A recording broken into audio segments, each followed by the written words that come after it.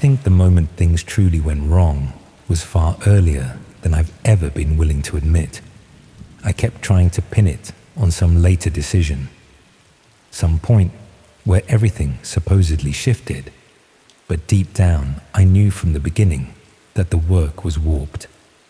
I just pushed that aside because the money felt effortless, and I convinced myself that anything happening out of sight couldn't possibly touch real people. I used to write harmless classifieds, the dull little ads in local papers about unwanted sofas or gardening services. Then someone offered me far too much money to write near identical listings for sites I didn't recognize, places buried so deeply online that you needed specific tools just to reach them. Now I'm hiding. I don't want to talk about where. I walked out of my life in Birmingham after finally understanding what those listings were actually enabling, what I'd unknowingly stitched together, and who was acting on the words I'd polished to look safe. Because if there's one thing dangerous people prize, it's someone who can make anything sound legitimate. I'd been working for a regional newspaper for nearly 12 years when they decided to close the print edition and move everything online. Half the staff were made redundant, including everyone in the classifieds department, where I'd spent my entire career. I was 51 years old with no real skills beyond writing short, compelling descriptions of items people wanted to sell or services they wanted to advertise. The redundancy payment was adequate but not generous, and I quickly discovered that online classified sites had automated most of the work I used to do. There was no market for someone who specialized in writing appealing descriptions of second-hand wardrobes and garden maintenance services. I spent about 4 months applying for anything remotely suitable. Copywriting positions, content creation roles, even administrative work that might value my attention to detail. Nothing came through, and I watched my savings dwindle while I tried to work out what I was going to do with the rest of my working life. That's when I got the message through a professional networking site. Someone had seen my profile listing my experience in classified advertising and was interested in commissioning similar work for a private client. The rate they offered was extraordinary, £500 per week for what they estimated would be about 10 hours of work. They explained that their client operated specialist classified websites catering to niche markets that valued privacy and discretion. They needed someone who could write clear, professional adverts that would appeal to discerning users while maintaining appropriate discretion about sensitive subject matter. I should have asked what kind of niche markets required such discretion, should have questioned why anyone would pay such exceptional rates for basic advertising copy. But I was desperate enough to accept the work without asking the uncomfortable questions that might have cost me the opportunity. The client sent me login credentials for their classified website, along with detailed guidelines about the types of adverts I'd be writing. The site was unlike anything I'd encountered before. Basic design, minimal graphics, categories for services and items that seemed deliberately vague. My first assignment was to write adverts for what the client described as domestic services.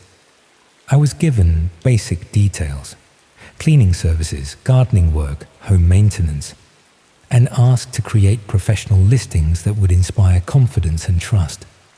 The guidelines emphasized that the adverts should make the services sound reliable, experienced, and discreet.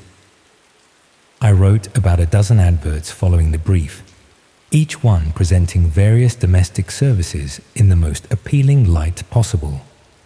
The client was pleased with my work and paid immediately, then sent me a larger batch of similar assignments for the following week. Over the next few weeks, the assignments followed the same pattern. I'd receive basic details about various services or items for sale, then craft compelling adverts that made them sound trustworthy and professional. The work was straightforward, and the money was keeping me financially stable for the first time since my redundancy. But I started noticing that many of the adverts I was writing contained oddly specific details that didn't quite make sense for normal classified listings. A gardening service that emphasized their familiarity with security systems and property layouts. A cleaning service that mentioned their ability to work with minimal supervision and their discretion about what they might observe in clients' homes. When I asked the client about these unusual emphases, they explained that their users valued comprehensive information about service providers and wanted to know exactly what they were paying for. The explanation seemed reasonable enough, though I was becoming uncomfortable with some of the implications. The assignments became more explicit about what was really being advertised. Instead of general domestic services, I was asked to write adverts for people offering very specific capabilities. Someone who could assess home security vulnerabilities. Another who specialized in gaining access to properties without leaving obvious evidence. A third who offered detailed surveillance services including property observation and routine documentation. I realized I wasn't writing adverts for legitimate domestic services at all. I was helping criminals advertise their capabilities to other criminals who needed assistance with burglary, stalking, or worse activities. My skill at making services sound professional and trustworthy was being used to help dangerous people find accomplices for whatever they were planning. But I couldn't simply stop accepting work without serious financial consequences. The income had become essential, and the client had made it clear they valued reliability and discretion above all else. People who caused problems or asked too many questions might find themselves facing difficulties of their own. I convinced myself I was just writing words, that I wasn't responsible for what people did with the services they found through my adverts. It was just classified advertising. The same work I'd been doing for years at the newspaper. The fact that it facilitated criminal activity didn't make me personally culpable for those crimes. The rationalization became harder to maintain when the client sent me a new category of adverts to write. These weren't for services at all, but for specific opportunities. Someone looking for assistance with a particular project in Manchester. Another seeking collaborators for work in Leeds. A third requesting help with an assignment in Bristol. The details were deliberately vague, but the context made it clear these were adverts from people planning crimes who needed additional participants. They were using the classified site to recruit accomplices. And I was writing the adverts that made these criminal opportunities sound appealing and professional. I tried to refuse this type of work, explaining to the client that I was only comfortable writing adverts for services rather than specific opportunities, but they made it clear that refusing assignments wasn't an option. I'd been working for them for months, accepting substantial payments for work I knew was ethically questionable at minimum. Walking away now would mean explaining where that money had come from. So I continued writing the adverts, each one more disturbing than the last. Someone seeking assistance with collecting a debt from someone who wouldn't pay voluntarily. Another looking for help convincing someone to leave their property. A third requesting collaborators for work that required being comfortable with confrontation and potential violence. I was writing recruitment adverts for people planning serious crimes, making assault and intimidation sound like legitimate business opportunities. And people were responding to these adverts, using my carefully crafted descriptions to decide which criminal opportunities to pursue. The breakthrough came when I saw a news report about a violent robbery in Wolverhampton. An elderly couple had been attacked in their home by men who'd shown detailed knowledge of their property layout and security arrangements. The police believed the attackers had received inside information from someone who'd visited the property under false pretenses.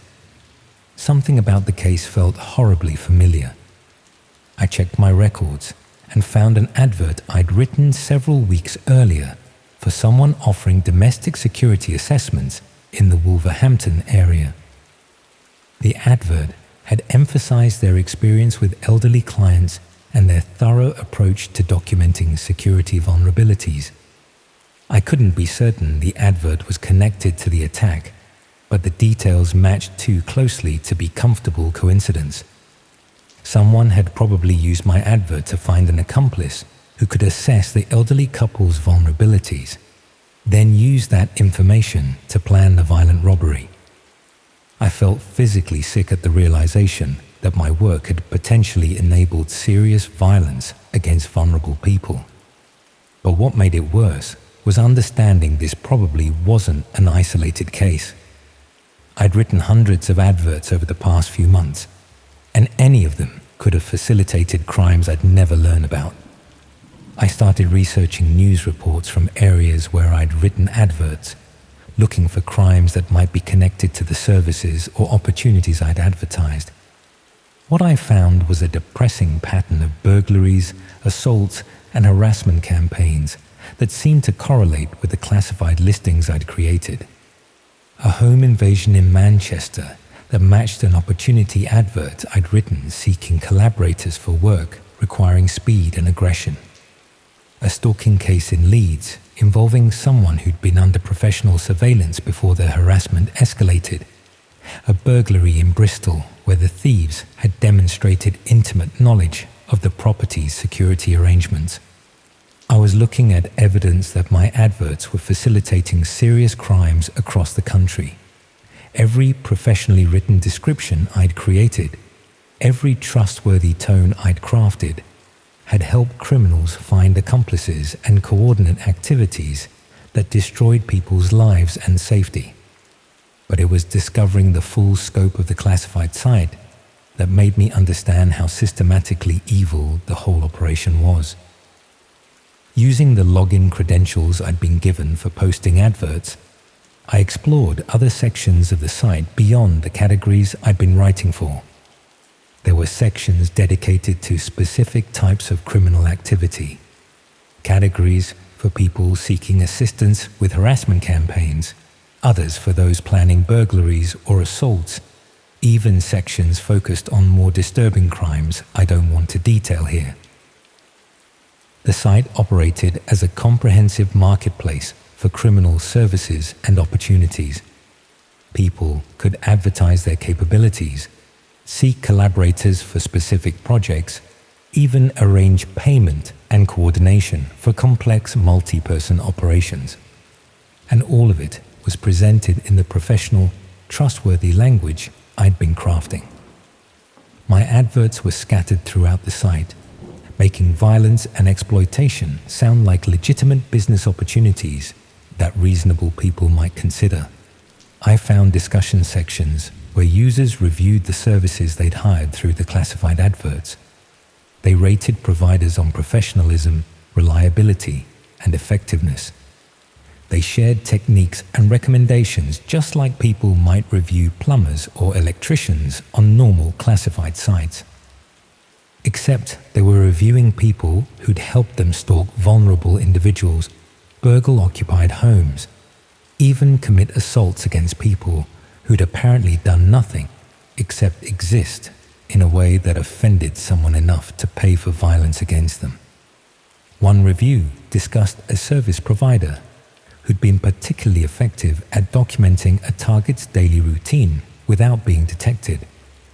The reviewer praised their thoroughness and professional presentation of intelligence, noting that the surveillance had enabled a successful harassment campaign that had driven the target from their home. I recognized the language from an advert I'd written for a surveillance service, remembered crafting descriptions that emphasized discretion and comprehensive documentation. Someone had used my professionally written advert to find a stalker who terrorized someone into relocating. The realization that I'd facilitated systematic harassment was devastating, but what made it unbearable was understanding the scale of it. There were hundreds of reviews discussing services found through adverts I'd written.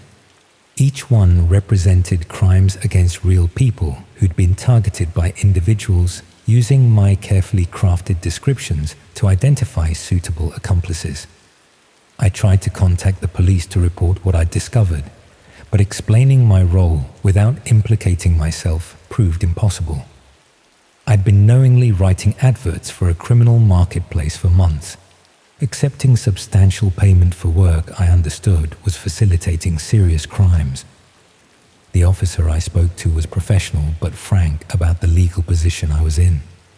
Cooperation might reduce potential charges, but I'd been an active participant in a criminal enterprise and couldn't expect immunity from prosecution simply because I decided to come forward.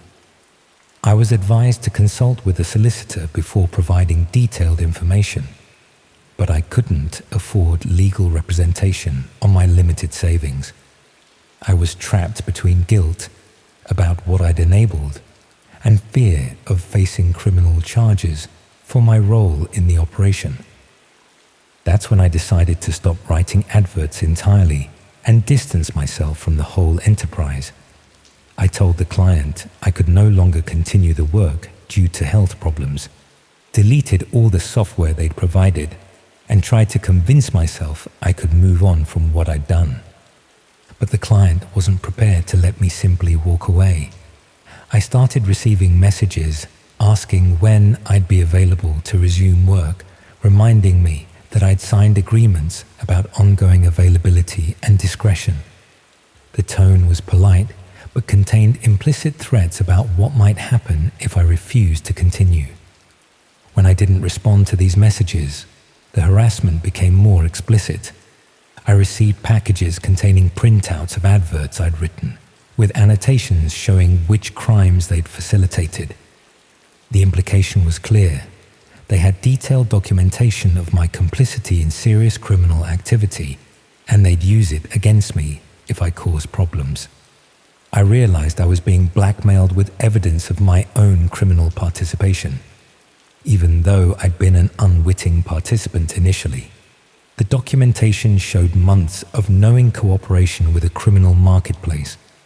They could destroy my life simply by providing authorities with evidence of my role in facilitating hundreds of serious crimes. The threats escalated when I still refused to resume writing adverts. I found evidence that someone had been through my flat while I was out, looking through my belongings and leaving subtle signs of their intrusion. They were demonstrating they could access my home whenever they chose, that my security meant nothing against people with professional expertise in circumventing such protections. The final threat came in the form of an advert posted on their own classified site. It was written in my characteristic style, advertising my personal details along with a description of my role in the operation. The advert was presented as an opportunity for anyone who wanted to ensure I remained silent about what I'd discovered. I understood immediately what they were doing. They turned me into a target on their own marketplace, advertising my vulnerability to anyone who might want to intimidate or harm someone who knew too much about criminal operations. I was now listed alongside the victims I'd helped criminals target through my professionally written adverts. That's when I realized I had to leave Birmingham immediately. I withdrew what money I could access, packed essential belongings, and drove to Wales hoping I could disappear long enough to work out what to do next. I've been moving between small coastal towns, staying in places that don't require extensive identification or keep detailed guest records. But I know running away doesn't protect the people who continue to be targeted through adverts on that classified site. Other writers have probably been recruited to replace me, creating the same professional, trustworthy descriptions that make criminal services sound like legitimate business opportunities. The marketplace is probably still active, still facilitating crimes across the country, still enabling violence and exploitation through carefully worded adverts that make destruction of lives sound like reasonable commercial transactions. I keep thinking about that elderly couple in Wolverhampton. about all the other victims whose suffering was enabled by adverts I wrote for a few £100s per week. They trusted that their homes were safe, that strangers wouldn't have access to detailed intelligence about their vulnerabilities. But I helped destroy that trust by making criminal intelligence gathering sound like a professional domestic service. Every carefully chosen word, every reassuring phrase I crafted to inspire confidence. It was all weaponized against innocent people who had no idea they were being targeted by criminals using professionally written advertisements. The classified site taught me that language itself can be a weapon, that the ability to make things sound trustworthy and professional can be exploited to facilitate terrible harm. My skills as an advertising copywriter, developed over decades of legitimate work, were perfectly suited to helping criminals find accomplices and coordinate attacks against vulnerable people. And the worst part is knowing I can't undo any of it. Can't warn the people who are still being targeted through adverts I wrote months ago. Can't protect future victims from writers who've replaced me in crafting professional descriptions of criminal services. All I can do is hide in anonymous bed and breakfasts, and hope the people I've angered will eventually decide I'm not worth the trouble of tracking down. I suppose I'm telling you this because I need someone to understand how these criminal marketplaces operate, how they recruit ordinary people by exploiting financial desperation and professional skills, and how they ensure complicity through blackmail and threats. If anyone approaches you with writing work that seems overly generous or requires accessing unusual websites, please question what you're really being asked to do. Please consider why someone would pay exceptional rates for basic writing that could be done more cheaply elsewhere. Because the victims of these marketplaces can't protect themselves from criminals who've industrialized violence and exploitation. They rely on people like me making ethical choices, recognizing warning signs, and refusing to participate in operations that facilitate harm. And I failed them completely, choosing financial security over moral responsibility until it was too late to prevent the consequences of my choices. Now, I live with that guilt every day, knowing that my professionally written words helped coordinate crimes against people I'll never meet, but will always remember.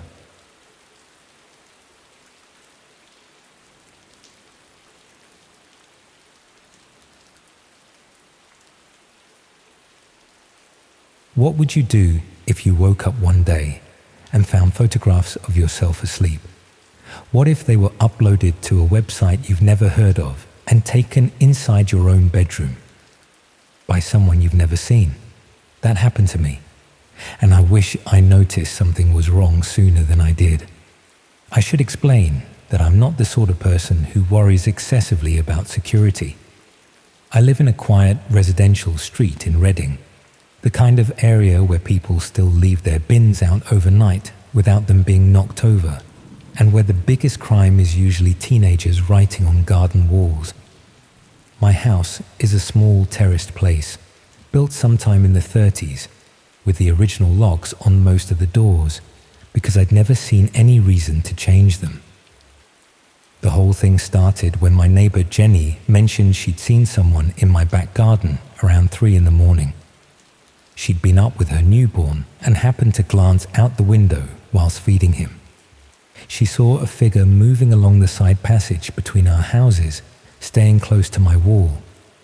At the time, she assumed it was me taking the bins out or checking on something, and thought nothing more of it until she mentioned it in passing a week later.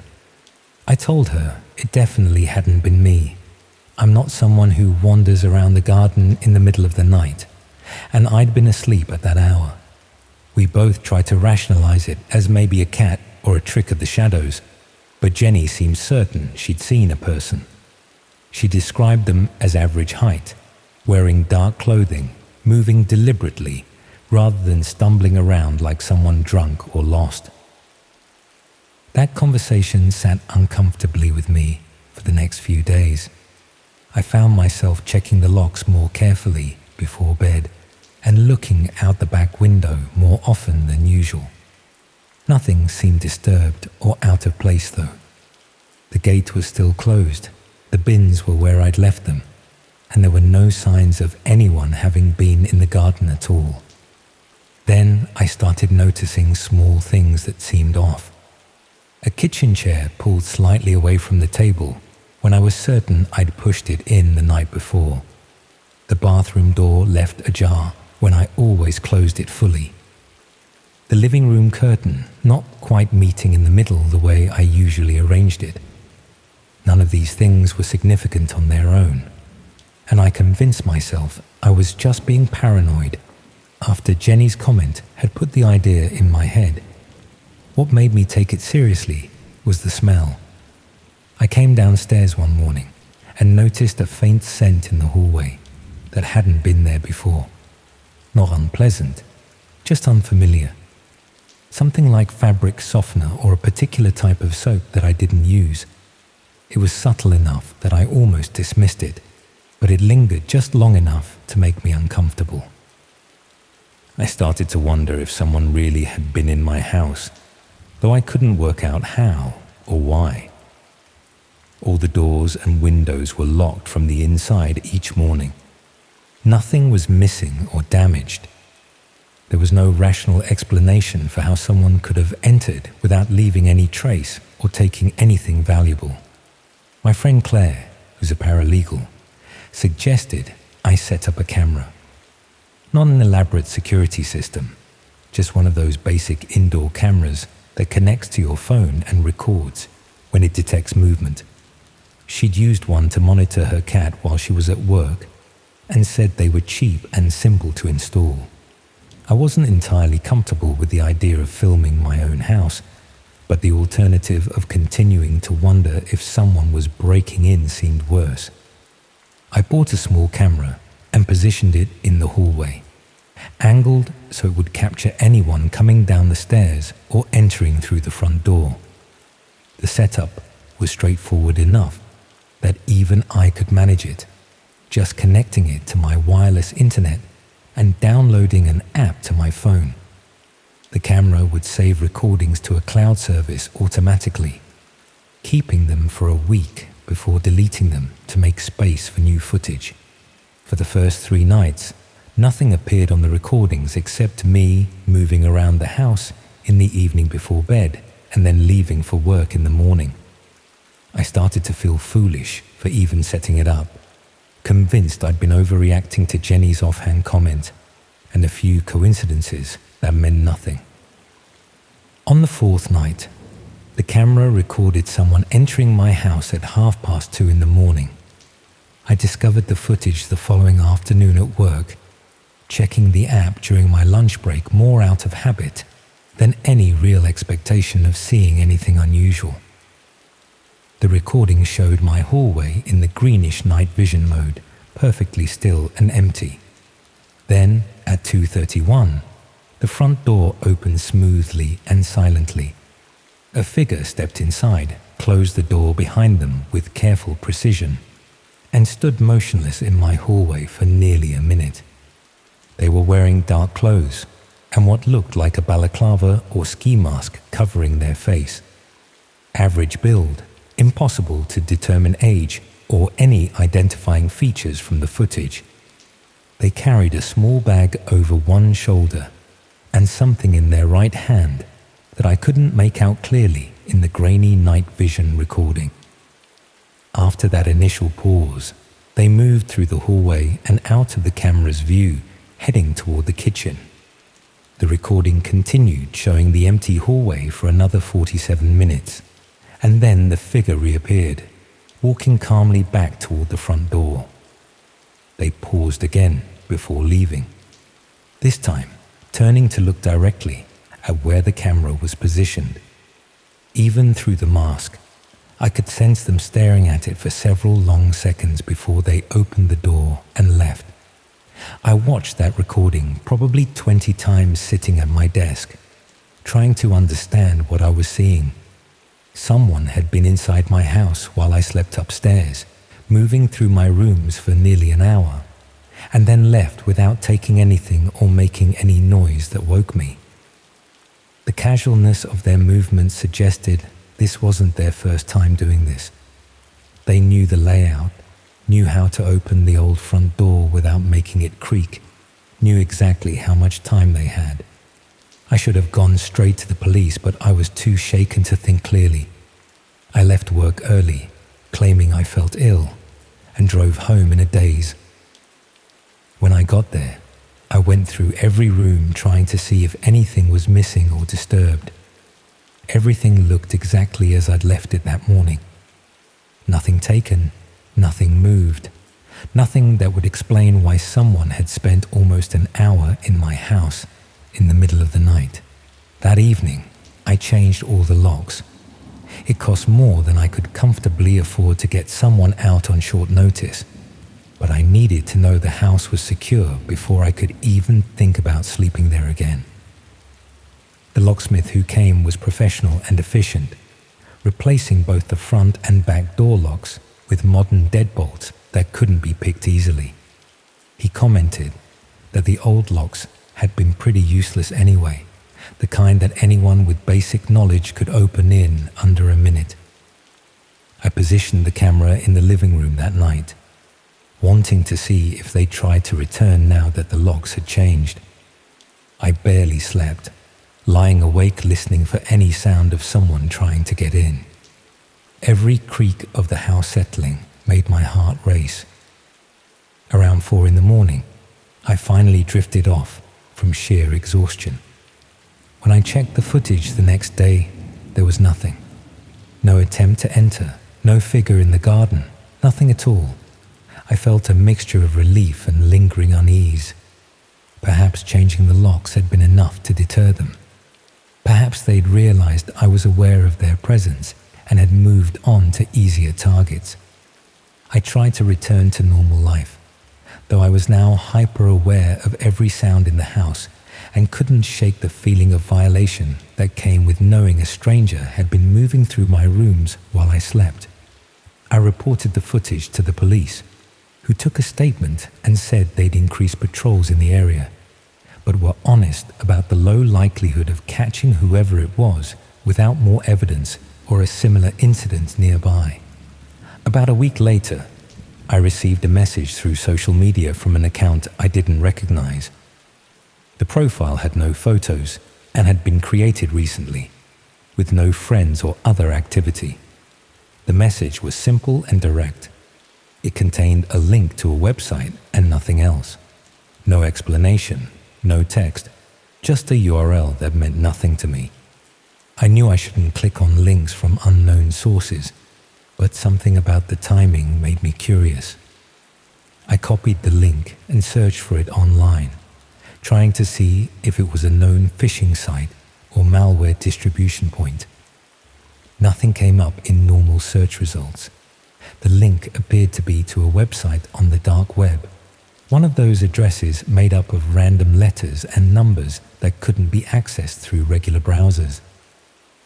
I spent the rest of that evening reading about how to access these hidden websites, though I was increasingly certain I didn't want to know what was at that particular address.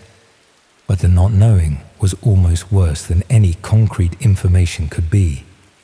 I kept thinking about that figure standing in my hallway, staring at the camera, and wondering if this link was connected to those intrusions.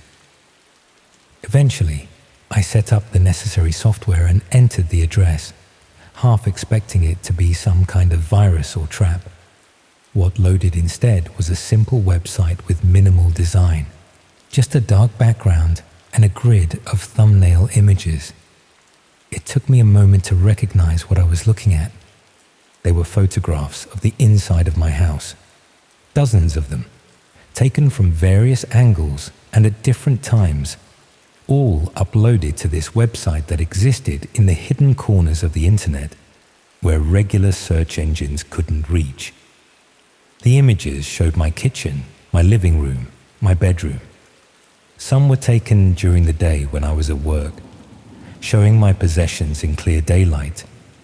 Others were taken at night, capturing my furniture and belongings in the dim glow of streetlights through the windows. Each image was date-stamped, showing they'd been taken over a period of several months, long before I'd even known anyone was entering my house.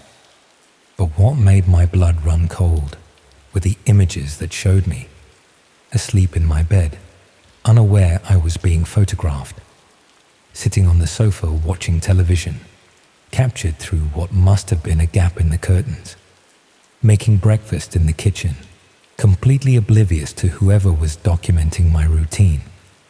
Below the grid of images was a counter showing how many times the page had been viewed. The number was in the hundreds. Hundreds of people had accessed this website and looked at photographs of the inside of my house and of me going about my private life, completely unaware I was being watched and documented. There was a comment section beneath the images, though I could barely bring myself to read them.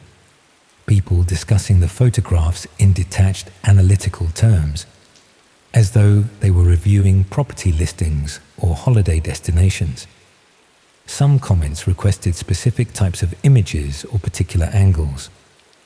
Others debated technical details about the photography equipment used or the best times to capture certain shots. One comment thread discussed how the photographer had gained access, with several people sharing their own techniques for entering homes without leaving evidence. Another thread speculated about my daily routine based on the timestamps of the images, constructing an alarmingly accurate picture of my life from these stolen moments. I reported the website to the police immediately, though they explained that sites on the dark web were notoriously difficult to take down or trace to their creators. They assigned someone from their cybercrime unit to investigate, but warned me that these cases rarely resulted in arrests unless the perpetrator made a significant mistake or unless they were already under investigation for other crimes. The detective I spoke to explained that this type of activity had become increasingly common, with people breaking into homes specifically to photograph them for sale or entertainment on these hidden websites. Some did it for money, selling access to the images. Others did it for the thrill or for the attention from others interested in this particular violation of privacy. The images themselves, while disturbing and invasive, didn't always constitute clear criminal activity unless they crossed certain lines the law recognized. I had the house swept by a security specialist who found a tiny camera hidden in my smoke detector. One that had been there for months, silently recording and transmitting images whenever it detected movement. The specialist found a second camera behind a picture frame in my bedroom, positioned to capture the sleeping area. Both were sophisticated enough to connect to wireless internet and upload their footage automatically, which explained how the photographer had so many images without needing to physically retrieve memory cards. The specialist explained that these cameras were readily available online, marketed for legitimate security purposes, but commonly used for exactly this kind of intrusion. They were small enough to hide in plain sight and could run for months on battery power. The person who'd installed them had probably done so during one of their early visits to my house, long before I'd had any reason to suspect someone was breaking in. I moved out of that house within a month.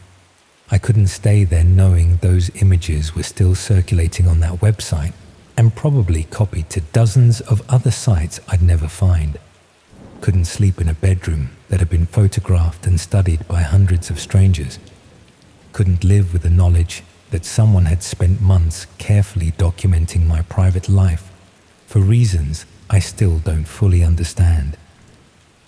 The website itself was eventually taken down, though the detective confirmed that the images had almost certainly been downloaded and shared elsewhere before it disappeared. Once something exists on the dark web, removing all traces becomes nearly impossible. Those photographs of my home and my life are out there somewhere, archived and accessible to anyone who knows where to look. What haunts me most is not knowing who did it or why they chose my house specifically. Was it random? Or had they been watching me before they started breaking in? Were they someone I knew, someone I'd passed in the street without recognition? The thought that I might have spoken to them, might have smiled at them while completely unaware of what they'd done, makes my skin crawl.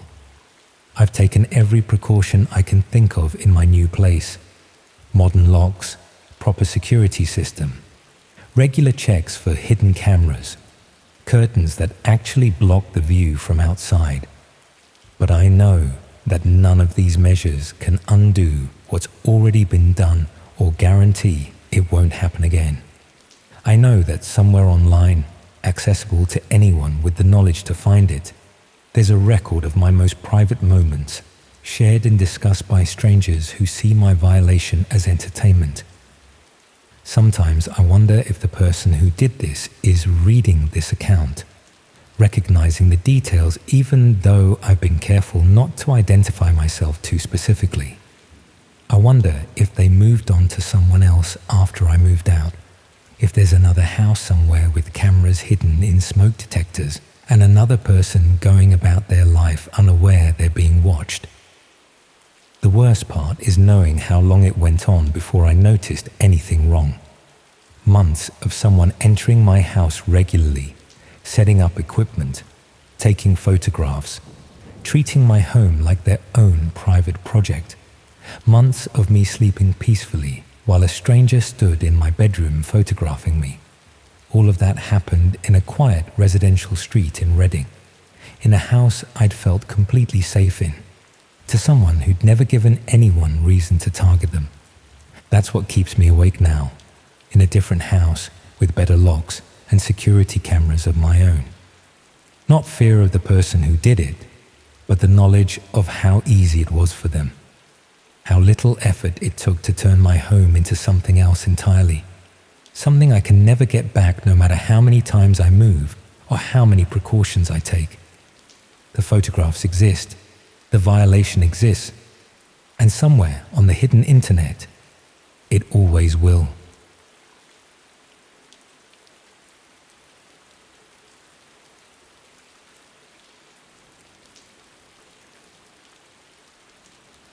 Recently, I learned that sometimes the most dangerous thing you can do is satisfy your curiosity. That clicking the wrong link at the wrong time can change everything about how you see the world, and more importantly, how the world sees you. I'm a librarian at the University of Manchester, spending my days cataloguing books and helping students find obscure references for their dissertations.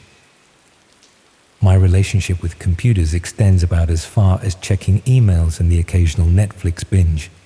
But after my divorce last year, I found myself with far too much time on my hands and a flat in Chorlton that felt uncomfortably quiet most evenings. It started innocently enough.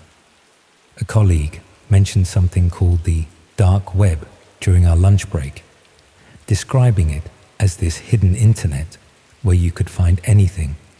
She was talking about buying prescription medications without a prescription. Nothing sinister, just trying to get around the ridiculous waiting times at her GP.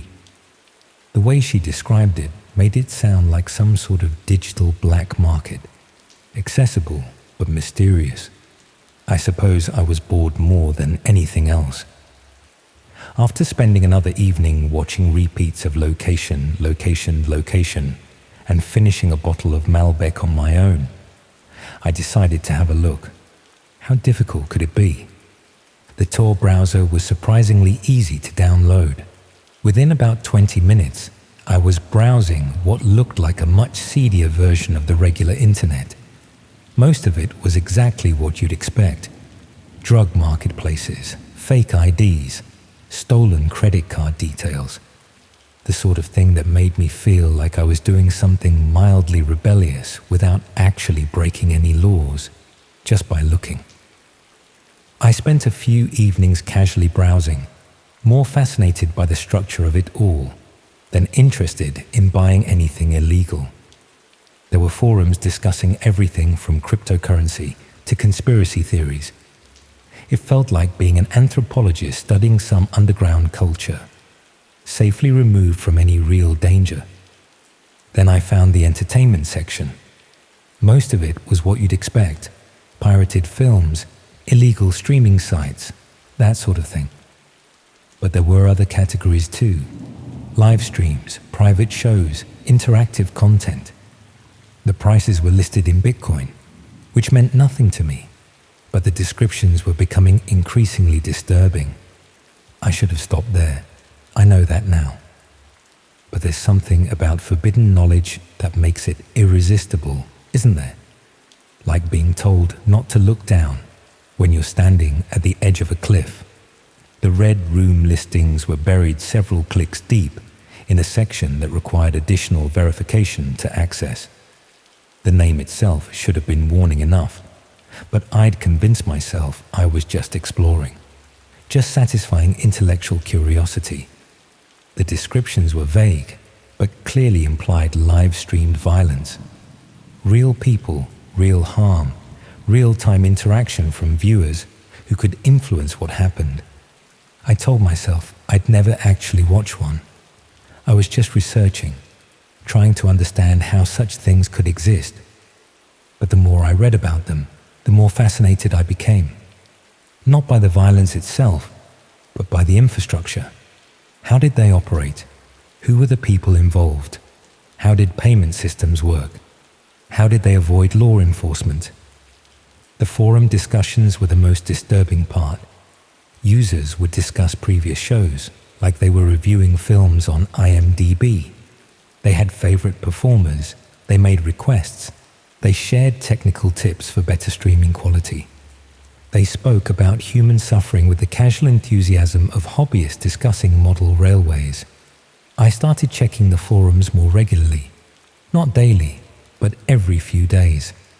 I told myself I was conducting research, maybe even gathering information that could be useful to authorities.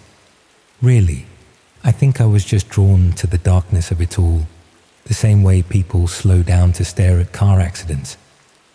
After about a month of this casual browsing, I noticed something that made my blood run cold. One of the regular forum users had a location tag that said Manchester, UK time zones in their posts, references to local news events. This wasn't some anonymous figure operating from Eastern Europe or Southeast Asia. This was someone nearby, someone who might shop at the same Tesco as me, someone who might have been sitting next to me on the bus. I started paying more attention to their posts. They were a frequent contributor, offering technical advice about streaming setups, discussing upcoming shows, sharing what they called reviews of past events. Their username was Viewer1, and they seemed to have some sort of insider knowledge about how these operations worked. Then they posted something that made me shut my laptop immediately. They mentioned a location, not specifically, but descriptively, an abandoned industrial building near the canal, somewhere in the direction of Trafford Park. They were discussing technical challenges with soundproofing and internet connectivity, complaining about the difficulties of operating in such locations while maintaining security and anonymity. I recognized the area they were describing. I'd walked past it several times during my weekend runs along the canal towpath. A derelict textile factory that had been empty for years, surrounded by overgrown wasteland and partially collapsed outbuildings. The sort of place you'd expect to find used needles and broken glass, not sophisticated streaming equipment.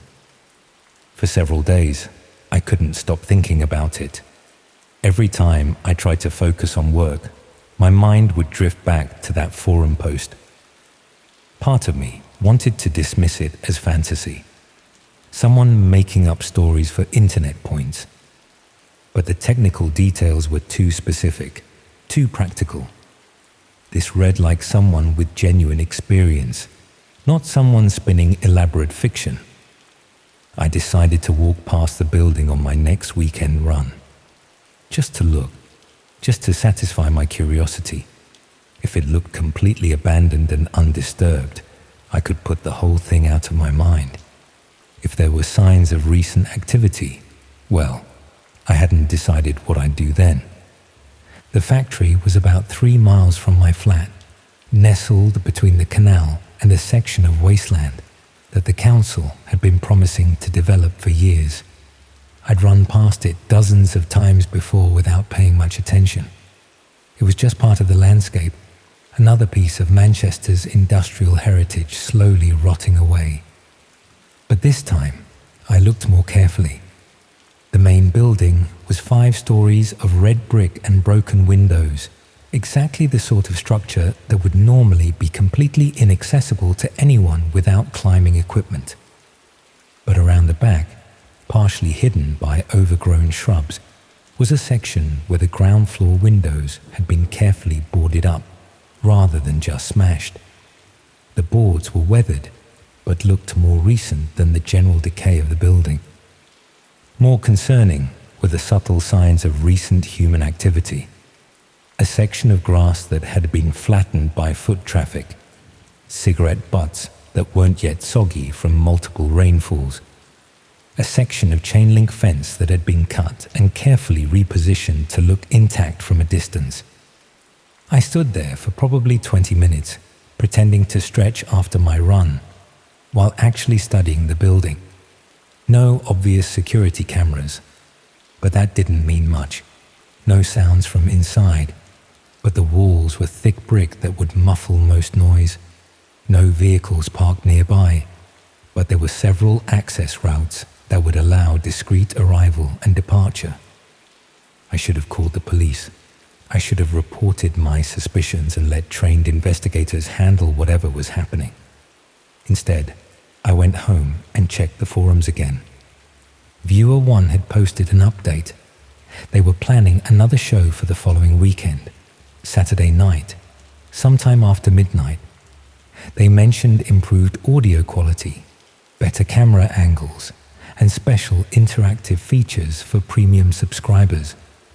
The casual tone of the post, discussing human suffering like a product launch, made me feel physically sick. I spent the entire week in a state of anxious distraction. My colleagues at the library noticed I was distant and distracted. I caught myself staring out the window during meetings, my mind replaying forum posts and imagining what might be happening in that abandoned building. Friday night, I barely slept. I kept checking the forums, watching for updates, looking for any indication that I'd misunderstood something. But Viewer 1 continued posting technical updates and responding to questions from other users. Everything suggested that something was definitely planned for the following evening. Saturday evening, I tried to distract myself with normal activities. I cooked dinner, watched television, started reading a book, but by 11 o'clock, I couldn't concentrate on anything except what might be happening just a few miles away. I put on dark clothing and walked to the canal. I told myself I was just going to observe from a distance, maybe document anything suspicious and report it to authorities on Monday morning.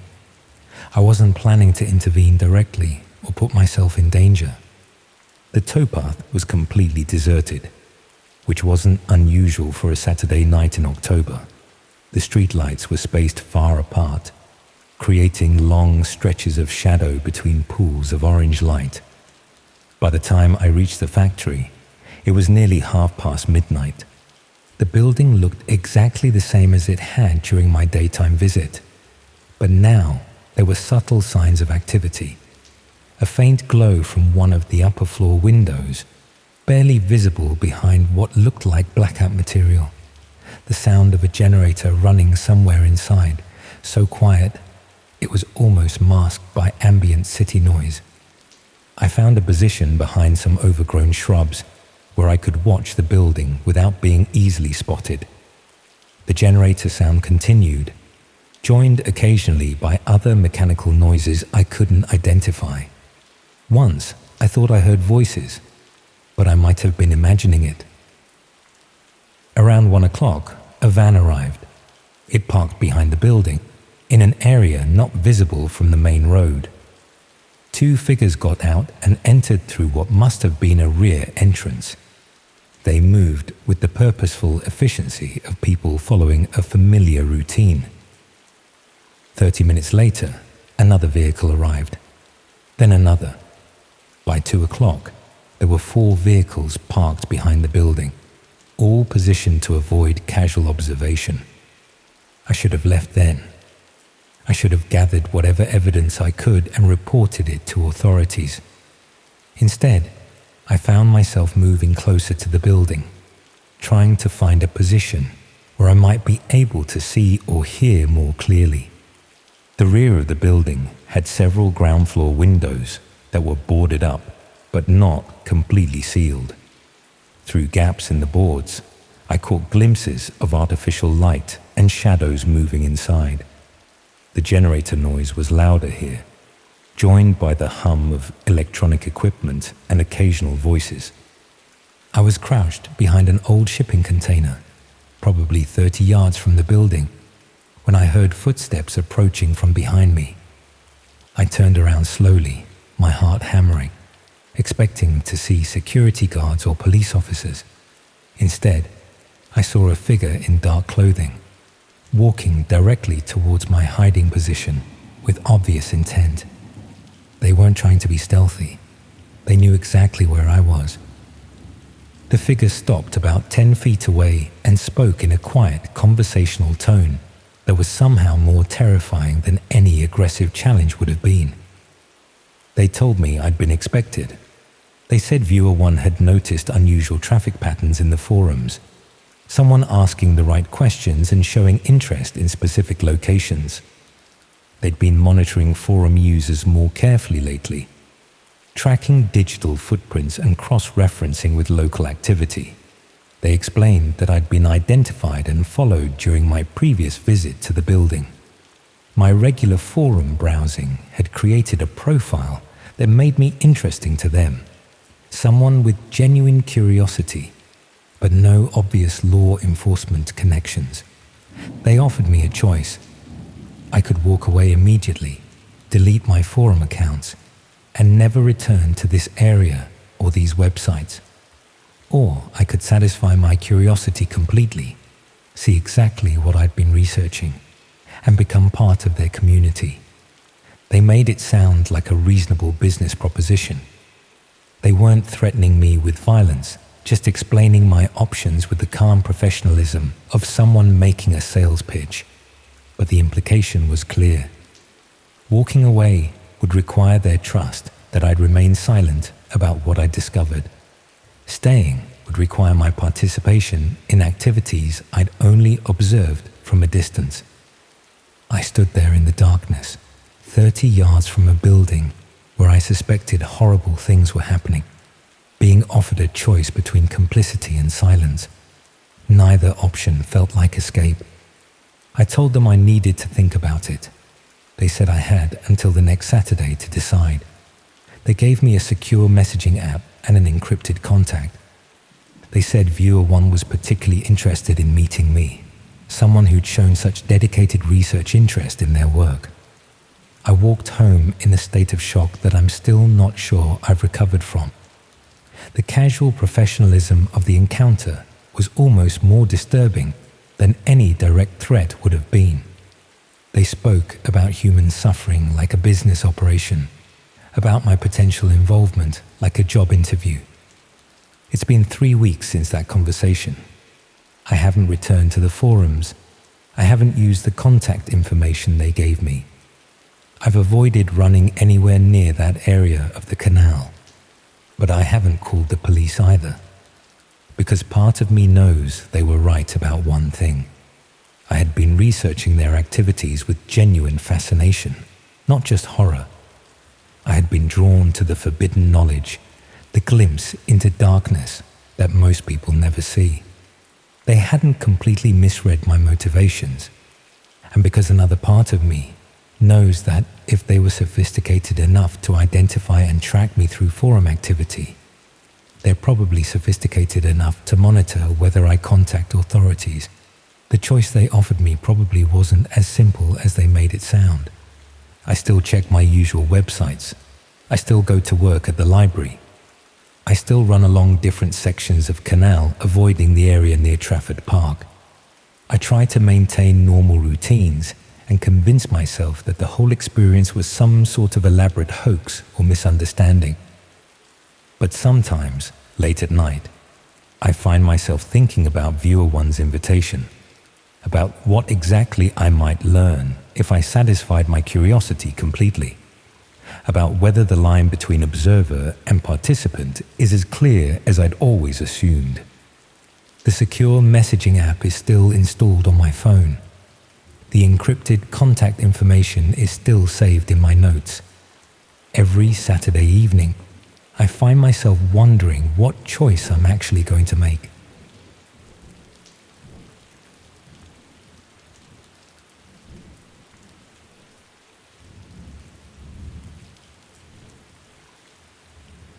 This happened to me a few months back, and I need to get it off my chest because it's been eating away at me ever since. I used to write product reviews online for a bit of extra cash. Nothing fancy, just honest opinions about things I'd bought or tried. But then I got drawn into something much darker, and I didn't realize what I was really doing until it was too late. I'm sitting in my mum's spare room in Bournemouth now, having left my flat in Reading, after discovering what my reviews were actually being used for. I thought I was just helping people make informed purchasing decisions, But I was wrong. Dead wrong. And now I'm scared to go back to my old life, because I know too much about what these people are capable of. It all started when I was struggling financially after my hours got cut at the care home where I worked. I'd been doing 12-hour shifts looking after elderly residents, but the new management decided they could save money by hiring cheaper agency staff. Suddenly, I was down to 3 days a week, and I couldn't make ends meet on that. A friend mentioned she was earning decent money writing product reviews for various websites. Companies would send her items to test. She'd use them for a week or two, then write honest reviews in exchange for keeping the products plus a small fee. It sounded like easy money for something I was doing anyway. I was always buying things online and leaving reviews. I signed up with several review companies and started getting regular assignments, mostly household items, beauty products, that sort of thing. The work was straightforward enough. Use the product as directed, take some photos, write a detailed review covering the pros and cons. Nothing complicated about it. The pay wasn't brilliant, but it helped bridge the gap between my reduced wages and my monthly expenses. I was earning about £200 a month, plus keeping products worth roughly the same again. For someone in my position, that extra income made a real difference. After a few months of standard product reviews, one of the companies approached me about a different type of assignment. They explained they were expanding into service reviews, restaurants, hotels, entertainment venues, that sort of thing. The pay was better, and they'd cover all expenses for visiting these places. I was sent to review a restaurant in Milton Keynes, given specific instructions about what to order, when to visit, even which table to request if possible. The level of detail seemed excessive for a simple restaurant review, but I assumed they wanted consistency across different reviewers. The restaurant was nothing special.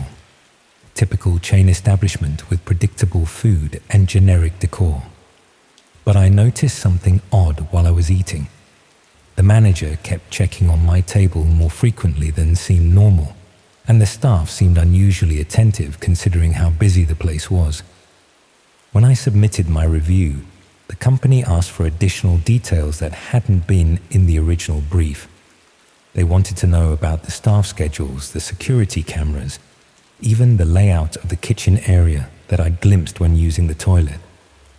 It seemed like they were interested in operational details rather than the customer experience.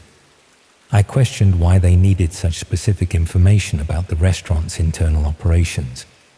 They explained that they were conducting comprehensive business analysis for potential investors and detailed operational reviews, helped assess the viability of different establishments. That seemed reasonable enough, though I was surprised by how much they were willing to pay for what amounted to industrial espionage. The fee for the restaurant review was nearly £500, far more than the product reviews I'd been doing. Over the following weeks, I was sent to review other businesses with similarly detailed briefs. A hotel in Birmingham, where I was asked to document the security procedures and staff routines. A leisure centre in Coventry, where they wanted information about the changing room layouts and supervision arrangements. Each assignment came with specific requirements that went beyond normal customer reviews.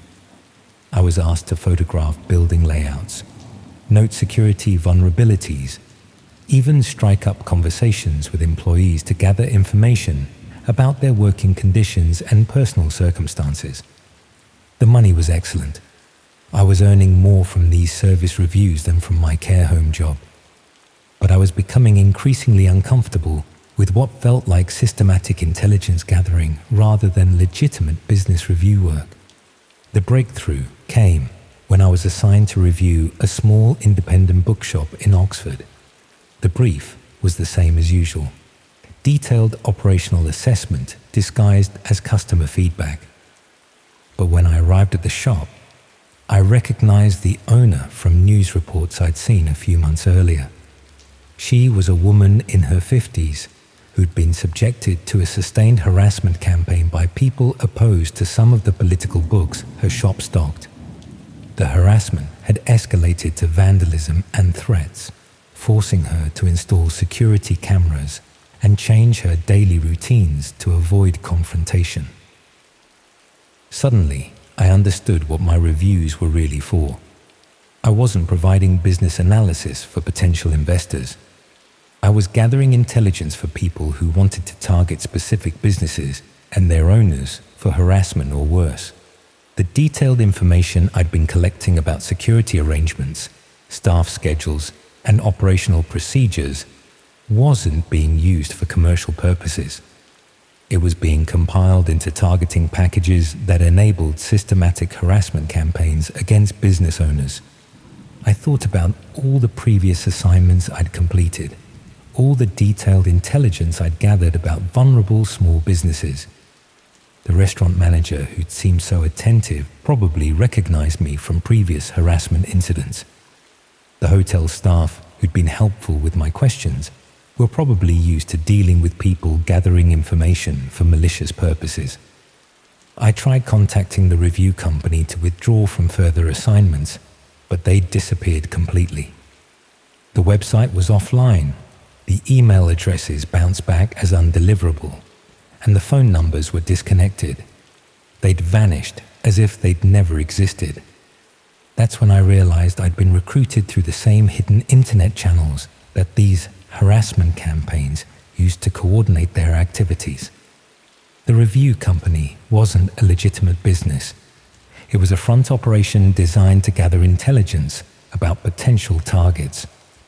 I started researching the businesses I'd reviewed, looking for signs that they'd been subjected to harassment or vandalism following my visits. What I found was a pattern of escalating problems that seemed to correlate with the timing of my intelligence gathering. The restaurant in Milton Keynes had been subjected to fake negative reviews and harassment calls shortly after my visit.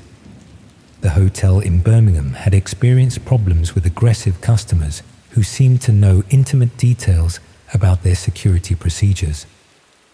The leisure centre had dealt with complaints about their facilities from people who demonstrated suspiciously detailed knowledge of their operations. Each business had been targeted using information that corresponded to the intelligence I'd gathered during my review visits. My reports had been weaponized to facilitate harassment campaigns designed to damage or destroy these small independent businesses. But it was the bookshop owner's situation that really disturbed me. Shortly after my visit, she'd been subjected to a renewed harassment campaign that demonstrated intimate knowledge of her daily routines and security arrangements. Information that could only have come from the detailed operational assessment I'd provided. The harassment had escalated to break-in attempts and vandalism that targeted specific vulnerabilities I'd identified in my report. Someone had used my intelligence gathering to plan systematic attacks on a woman whose only crime was selling books that some people found objectionable. I realized I'd been part of a distributed operation that used unwitting civilians to gather intelligence for criminal harassment campaigns. People like me, desperate for additional income, were being recruited to conduct reconnaissance on behalf of organized groups who targeted businesses for ideological or personal reasons. The review assignments weren't random. They were carefully selected based on criteria that identified businesses vulnerable to harassment: independent bookshops, ethnic restaurants, venues associated with particular political or social causes, all places where the owners might be isolated and vulnerable to sustained intimidation. I started monitoring the hidden websites where these harassment campaigns were coordinated, trying to understand the scope of the operation I'd been part of. What I found was a systematic approach to identifying and targeting small businesses across the country. The intelligence I'd been gathering was being combined with information from other sources to create comprehensive targeting packages. These included detailed operational assessments, staff schedules, security vulnerabilities, even personal information about business owners and their families. Some of the harassment campaigns were designed to drive businesses into bankruptcy through coordinated negative reviews and customer intimidation. Others aimed to force business owners to relocate by making their working environment too dangerous or stressful to continue operating. A few campaigns had escalated to serious criminal activity, including arson attacks and physical assaults that used intelligence gathered by people like me to identify the most effective targets and timing. I found discussion threads where people shared techniques for recruiting unwitting intelligence gatherers, advice on creating convincing front operations, even guides for exploiting people's financial desperation to make them complicit in criminal activities. The review company I'd worked for was just one of dozens of similar operations, all designed to gather intelligence about vulnerable businesses and their owners. They'd created an industrial-scale reconnaissance system that enabled harassment campaigns across the country. I tried reporting what I'd discovered to the police, but explaining the technical aspects of hidden internet operations proved more complicated than I'd expected. The investigating officer seemed overwhelmed by the scope of what I was describing and uncertain about how to proceed with investigating crimes that operated through channels they didn't understand. They took a statement and promised to investigate, but I got the impression this was beyond their usual expertise. Cybercrime involving hidden networks wasn't something local police were equipped to handle effectively. That's when I started noticing signs that I was being monitored. People photographing me from across the street, cars following me between errands, even evidence that someone had been through my flat while I was at work. I found my own details posted on one of the harassment websites I'd been monitoring, along with speculation about what I might have discovered during my time as an intelligence gatherer. They'd identified me as a potential security threat and were treating me the same way they treated their business targets. The final straw came when I received a package at my flat containing photographs of me conducting review visits at various businesses, not just casual surveillance shots, but detailed documentation of my intelligence gathering activities over several months. Someone had been monitoring my work from the beginning, documenting my visits and probably assessing whether I was becoming suspicious about the real purpose of my assignments. The package was both a demonstration of their surveillance capabilities and a warning about what might happen if I caused them any trouble. I realized I was now in the same position as the business owners I'd helped target. My privacy had been violated, my safety had been compromised, and I was being systematically intimidated by people who treated harassment as a collaborative hobby. That's when I decided to leave Reading and move in with my mum temporarily. I couldn't afford to maintain 2 addresses, but I also couldn't stay in a place where I was being actively surveilled by people who'd already demonstrated their willingness to escalate harassment into serious criminal activity. I keep thinking about that bookshop owner in Oxford and all the other business owners whose lives I helped make miserable without understanding the consequences of my actions. They're probably still dealing with harassment campaigns that use intelligence I provided, still living in fear because someone decided their businesses were worth destroying. The review websites are probably still active, still recruiting desperate people to conduct intelligence gathering, disguised as legitimate business assessment. The harassment campaigns are probably still ongoing, targeting new businesses and destroying more lives. Sometimes I wonder how many other people like me are out there, conducting reconnaissance for criminal operations without understanding what they're really doing.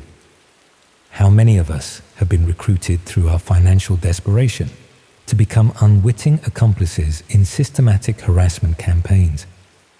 The most frightening thing is how professional the whole operation was. They understood exactly how to exploit people in precarious financial situations, how to make criminal intelligence gathering seem like legitimate work, and how to insulate themselves from consequences by using disposable front operations. I suppose I'm telling you this because I need someone to know how these harassment networks operate, how they recruit ordinary people to do their dirty work, and how they're systematically destroying small businesses across the country. If something happens to me, at least there'll be some record of what I discovered. But mostly, I just feel guilty about what I contributed to, without understanding the consequences.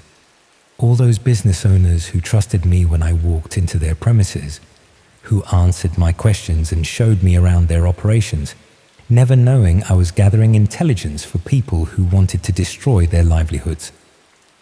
I can't undo the damage I helped cause, but I can at least warn other people about how easy it is to get drawn into these operations, how financial desperation can be exploited to make ordinary people complicit in extraordinary cruelty. And I can hope that someone with more resources and authority will eventually take action against these networks before they destroy more lives, before they perfect their methods even further, before they turn harassment into an even more efficient and systematic enterprise than it already is.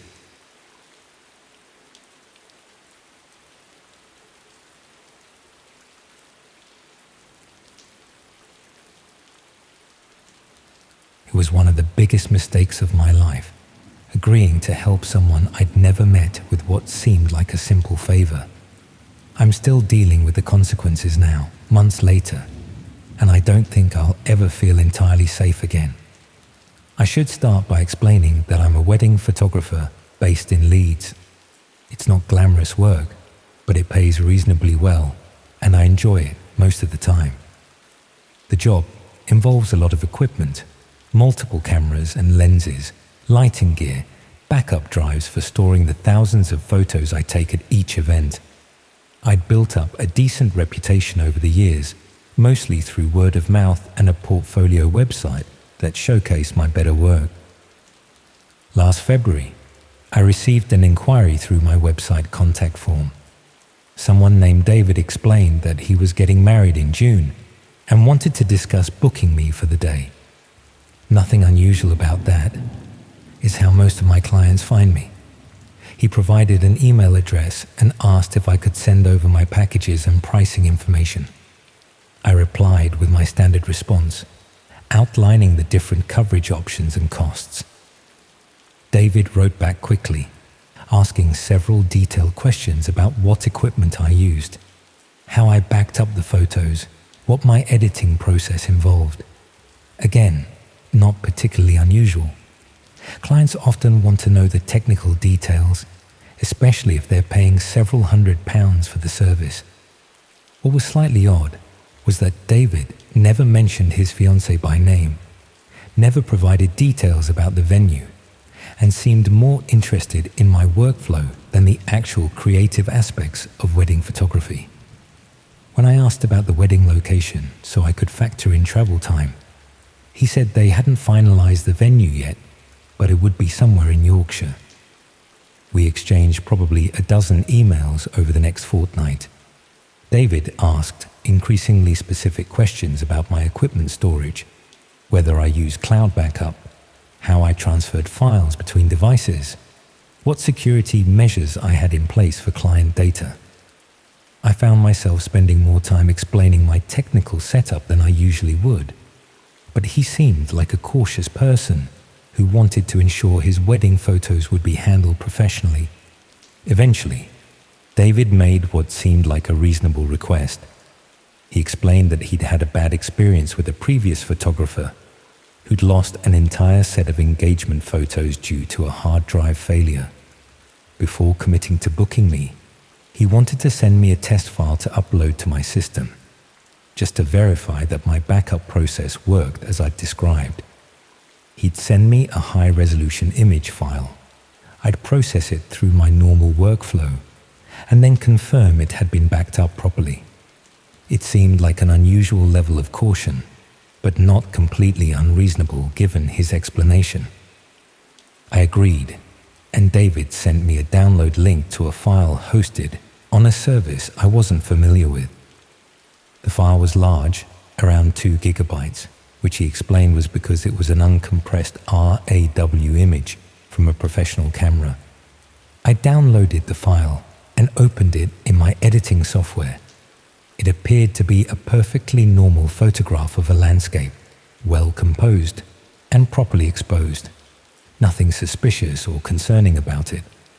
I ran it through my standard editing workflow, saved the processed version, and backed it up to my external drives and cloud storage as I would with any client file. I confirmed to David that everything had worked properly, and he seemed satisfied. He said he'd discuss the booking with his fiancée and get back to me about which package they wanted. I didn't hear from him again after that, which wasn't particularly unusual. Plenty of enquiries don't result in bookings. People change their minds or go with other photographers, or decide to cut costs by having a friend take photos instead. I forgot about David entirely until about 3 weeks later, when I started noticing strange activity on my computer. Files would be open when I was certain I'd closed them. My internet connection seemed slower than usual. The computer's fan ran constantly, suggesting something was using significant processing power, even when I wasn't actively working. I assumed I'd picked up some kind of malware, probably from clicking on a dodgy link or visiting a compromised website. I ran several antivirus scans, but nothing came up. The strange behavior continued, and I eventually took the computer to a repair shop to have it properly checked. The technician who looked at it found something I hadn't expected. My computer was running a program that was accessing my files and sending data somewhere over the internet. Not all my files, just specific folders where I stored client photographs and personal documents. The program was well hidden, designed to look like a legitimate system process, and had been active for several weeks. More concerning was that the program appeared to be providing remote access to my computer. Someone, somewhere, had been able to see my screen, access my files, and potentially monitor everything I did on that machine. The technician couldn't determine exactly what had been accessed or copied, but the program had been running continuously since around the time I'd processed that test file from David. I felt sick realizing what had probably happened. That file hadn't been a test of my backup system. It had contained malicious code that installed itself when I opened it, giving David, or whoever he really was, complete access to my computer and everything stored on it. All my client files, years of wedding photographs, personal documents, financial records, passwords saved in my browser. everything.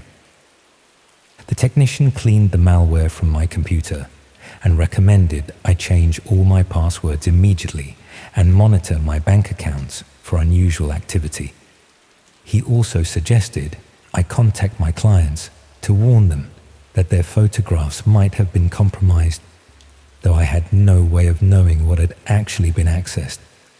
That conversation was excruciating, calling couples to explain that the private photographs from their weddings might have been stolen by a stranger who tricked me into installing malware on my computer. Some were understanding, others were furious. Several threatened legal action. One couple had specifically requested that certain photos never be shared online, and now I had to tell them those images might be circulating on websites I couldn't access or control. I reported everything to the police, providing all the emails from David and the technical analysis from the repair shop. They took a statement but explained that this type of crime was increasingly common and extremely difficult to prosecute. The email address David used was probably fake. The file hosting service was based overseas, and tracking down whoever was actually responsible would require resources the local police didn't have. A detective suggested I search for my client's photos online to see if they'd been posted anywhere. I spent several evenings doing image searches, checking social media sites, looking for any sign that the stolen photographs had been shared publicly. I found nothing, which should have been reassuring, but somehow made it worse. If the photos weren't being posted publicly, what were they being used for? About a month after I discovered the malware, I received an anonymous message through my website contact form. No name, no email address, just a brief message containing a link and a single sentence, telling me I should see what had happened to my work. The link was to a dark web address, meaningless letters and numbers that couldn't be accessed through normal browsers. I knew I shouldn't follow that link. Nothing good could come from seeing whatever was waiting there. But I needed to know what had been done with those stolen photographs, needed to understand the full extent of what my mistake had enabled. I spent an evening reading about how to access these hidden websites, eventually setting up the necessary software despite my growing dread about what I might find. The process was simpler than I'd expected, though I felt like I was descending into something dark and irrevocable with each step. The website that loaded was designed like a professional gallery site, clean and well organized. But instead of stock photography or artistic work, it displayed wedding photographs. My wedding photographs, dozens of complete sets from different events, all carefully organized by date and labeled with the couple's names. Each gallery had a view counter showing how many times it had been accessed. The numbers were horrifying. Thousands of views for some galleries, hundreds for others. Beneath each set of photos was a price list. People could purchase individual images or entire collections, with the cost varying based on how recent the wedding was and how many photos were included. The comments section below each gallery made me feel physically ill. People discussing the photographs in ways that had nothing to do with photography or weddings, focusing on specific individuals in the images, requesting certain types of shots, sharing the photos on other websites I'd never heard of. My work, taken without permission and sold to strangers who viewed these private moments as entertainment or something worse. But what made everything infinitely worse was discovering that my clients' photos weren't the only ones on the site. There were galleries from dozens of other photographers, thousands of wedding photographs stolen from professionals who'd been tricked the same way I had. An entire marketplace built on exploiting photographers' trust and selling intimate moments that were never meant to be public. I documented everything I could, taking screenshots and recording the website address, then reported it to the police again. They passed the information to a cybercrime unit that specializes in dark web activity. but warned me that shutting down these sites was a complicated process that could take months or years, assuming it could be done at all. The detective I spoke to explained that the photos were valuable because they were genuine rather than staged, showing real people in private moments with their families and friends. Wedding photographs captured people when they were emotional and unguarded, making them particularly sought after by certain communities online. The fact that the subjects had no idea their images were being traded made them even more valuable. I contacted every client whose photos had appeared on that website. Some had already known something was wrong because they'd been contacted by strangers who'd seen their photos, people sending disturbing messages or trying to connect with them on social media. Others had no idea their private moments had been circulating online for months, viewed and discussed by thousands of strangers. The legal consequences were severe. Several clients pursued action against me, claiming I hadn't taken adequate security measures to protect their data. My professional insurance covered some of the costs, but not all of them. My reputation in the industry was destroyed.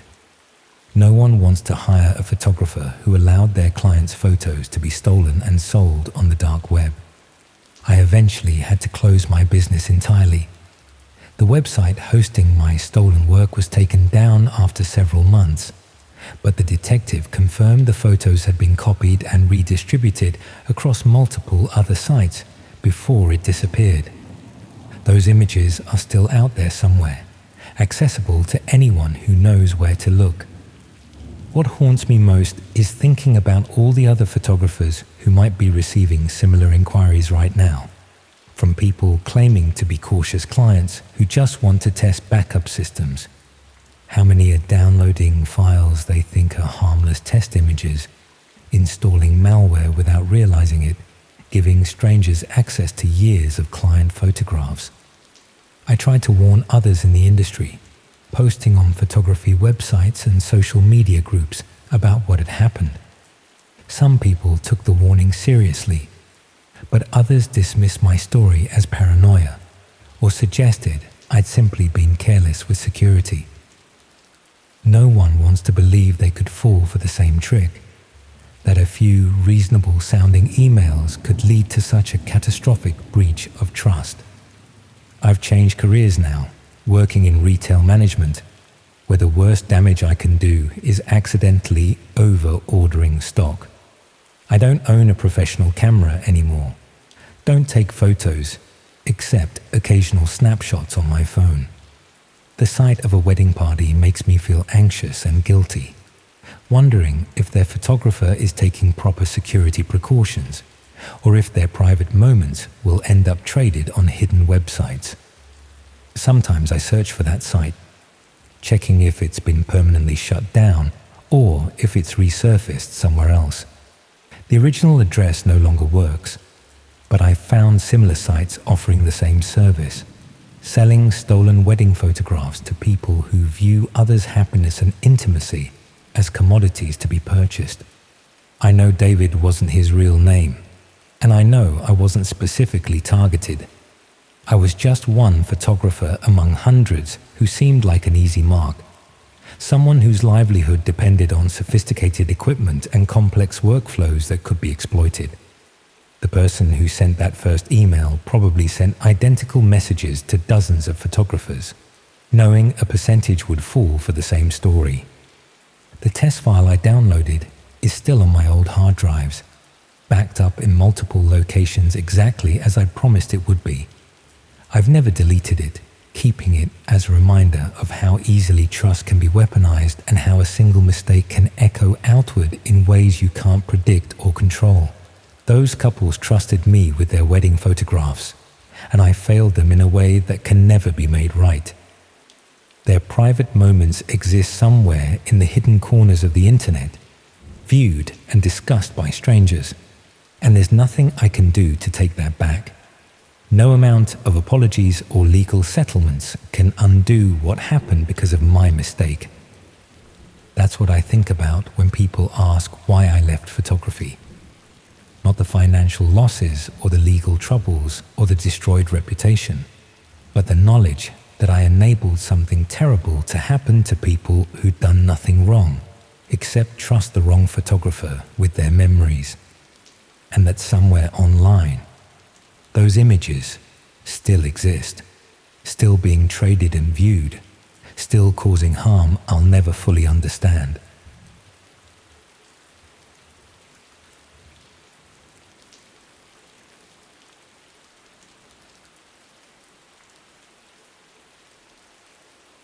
The redundancy letter came on a Tuesday. After nearly 8 years managing the procurement department at a manufacturing firm in Sheffield, I found myself with 3 months severance pay and absolutely no idea what to do with my time. My wife had left the previous autumn, something about needing space and finding herself. So it was just me rattling around our terraced house near Hillsborough, trying to make sense of what felt like my life falling apart. Unemployment benefit meetings became my only real human contact. The job centre appointments every fortnight, sitting across from advisors who looked barely old enough to vote, discussing my transferable skills and career objectives. Between those soul-crushing sessions, I filled my days with daytime television and long walks through the city centre, watching everyone else hurry to places they needed to be. That's when I started spending more time online. Not job hunting. I'd given up on that after the first month of automated rejection emails. Instead, I found myself drawn into forums and message boards, places where people discussed everything from conspiracy theories to urban exploration. It was on one of these communities that I first heard about the hidden parts of the internet, the areas that ordinary browsers couldn't reach. A user called DarkMatter47 had posted about accessing restricted networks, claiming there were entire communities operating beyond normal search engines. The post was vague but intriguing, mentioning special software that could bypass conventional internet filters. Other users replied with technical terms I didn't understand, and references to places that sounded almost mythical. My curiosity got the better of me. I'd always been reasonably tech-savvy. Nothing professional, but enough to troubleshoot computer problems and set up home networks. Within a few hours of reading that initial post, I'd managed to access what they called the dark web. The process was surprisingly straightforward, once you knew what you were looking for. The first few weeks were disappointing. Most sites looked like they'd been designed in the late 90s, with basic layouts and poor navigation. I found marketplaces selling questionable goods, political forums full of paranoid rambling, and endless discussions about digital privacy. Nothing seemed particularly shocking or dangerous, just a collection of people who preferred anonymity. Then I discovered the streaming communities. It started with a link shared in a private message from someone who'd noticed my activity on various boards. The link led to a forum dedicated to exclusive content, videos and live streams that weren't available through conventional platforms. The description claimed these were raw, unfiltered broadcasts from around the world, the kind of footage that mainstream media wouldn't dare show. Most of the content was exactly what you'd expect.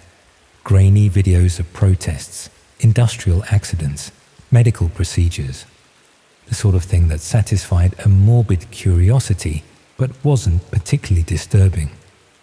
Users would comment on the footage, discussing technical aspects or sharing similar experiences. It felt like being part of a secret documentary society. The live streams were different. These weren't recordings but real-time broadcasts, usually announced hours in advance with cryptic titles and brief descriptions.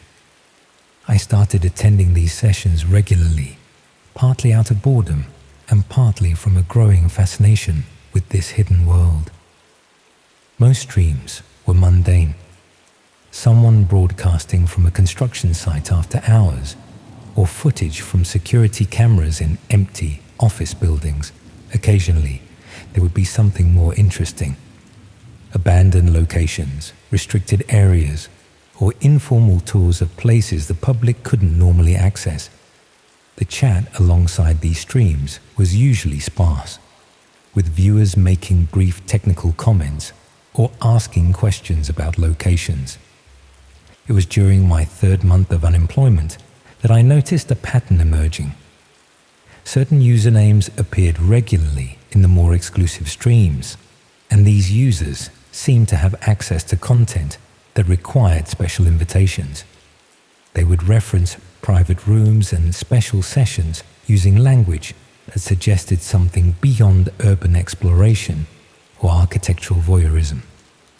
One evening, a user called Streamwatcher sent me a private message. They'd noticed my regular participation and wondered if I might be interested in accessing premium content. The message was carefully worded, discussing immersive experiences and unique perspectives without explicitly stating what this involved. They explained that access required verification, not payment, but proof of genuine interest and discretion. The verification process took nearly a week. I had to provide details about my online activity, answer questions about my motivations, and demonstrate my understanding of digital security. Throughout this process, Streamwatcher remained professional but vague about what I was actually applying for. They mentioned that the content was intense and not suitable for casual viewers, but assured me that everything was legal and consensual. When my access was finally approved, I received instructions for joining a stream scheduled for the following Friday evening. The message included specific technical requirements and warned that recording or sharing content would result in immediate exclusion and potential consequences. The session was described as a live interactive experience, lasting approximately 2 hours. Friday arrived with typical British weather, persistent drizzle that had been falling since morning. I'd spent the day feeling increasingly nervous about the evening stream, unsure what I'd committed myself to. By the time the session was due to begin, I'd convinced myself it would probably be another disappointing urban exploration broadcast.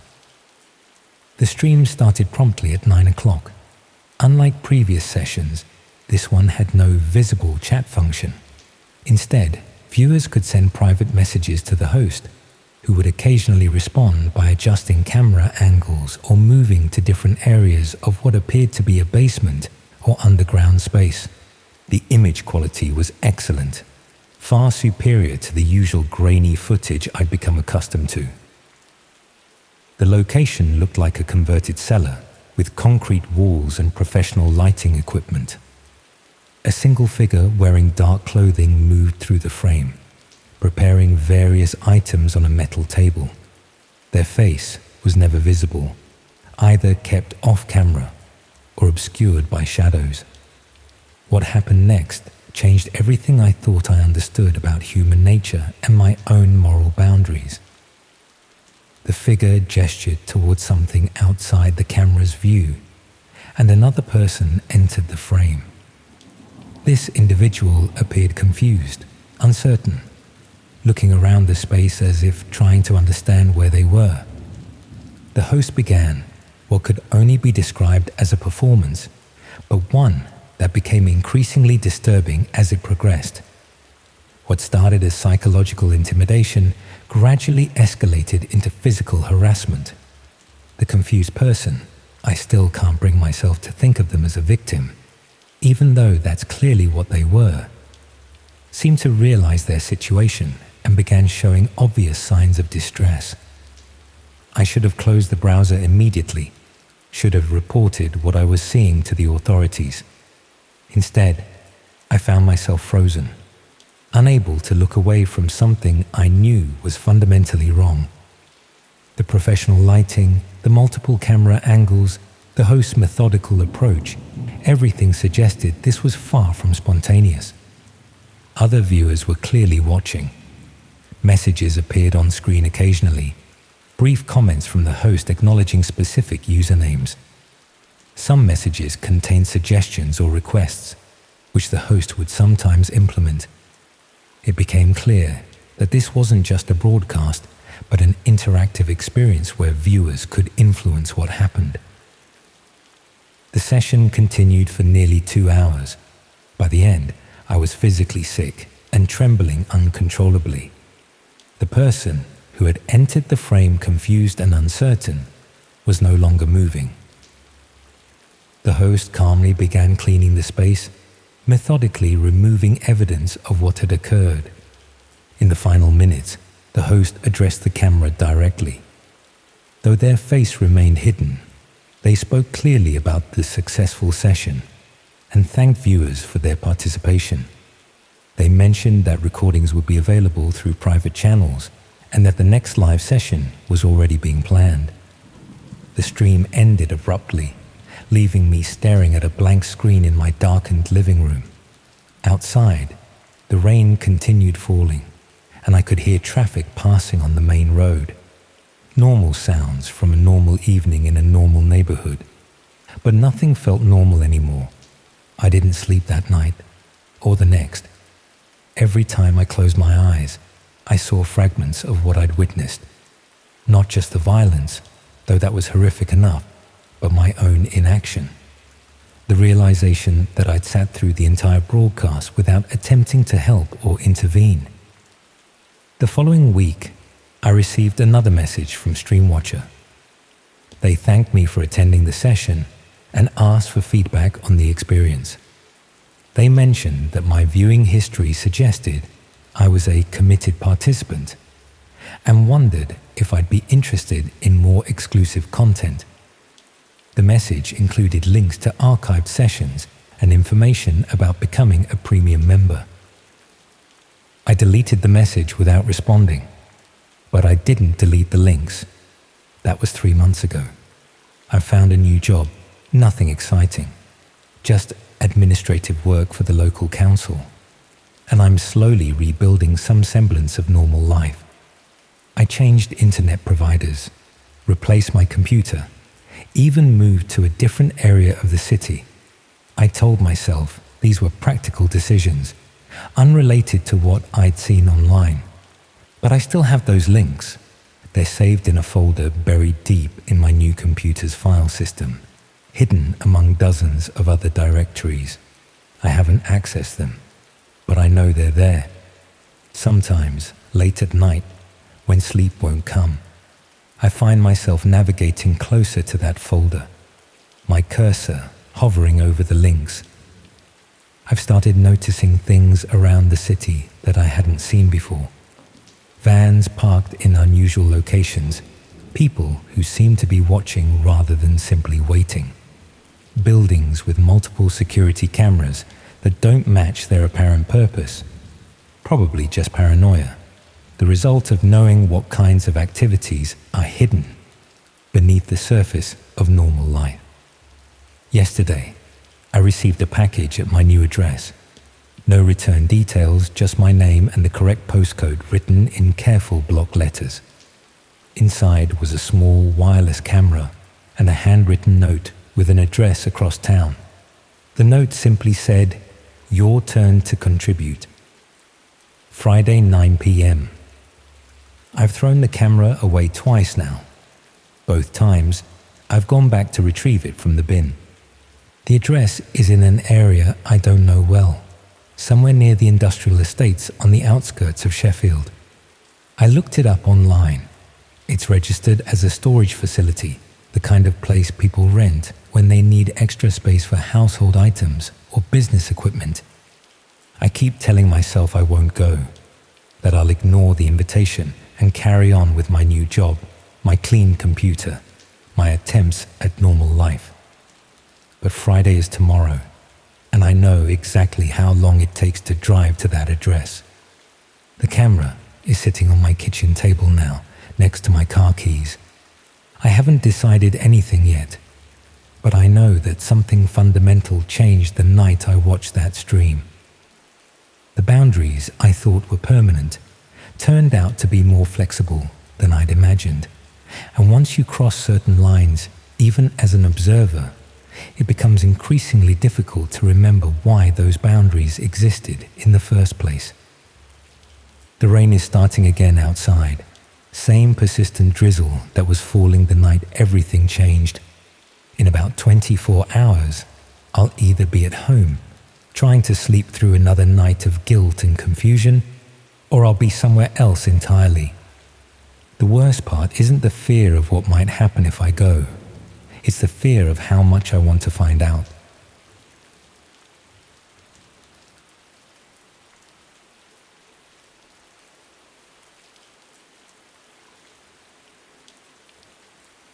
I'm going to tell you something that happened to me last year, and I need you to understand that I'm not proud of any of it.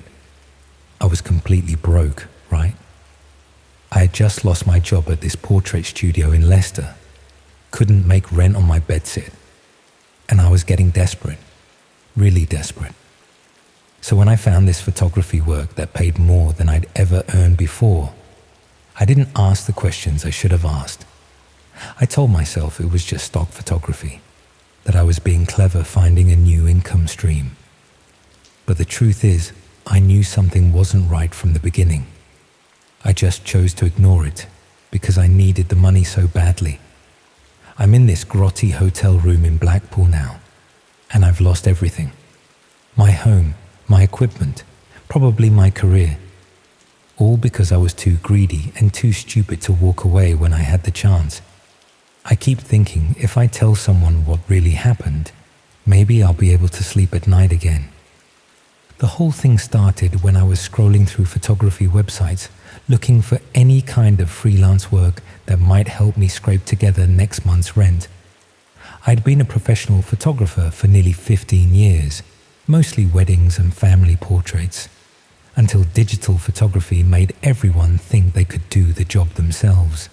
Buried in the classified section of an obscure photography forum, I found an advert that caught my attention. Someone was offering good money for candid street photography. Natural shots of people going about their daily lives in various British towns and cities. No staged portraits or commercial work, just authentic moments captured without the subject's knowledge. The rates were surprisingly generous, about twice what I'd been earning for wedding photography. The client explained they were building a stock photo library focused on genuine British life, the sort of authentic imagery that advertising agencies and publishers couldn't create in studios. I should have questioned why they needed covert photography when legitimate stock photo companies used models and signed releases. Should have wondered why the payment was so much higher than standard rates for this type of work. But I was desperate, and the client seemed professional in their communications. They provided a list of locations where they wanted photography: town centres, shopping areas, residential streets, even some specific addresses where they claimed interesting architectural features or local colour could be captured. The brief was simple: photograph people naturally, without them realising they were being captured, focusing on individuals rather than crowds. The first assignment was straightforward enough. I spent a weekend in Nottingham with my camera, capturing street scenes and candid moments. People walking to shops, sitting in cafes, waiting for buses. The sort of everyday British life that the client claimed to want for their stock library.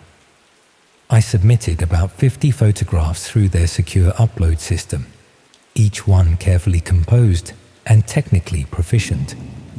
The client was pleased with my work and paid promptly, transferring the fee directly to my bank account within 24 hours. Over the following weeks, the assignments became more specific. Instead of general street photography, the client began providing particular locations and times when they wanted images captured. They claimed this was to ensure good lighting conditions and interesting subjects, but the level of detail seemed unusual. I was given specific streets to photograph at certain times of day, particular shops or buildings where I should position myself, even descriptions of the types of people I should focus on. Young women, elderly individuals, families with children, always with emphasis on capturing clear facial features and identifying details. The technical requirements became more demanding too. The client wanted high-resolution images that could be cropped extensively without losing detail. They specified particular camera settings and lens types that would maximize image quality and facial clarity. I convinced myself this was just professional thoroughness, that serious stock photography required this level of technical precision. The money was keeping me afloat financially, and I was grateful to have found steady work that utilized my skills. But I started noticing patterns in the assignment locations that made me uncomfortable. Many of the addresses were residential streets rather than commercial areas.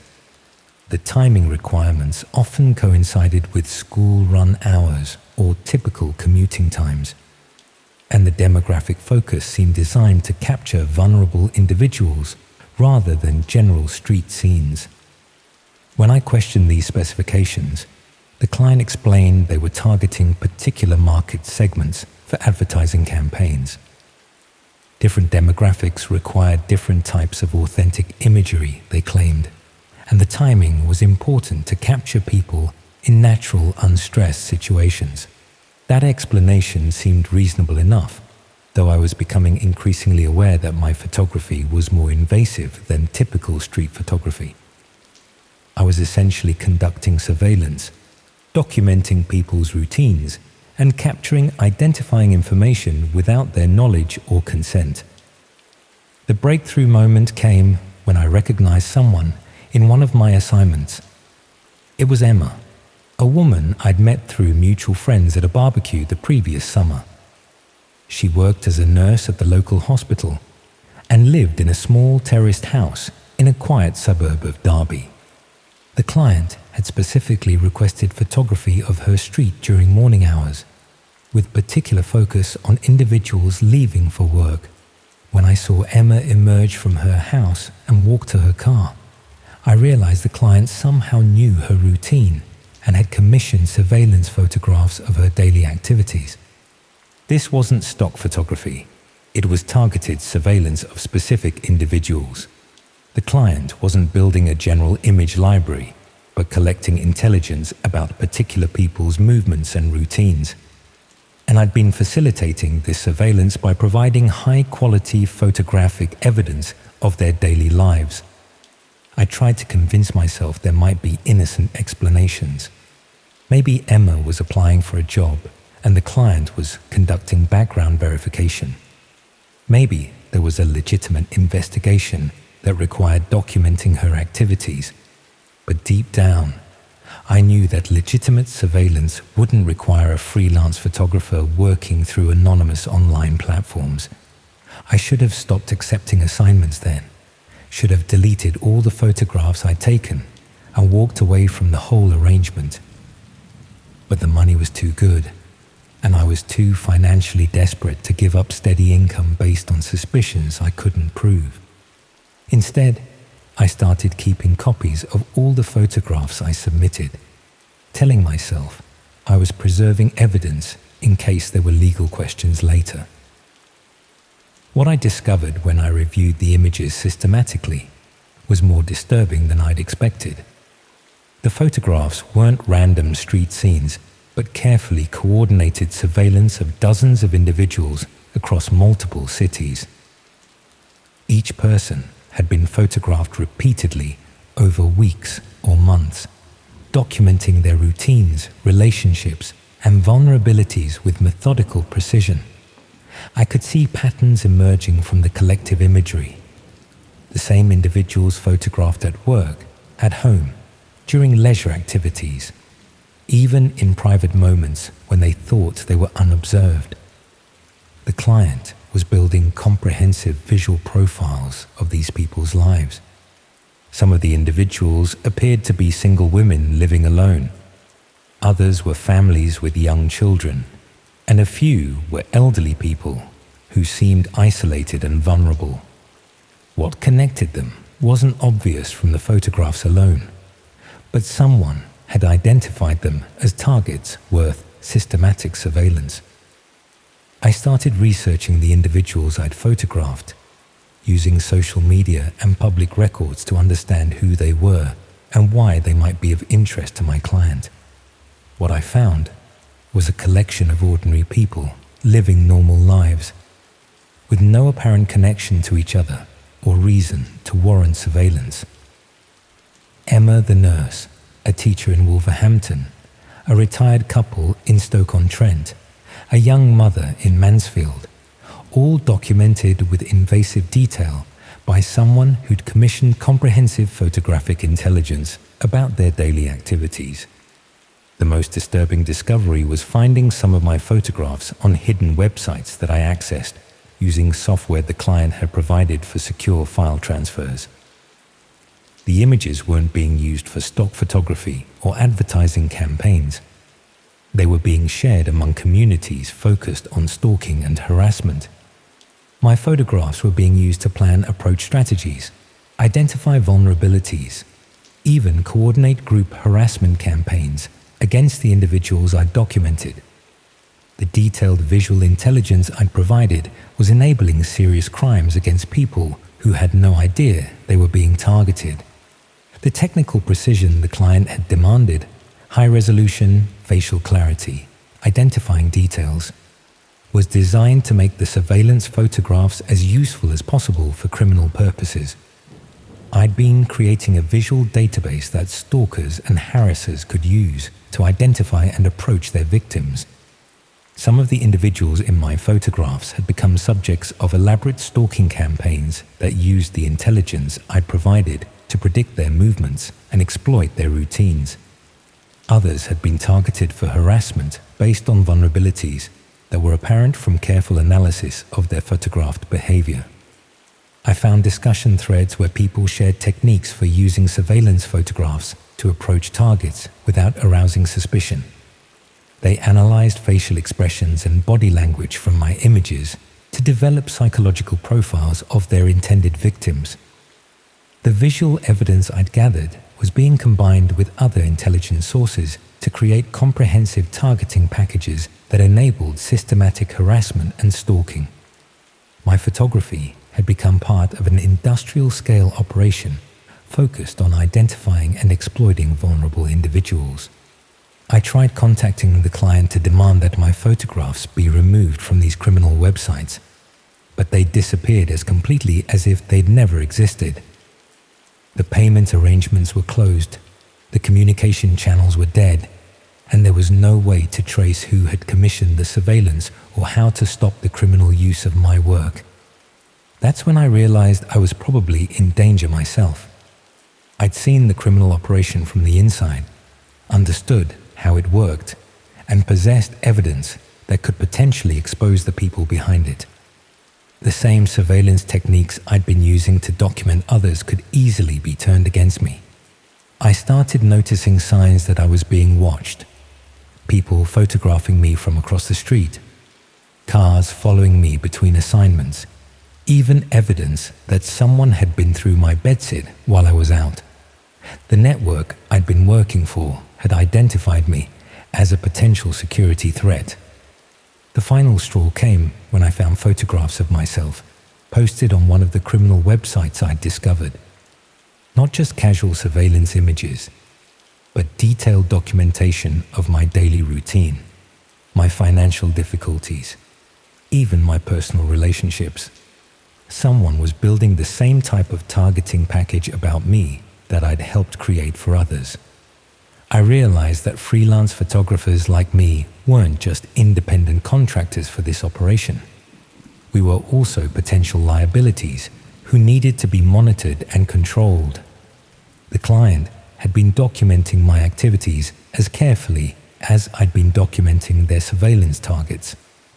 That's when I decided to run, packed essential belongings, withdrew what money I could access, and drove to this seaside town where I hoped I could disappear for a while. Left behind my equipment, my home, even my car in a long-stay car park, where it might not be found immediately.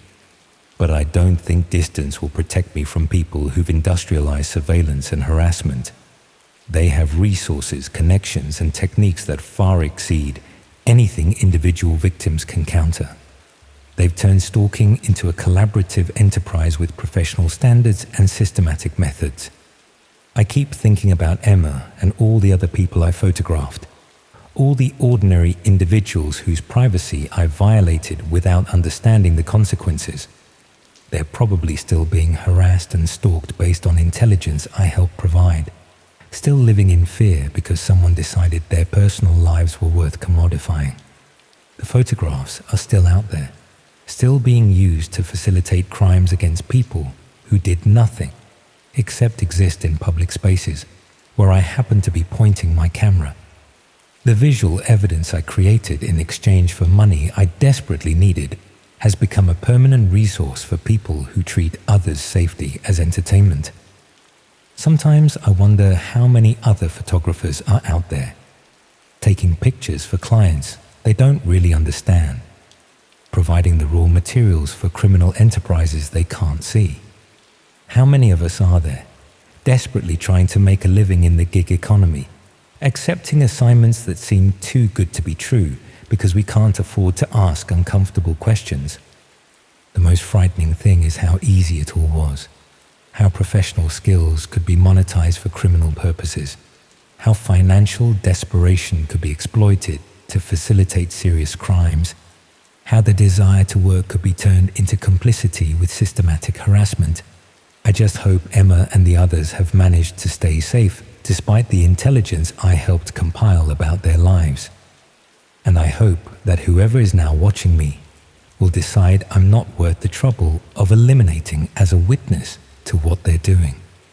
But I'm not optimistic about either possibility, because I've learned that in the digital age, privacy is an illusion, safety is temporary, and anyone with a camera can become an unwitting accomplice to crimes they never intended to facilitate.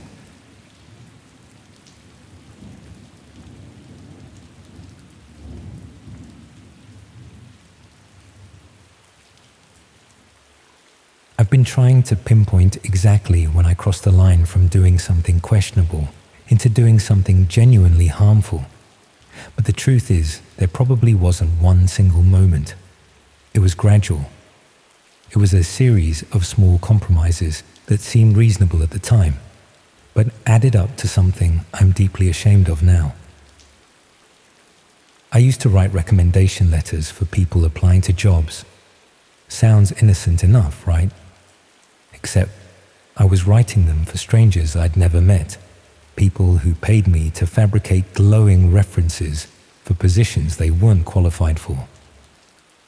I'm holed up in a Premier Inn outside Newcastle now, having fled my flat in Leeds after discovering what some of those recommendations were actually being used for, because it turns out that helping unqualified people get jobs they shouldn't have isn't just unethical, it's dangerous. And I've spent the last 6 months living with the consequences of not asking enough questions about who I was helping and why they needed my services. The whole thing started about 18 months ago, when I was barely scraping by as a freelance copywriter. I'd left my job as a communications officer for a local charity after a falling out with management, and I'd discovered that freelance writing paid even worse than I'd feared. Most months, I was choosing between heating and eating, as the saying goes. I'd been doing the usual freelance work, blog posts, website copy, the occasional press release, when I came across a request on a freelance platform from someone looking for professional reference letters. They explained they were applying for jobs, but had been out of work for several years and didn't have recent references from employers who could vouch for their skills. The rate they offered was generous, £200 for a single letter that would take me perhaps an hour to write. They provided details about their work history and the type of position they were applying for, and I crafted a convincing reference letter supposedly from their previous manager. I felt uncomfortable about the deception, but I rationalized it by telling myself that everyone exaggerates on job applications, and I was just helping someone get their foot in the door. They probably had the skills they claimed, just not the documentation to prove it. The client was pleased with my work and recommended me to others who needed similar services. Within a few weeks, I was writing multiple reference letters each month, all for people who claimed to have employment gaps or difficult previous employers who wouldn't provide fair references. The money was keeping me afloat financially, and I convinced myself I was providing a legitimate service for people who'd been unfairly disadvantaged by circumstances beyond their control. After all, the job market was brutal, and sometimes good people needed a helping hand to compete with candidates who had more conventional career paths. But the requests started becoming more specific and troubling. Instead of general employment references, clients began asking for letters vouching for professional qualifications they clearly didn't possess. Teaching credentials, medical certifications, even security clearances for positions that required background checks. When I questioned whether I should be fabricating credentials for regulated professions, the clients assured me they had the necessary qualifications, but had lost their documentation or had problems with previous employers who were blocking their access to official records. The explanations were always plausible enough that I could convince myself I was helping victims of bureaucratic incompetence rather than enabling fraud. The rates increased as the requests became more demanding. I was soon earning more from writing fraudulent references than I had from my previous legitimate employment. The financial security was intoxicating after months of struggling to make rent. I developed a system for creating convincing reference letters that would pass casual scrutiny. I researched real companies and institutions, created plausible employment histories, even generated fake contact details that would redirect to voicemail boxes if anyone tried to verify the references. The work became almost routine. I'd receive a request with employment details, craft a convincing reference letter, and collect my fee. I stopped thinking about the consequences of what I was doing, treating it as just another writing assignment, rather than systematic fraud that was helping unqualified people access positions they had no business occupying. The breakthrough came when I saw a news report about a care home scandal in Yorkshire. Several elderly residents had died after receiving improper medication from a care worker who'd falsified her nursing credentials. The investigation revealed she'd been working in healthcare for over a year using fraudulent reference letters and fake certification documents. Something about the story felt familiar, and I checked my records to see if I'd ever written references for anyone in the healthcare sector. What I found made me feel physically sick. I'd written multiple reference letters for someone matching the care worker's description, fabricating employment history as a qualified nurse with years of experience in elderly care. I couldn't be certain it was the same person. My clients used pseudonyms and paid through anonymous channels, but the timing and details matched too closely to be coincidence. I'd probably helped an unqualified person get a job in a care home, where her incompetence had contributed to several deaths. The realization that my fraudulent reference letters might have enabled someone to kill vulnerable people, even unintentionally, was devastating.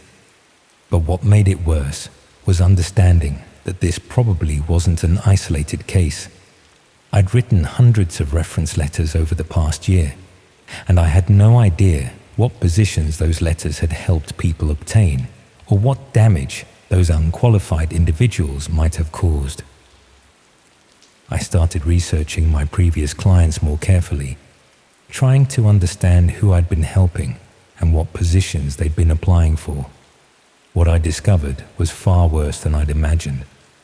Many of my clients weren't just people with employment gaps or difficult previous employers. They were individuals who'd been barred from certain professions due to criminal convictions, incompetence, or professional misconduct. They were using my fraudulent references to circumvent the safeguards designed to protect vulnerable people from dangerous or incompetent workers. I found cases of people I'd helped get positions working with children, despite having convictions for child abuse. Others had accessed jobs in healthcare despite having been struck off professional registers for gross negligence. Some had even obtained security positions despite criminal backgrounds that should have disqualified them from such roles. The fraudulent references I'd been writing weren't just helping people exaggerate their qualifications. They were actively undermining the systems designed to protect vulnerable people from those who posed a danger to them. But what really disturbed me was discovering how my services were being advertised and shared. Using the same hidden internet channels where my clients had found me, I saw advertisements for reference writing services that explicitly targeted people who'd been banned from certain professions. The advertisements explained how my fraudulent references could help people circumvent background checks, access positions they were legally prohibited from holding, even target specific vulnerable populations like children or elderly people for exploitation. I realized I'd been part of an operation that systematically enabled dangerous people to access positions of trust and authority over vulnerable individuals. My writing skills were being weaponized to destroy the safeguards that protected those who needed protection most. Some of the discussion threads were horrifyingly explicit about why people needed fraudulent references. They talked about accessing care homes to exploit elderly residents, getting jobs in schools to target children, even obtaining positions in prisons or secure facilities to facilitate criminal activities. One thread discussed using fraudulent references to get hired at a women's refuge, with the explicit goal of gaining access to vulnerable domestic abuse victims. Another focused on targeting disability care services to exploit people who couldn't easily report abuse or defend themselves. I was looking at a systematic effort to place dangerous people in positions where they could harm the most vulnerable members of society, and I'd been helping them do it, writing convincing reference letters that enabled them to bypass the safeguards designed to prevent exactly this kind of infiltration. The guilt became overwhelming when I found a case that was definitely connected to my work. A man I'd written references for had been arrested for abuse while working at a residential facility for adults with learning disabilities. The investigation revealed he'd been barred from working in care services years earlier, but had used fraudulent references to obtain his current position. I recognized the specific employment history I'd fabricated for him, the fictional manager whose glowing recommendation I'd created, even some of the phrasing I'd used to describe his supposed experience and qualifications.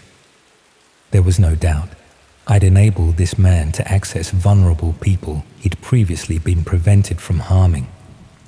The news reports detailed the abuse he'd inflicted on residents who trusted him, who'd been placed in his care by families who believed the facility had properly vetted its staff.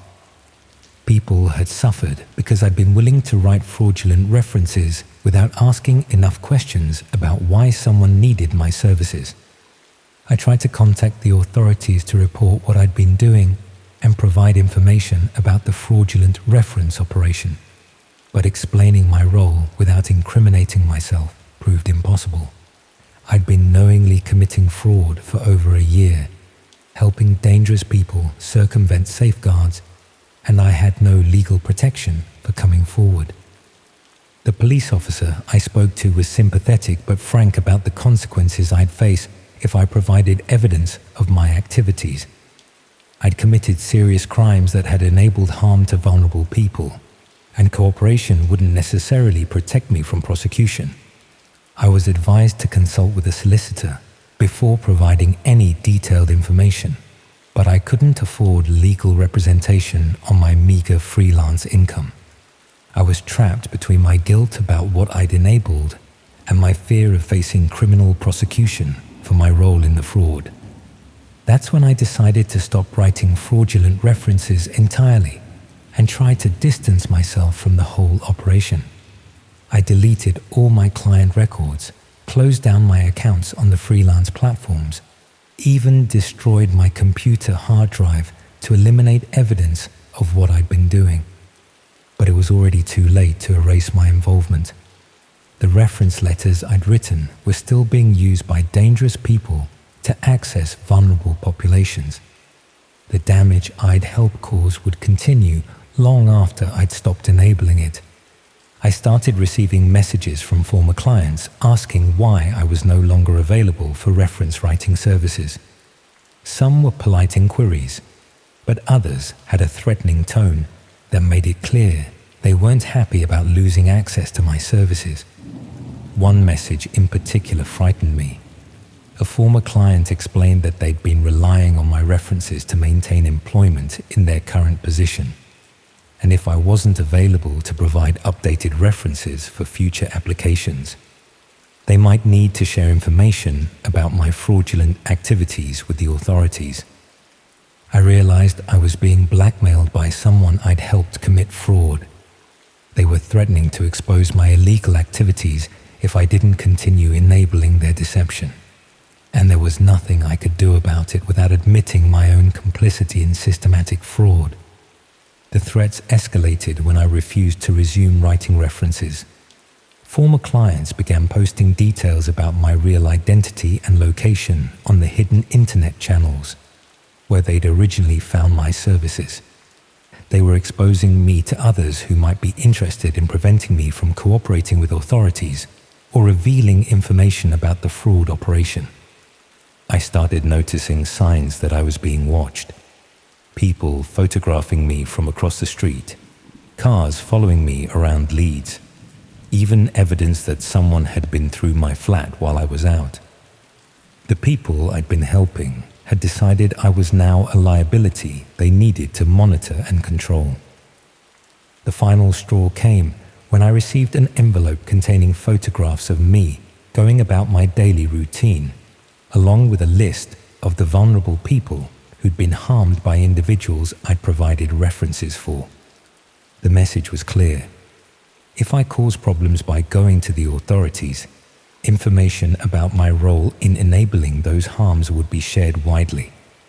I realized I was being held hostage by my own guilt and complicity. The people I'd helped were using my knowledge of what I'd done to ensure I couldn't expose their ongoing activities without destroying my own life in the process. That's when I decided to leave Leeds entirely. I withdrew what little money I had in my bank account, packed essential belongings, and drove to Newcastle, where I hoped I could disappear for a while. I've been staying in budget hotels, moving every few days, trying to avoid establishing any pattern that might make me easy to find. But I know running away doesn't solve anything.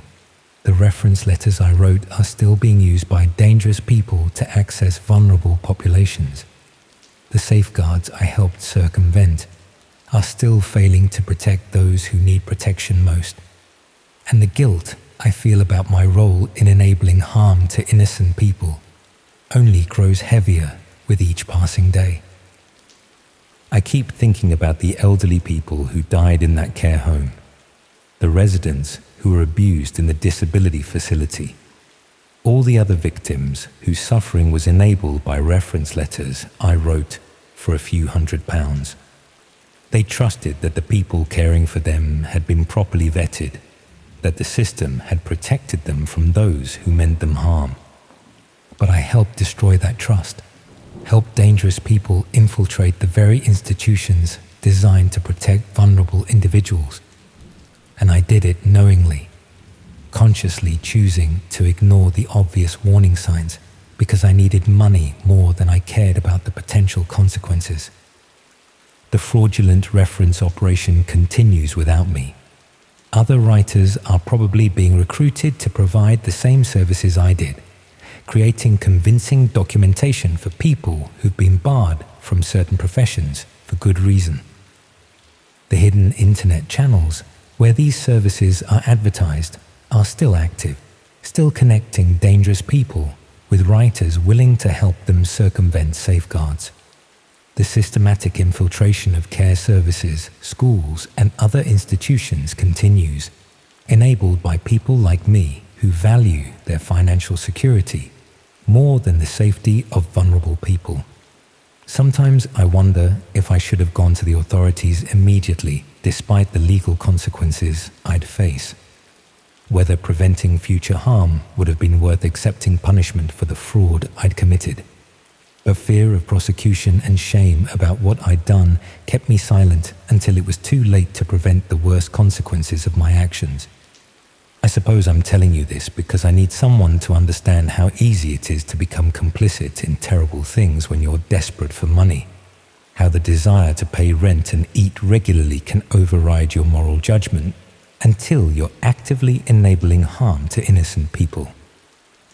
And because I want you to understand that every time you trust an institution to protect vulnerable people, that trust depends on systems working properly and people acting ethically. But those systems can be circumvented by anyone with a few £100 and a willingness to hire someone like me who prioritizes their own financial security over the safety of others. The worst part is knowing that I can't undo the damage I helped cause.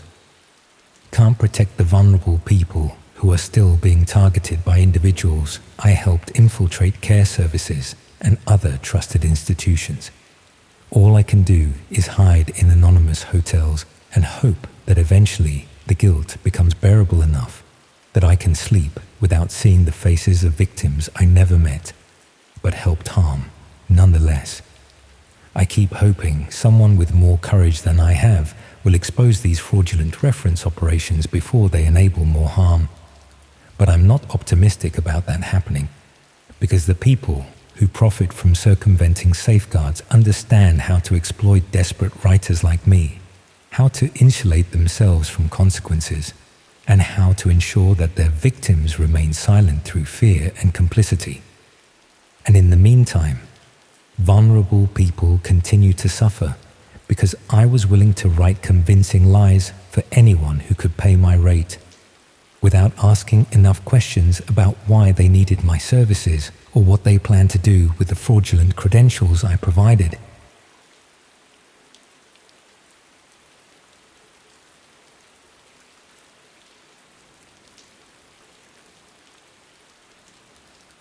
I keep thinking I should have just minded my own business. Looking back, it seems so obvious that nothing good could come from what I did, but at the time, it felt like I was just being helpful. You know how it is when someone asks for advice about something you think you might be able to help with. My brother had been complaining about his dissertation for weeks.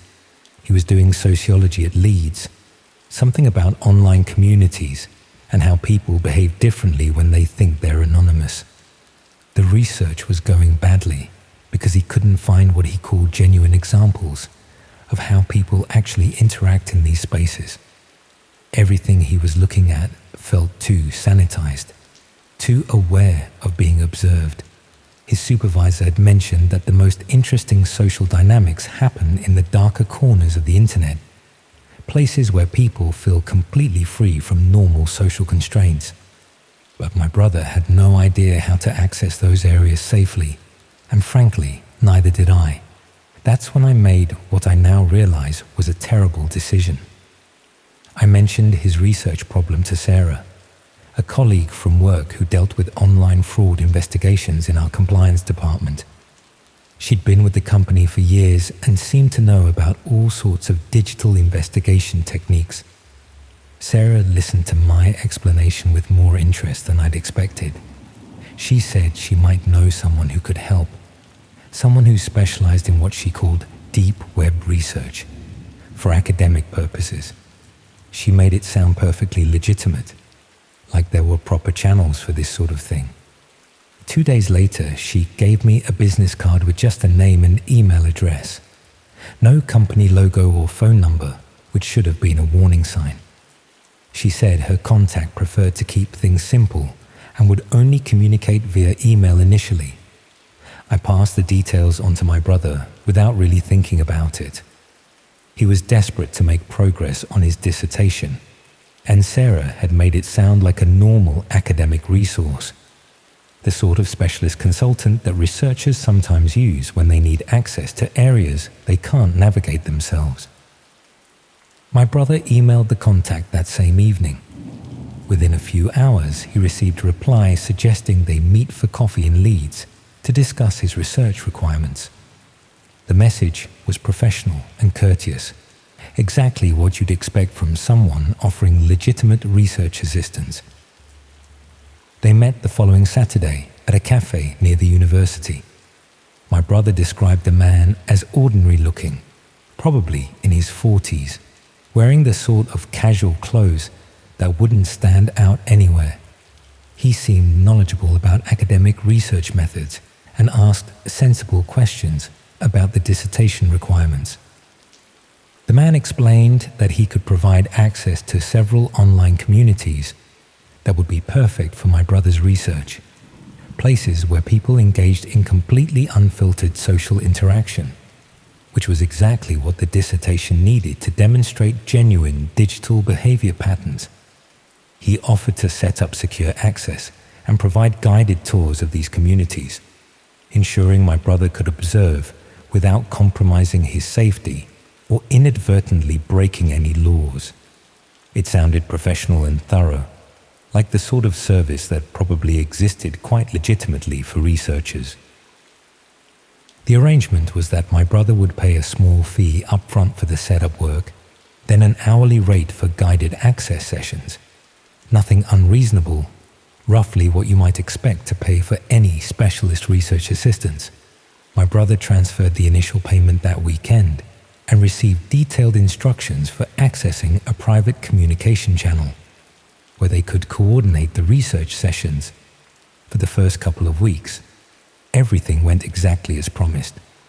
My brother would arrange sessions where he could observe various online communities, while his contact provided context and explanation about what he was seeing.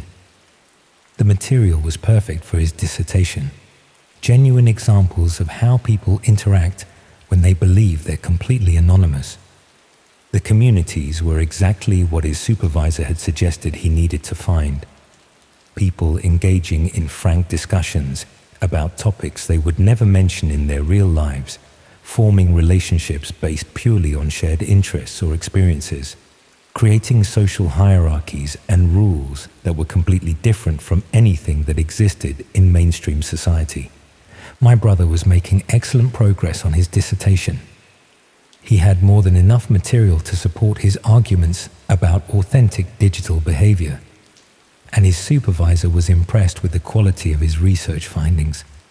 But somewhere around the third week, things started to shift in ways that were subtle at first.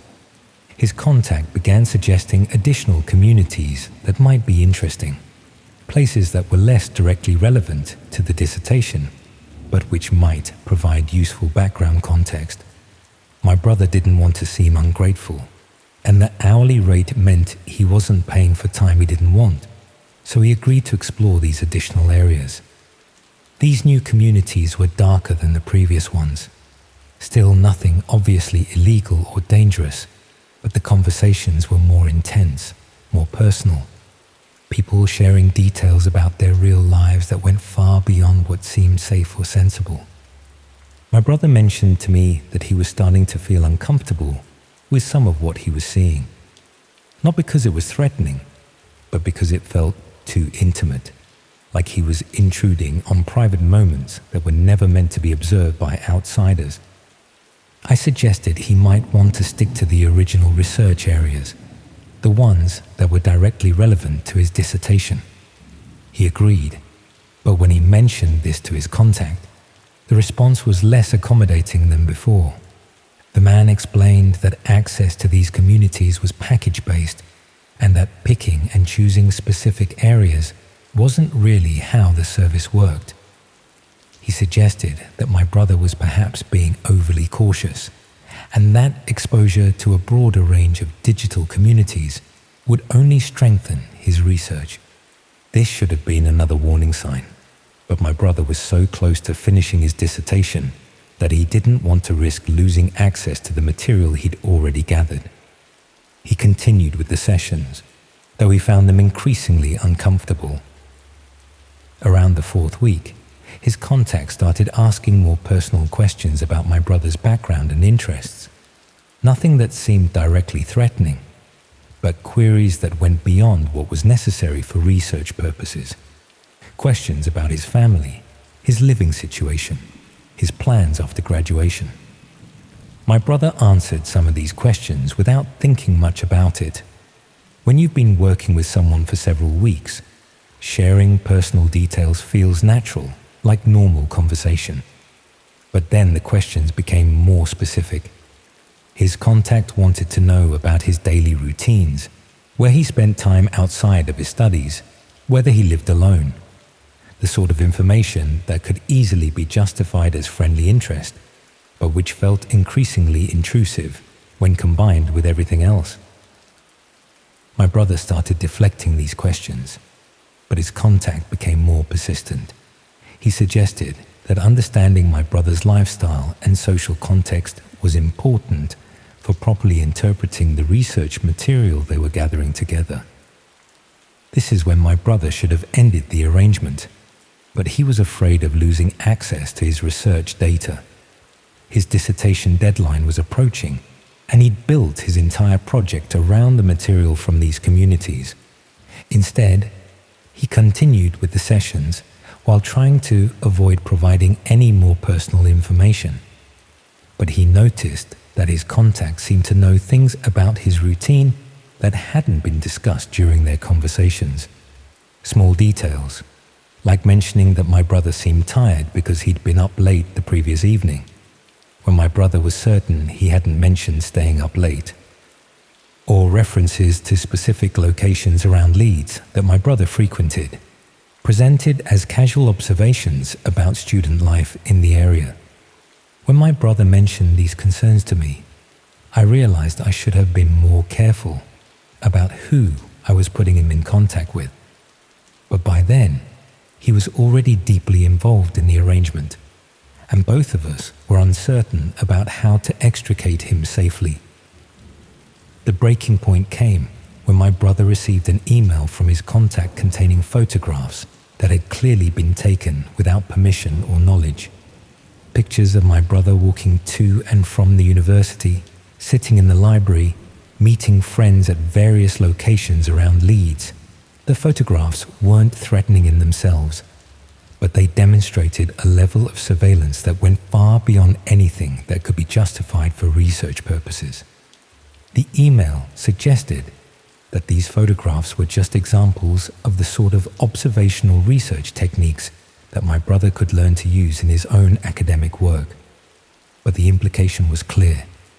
He was being watched, and his contact wanted him to know it. My brother immediately tried to end the arrangement, but when he sent an email explaining that he no longer needed research assistance, the response was not what he expected. His contact explained that the research project had evolved beyond simple academic assistance. My brother had been providing valuable information about student life and social patterns that could be useful for future research projects. The arrangement would need to continue for several more weeks to complete this broader research initiative. The tone of the message had shifted completely. What had previously been professional and accommodating was now directive and non-negotiable. My brother tried to simply stop responding to emails and avoid the arranged sessions, but this triggered a more direct approach. He started receiving text messages on his phone, which he'd never given to his contact. Messages that demonstrated detailed knowledge of his movements and activities, presented as friendly check-ins, but clearly intended to show that avoiding contact wouldn't be possible. The messages would arrive when he was in specific locations, referencing things he was doing or people he was with. Not threatening, but impossible to ignore or dismiss as coincidence. When my brother tried to change his phone number, he discovered that his contact had somehow accessed other forms of communication, emails to his university account, messages through social media platforms, even contact through people he knew who had somehow been approached with requests to pass on messages. It became clear that his contact had built up a comprehensive profile of my brother's life and social connections, and was prepared to use that information to maintain contact regardless of my brother's preferences. This went on for another month, with my brother becoming increasingly isolated and anxious. He couldn't explain the situation to most people because it sounded paranoid and unbelievable. He couldn't report it to authorities because technically, nothing obviously criminal had occurred. The research assistance had been provided as promised. The payments had been legitimate, and the ongoing contact could be interpreted as professional follow-up. The surveillance felt sinister, but proving that it was unwanted or inappropriate would be difficult. My brother finished his dissertation, but the sense of being constantly observed made it impossible for him to feel any satisfaction in the achievement. Every time he went somewhere or met someone, he found himself wondering whether it was being documented and reported back to his contact. The situation only ended when my brother graduated and moved back home to Manchester. Even then, he received occasional messages for several more weeks, but they eventually stopped once it became clear that his routine had changed completely. We never found out what the real purpose of the arrangement had been, whether it was some kind of recruitment attempt, a data gathering operation, or just someone who enjoyed the sense of control over another person's life. Sarah, the colleague who had provided the original contact, left the company shortly after my brother's graduation. When I tried to ask her about her research contact, she claimed not to remember giving me any details and seemed genuinely confused about what I was referring to. My brother submitted his dissertation and received a good grade, but he never pursued academic research after graduation. The experience had made him too aware of how easily someone's curiosity could be exploited and turned against them. I still think about how different things might have been if I just minded my own business instead of trying to be helpful. My brother had asked for advice, not for me to find him a contact in areas I knew nothing about. The recommendation had seemed harmless at the time, just putting him in touch with someone who might be able to help with legitimate research. But I'd handed over responsibility to a stranger without knowing anything about their real intentions or methods. Even now, I find myself being more careful about who I trust and what information I share. Not because I think I'm still being watched, but because the experience showed me how easily normal social interactions can be manipulated by someone with the right knowledge and patience. The dark web communities my brother had been researching were probably exactly what they appeared to be. Places where people behaved differently because they felt anonymous and unobserved. But his contact had been using that same principle in reverse, observing and documenting someone who thought they were engaged in a straightforward professional arrangement. I wonder sometimes how many other people have found themselves in similar situations, having their lives quietly catalogued and analyzed by someone they trusted to provide legitimate services. The sort of thing that would be impossible to prove or report, but which would fundamentally change how you think about your own privacy and safety. My brother never talks about that period anymore, but I know he's more cautious now about who he trusts and what information he shares. We both learned that the biggest dangers don't always come from obviously suspicious sources, but from recommendations that seem perfectly reasonable at the time.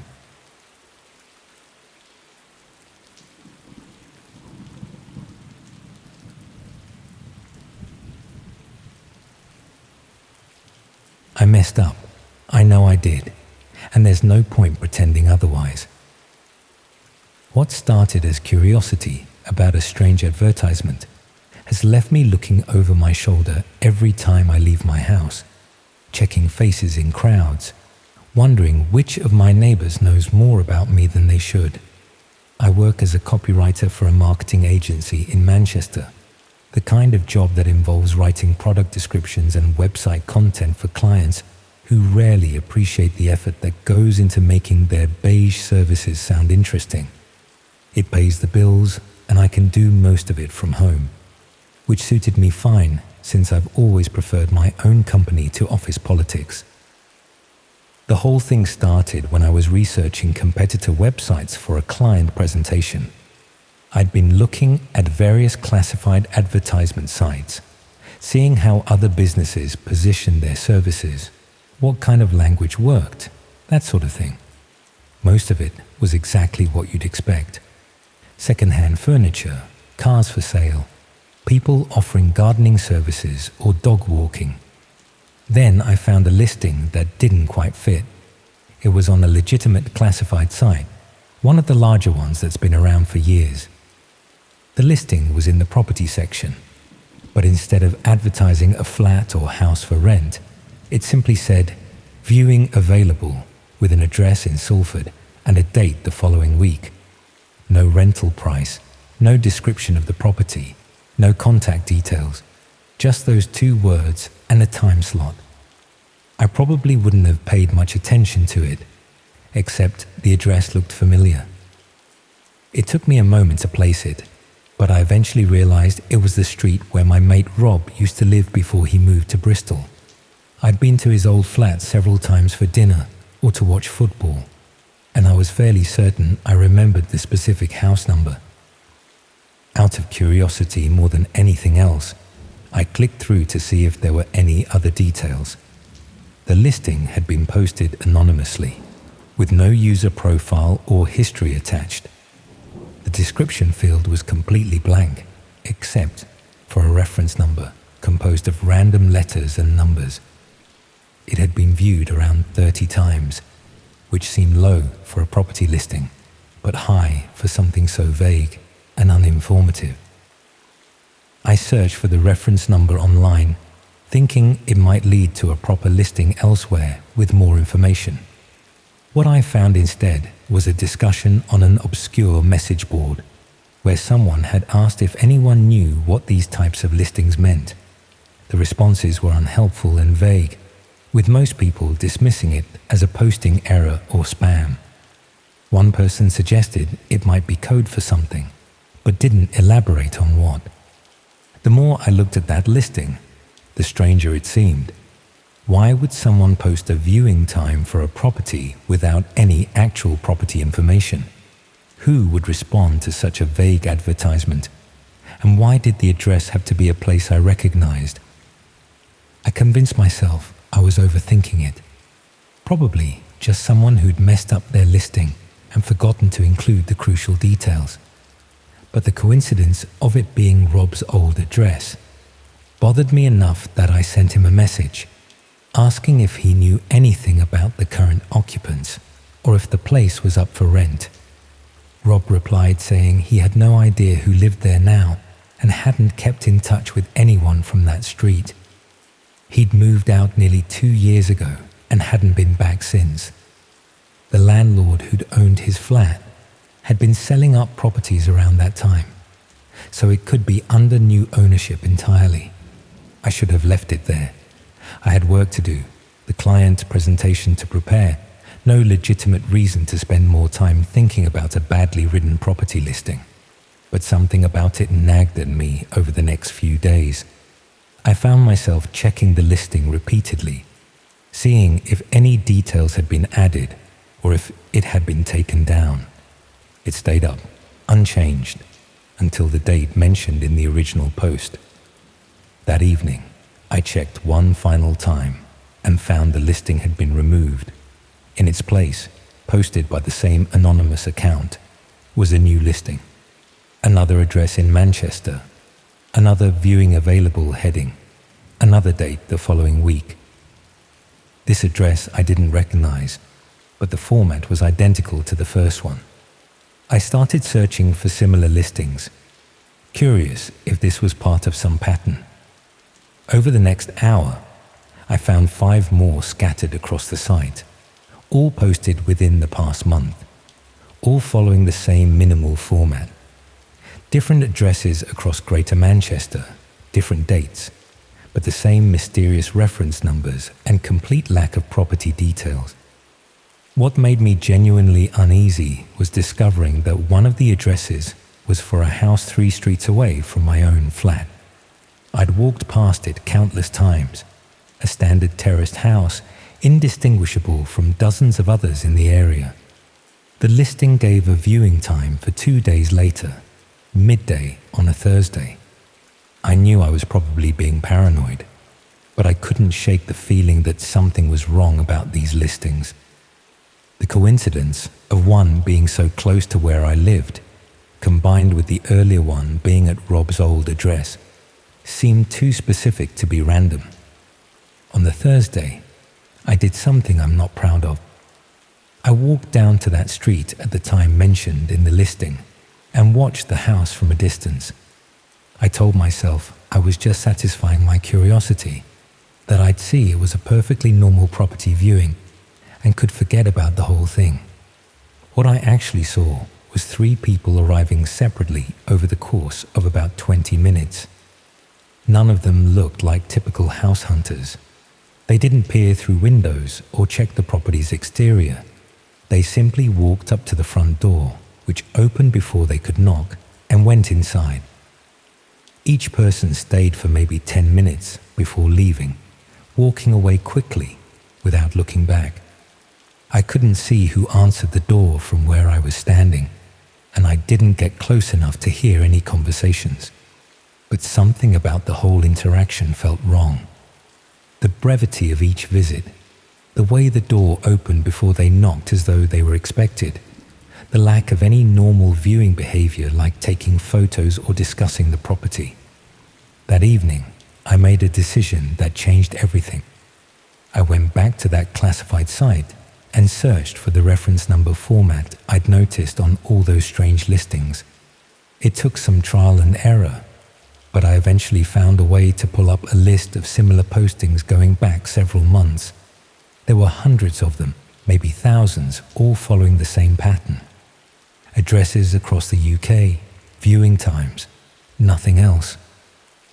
I selected a few at random and searched for the addresses on Google Street View, trying to understand what these properties had in common.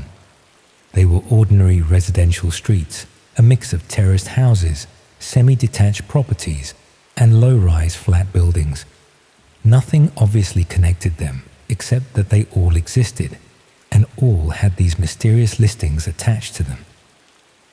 Then I found one listing that included slightly more information than the others. Below the standard viewing available heading, someone had added a website address, not a normal URL, but one of those long strings of random characters that indicated a dark web site, accessible only through specific software.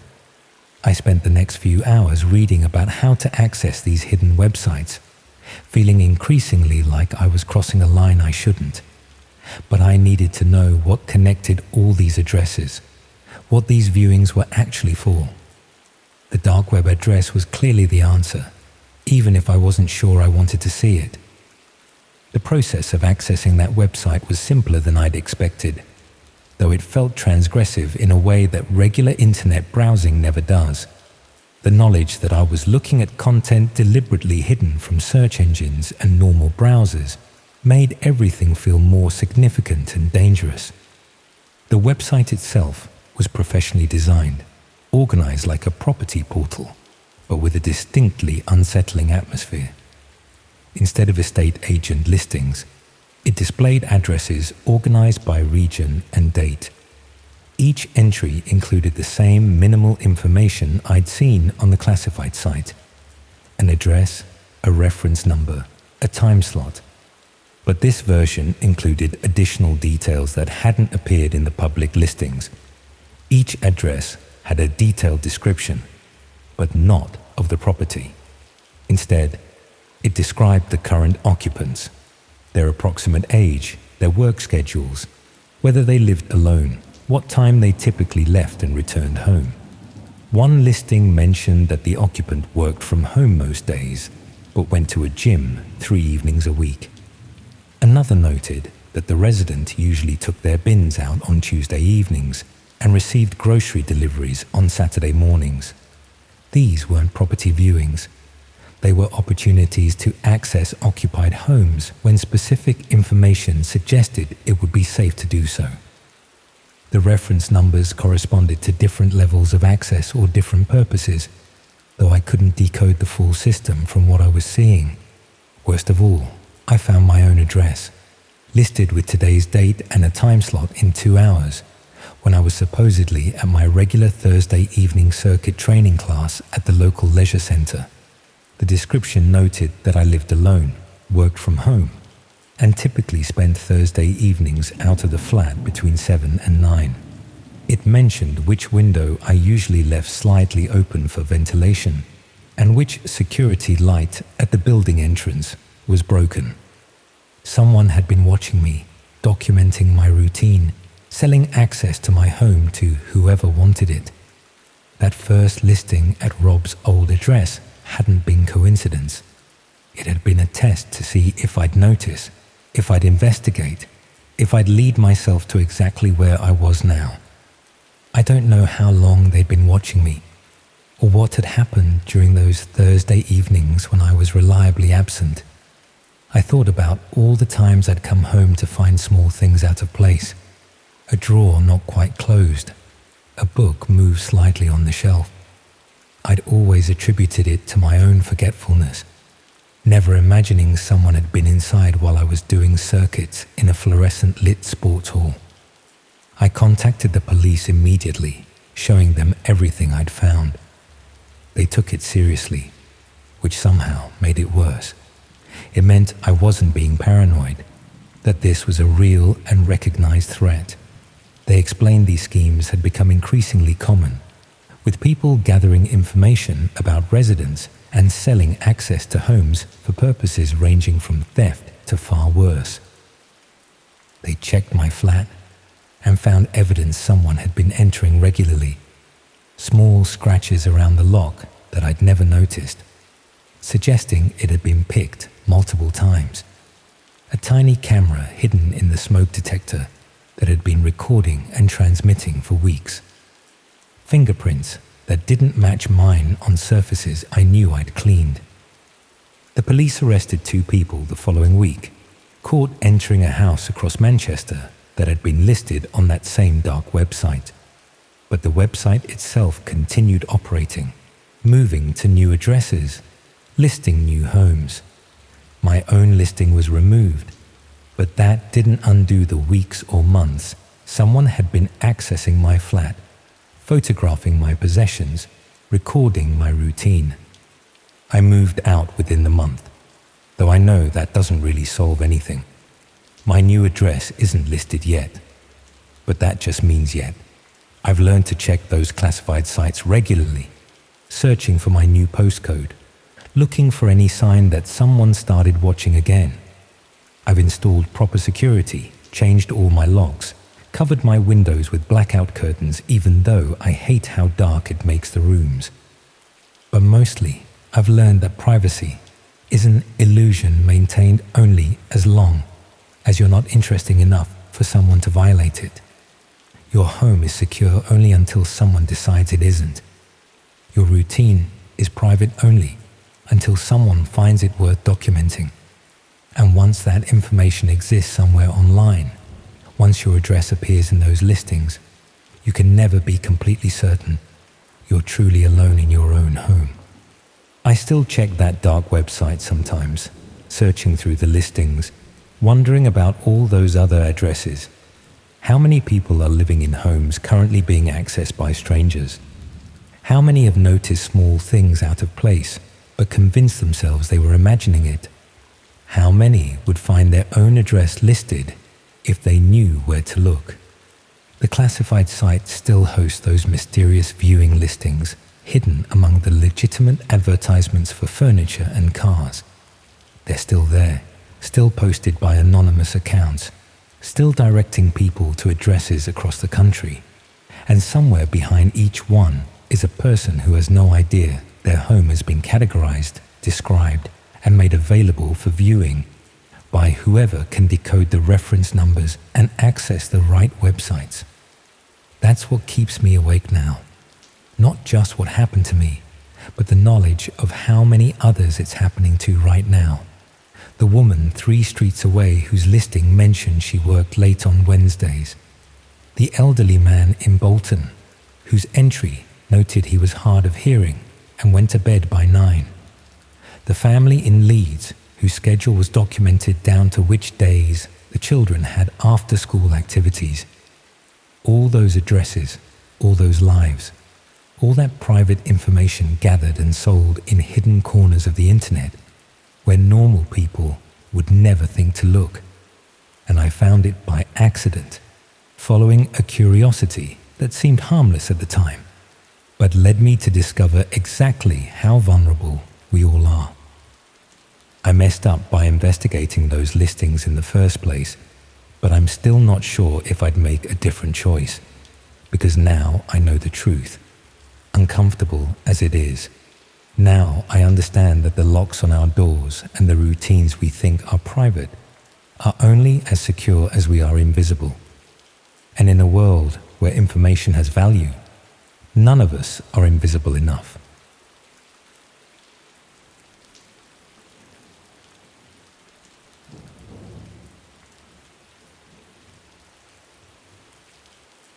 It's funny how sometimes a single scene in a terrible film can completely destroy your life.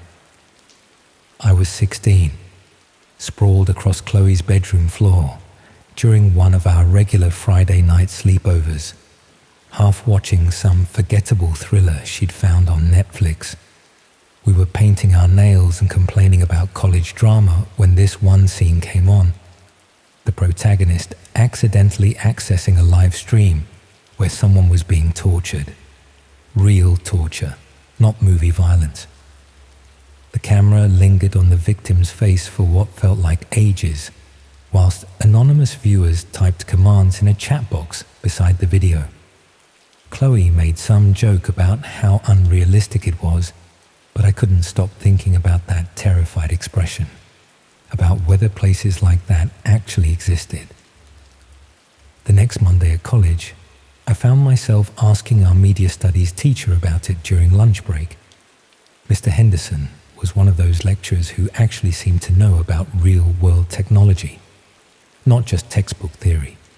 When I mentioned the film and asked whether such things actually existed, his expression changed completely. He told me to forget about it, that curiosity about certain corners of the internet could lead to serious trouble.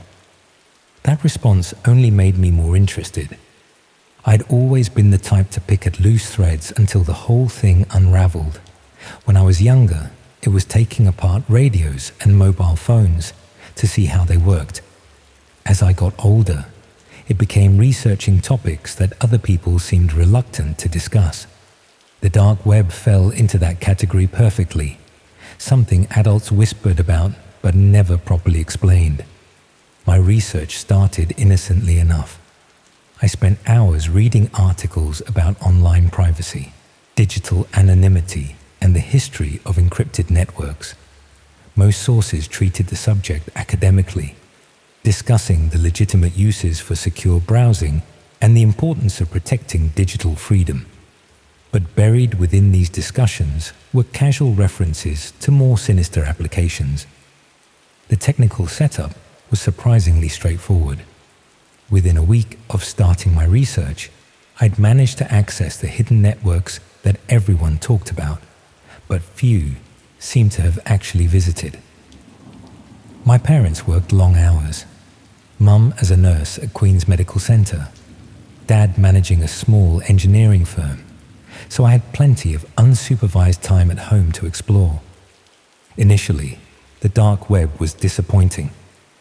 Most sites looked amateurish, with basic layouts and minimal content. I found forums discussing digital privacy, marketplaces selling questionable goods, and endless political discussions. Nothing particularly shocking or dangerous, just people who preferred anonymity for their online activities. But I kept digging deeper. The first hint of something more serious came through a forum dedicated to extreme content. Users discussed videos and streams that weren't available through conventional platforms, sharing links and recommendations for increasingly disturbing material. The conversations were coded, using euphemisms and references that took me weeks to decode. Red rooms were mentioned occasionally, always in hushed, reverent tones. According to the discussions I found, these were live streams where viewers could watch, and sometimes direct, real violence against unwilling participants.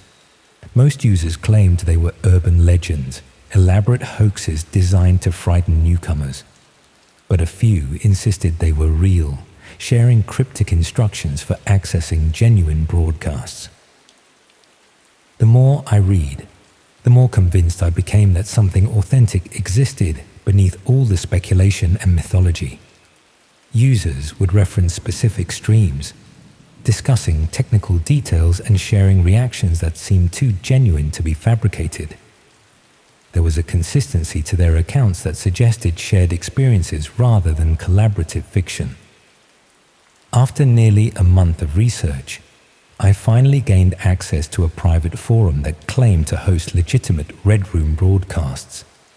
The verification process was extensive, requiring proof of serious interest and understanding of digital security protocols. I had to demonstrate my knowledge of encryption, provide references from other underground communities, and pass several tests designed to weed out casual browsers and potential law enforcement. The forum itself was unlike anything I'd encountered in my weeks of exploration. Professional-looking, well-organized, with strict rules about behavior and content sharing. Users were required to maintain consistent personas, contribute meaningfully to discussions, and demonstrate ongoing commitment to the community. This wasn't a place for tourists or thrill seekers. Live broadcasts were announced days in advance, with detailed information about technical requirements and viewing protocols. The descriptions were deliberately vague, referring to interactive experiences and immersive content without explicitly stating what viewers would witness. But the anticipation in the forums was obvious. Users discussing upcoming streams with an excitement that made my stomach turn. I told myself I was conducting research, satisfying academic curiosity about a phenomenon I'd only read about. Part of me still believed these broadcasts would turn out to be elaborate hoaxes, carefully staged performances designed to convince gullible viewers. But another part, a part I didn't want to acknowledge, was genuinely excited about the possibility of witnessing something real and forbidden. The first stream I attended was scheduled for a Wednesday evening. I waited until my parents had gone to bed, then settled in my bedroom with my laptop and a pair of headphones. The technical setup was more complex than regular streaming, requiring specific software and connection protocols. By the time everything was configured properly, I was sweating despite the cool October weather. The broadcast began precisely at midnight. Unlike the grainy, amateurish content I'd expected, the image quality was exceptional. Multiple camera angles showed what appeared to be a basement or cellar, professionally lit and equipped with various items I couldn't immediately identify. The production values rivaled anything on mainstream television. A figure wearing dark clothing and a simple mask entered the frame, moving with methodical precision as they prepared the space for whatever was about to happen. They never spoke directly to the camera, but occasionally gestured towards specific areas or objects, suggesting they were aware of the viewing audience. Then the victim was brought in. I use that word deliberately now, though at the time I couldn't bring myself to think of them that way. They appeared confused, disoriented, looking around the space as if trying to understand their situation. They seemed to be about my age, maybe slightly older, with the kind of ordinary appearance that made them feel real rather than like an actor in a performance. What followed was the systematic destruction of another human being. Not quickly, not mercifully, but slowly and deliberately, with clear attention to the viewing audience's presumed preferences. The masked figure would occasionally pause to check messages from viewers, sometimes adjusting their approach based on suggestions or requests. I should have stopped watching immediately, should have closed the laptop and tried to forget what I'd seen. Instead, I found myself transfixed, unable to look away from something I knew was fundamentally wrong. The professional presentation, the interactive elements, the victim's genuine terror, everything confirmed that this wasn't a performance or simulation. The stream continued for nearly 3 hours. By the end, I was physically sick and shaking uncontrollably. The person who had entered the frame confused and frightened was no longer moving. The masked figure began methodically cleaning the space, removing evidence of what had occurred with the same professional efficiency they'd shown throughout. In the final minutes, the figure addressed the camera directly. Though their voice was digitally altered, they thanked viewers for their participation and announced that the next live broadcast was already being planned. They mentioned that premium subscribers would receive access to archived content and special interactive features. The stream ended abruptly, leaving me staring at a blank screen in my darkened bedroom. Outside, I could hear the familiar sounds of my neighborhood. Cars passing, a dog barking, the hum of street lights, normal sounds from a normal Tuesday night in a normal suburb. But nothing felt normal anymore. I didn't attend college the next day, or the day after that. When I finally returned, everything seemed different. Conversations with friends felt hollow and meaningless. Lessons about media literacy and digital citizenship took on sinister new meanings. I found myself studying my classmates and teachers, wondering what darkness might lurk beneath their ordinary facades. The forum sent me several messages over the following weeks, automated notifications about upcoming streams, invitations to participate in community discussions, offers to upgrade my membership status for access to exclusive content. I ignored them all, but I never deleted my account or blocked the communications. That was 6 months ago. I've tried to move on, focus on my A-levels, think about university applications.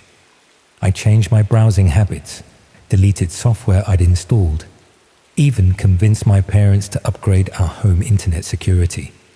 I told myself these were practical precautions, unrelated to what I'd witnessed online. But the images haven't faded. If anything, they've become more vivid over time. Not just the violence, though that was horrific enough, but the realization of my own complicity. The knowledge that I'd sat through the entire broadcast without attempting to help or intervene. I've started noticing things around Nottingham that I hadn't seen before. Vans parked in residential areas with tinted windows and multiple aerials. People who seem to be observing rather than simply passing through. Buildings with more security cameras than their apparent purpose would justify. Probably just paranoia, the result of knowing what kinds of activities are hidden beneath the surface of normal life. Last week, I received a package at our house. No return address, just my name written in careful block letters. Inside was a small webcam and a handwritten note with a local address. The note simply said, "Ready for the next level. Thursday 11 p.m. I threw the camera in my bedroom bin immediately, but I memorized the address before disposing of the note. The location is in one of the industrial areas near the canal, somewhere I'd never had reason to visit. I looked it up online. It's registered as storage units, the kind of place people rent when they need extra space for furniture or business equipment. Nothing suspicious about it, At least, not on the surface. I keep telling myself I won't go, that I'll ignore the invitation and focus on my coursework, my university applications, my plans for a normal future. But Thursday is tomorrow night, and I know exactly how to get to that address on the night buses. The webcam is back on my desk now. I retrieved it from the bin this morning, telling myself I just wanted to examine it more closely. It's a high-quality device, the kind that would produce professional-looking footage in the right lighting conditions.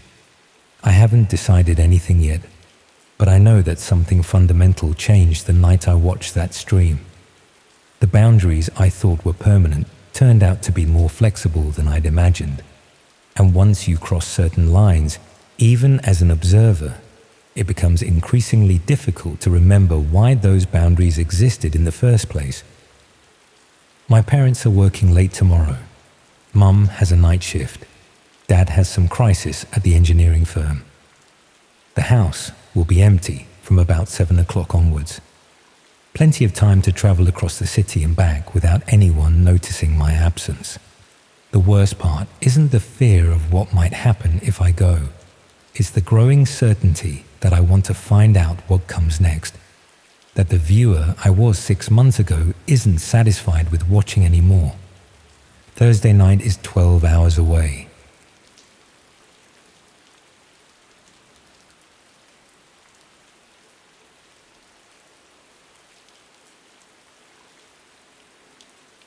Imagine finding out that your home address has been circulating on the dark web for 6 months, attached to something you never agreed to, something you never even knew existed. That's what happened to me, and I'm still not entirely sure how to process it. I should probably start by explaining that I'm not someone who would normally have any reason to know what goes on in those hidden corners of the internet. I work in graphic design, mostly corporate branding and marketing materials. My technical knowledge extends to Adobe Creative Suite and basic troubleshooting when my laptop decides to act up. The dark web was something I'd heard about in news reports, usually linked to drug markets or stolen credit cards. But it wasn't something I'd ever had cause to think about seriously. What changed was a conversation I overheard at my sister's house last summer. Her husband works in cybersecurity, and he was telling someone about a case his firm had been consulted on. A woman in Manchester had discovered that her home was being used as a drop point for illegal goods without her knowledge. Parcels would arrive addressed to fake names, and before she could refuse them or return them to sender, they'd disappear from her doorstep. Someone had been using her address as part of a distribution chain. The story stuck with me because of how vulnerable it made the woman sound. She hadn't done anything wrong, hadn't signed up for anything suspicious, but somehow her address had been selected and used by people she'd never met for purposes she couldn't begin to understand. Her brother-in-law mentioned that these schemes were often coordinated through the dark web, where addresses could be bought and sold like any other commodity. I didn't think much more about it until a package arrived at my flat in Bristol 3 weeks later. Nothing immediately suspicious about it, just a standard padded envelope with my address printed on a label. The name on the package wasn't mine though. It was addressed to someone called M. Richardson, which wasn't even close to my actual name. I live alone in a converted warehouse building near the harbour, the sort of place that got gentrified about 10 years ago and now houses young professionals and small creative agencies. The postal situation has always been a bit chaotic because the building was divided into flats without much thought for how mail would be distributed. We have individual letterboxes in the entrance hall, but delivery drivers often just leave packages in the communal area if they can't work out which flat they're meant for. This package had been left outside my door specifically, which suggested the delivery driver had made more effort than usual to find the right address. I assumed it was a mistake, probably meant for a previous tenant, or someone who'd given my address by accident when ordering something online. It happens more often than you'd think. I left the package in the communal hallway with a note explaining it had been delivered to the wrong person, thinking whoever it was meant for would collect it eventually. When I came home from work that evening, it was gone. Problem solved, or so I thought. The second package arrived 4 days later. Same handwriting on the label, same name, same padded envelope. This time, I opened the main door to find it propped against my specific flat door, not just left in the general area. Someone had made a deliberate effort to ensure it ended up at my flat rather than anywhere else in the building. I called the courier company listed on the label to explain the mistake. The person I spoke to was polite but ultimately unhelpful, explaining that the package had been delivered to the address on the label and that if I wasn't the intended recipient, I should refuse any future deliveries or return them to sender.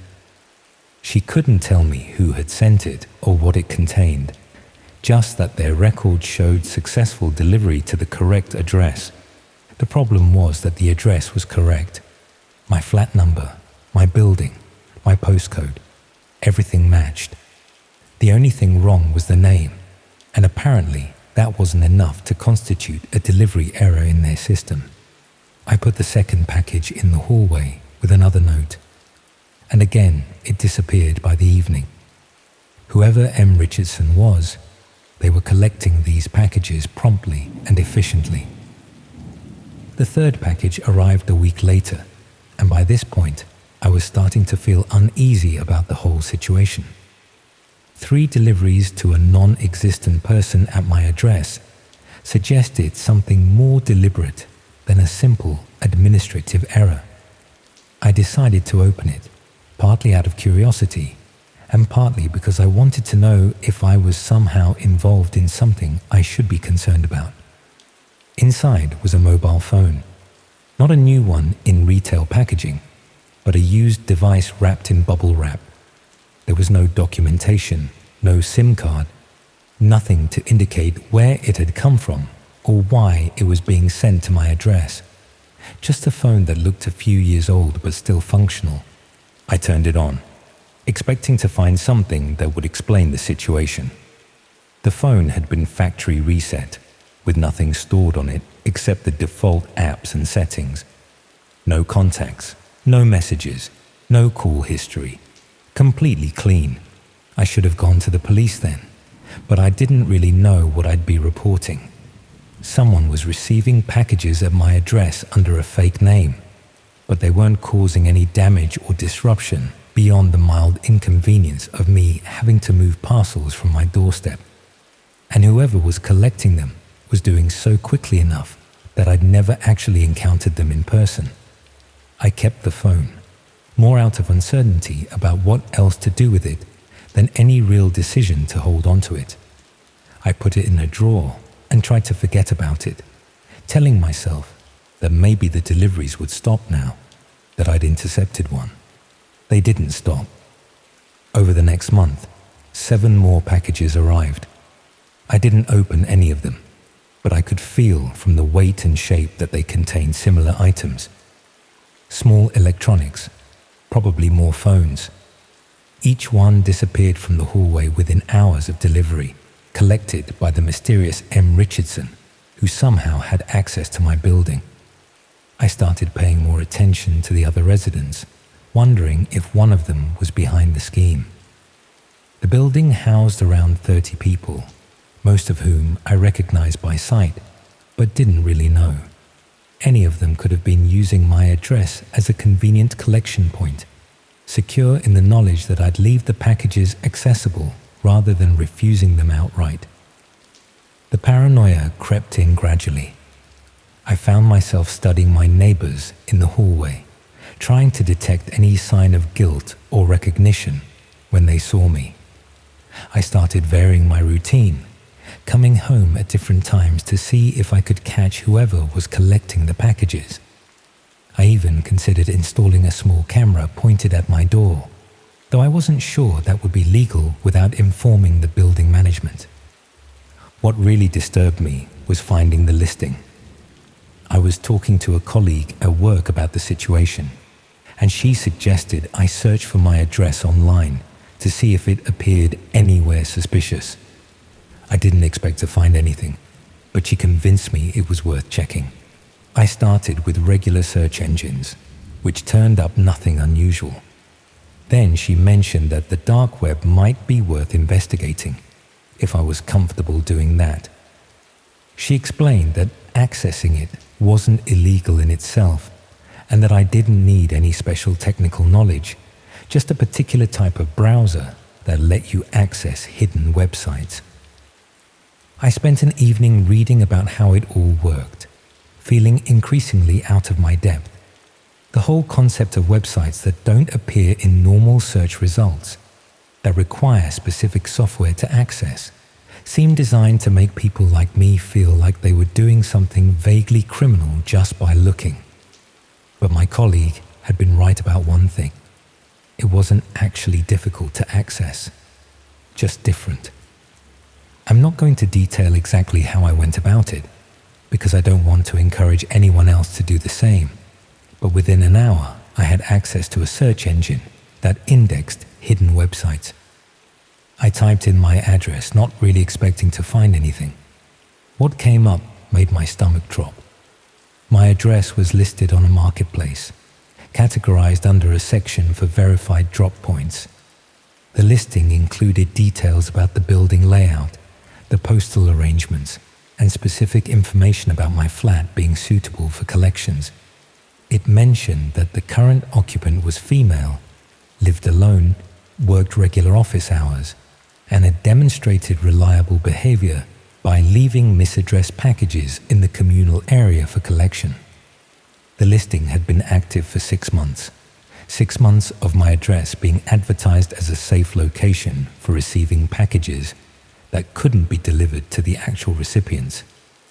6 months of strangers on the internet knowing details about my life and routine that I'd never shared with anyone. The price for using the address was listed in terms I didn't fully understand, but the comments from previous users made it clear that my flat had become a popular option. People praised the reliable access, the quick collection times, and the lack of interference from the resident. Someone had even given it a 5-star rating. I felt physically sick reading through the comments. These people were discussing me like I was a service they'd paid for, analyzing my behavior patterns and noting when I was most likely to be home. One comment mentioned that I usually left for work around 8 in the morning and returned around 6 in the evening, which was accurate enough to suggest they'd been watching the building. Another comment noted that I sometimes went away for weekends, making those times particularly convenient for larger deliveries that might need more time for collection. The level of observation was deeply unsettling. These weren't just people using my address opportunistically. They were actively monitoring my routine to optimize their operations. I tried to report the listing, but there was no obvious mechanism for doing so. The marketplace didn't have contact details or support functions like a normal website. It just existed, hosting listings for dozens of other addresses across the UK, all of them presumably occupied by people who had no idea they were being used this way. I took screenshots of everything, thinking I'd need evidence when I reported it to the police.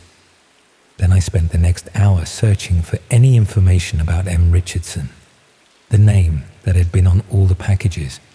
Nothing came up. It was clearly a fake name, probably one of many used by different people to collect their purchases from my address. The worst part was realizing that I couldn't just stop it. Even if I refused all future packages, even if I put up signs or changed my locks, the listing would still be there. My address would still be advertised as a drop point, and whoever had posted it would simply update the listing to reflect the changed circumstances. The information was already out there, circulating in spaces I couldn't access or control.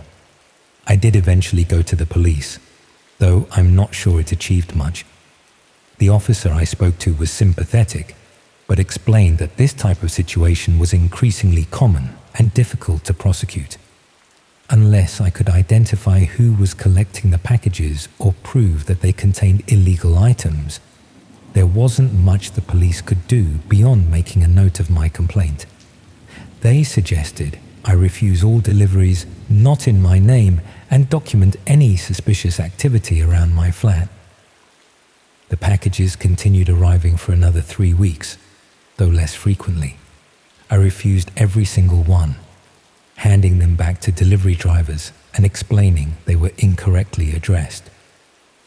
Some drivers argued, saying their systems showed successful deliveries to that address in the past, but I stood firm. Eventually, the deliveries stopped. I checked the dark web listing a month later and found that my address had been marked as compromised, with a warning to users that the resident was now aware and refusing packages.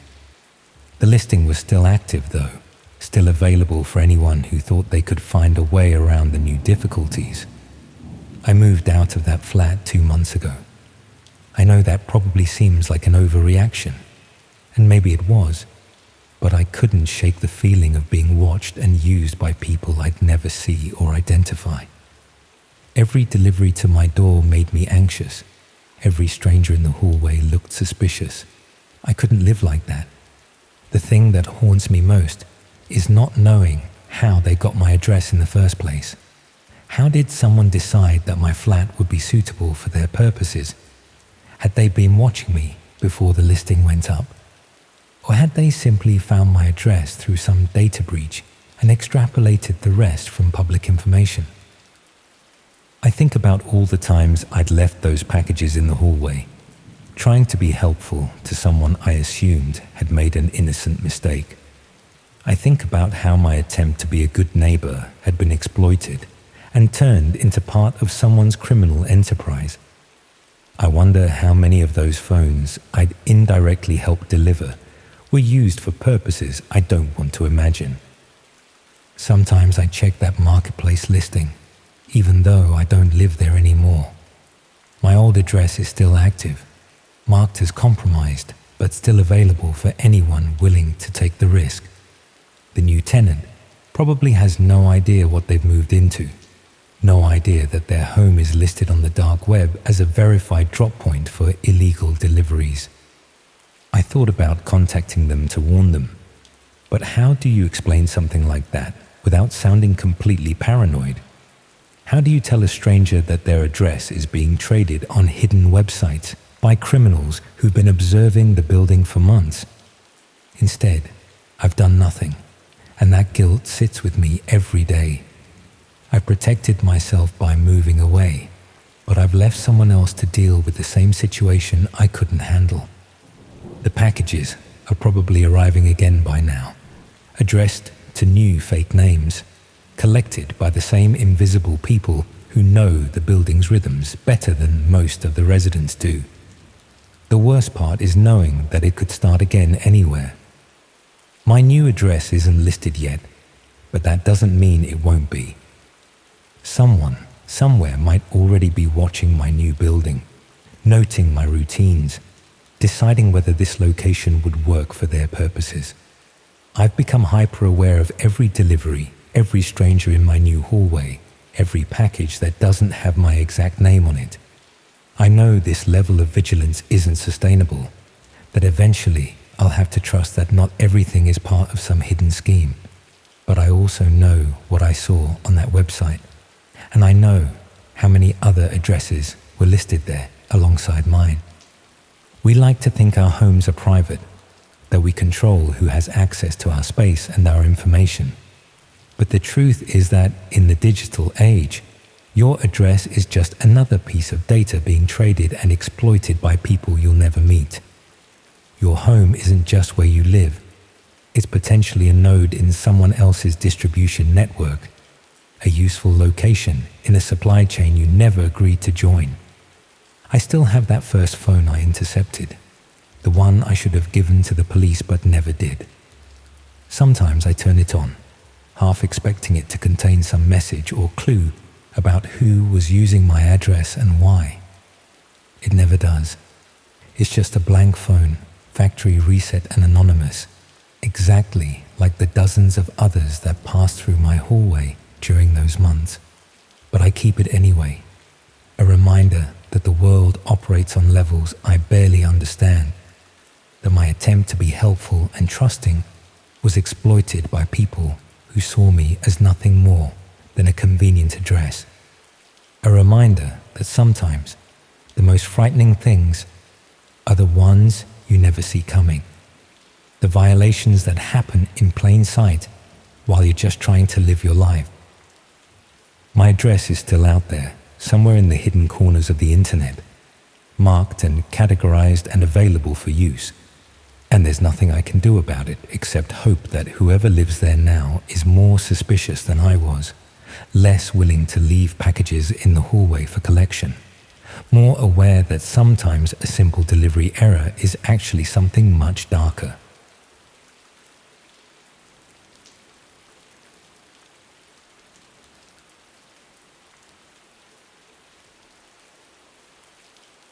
It's raining here at the caravan site. I've been trying to pinpoint exactly when I crossed the line from doing something questionable into doing something genuinely harmful. But the truth is, there probably wasn't one single moment. It was gradual. It was a series of small compromises that seemed reasonable at the time, but added up to something I'm deeply ashamed of now. I used to write recommendation letters for people applying to jobs. Sounds innocent enough, right? Except I was writing them for strangers I'd never met, people who paid me to fabricate glowing references for positions they weren't qualified for.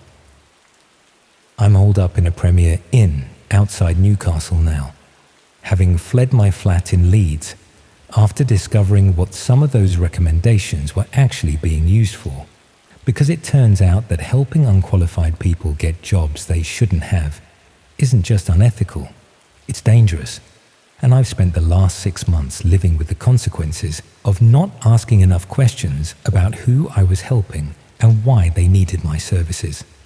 The whole thing started about 18 months ago, when I was barely scraping by as a freelance copywriter.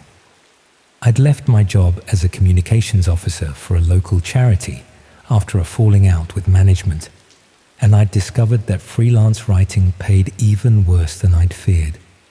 Most months, I was choosing between heating and eating, as the saying goes. I'd been doing the usual freelance work, blog posts, website copy, the occasional press release, when I came across a request on a freelance platform from someone looking for professional reference letters. They explained they were applying for jobs, but had been out of work for several years and didn't have recent references from employers who could vouch for their skills. The rate they offered was generous, £200 for a single letter that would take me perhaps an hour to write. They provided details about their work history and the type of position they were applying for, and I crafted a convincing reference letter supposedly from their previous manager. I felt uncomfortable about the deception, but I rationalized it by telling myself that everyone exaggerates on job applications, and I was just helping someone get their foot in the door. They probably had the skills they claimed, just not the documentation to prove it. The client was pleased with my work and recommended me to others who needed similar services. Within a few weeks, I was writing multiple reference letters each month, all for people who claimed to have employment gaps or difficult previous employers who wouldn't provide fair references. The money was keeping me afloat financially, and I convinced myself I was providing a legitimate service for people who'd been unfairly disadvantaged by circumstances beyond their control. After all, the job market was brutal, and sometimes good people needed a helping hand to compete with candidates who had more conventional career paths. But the requests started becoming more specific and troubling. Instead of general employment references, clients began asking for letters vouching for professional qualifications they clearly didn't possess. Teaching credentials, medical certifications, even security clearances for positions that required background checks. When I questioned whether I should be fabricating credentials for regulated professions, the clients assured me they had the necessary qualifications, but had lost their documentation or had problems with previous employers who were blocking their access to official records. The explanations were always plausible enough that I could convince myself I was helping victims of bureaucratic incompetence rather than enabling fraud. The rates increased as the requests became more demanding. I was soon earning more from writing fraudulent references than I had from my previous legitimate employment. The financial security was intoxicating after months of struggling to make rent. I developed a system for creating convincing reference letters that would pass casual scrutiny. I researched real companies and institutions, created plausible employment histories, even generated fake contact details that would redirect to voicemail boxes if anyone tried to verify the references. The work became almost routine. I'd receive a request with employment details, craft a convincing reference letter, and collect my fee. I stopped thinking about the consequences of what I was doing, treating it as just another writing assignment, rather than systematic fraud that was helping unqualified people access positions they had no business occupying. The breakthrough came when I saw a news report about a care home scandal in Yorkshire. Several elderly residents had died after receiving improper medication from a care worker who'd falsified her nursing credentials. The investigation revealed she'd been working in healthcare for over a year using fraudulent reference letters and fake certification documents. Something about the story felt familiar, and I checked my records to see if I'd ever written references for anyone in the healthcare sector. What I found made me feel physically sick. I'd written multiple reference letters for someone matching the care worker's description, fabricating employment history as a qualified nurse with years of experience in elderly care. I couldn't be certain it was the same person.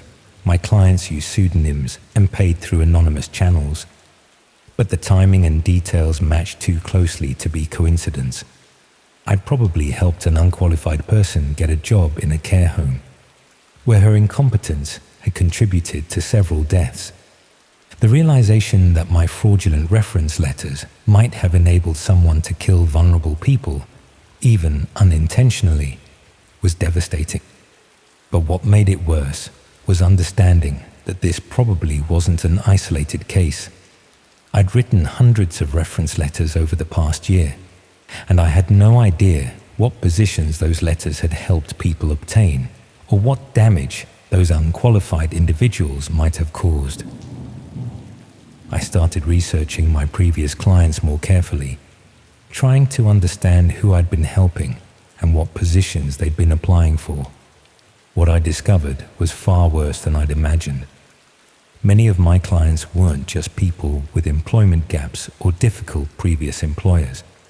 They were individuals who'd been barred from certain professions due to criminal convictions, incompetence, or professional misconduct.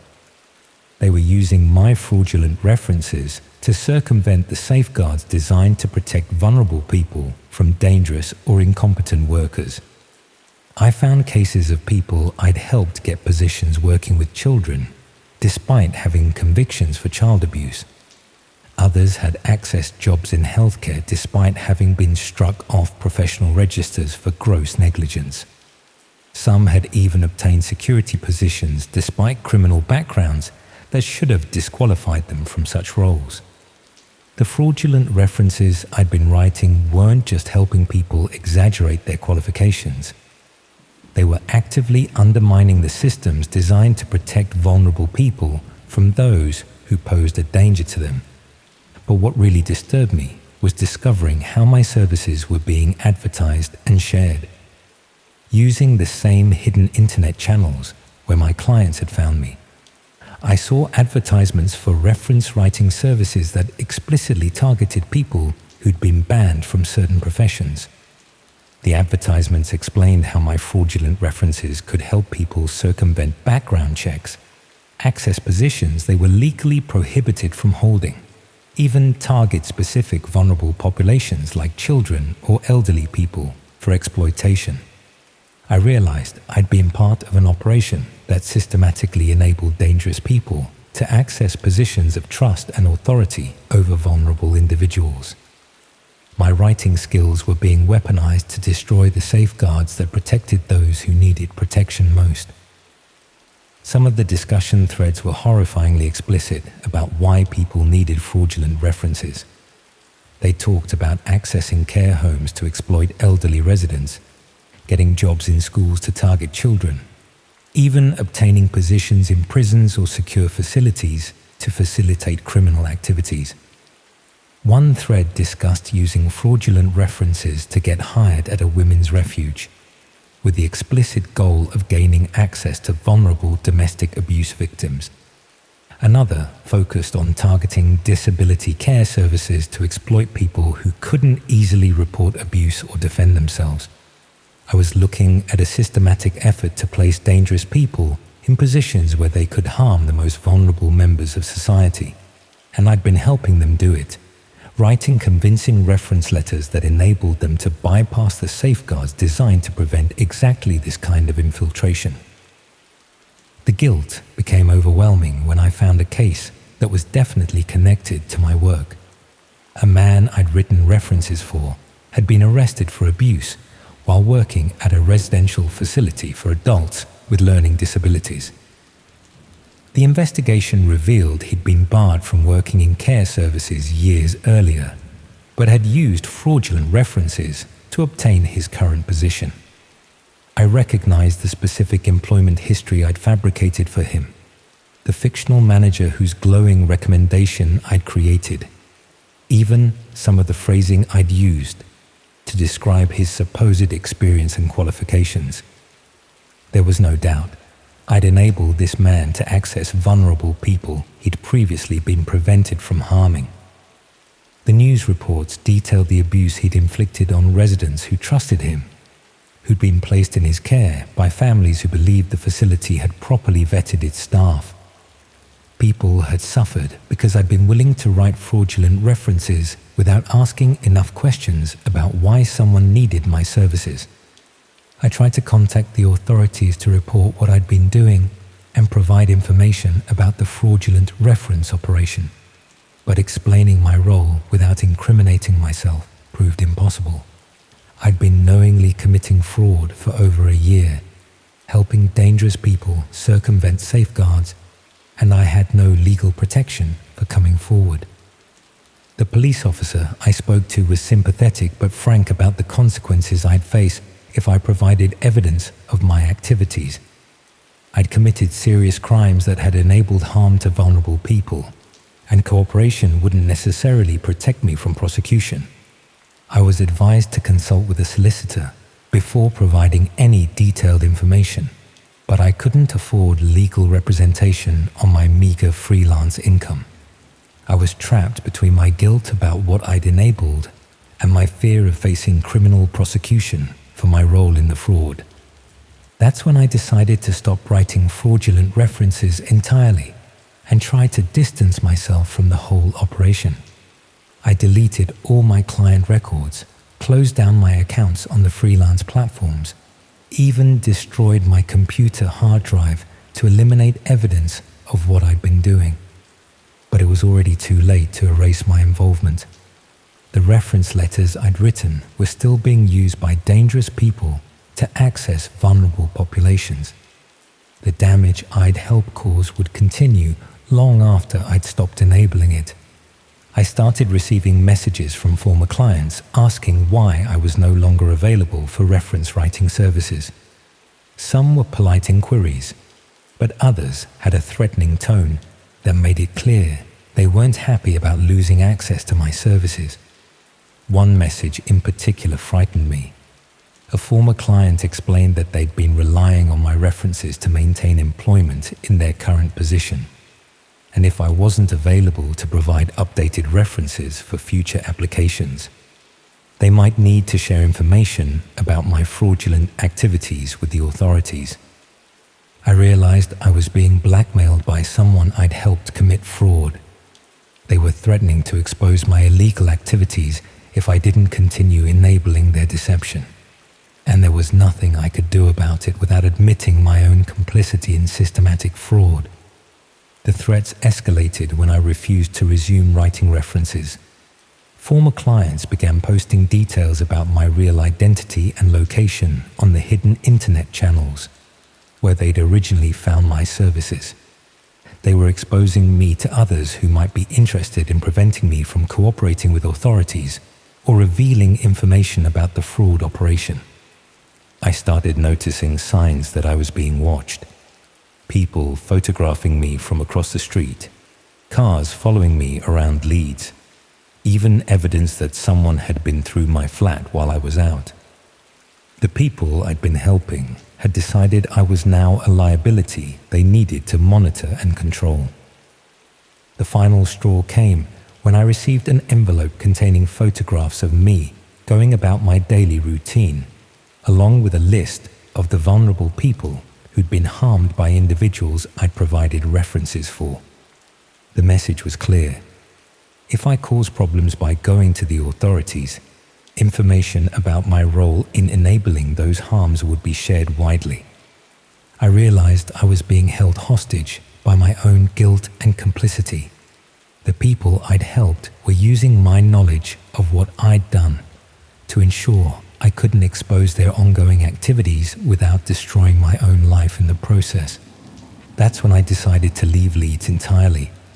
I withdrew what little money I had in my bank account, packed essential belongings, and drove to Newcastle, where I hoped I could disappear for a while.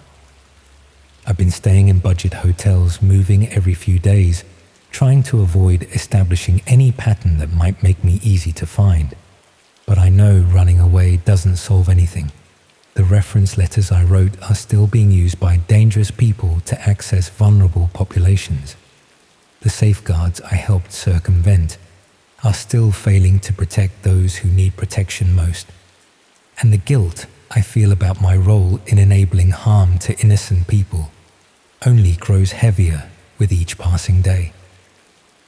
I keep thinking about the elderly people who died in that care home, the residents who were abused in the disability facility, all the other victims whose suffering was enabled by reference letters I wrote for a few £100s.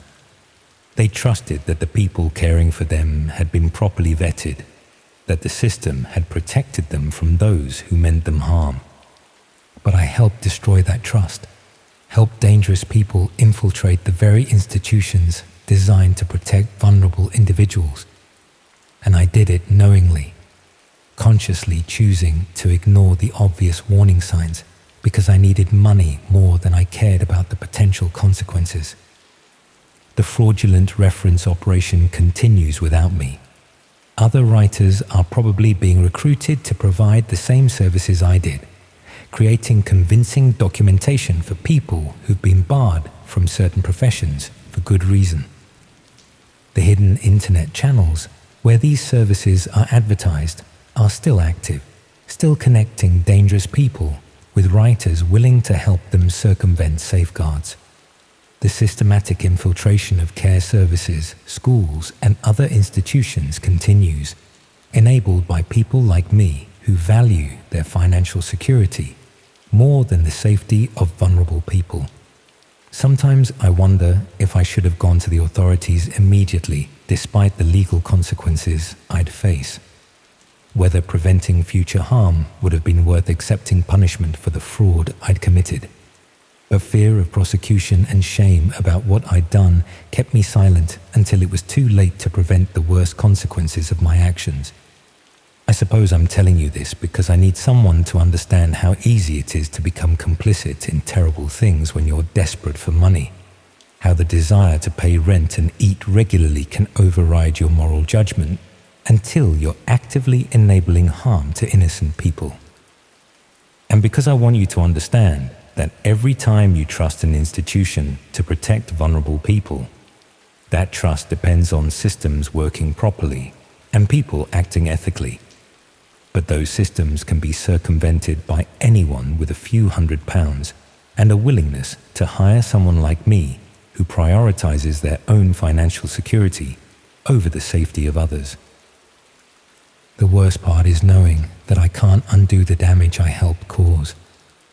Can't protect the vulnerable people who are still being targeted by individuals I helped infiltrate care services and other trusted institutions. All I can do is hide in anonymous hotels and hope that eventually the guilt becomes bearable enough that I can sleep without seeing the faces of victims I never met, but helped harm nonetheless. I keep hoping someone with more courage than I have will expose these fraudulent reference operations before they enable more harm. But I'm not optimistic about that happening, because the people who profit from circumventing safeguards understand how to exploit desperate writers like me, how to insulate themselves from consequences, and how to ensure that their victims remain silent through fear and complicity. And in the meantime, vulnerable people continue to suffer because I was willing to write convincing lies for anyone who could pay my rate, without asking enough questions about why they needed my services or what they planned to do with the fraudulent credentials I provided.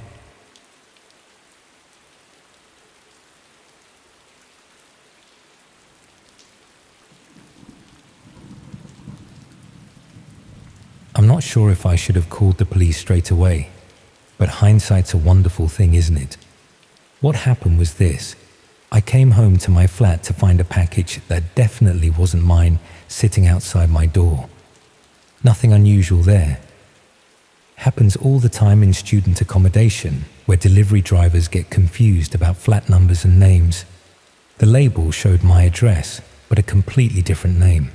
Someone called David Chen, who I'd never heard of. The package was from a medical supply company, which struck me as odd given that most students aren't ordering specialized medical equipment.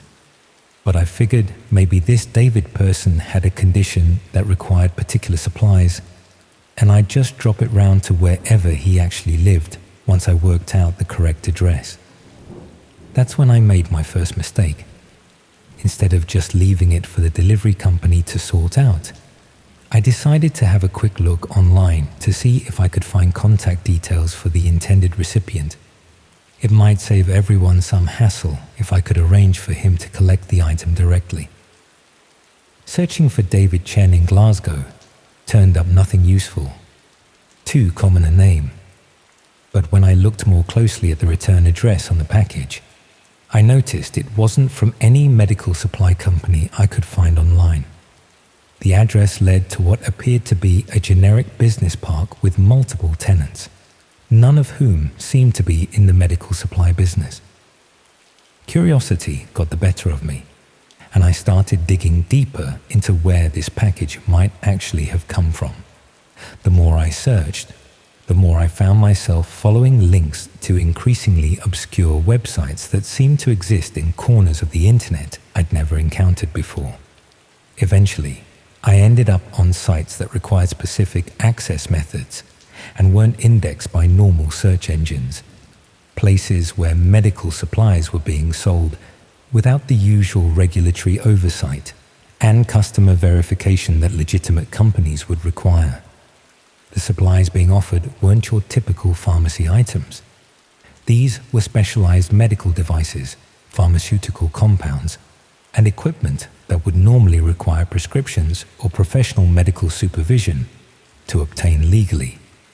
Most concerning was that many items were being marketed for uses that had nothing to do with legitimate medical treatment. Substances described as useful for behavioral modification or compliance enhancement, devices that could be used for restraint or monitoring, even chemicals that seemed designed for incapacitating rather than treating people. I realized I might be holding a package containing materials that were intended for harming rather than helping someone. the medical supply company was a front for distributing items that could be used for assault, kidnapping, or worse. But that raised the question of who David Chen actually was, and why someone was having these materials delivered to an address near mine. Either he lived in the area and was involved in activities that required access to dangerous medical supplies, or someone was using a false name and approximate address to receive materials they couldn't obtain through legitimate channels.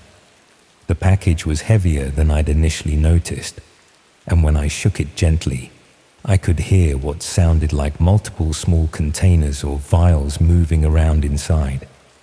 This product is definitely not what you'd expect from normal medical supplies. I tried to research David Chen more systematically, looking through university records, local business directories, and social media to see if I could find anyone by that name who might legitimately be expecting medical deliveries.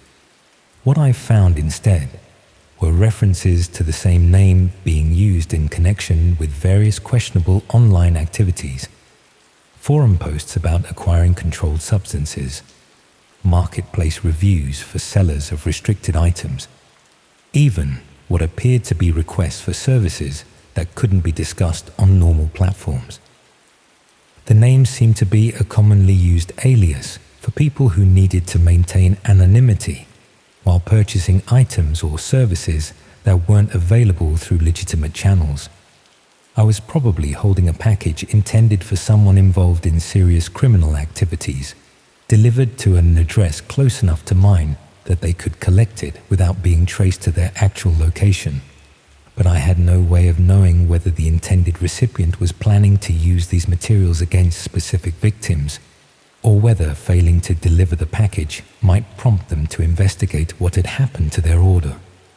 If David Chen was expecting delivery of materials he planned to use for harming someone, discovering that his package had been intercepted might make him desperate enough to take risks to recover it. That could put me in danger if he decided I was a threat to his activities. On the other hand, if I delivered the package as intended, I'd be facilitating whatever crime he was planning to commit against innocent victims who had no idea they were being targeted. I decided the safest option was to dispose of the package without opening it or trying to return it to its intended recipient. If David Chen was involved in legitimate medical treatment, he could reorder his supplies through proper channels. If he was planning to harm someone, denying him access to these materials might prevent serious crimes. But getting rid of medical supplies safely required more thought than just throwing them in the bin. If the package contained controlled substances or hazardous materials, improper disposal could create environmental problems or give other people access to dangerous items.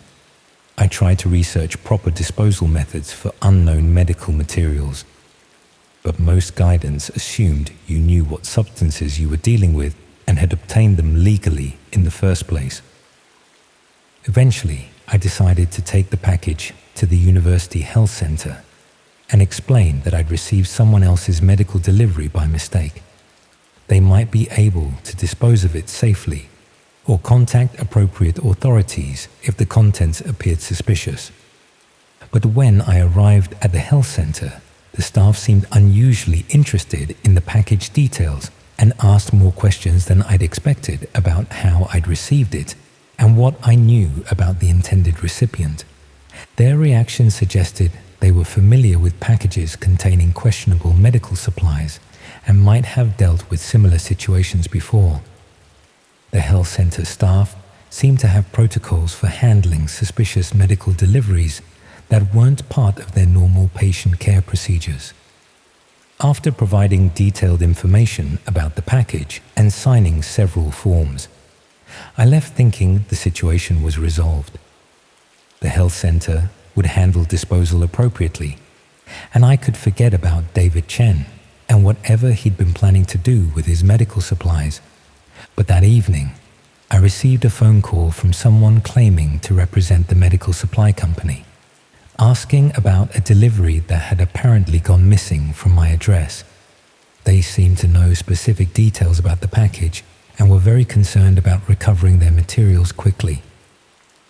When I explained that I'd turned the package over to university authorities because it had been delivered to the wrong address, the caller became agitated and insisted that the materials were urgently needed for a legitimate medical emergency.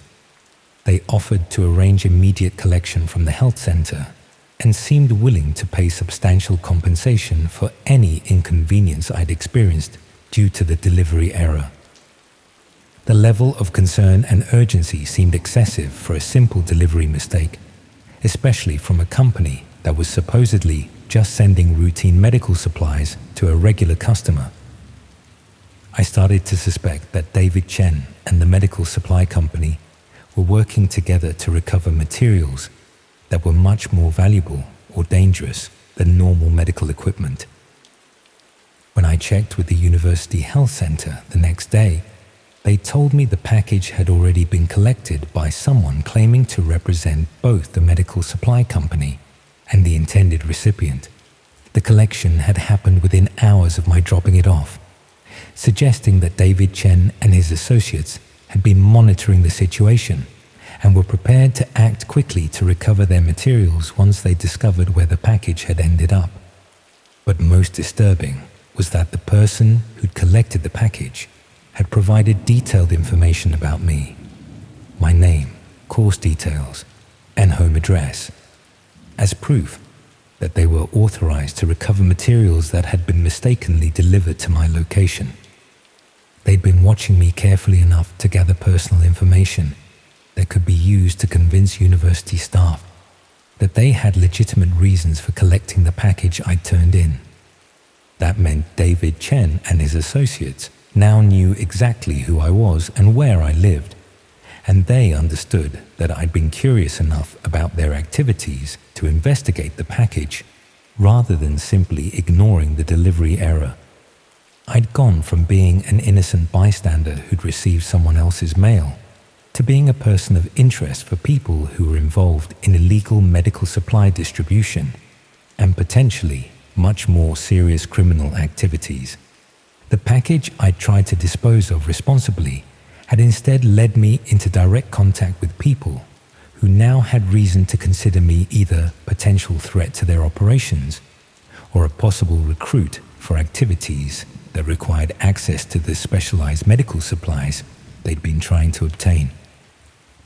When I got home that night, there was another package waiting outside my door, this time addressed to me personally and containing a handwritten note thanking me for my assistance with the previous delivery and inviting me to participate in what was described as a lucrative opportunity for students who were interested in discrete medical supply logistics.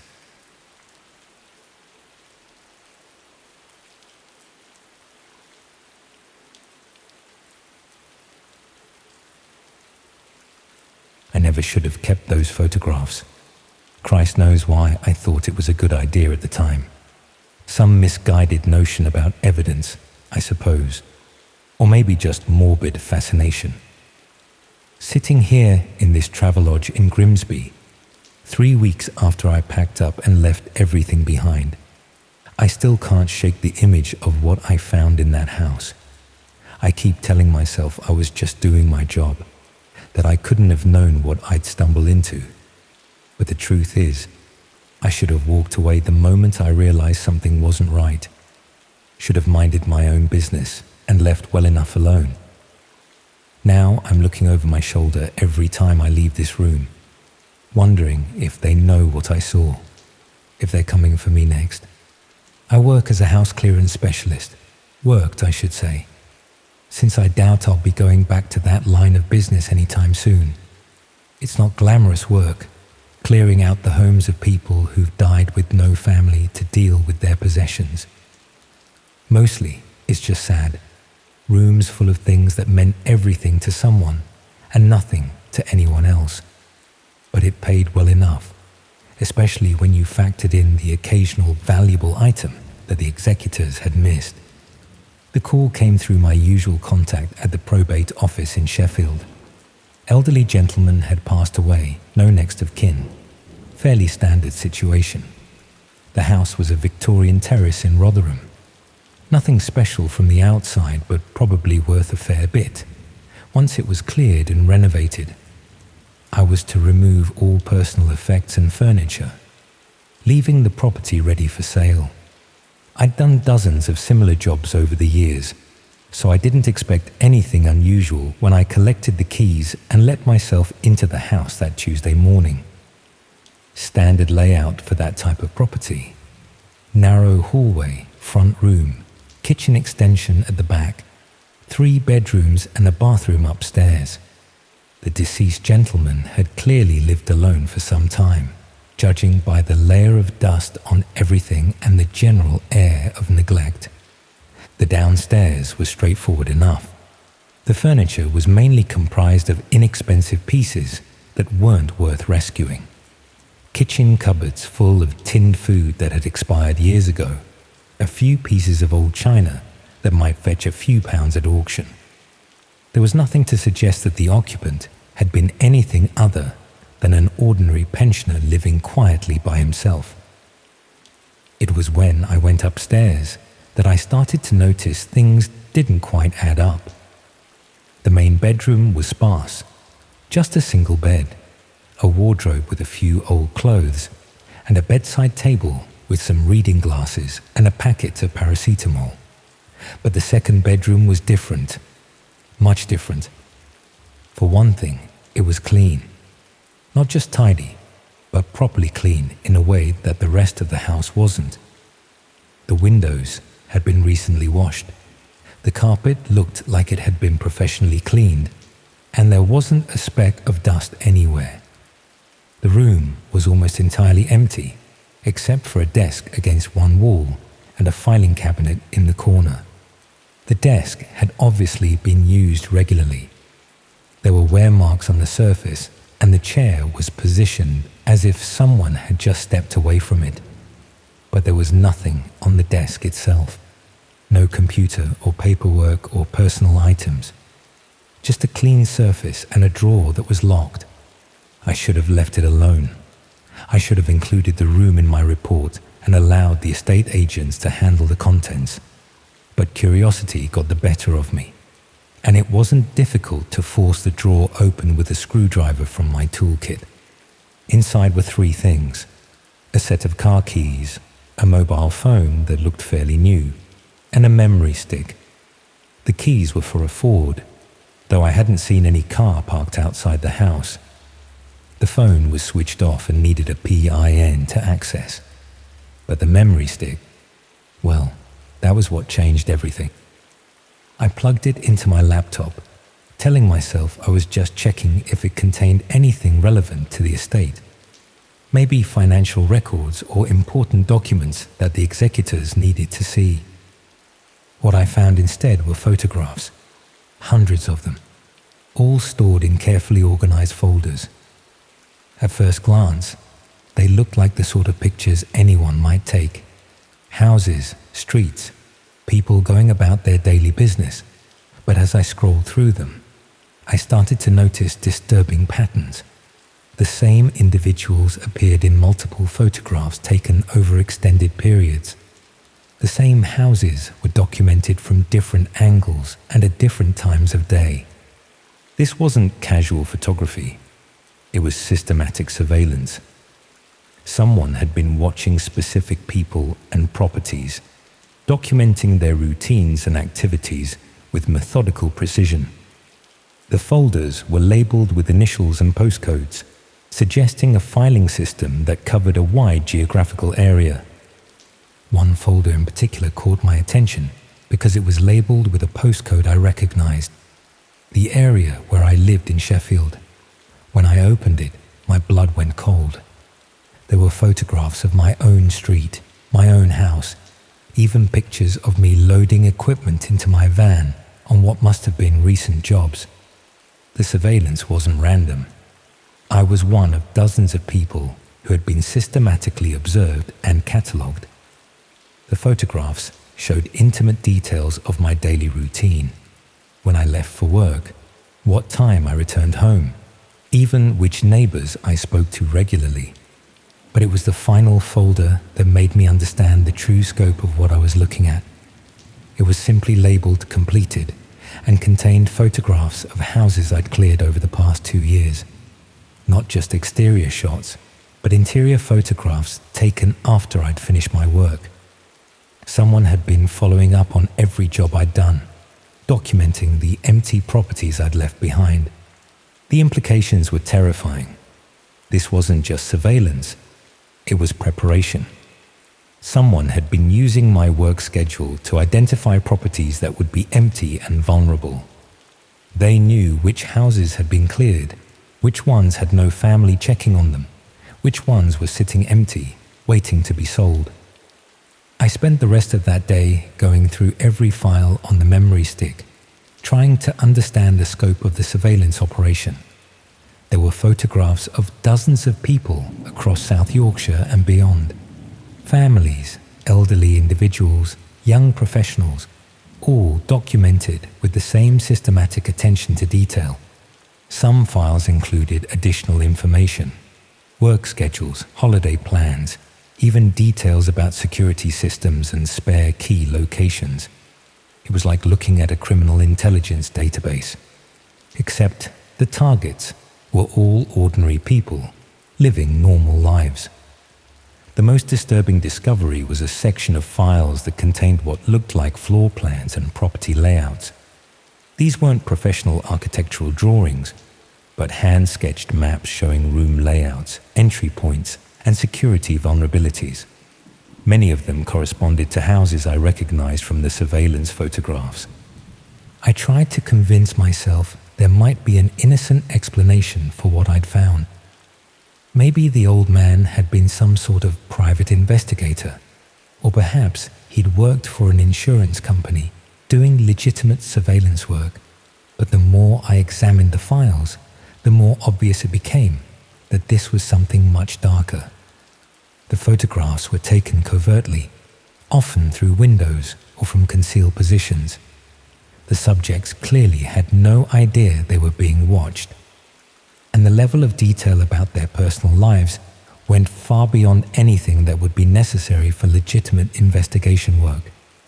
I decided to take the memory stick to the police, but first I wanted to copy the files as backup evidence. That's when I made the mistake of accessing the internet to upload the photographs to cloud storage. The laptop connected to an unusual network, one that required special software to access. Out of curiosity, I explored some of the websites available through this network. What I found made me realize that the surveillance operation was much larger than just one person's obsession. There were entire communities dedicated to sharing intelligence about potential targets, coordinating surveillance activities, and planning break-ins. The photographs from the memory stick weren't just evidence of one person's criminal activity. They were part of a collaborative effort involving dozens of people across different regions. The surveillance subjects had been chosen systematically, with different individuals responsible for monitoring specific areas and target types.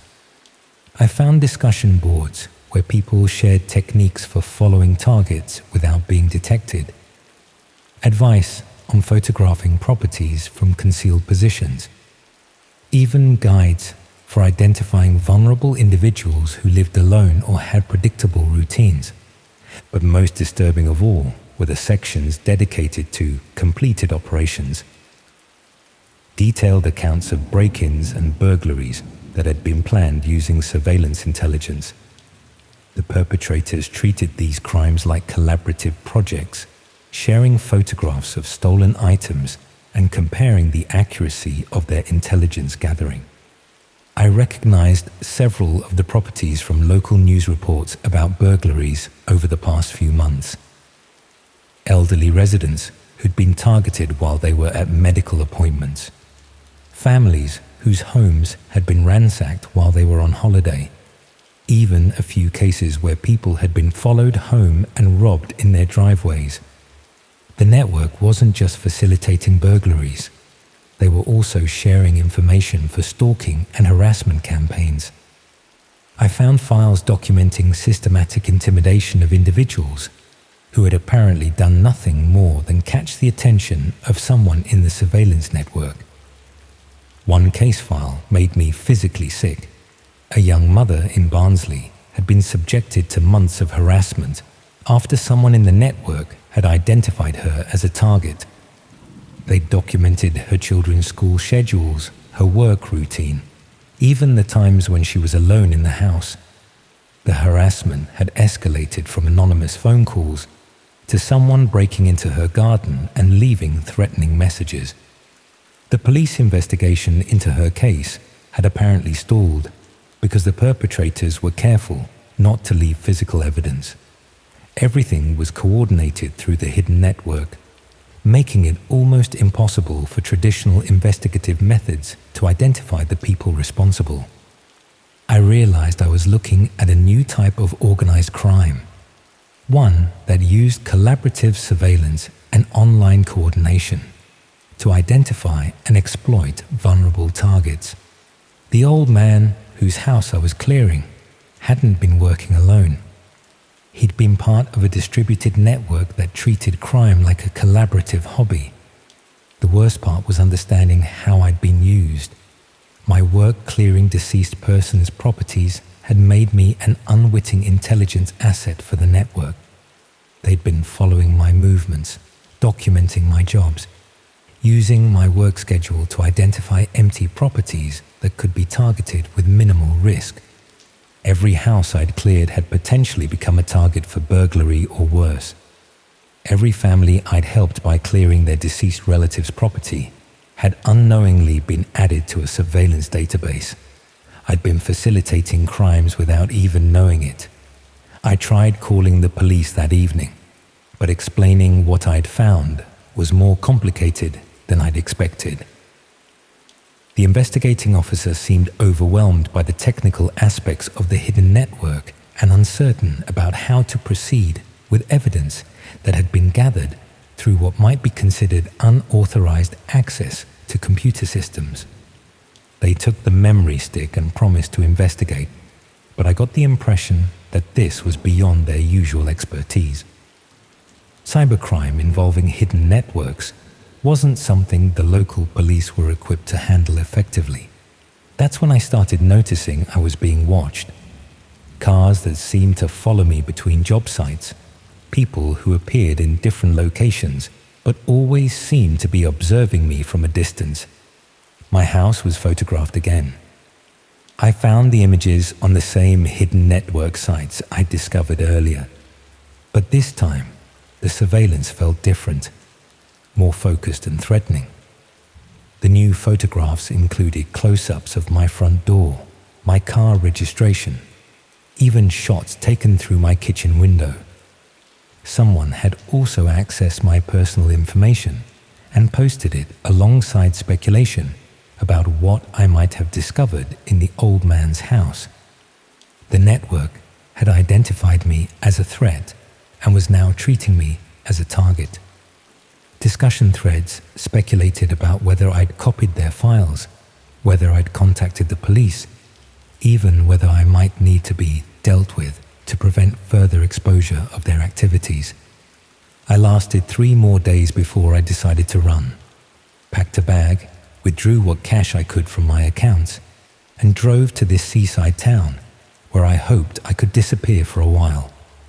Left my house, my business, even my cat with a neighbor who thinks I've gone away on holiday. But I don't think distance is going to protect me from people who've made surveillance and coordination their specialty. They've had weeks to document my habits, my relationships, my vulnerabilities.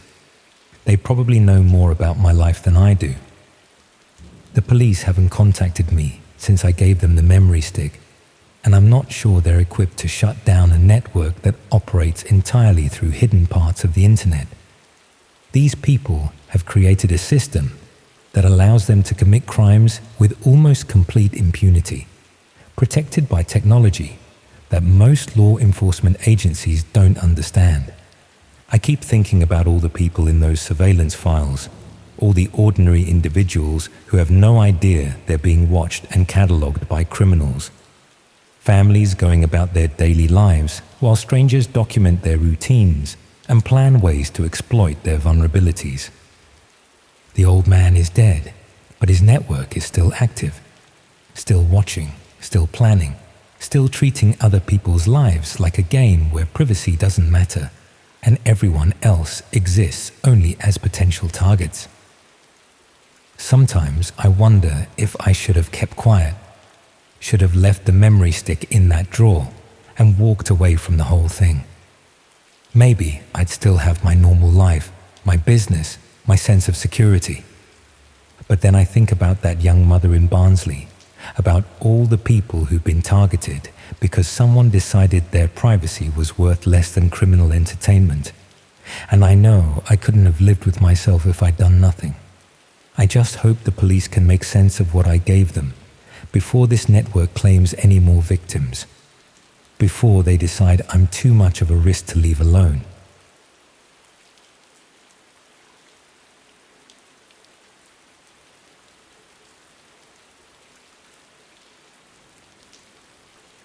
Picture a scenario where you've worked somewhere for 8 years, put in the overtime, covered for colleagues when they called in sick, never missed a deadline, and then one Tuesday morning, your manager calls you into his office and tells you the company is restructuring. Your position is being eliminated, effective immediately. Security will escort you out, and they'll post your belongings within a week. That's what happened to me 3 months ago. My name is Martin, I'm 42, and until recently, I was a project coordinator at a logistics company in Reading. Nothing glamorous, but it paid the bills, and I was good at it. The manager who fired me was a man called David Henley, someone who'd been brought in 6 months earlier to implement cost-cutting measures. He'd barely spoken to me before that Tuesday, but he delivered the news with a kind of professional detachment that suggested he'd done this many times before. What made it worse was that I knew the restructuring was selective. 3 people from my department were let go, but they kept on 2 others who did essentially the same work, just less efficiently. The decision seemed arbitrary, personal even, though I couldn't understand what I might have done to warrant being singled out. The first few weeks after losing the job were occupied with practical concerns, updating my CV, applying for positions, dealing with benefits paperwork, explaining to friends and family why I was suddenly unemployed. But as the rejections started coming in and the savings began dwindling, the anger began building. Not just frustration at the job market or the economic situation, but genuine rage at David Henley specifically.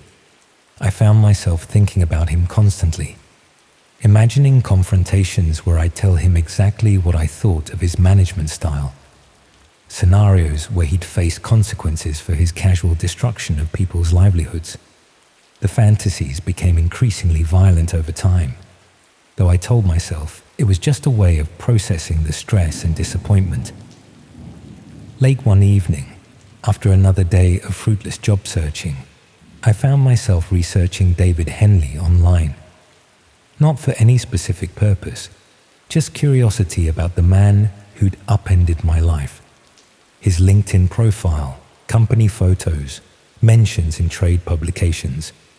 Nothing particularly revealing, but it felt like I was learning something useful about my enemy.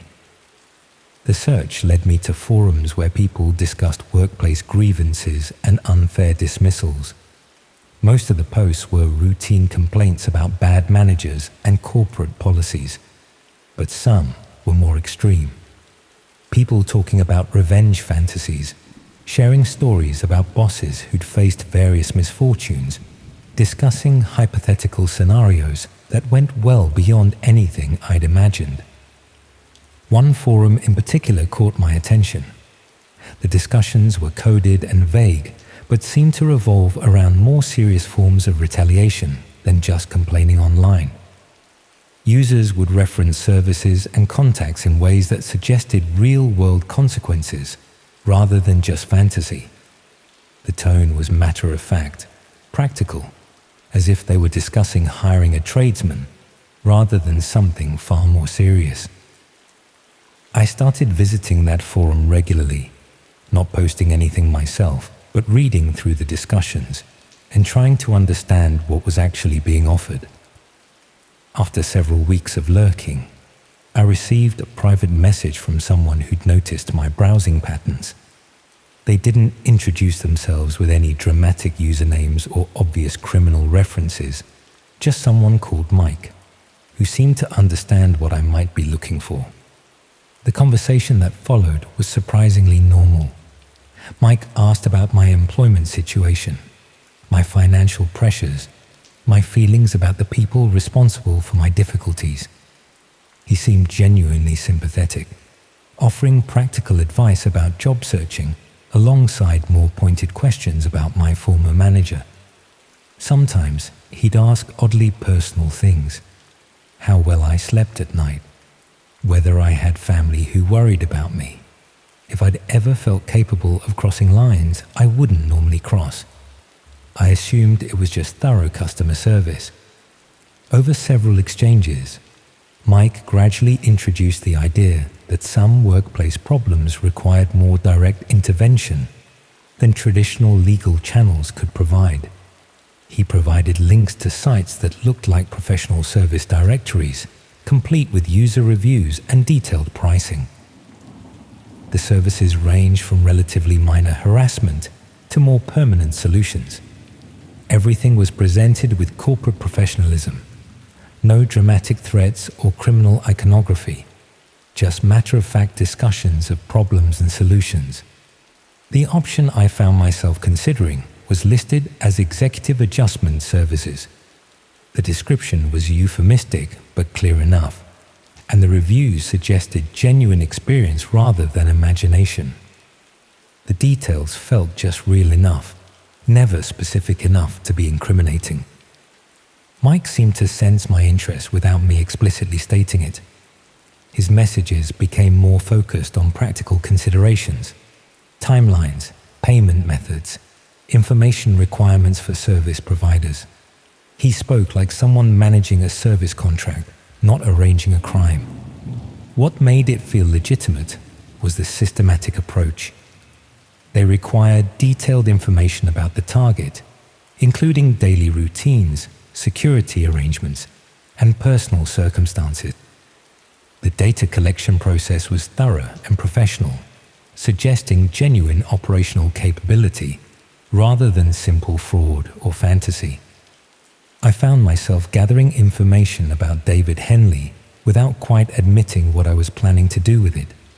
His home address, his car, his typical schedule, his family situation. The research felt purposeful and focused, giving me something constructive to do with the anger and frustration that had been building for months. The information gathering became increasingly detailed over time. I started following his routine, noting his lunch preferences, his gym schedule, his weekend activities.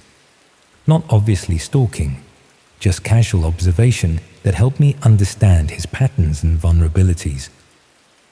The knowledge felt powerful, like I was finally taking control of a situation that had previously been entirely outside my influence. Mike's messages became more specific as I provided information. He would reference details I'd shared, suggest additional areas for research, and gradually build a comprehensive profile of David Henley's daily life. The collaboration felt professional and goal-oriented, like working on a legitimate project rather than planning something illegal. Around this time, I started noticing changes in my own circumstances that seemed oddly convenient. Job interviews for positions I didn't remember applying for. Meetings arranged by recruitment consultants I'd never contacted. Opportunities appearing with timing that felt deliberate. The interviews were for positions similar to my previous role, with companies that seemed legitimate enough. But the conversations would drift into uncomfortable territory. Questions about workplace stress, my thoughts on management accountability, whether I'd ever considered taking matters into my own hands when official channels failed. The interviewers seemed more interested in my emotional state than my professional qualifications. I began to wonder whether Mike's organization provided services beyond just executive adjustment, whether they were also involved in monitoring and managing clients, ensuring that people considering their services received appropriate guidance and support throughout the decision-making process. The job opportunities became more pressing over time. Offers for temporary positions that would require travel, consulting arrangements that would take me away from Reading for extended periods, opportunities that seemed designed to interrupt my research and planning activities. The timing felt too convenient to be coincidental. Mike's messages became more urgent as well. He mentioned limited availability for executive adjustment services, suggested that delays might affect pricing or scheduling, emphasized the importance of making decisions quickly before opportunities disappeared. The pressure was subtle but unmistakable. I arranged to meet Mike in person to finalize the arrangements, not at his suggestion, but because I wanted to confirm that I was dealing with legitimate professionals rather than elaborate scammers. The meeting was scheduled for a pub in central Reading, public enough to feel safe but private enough for sensitive discussion. Mike turned out to be exactly what I'd expected, middle-aged, professionally dressed, the sort of person you might encounter in any business context. But as we talked, I began to notice things that seemed inconsistent with the straightforward transaction I'd imagined. He seemed to know more about my personal circumstances than I'd shared in our online conversations, details about my financial situation, my housing arrangements, my social connections. When I asked direct questions about operational details, his answers became vague. He couldn't provide specific timelines, wouldn't explain methods, seemed reluctant to discuss practical aspects. Instead, he focused on my motivations. He wanted to understand why I felt David Henley deserved this level of intervention, whether I'd considered alternatives, how I planned to deal with the aftermath. The conversation felt more like a psychological evaluation than a business meeting. When I pressed for concrete commitments and timelines, Mike suggested that I needed more time to consider the decision properly. He recommended taking a few weeks to think through all the implications, perhaps exploring some of the job opportunities that had been appearing, reconsidering whether this level of intervention was really necessary. The meeting ended without any definitive arrangements being made. Mike gave me his contact details and suggested I should reach out when I was completely certain about proceeding. But something about his demeanor suggested that he expected me to change my mind rather than follow through with the original plan. Over the following days, I found myself questioning everything about the interaction. Whether Mike was actually connected to the services I thought I was purchasing, whether the whole setup was legitimate, whether I'd been dealing with professionals or something else entirely. By that point, the job offers had become more frequent and attractive. Legitimate positions with real companies, offering salaries that would resolve my financial difficulties immediately. Again, the timing felt too convenient, as if someone was actively working to provide alternatives to the executive adjustment services I'd been considering. I also started noticing that people seemed to recognize me more often. Once, a stranger mentioned the street I lived on in a casual conversation, though I didn't recall seeing him before. Another time, a shop assistant asked how my job search was going, though I'd never discussed it with anyone at that store. When I tried to contact Mike again, his account had been deactivated. The forums I'd been using showed error messages, and the service websites appeared to be under maintenance. All evidence of the executive adjustment option had become inaccessible. The job offers continued arriving though. Positions that seemed specifically designed for my skills and experience, with companies that had apparently heard good things about my work despite my recent unemployment, opportunities that would require relocation, keeping me busy and providing new focus for my attention.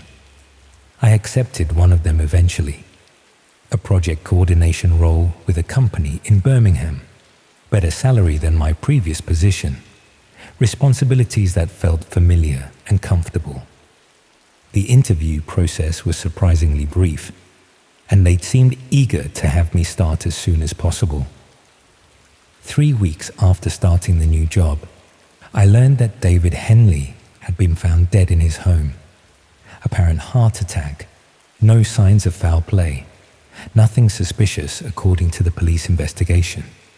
He was 45, no previous health problems, found by his wife when she returned from visiting her mother. The timing felt too convenient to be coincidental, but I had no way of determining whether his death was connected to my previous planning or simply random misfortune.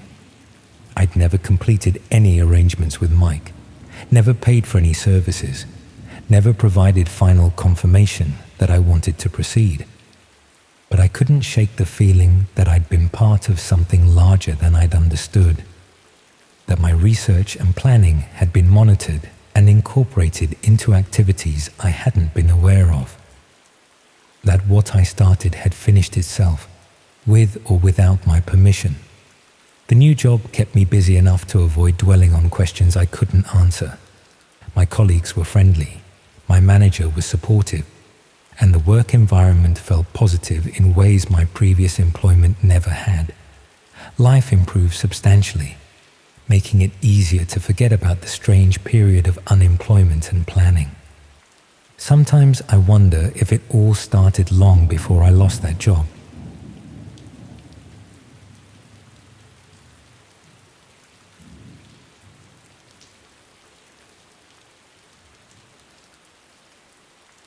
I found a photograph of myself sleeping in my own bed, taken from inside my bedroom, tucked under my kitchen door this morning. The timestamp shows it was captured 3 hours ago. I probably shouldn't tell you what I've learned about my neighbor, or about the dark web marketplace that's been using my street as a hunting ground. But if something happens to me, if I disappear on a Tuesday evening like the others, maybe someone will understand why.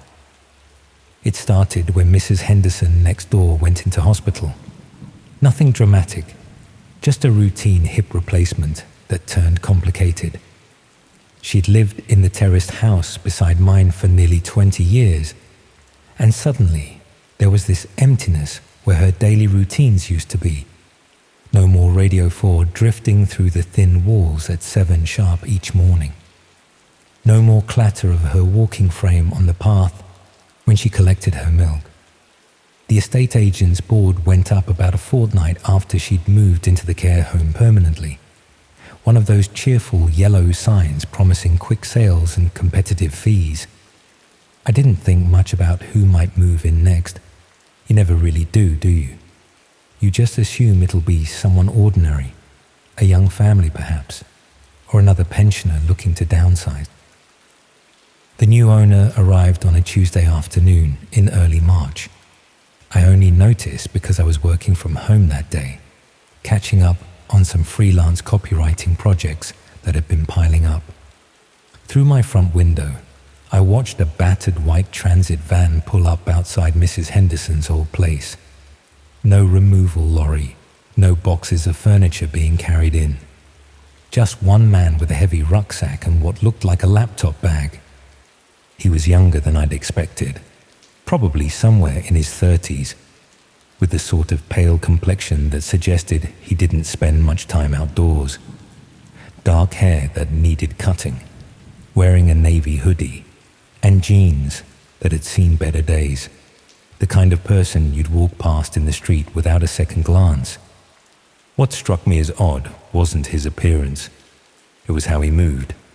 He kept glancing around as he walked up the path, checking the neighboring houses, scanning the street like he was memorizing it. When he reached the front door, he spent several minutes just standing there before finally going inside. not looking for keys or checking the address, just standing, watching. I told myself I was being nosy. New neighbors always seem a bit strange until you get used to them. But something about his behavior stuck with me, nagging away like a song you can't quite remember the words to. The next few weeks passed quietly enough. I'd occasionally catch glimpses of him through his windows late at night, always hunched over what appeared to be a computer screen.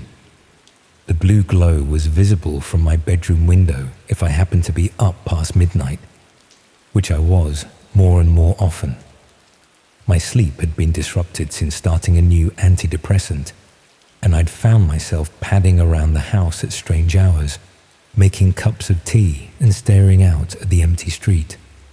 It was during one of these insomniac wanderings that I first saw him in his back garden.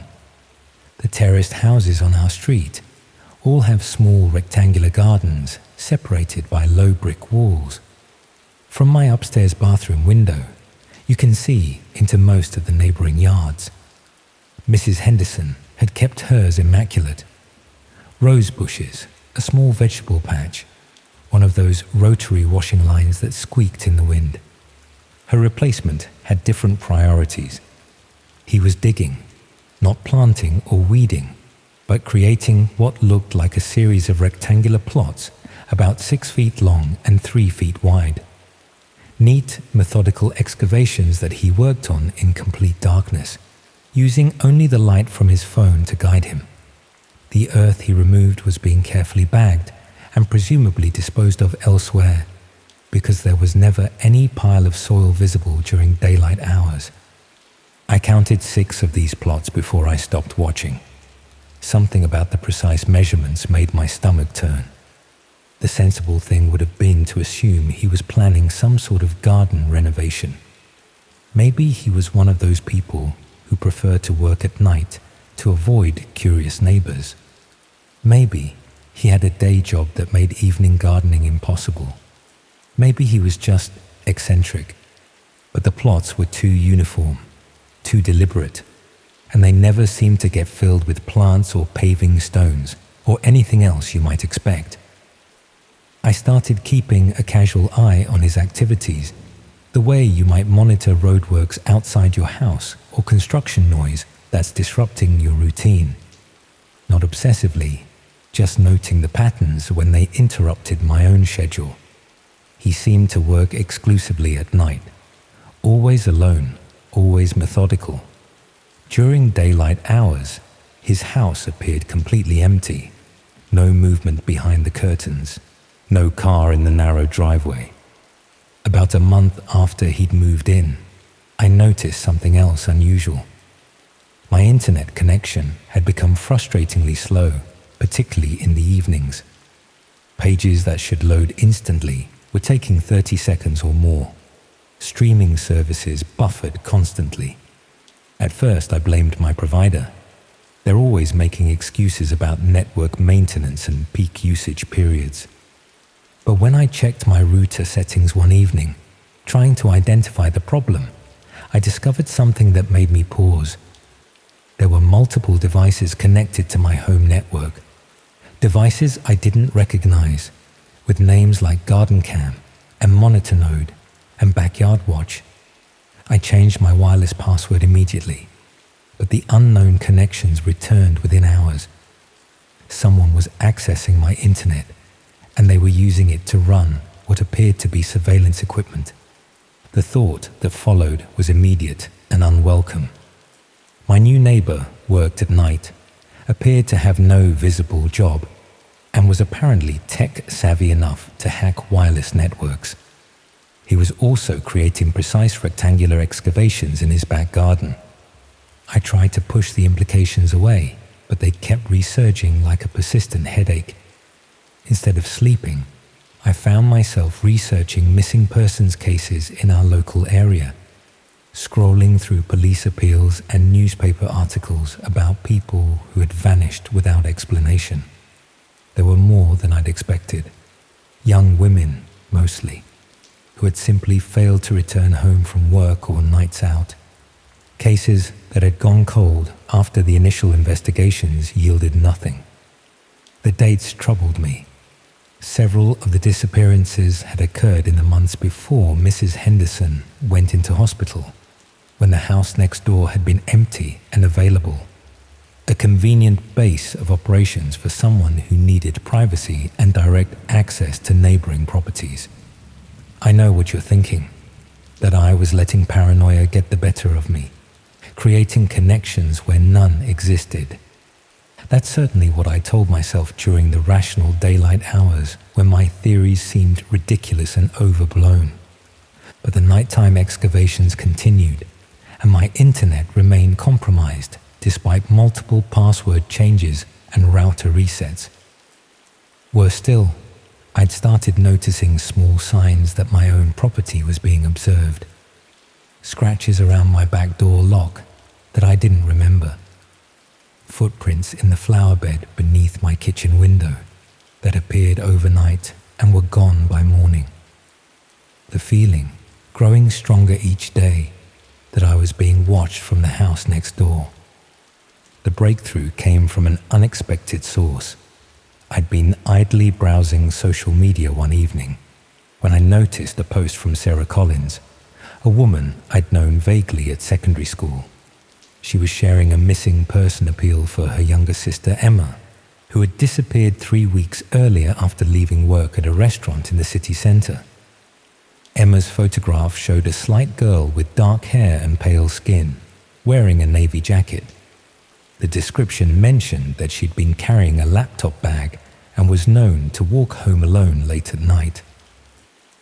The similarity to my neighbour was striking enough to give me pause.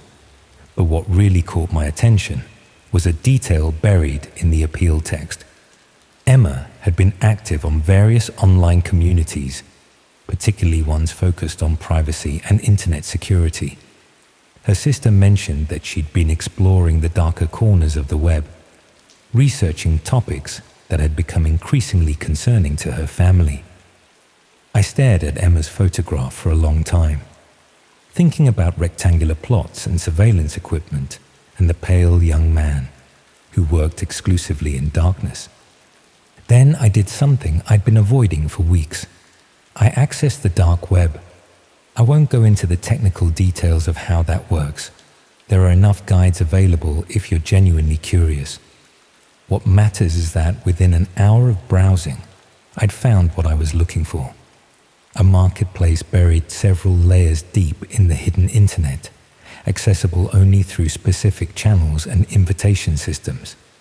The site was called Garden Services, which should have been my first warning about what I was about to discover. It advertised itself as a community for people interested in discreet disposal solutions and property maintenance. The language was coded, euphemistic, but the underlying meaning was unmistakable once you understood the context. They were selling access to live streams.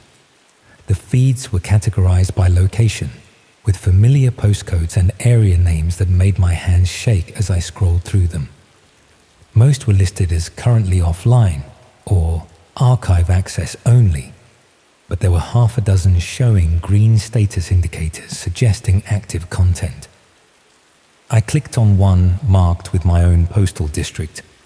The video quality was grainy, filmed from multiple angles that suggested carefully positioned cameras. The location appeared to be underground, probably a basement or converted cellar.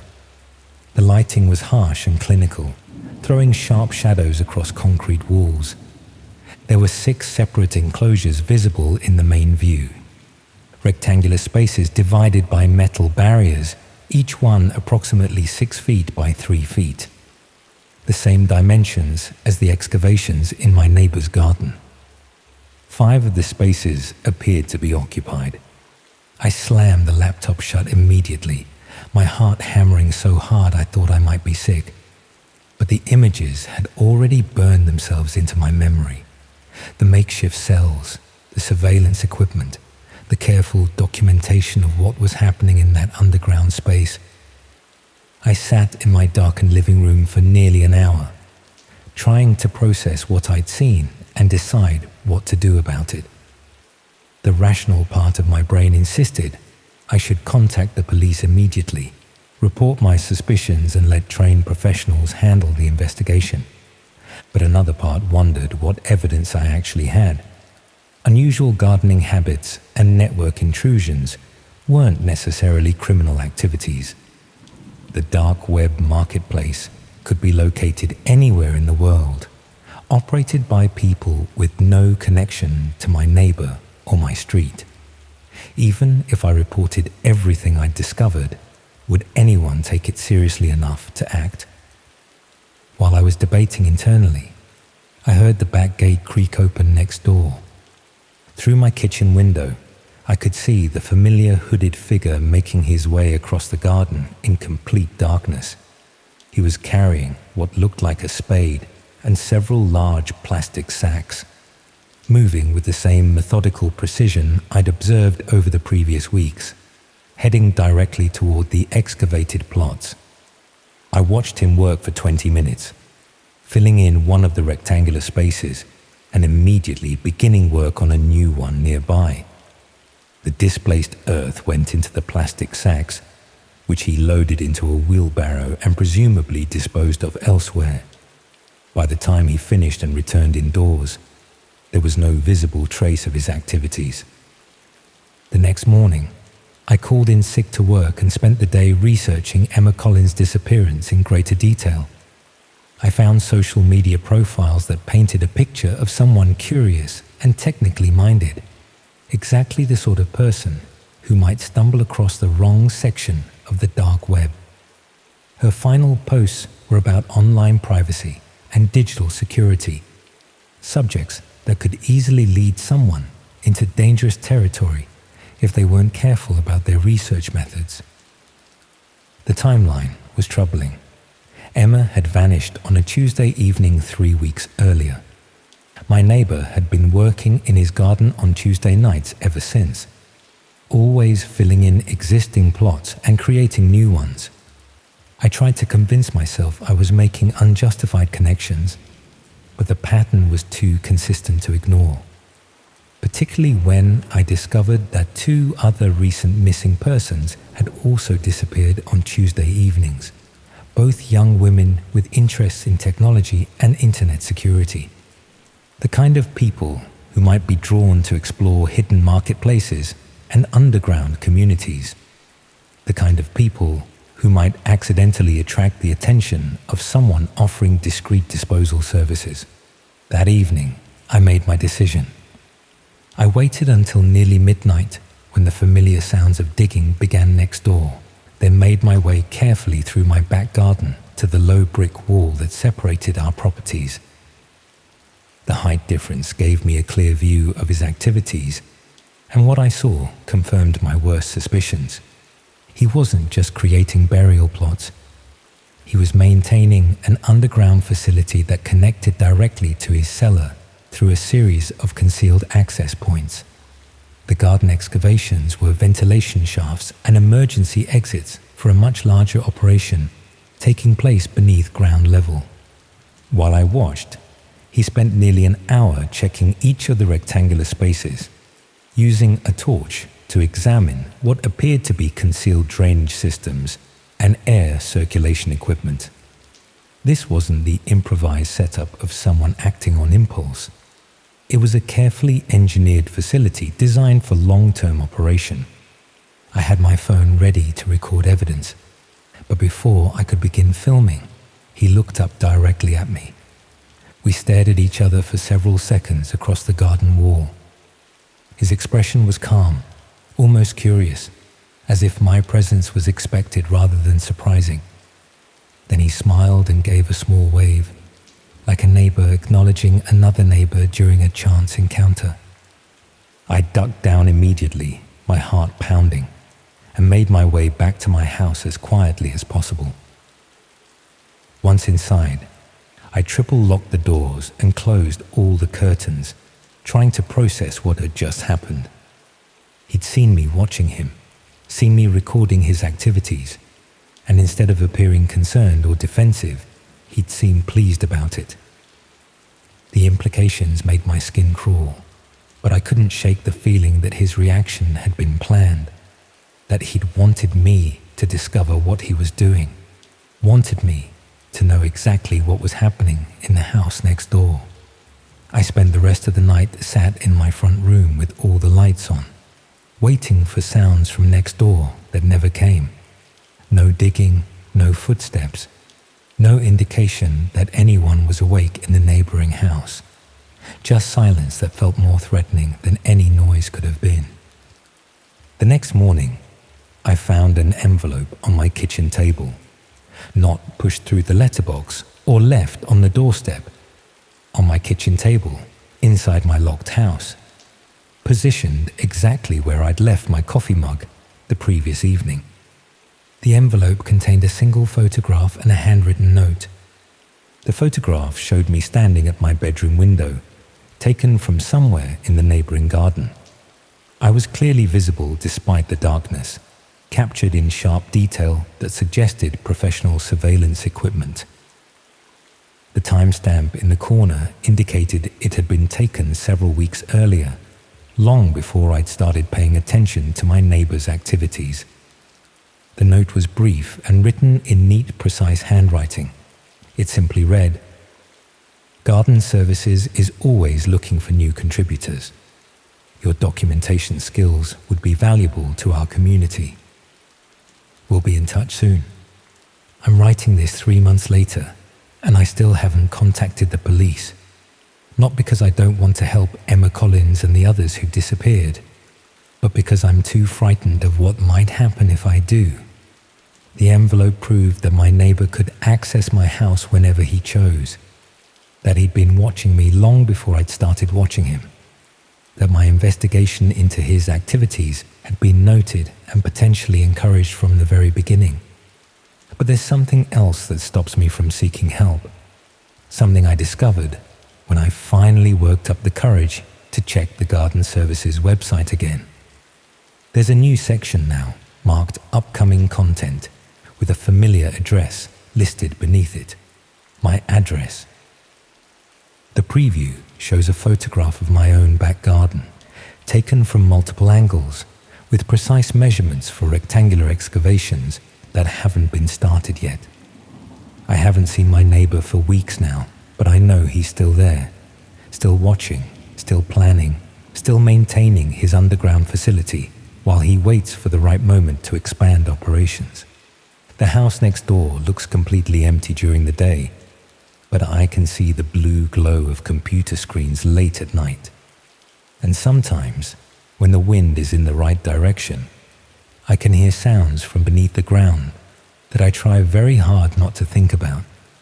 I keep telling myself I should pack up and leave, find somewhere far away where Garden Services can't reach me.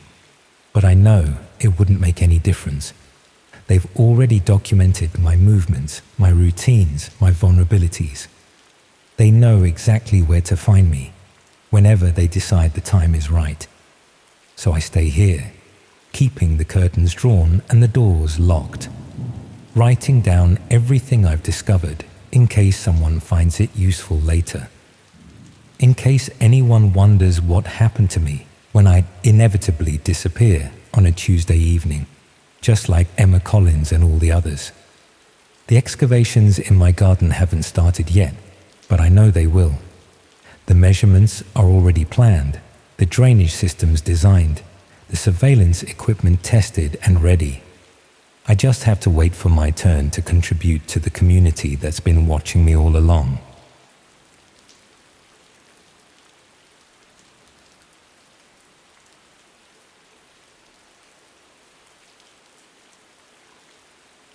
Everyone has a shadow self, the person we become when no one is watching, when the mask slips and our private thoughts emerge. I always considered mine relatively harmless. Late-night rabbit holes of research on obscure topics, occasionally watching people in cafes, imagining their lives, sometimes typing out angry emails I'd never send. Normal stuff. At least that's what I told myself. I teach digital media studies at a mid-tier university. It's not groundbreaking work, but it keeps me engaged. analyzing how technology shapes communication, behavior, and culture. My research specialty is online community formation, particularly around niche interests. This focus has taken me to some fascinating corners of the internet over the years, though always as an academic observer rather than a participant. 3 months ago, I began a new research project on anonymity and digital identity. The plan was straightforward. Examine how people behave differently in spaces where their real-world identity is disconnected from their online actions. I focused initially on anonymous forums, encrypted messaging platforms, and identity-obscuring applications. Standard academic research conducted within ethical guidelines, with IRB approval and proper protocols. What I didn't include in my research proposal was my growing curiosity about truly anonymous spaces, the layers of the internet inaccessible through standard browsers. I had read the academic literature on so-called dark web networks, understood their legitimate uses for privacy-conscious users, journalists, and dissidents, but I had never actually navigated those spaces myself. It represented a gap in my experiential knowledge, one that increasingly felt like a limitation in my research. So I installed a specialized browser, followed basic security protocols, and began exploring. The experience was initially underwhelming. The dark web resembled the early internet. Text-heavy pages with minimal design, slow loading times, frequent dead links. Most sites were marketplaces for illicit goods, financial services operating outside regulation, or forums discussing privacy technology and philosophy. Nothing particularly shocking or unexpected. About 2 weeks into my exploration, I discovered a subforum dedicated to discussing something called experience rooms. The conversation was deliberately vague, full of insider terminology and oblique references. Members debated the authenticity of various rooms, sharing technical criteria for evaluating legitimacy, but never explicitly stating what these rooms actually contained. The ambiguity intrigued me professionally. It was a perfect example of how communities develop coded language to both include insiders and exclude outsiders. One username appeared consistently in these discussions: Analyst Prime. Unlike most participants who either celebrated or debunked various rooms, Analyst Prime took a clinical, almost academic approach. They discussed psychological profiles of viewers and subjects, reference engagement metrics and response patterns, and occasionally mentioned a research framework they had developed. Their posts contained the kind of analytical language I might use in my own academic work, which perhaps explains why I found them credible when others seemed like sensationalists. After observing the forum for several days, I sent Analyst Prime a private message explaining my research interest in anonymous communities and asking for clarification about these experience rooms they discussed so analytically. I expected to be ignored or rebuffed. Instead, I received a prompt response, asking about my academic background and research methodologies. We exchanged several messages discussing psychology, digital ethnography, and observation bias. Analyst Prime eventually explained that experience rooms were live streaming platforms where viewers could observe people in various situations without the subject's knowledge. Most were fraudulent, pre-recorded content or paid actors pretending to be unwitting participants. But some, they claimed, were genuine. Analyst Prime described themselves as a behavioral researcher studying the psychology of both the observers and the observed in these environments. They offered to show me an authentic room for academic purposes. I should have declined. I should have ended the conversation, deleted the browser, and continued my research through legitimate channels. Instead, I told myself this was a unique research opportunity, a chance to understand a digital phenomenon firsthand, rather than through second-hand accounts. Analyst Prime sent me an address and access credentials for what they called an observation session, scheduled for 2 a.m. the following night. They explained that this particular stream would be appropriate for a first-time academic observer. No illegal activities, no explicit content, just authentic human behavior under observation conditions. They recommended I prepare by reading several psychological papers on voyeurism and surveillance effects, which they linked to normal web academic repositories. The legitimacy of these references lowered my guard further. At 1:55 a.m., sitting in my darkened home office, I accessed the address using the credentials provided. The site had a minimalist interface, black background, a video player in the center, a data panel to the right showing various metrics, and a small text field below for observer notes. No chat function, no visible usernames of other viewers. The video initially showed an empty room, white walls, hardwood floor, a single chair in the center. A timer in the corner indicated the stream would begin in 5 minutes. While waiting, I examined the data panel. It displayed numerous metrics. Current viewer count, 17. Average heart rate of viewers, 72 beats per minute. Average pupillary response, estimated engagement levels, and something labeled empathic resonance score. The sophistication of the analytics suggested serious technology behind what appeared visually to be a simple streaming setup. At precisely 2 a.m., a person entered the frame and sat in the chair. They were ordinary looking, dressed in casual clothes, their face visible but unremarkable. They seemed unaware of the camera, occasionally checking their phone or adjusting their position in the chair. Nothing dramatic or unusual happened. They simply sat, waited, occasionally showing signs of mild impatience or boredom. 10 minutes into this uneventful stream, I noticed changes in the metrics panel.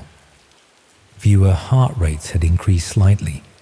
The empathic resonance score was rising. Most notably, my own heart was beating faster despite the mundane scene. A new metric appeared. Anticipation factor, 78%. I couldn't understand why watching someone simply sitting would generate anticipation, yet I felt it too, a growing tension without clear cause. After 20 minutes, the person in the chair checked their watch, stood up, and walked out of frame. The room remained empty for approximately 30 seconds. Then a different person entered and sat down.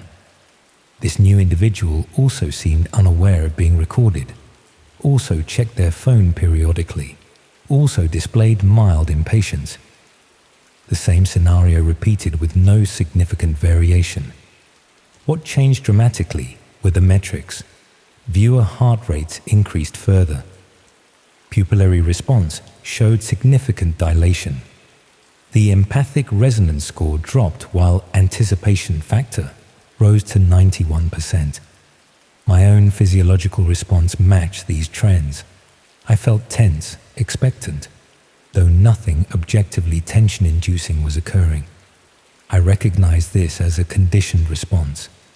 Something about this particular setup, an ordinary person waiting alone in a room, had trained regular viewers to anticipate something significant. After 15 minutes, the second person left just as the first had done. The room remained empty again, briefly, before a third individual entered. As this pattern continued, I began to see subtle differences in how each person behaved in the apparently identical situation. Some seemed relaxed, others visibly anxious. Some checked the time frequently. Others seemed content to wait. The observer's metrics fluctuated with each new subject, suggesting viewers were making judgments, forming preferences, developing expectations. The clinical nature of the observation disturbed me more than any explicit content would have. the sophisticated measurement of viewer responses, the controlled environment, the rotation of unwitting subjects. This wasn't amateur voyeurism, but something methodical, researched, purposeful. I was witnessing what appeared to be a psychological experiment with non-consenting participants on both sides. The observed subjects unaware of the viewers, and possibly the viewers themselves unaware of being studied through their physiological responses. After an hour, I closed the stream and immediately sent a message to Analyst Prime expressing ethical concerns about the consent issues involved. Their response came quickly, thanking me for my participation and noting that my observer metrics showed particularly interesting patterns for a first-time viewer. They explained that my heart rate, pupillary response, and attention patterns had been measured through my device's camera, a camera I had never authorized to be activated. I immediately covered my webcam with tape and ran security scans on my system. Finding nothing obvious, I still felt profoundly violated. Analyst Prime sent another message, assuring me that my data would be used anonymously and offering to share the resulting analysis for my own research. They seemed genuinely unable to understand why I might object to being monitored without consent, even while studying others being monitored without consent. The cognitive dissonance was remarkable. I didn't respond to their message.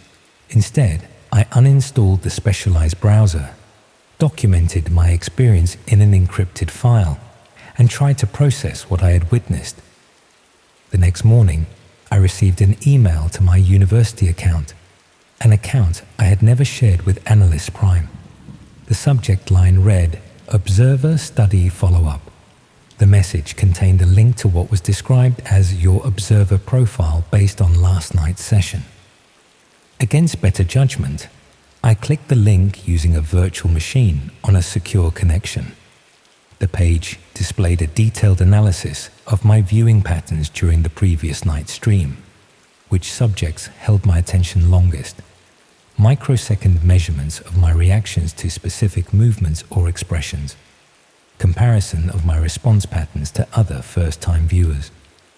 Most disturbing was a section labeled Observer Typology Classification that categorized me as a pattern recognition dominant viewer with above-average empathic suppression and researcher consistent cognitive framework. The accuracy of this analysis from just 1 hour of unknown surveillance was deeply unsettling. More troubling was the final section of the report, which predicted with specific probability percentages how likely I would be to discuss the experience with colleagues, 17%, report it to authorities, 12%, return for additional observation sessions, 64%, or attempt to investigate further independently, 89%. The last prediction proved immediately accurate. I began researching experience rooms through legitimate academic databases and cybersecurity resources. Most scholarly references dismissed them as urban legends or scams. Law enforcement bulletins mentioned them only as potential fraud schemes rather than actual surveillance operations. The few credible mentions described them as elaborate role-playing scenarios rather than non-consensual observation. A week later, I received another email, this time containing only a date, time, and link. No message, no explanation. Just another observation session invitation. I ignored it. 3 days after that, another invitation arrived. Then another. The frequency increased to daily, then twice daily. Each invitation came from a different email address, making blocking ineffective. 2 weeks into this escalating pattern, I received something different, a link labeled Subject Perspective. When I accessed it through a secure system, it showed a video feed from my own office, recorded the previous day. The camera angle suggested it came from my computer's webcam, which remained covered with opaque tape. Somehow, they were still watching. I replaced my computer entirely, changed my phone. installed advanced security systems in my home, swept for hidden cameras and microphones, found nothing. Yet the invitations continued, now arriving through text messages, professional networking platforms, even comments on my academic articles, always with a date, time, and link, never with further explanation. After a month of this, I received a different type of message, an observation report similar to my own, but focused on a colleague in my department. It analyzed their viewing patterns, psychological responses, and behavioral predictions in the same clinical format as mine. The message implied that my colleague had been invited to an observation session because of their association with me. The final line read, "Observer networks expand through proximity patterns. Your data suggested 6 high compatibility potential observers in your immediate circle." I confronted my colleague cautiously, asking if they had received any unusual invitations recently. Their confused response confirmed they had no knowledge of what I was describing. I chose not to elaborate, not wanting to draw them further into whatever this was. But the implication was clear. My involvement had somehow marked those around me as potential participants. Yesterday, I received the most disturbing communication yet. Not an invitation or a report, but a video file. It showed a compilation of moments from my daily life over the previous week. Me teaching class, buying groceries, meeting with students, working in my office. Each clip was brief, captured from different angles and distances. Some appeared to come from security cameras or colleagues' devices. Others had no plausible source I could identify. The compilation ended with footage of me sleeping in my bedroom the previous night, shot from an angle that suggested a camera in the smoke detector. The file's metadata included viewing statistics.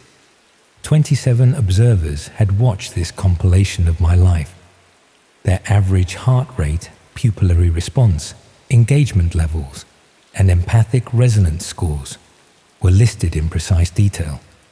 My existence had become content for the very system I had tried to study. This morning, I discovered a new application on my phone that I never installed. Simply labeled Observer, its icon is a minimalist eye design. I can't delete it.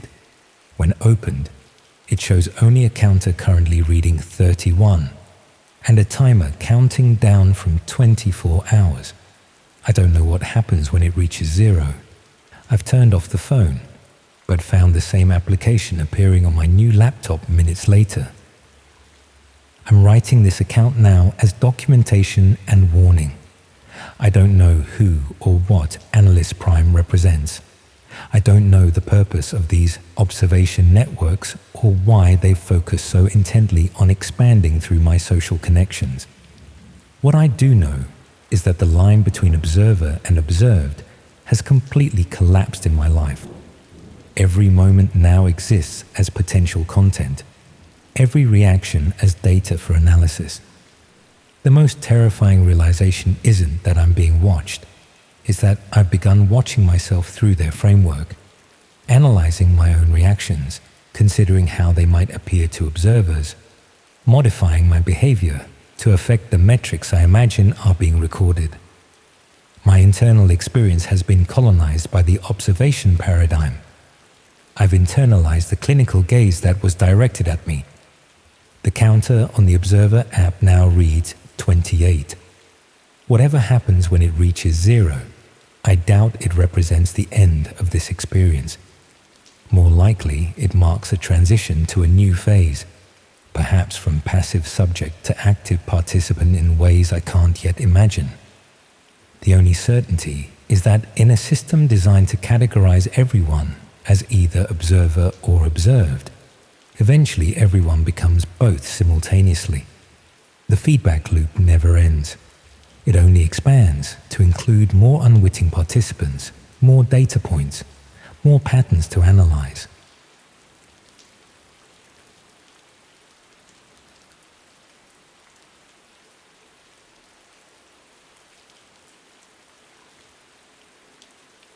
been trying to work out when exactly I should have stopped, you know?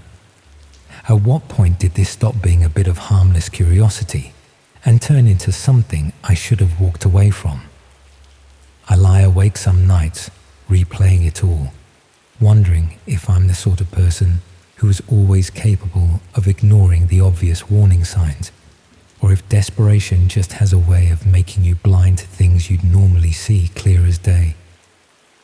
I used to manage property listings for a lettings agency in Sheffield. Nothing glamorous, just photographing flats and writing descriptions for rental websites. But then someone offered me money to do similar work for properties that weren't exactly available through normal channels, and I convinced myself it was all legitimate because I needed to believe it was. I'm staying with my sister in Glasgow now, as far from Sheffield as I could reasonably get without leaving the country, and I still don't feel safe because I finally understand what those listings were really for, what I was helping these people do, and I know they won't be happy that I've worked it out. The whole thing started about 10 months ago when the lettings agency I worked for went into administration.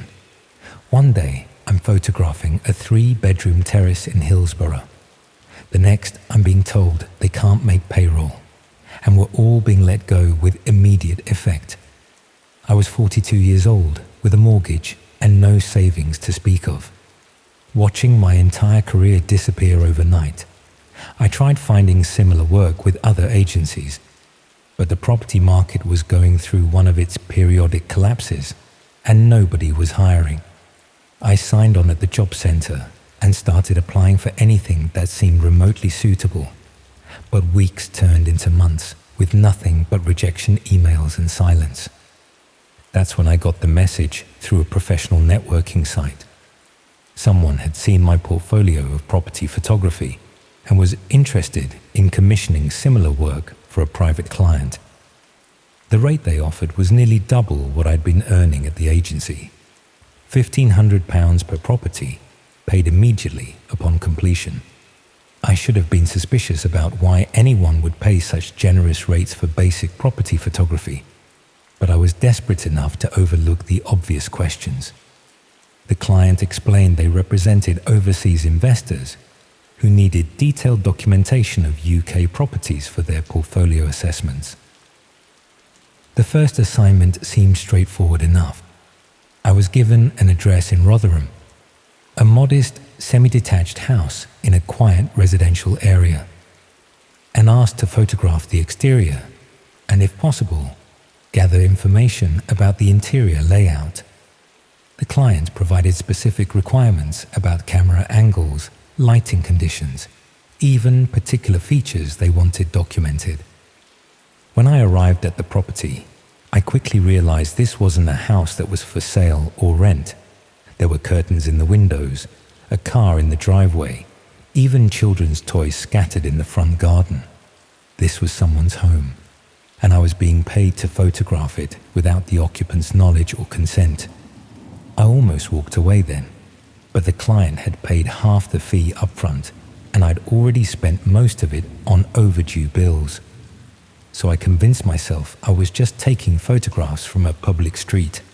Nothing technically illegal about documenting buildings that anyone could see. I took the exterior shots as requested, making sure to capture all the angles and features the client had specified. Then I walked around to the back alley and photographed the rear of the property as well, noting the security arrangements and access points as the brief had requested. When I submitted the photographs, the client was pleased with my work and paid the remaining fee immediately. They also offered me another assignment for the following week, a different property in Doncaster with similar requirements.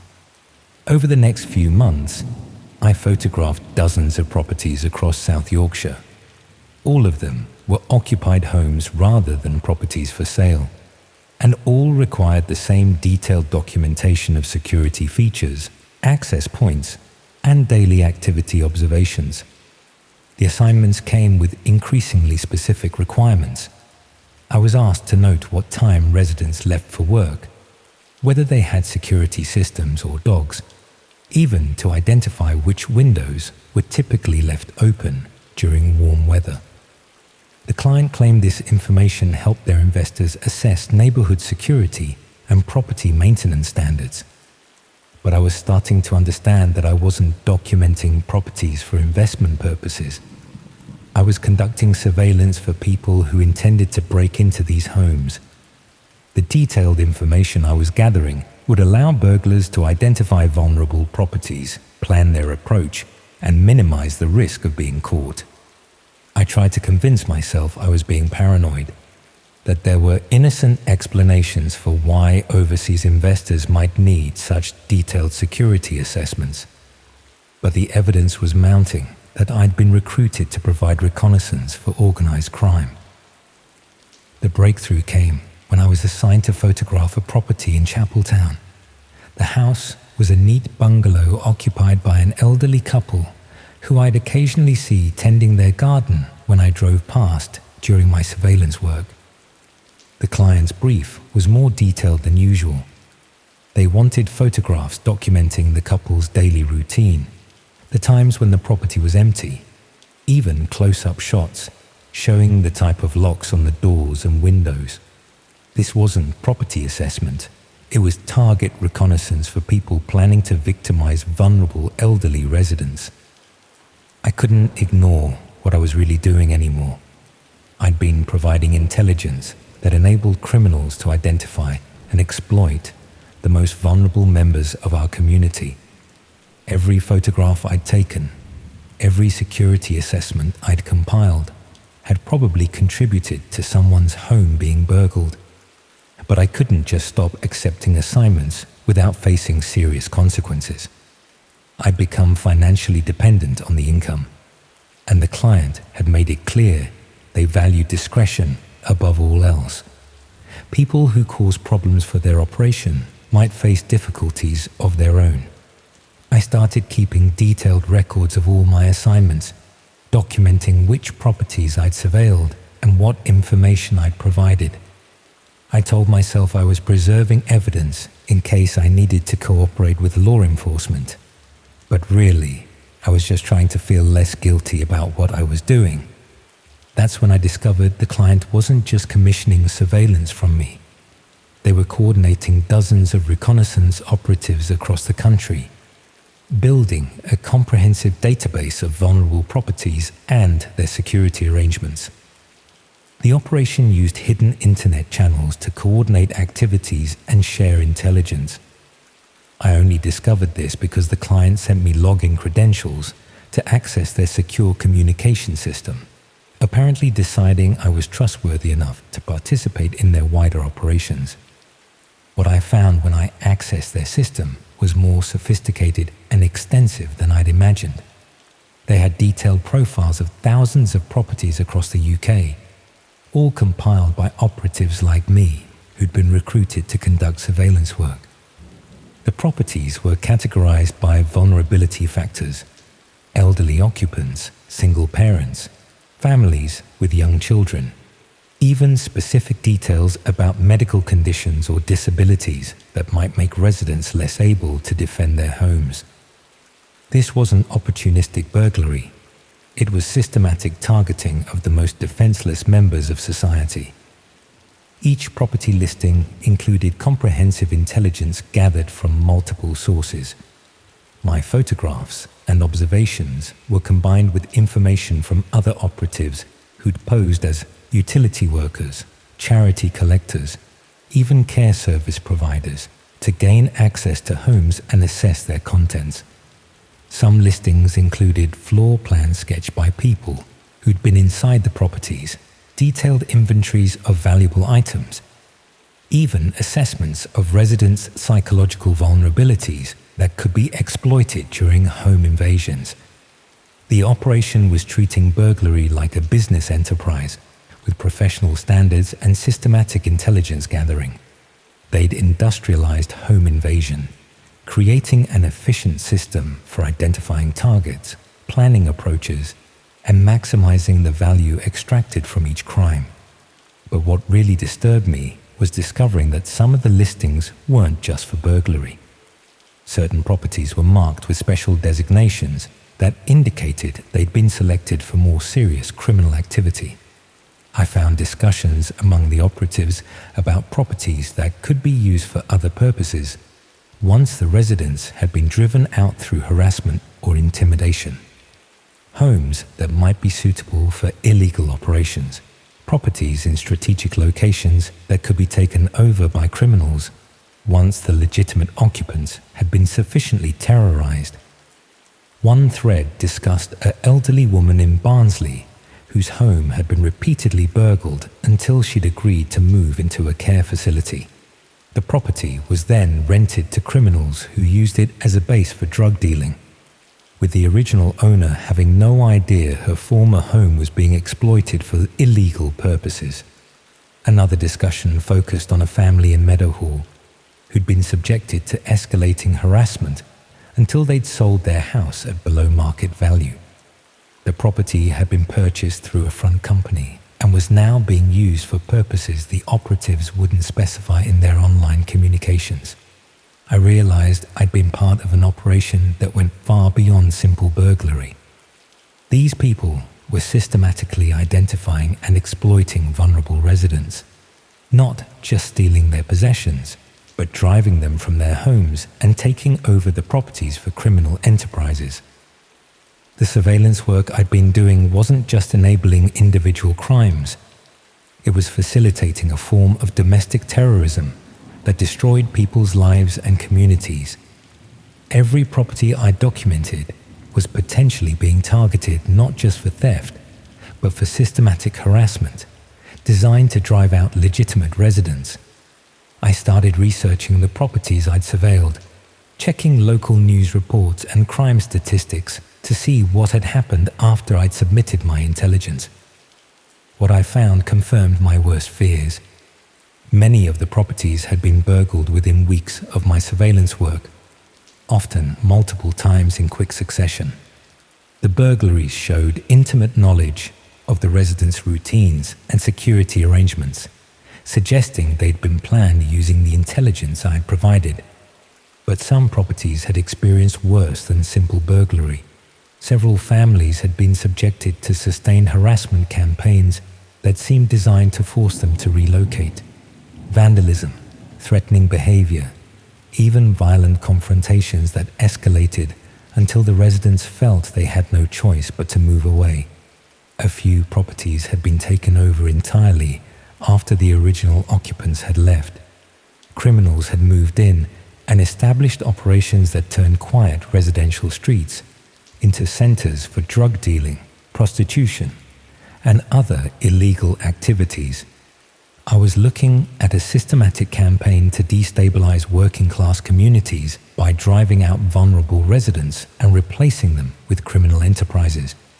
My surveillance work had been part of a coordinated effort to hollow out neighborhoods and create spaces where organized crime could operate with minimal interference.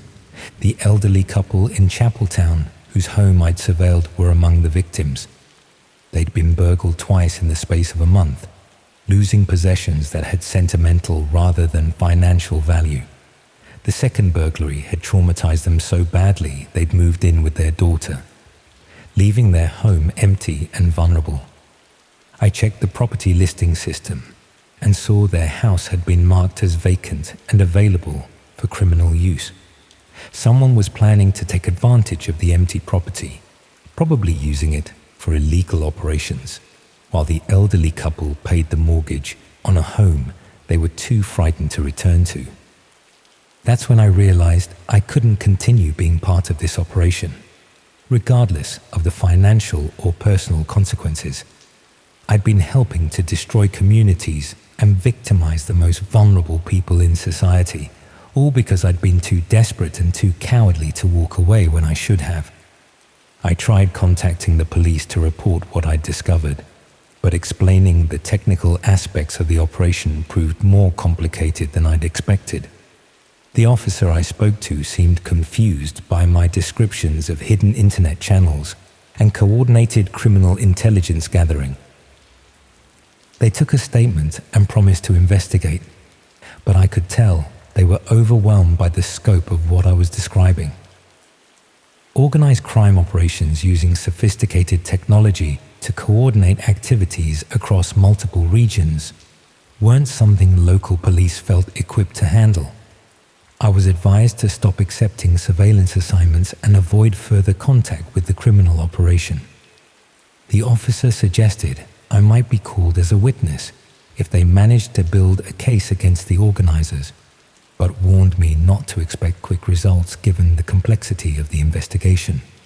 That advice would have been more useful if I hadn't already made myself a target by asking too many questions about the operation's broader activities. The criminals I'd been working for had been monitoring my access to their communication systems, and they'd noticed my sudden interest in properties I hadn't personally surveilled. I started receiving messages warning me to mind my own business and focus on my assigned surveillance work. The tone was polite but firm, making it clear that curiosity about the operation's wider activities wasn't appreciated. When I ignored these warnings and continued investigating what happened to the properties I documented, the messages became more explicit. I was told that people who caused problems for the operation had a tendency to experience problems of their own, and it would be unfortunate if I found myself in a similar situation. That's when I noticed I was being watched. Cars following me when I drove to surveillance assignments, people photographing me from across the street, even evidence that someone had been through my flat while I was out working. I found my own details posted on the same hidden communication system I'd been using to access the property listings. My home address, my daily routine, even a floor plan of my flat that someone had obviously sketched after gaining access while I was away. The message was clear.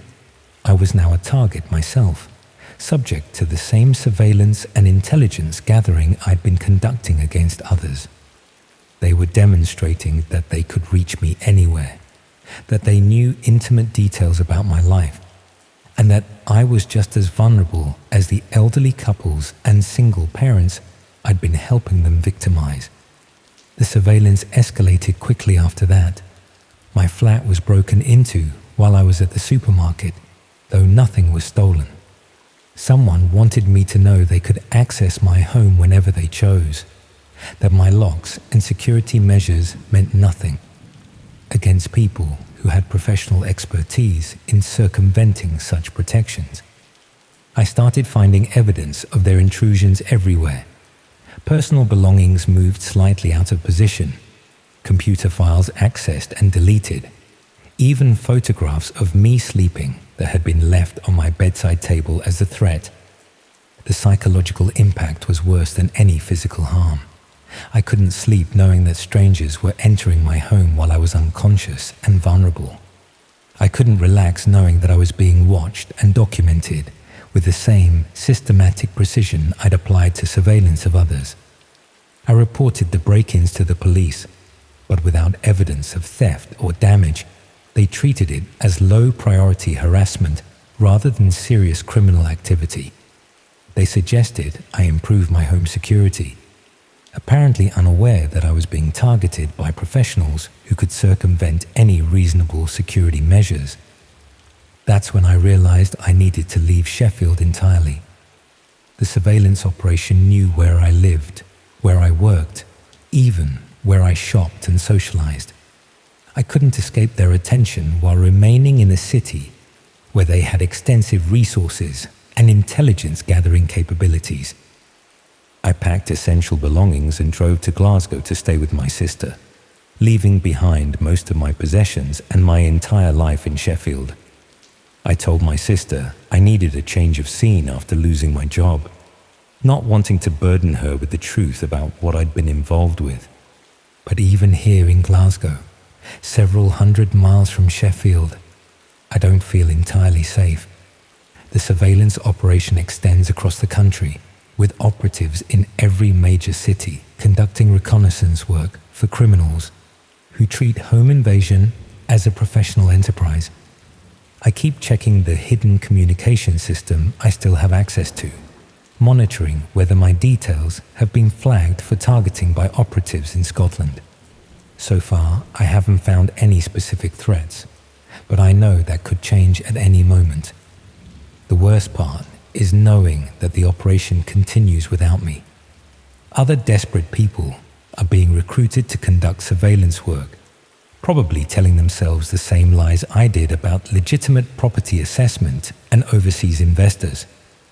The properties I documented are still being targeted for burglary and harassment.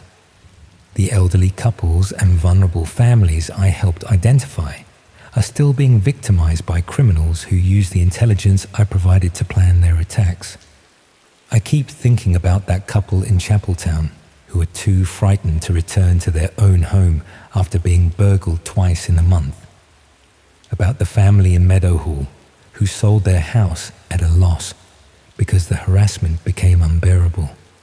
About all the other victims whose lives I helped destroy because I was too desperate for money to ask the obvious questions about what I was really doing. The surveillance operation has probably moved on to recruiting new operatives by now, finding other unemployed property professionals who are desperate enough to accept generous payment for documenting homes without asking why anyone would pay such rates for simple photography work.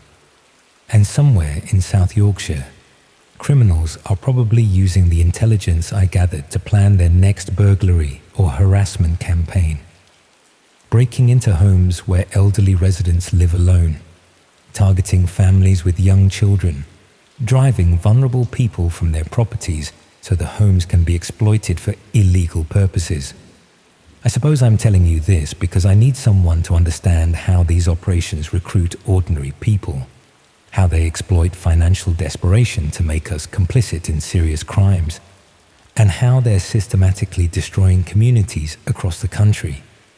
If you're ever approached with offers that seem too generous for simple work, if someone wants to pay you to photograph properties or gather information about residents, please walk away immediately. Don't make the same mistake I did by convincing yourself it's legitimate, because you need to believe it is. Because once you're involved with these operations, once you understand what they're really doing and who they're targeting, you can't unknow what you've learned. You become a liability they need to manage, a potential threat they need to monitor and control. And if you cause them enough problems, if you try to expose their activities or interfere with their operations, you might find yourself on the receiving end of the same surveillance and harassment you helped inflict on others. I'm living with that fear every day now, wondering if they've decided I'm enough of a threat to warrant more serious attention, wondering if the next property listing I see on their communication system will include my sister's address here in Glasgow. The operation taught me that privacy is an illusion, that home security means nothing against determined professionals, and that anyone can become a target if they threaten the wrong people's criminal enterprises. But most of all, it taught me that financial desperation can make you capable of things you never imagined you'd do, that the desire to pay your bills and keep your home can override your moral judgment until you're complicit in the systematic victimization of innocent people. I can't undo the damage I helped cause, can't restore the sense of security I helped destroy for dozens of families across South Yorkshire. All I can do is hope that someone with more resources and authority will eventually dismantle these operations before they destroy more communities and ruin more lives. And hope that my sister never asks why I jump every time I hear a car door close outside, or why I check the locks 3 times before going to bed, or why I can't seem to settle into normal life here in Glasgow, despite being several hundred miles from the people who turned me into both a criminal and a victim.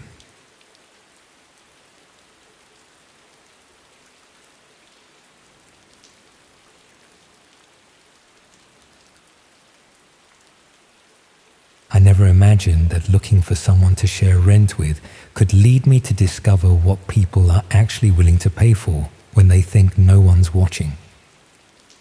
My original flatmate at Edinburgh University had dropped out halfway through second year, leaving me with a lease I couldn't afford on my own, and about 3 weeks to find someone to split the costs before I'd have to move back in with my parents in Aberdeen.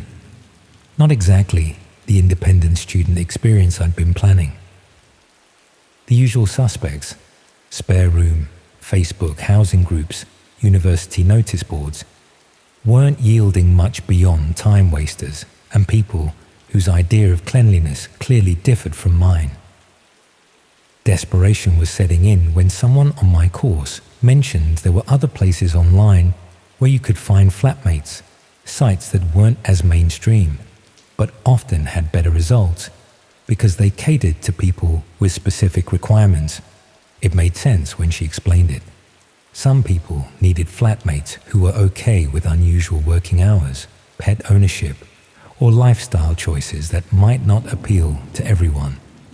Specialized platforms could match people more effectively than generic room-sharing websites. I found the site she'd recommended through a series of links that took me progressively deeper into less familiar corners of the internet. The interface was basic but functional, with profiles that were much more detailed than typical flatmate finding platforms. Instead of just listing preferences about cleaning and noise levels, people described their living situations in comprehensive detail. Daily schedules, personal habits, even psychological profiles that seemed designed to ensure perfect compatibility between potential flatmates. The level of detail was impressive, if slightly overwhelming. Some profiles read more like dating site descriptions than housing arrangements, with extensive information about personality types, lifestyle preferences, and what they called arrangement parameters that weren't immediately clear. I created a profile that was honest but considerably less detailed than the examples I was seeing, focusing on basic information about my studies, the budget, and preferences for shared living space. Within hours, I'd received several responses from people interested in sharing accommodation. Most seemed normal enough: students and young professionals who needed housing in Edinburgh and were looking for reliable flatmates. But some responses included questions and suggestions that seemed oddly specific and personal. People wanting to know about my daily routine, social connections, and even family circumstances that weren't relevant to sharing rent and utilities. One particularly detailed response came from someone who seemed perfect on paper. Similar age, compatible schedule, excellent references from previous flatmates. But their message included extensive questions about my privacy, preferences, and comfort levels with various domestic arrangements. They wanted to know how I felt about having guests, whether I minded security cameras in common areas, and if I had any concerns about what they called alternative lifestyle choices that might occasionally be visible in shared spaces. The questions weren't necessarily inappropriate, but they had an intensity that seemed excessive for someone just looking for a straightforward flatmate arrangement. When I asked for clarification about what they meant by alternative lifestyle choices, the response was vague but reassuring. They explained that some people had hobbies or professional activities that required privacy and discretion, and they wanted to ensure potential flatmates would be comfortable with arrangements that provided adequate separation between personal and shared spaces. It seemed reasonable enough, and their financial credentials were solid. We arranged to meet at a coffee shop near the university to discuss the practical details of sharing the flat. The meeting went well initially. They were articulate and professional, asking sensible questions about lease terms and household responsibilities. But as the conversation continued, they began discussing the accommodation arrangement in ways that seemed to assume I understood implications that weren't obvious to me.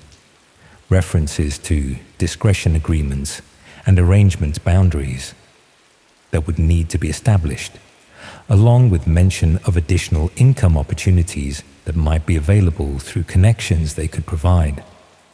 When I asked for more specific information about these opportunities, they explained that sharing accommodation often led to networking possibilities and introductions to people who needed various services from reliable, discreet individuals.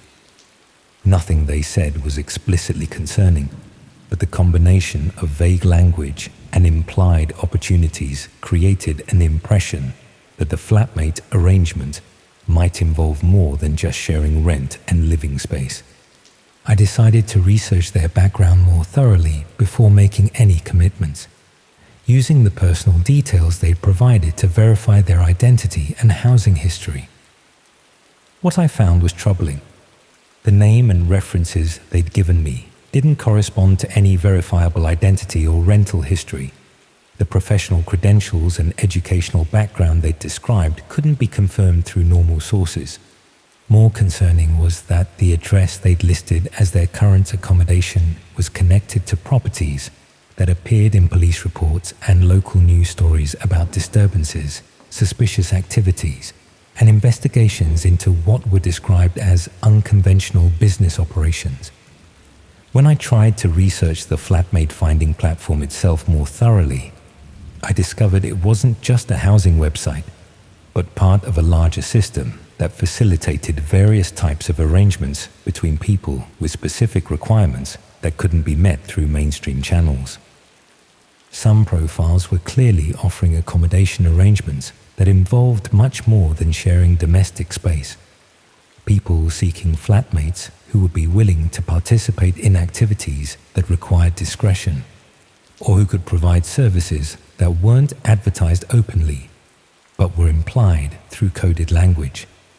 The detailed personal information being collected wasn't just for compatibility matching. It was for assessing people's suitability for involvement in activities that required particular psychological profiles and circumstances. I realized I'd been recruited not just as a potential flatmate, but as someone who might be willing to participate in arrangements that involve criminal or exploitative activities disguised as alternative lifestyle choices. The income opportunities that had been mentioned weren't legitimate employment, but payment for participating in activities that required people who were financially desperate and socially isolated enough to agree to things they wouldn't normally consider. But understanding what I'd stumbled across didn't provide clear guidance about how to extract myself safely from the situation. The people involved had already gathered detailed personal information about me and demonstrated sophisticated methods for concealing their actual activities and identities. Simply declining their flatmate offer might not be sufficient if they decided I posed a security risk because of what I'd learned about their recruitment methods. Meanwhile, the platform was probably continuing to target vulnerable students who were desperate for affordable accommodation and might be willing to compromise their safety and ethics in exchange for housing and income they couldn't obtain through legitimate channels. The flatmate search that should have been a straightforward housing arrangement had instead provided insight into systematic exploitation of students who were made vulnerable by financial pressures and housing insecurity. I never responded to any follow-up communications from potential flatmates I'd contacted through the platform, and eventually found accommodation through conventional university housing services despite the increased cost. But I remain concerned about other students who might be recruited through similar platforms, particularly those who were more desperate for housing and income than I'd been, and might be less able to recognize the warning signs of criminal recruitment disguised as accommodation opportunities. The detailed personal profiles and compatibility assessments were probably being used to identify students who could be gradually drawn into increasingly compromising arrangements, starting with housing that seemed legitimate but evolving into participation in activities that would be difficult to escape or report safely. when friends complained about difficulties finding affordable accommodation, I found myself unable to recommend alternative platforms without explaining how I discovered their connection to criminal recruitment, which would require admitting to activities I'd prefer to keep private.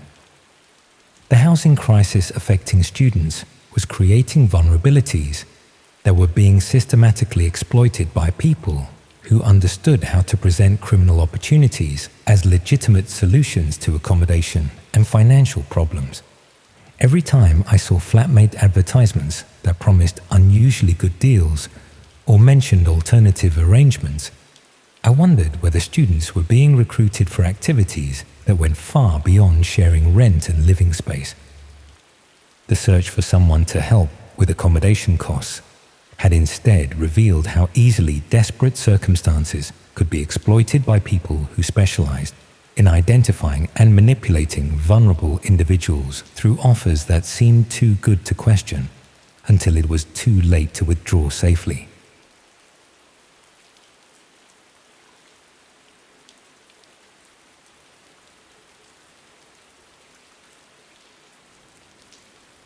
I suppose I should have known something was wrong when they paid me £50 just to watch adverts and give my opinion.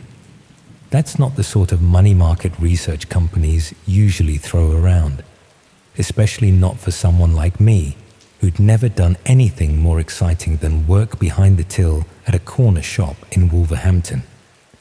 But when you're barely scraping by and someone offers you easy money for sitting in a room and talking about what you think of washing powder commercials, you don't ask too many questions. The invitation came through the post, which was unusual enough on its own. Most market research these days happens online or through phone calls, but this was a proper printed letter with my name and address typed on expensive-looking paper. The letter explained that I'd been selected to participate in an exclusive consumer research study examining how people respond to different types of advertising. They wanted participants between 25 and 45 who worked in retail or service industries and lived in the West Midlands area. The study would involve watching various advertisements and discussing my reactions with other participants, along with some individual interviews about my shopping habits and media consumption. The location was given as a business centre in Birmingham city centre, which seemed legitimate enough. The letter provided a phone number to confirm attendance and mentioned that participants would receive compensation for their time and travel expenses.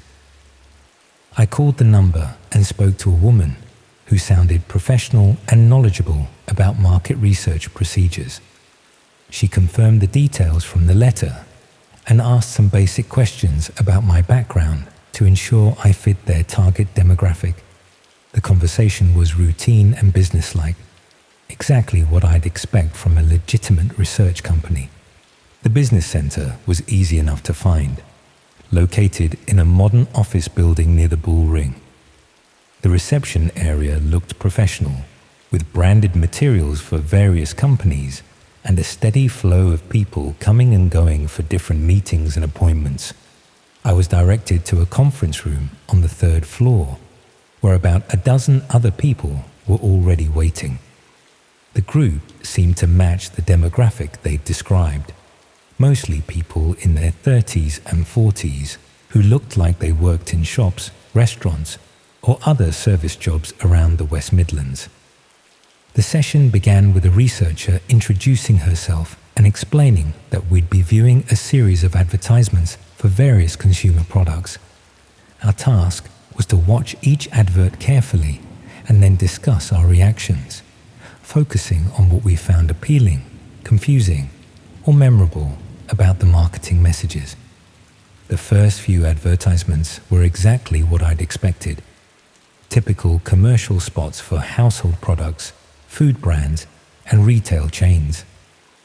The discussion afterward was straightforward, with participants sharing their opinions about the effectiveness of different marketing approaches and whether the adverts would influence their purchasing decisions. However, as the session progressed, the advertisements became increasingly unusual. Instead of polished commercial spots from recognizable brands, we began viewing what appeared to be amateur or experimental marketing materials for products and services I'd never heard of. Some of these advertisements were for websites and online services that seemed to operate outside normal commercial channels. The marketing materials emphasized privacy, discretion, and access to exclusive content or services that weren't available through conventional retailers or service providers.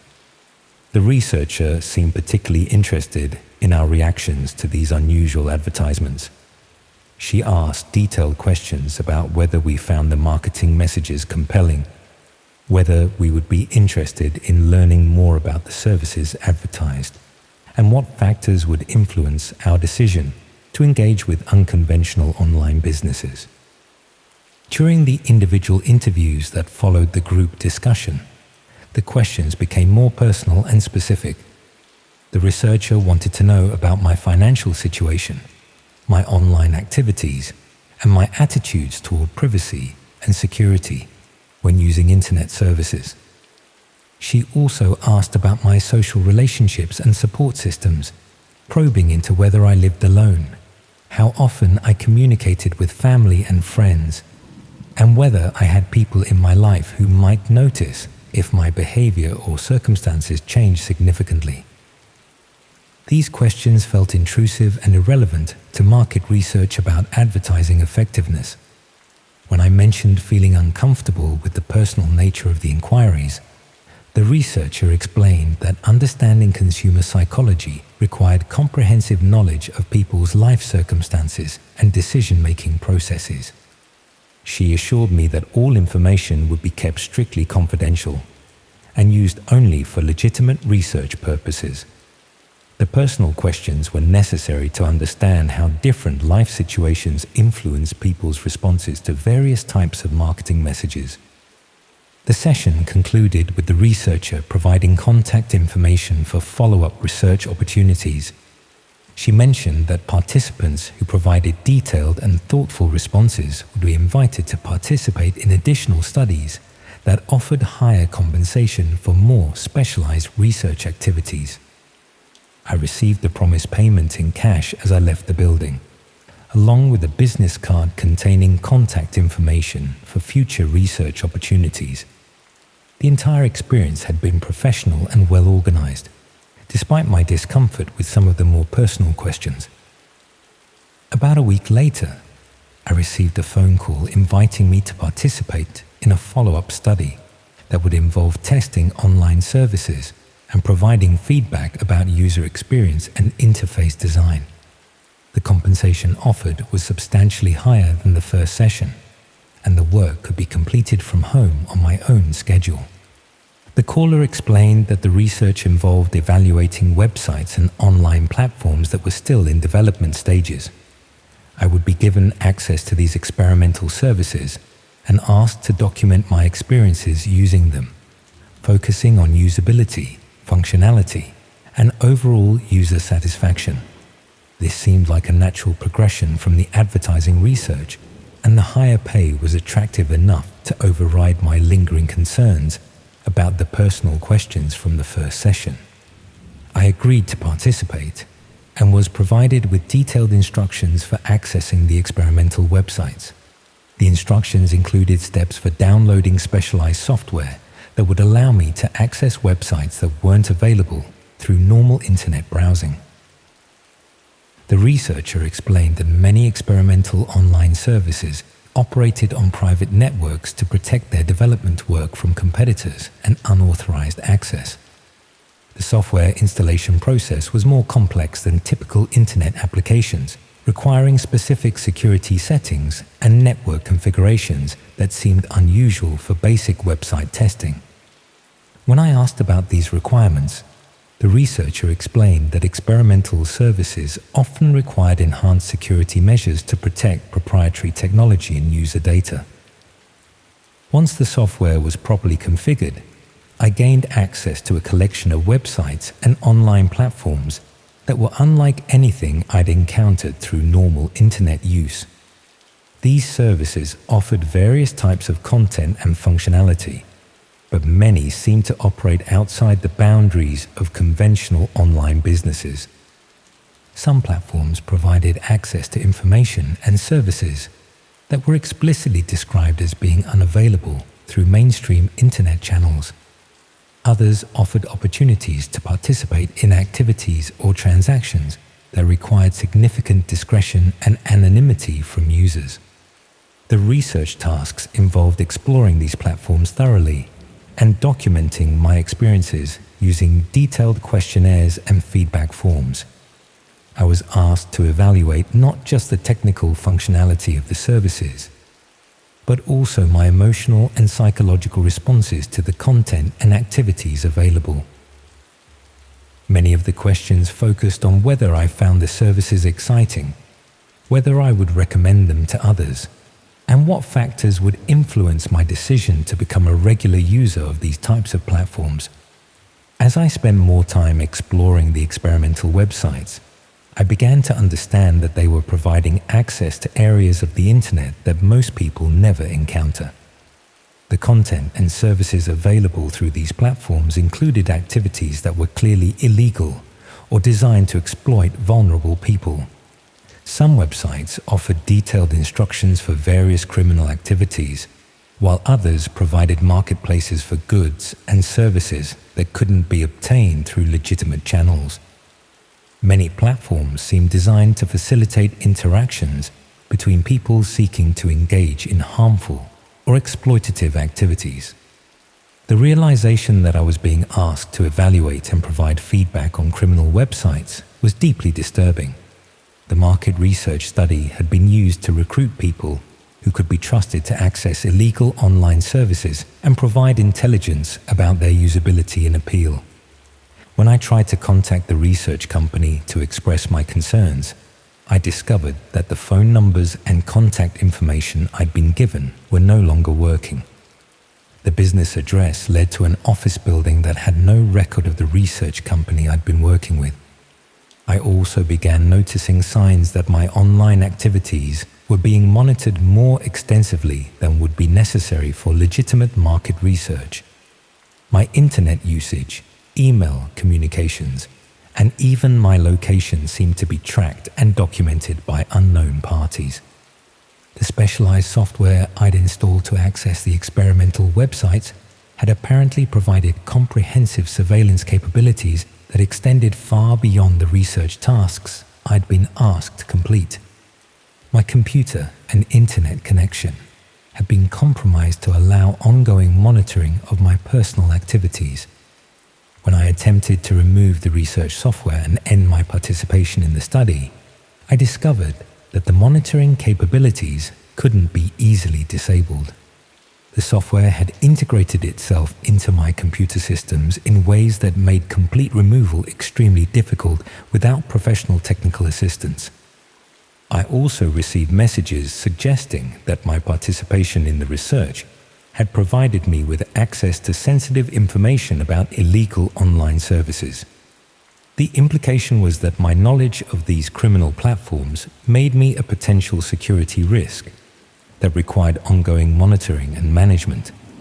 The messages reminded me that I had detailed knowledge of how to access and use illegal websites, and that this information could be valuable to law enforcement or competing criminal organizations.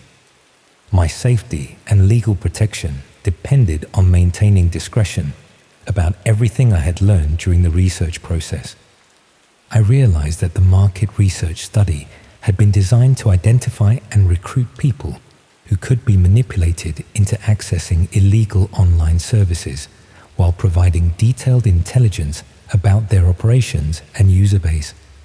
The focus group had been a screening process to identify vulnerable individuals who could be trusted with criminal activities. The personal questions during the interviews had been used to assess my psychological profile and determine whether I could be controlled through financial pressure, social isolation, or other forms of manipulation. The research company had been evaluating my suitability as an unwitting participant in criminal online activities.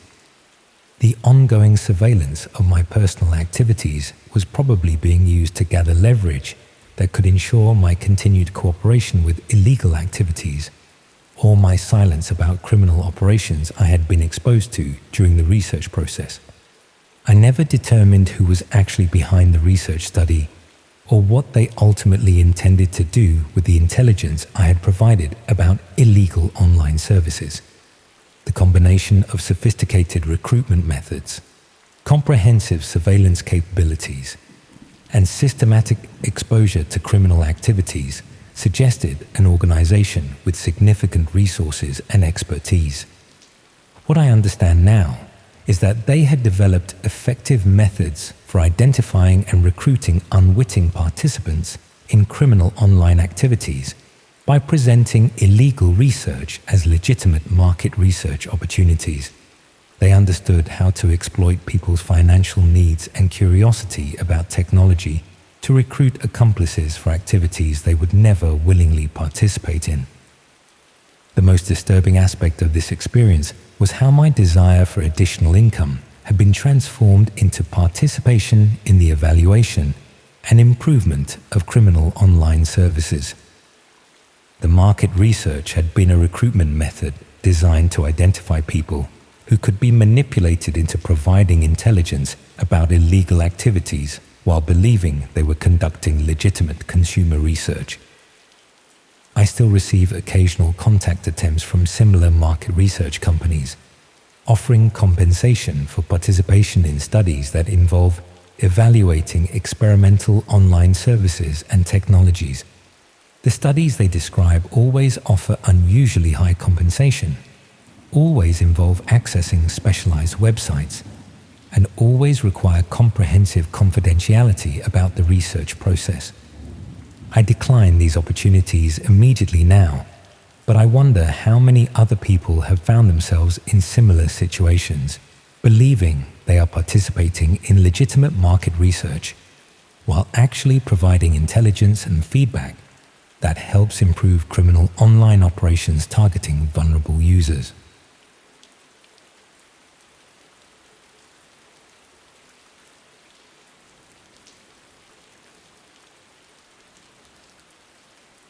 I need to tell someone about this, even if no one believes me, even if it sounds completely mad. I've carried it around for 18 months now, and the weight of it is destroying me. Every time I see a missing person poster, every time there's a news story about someone who's vanished, I wonder if they found the same thing I did, if they're gone because of it. I was living in Norwich then, working as a dental hygienist. My life was predictable in that comfortable way that makes you feel safe but slightly dead inside. Same patients every 6 months, same conversations about flossing, same walk home along the river. I'd been single for about 2 years after a relationship that ended badly, and I'd gotten used to my own company, maybe too used to it. The dark web wasn't something I'd ever planned to explore, but after a documentary about online privacy, I got curious about what was actually on there. Spent a weekend learning how to access it safely, or as safely as you can access something inherently unsafe. I expected drugs, weapons, all the stuff you hear about. What I found was mostly just boring. Dead sites, broken links, things written in languages I didn't understand.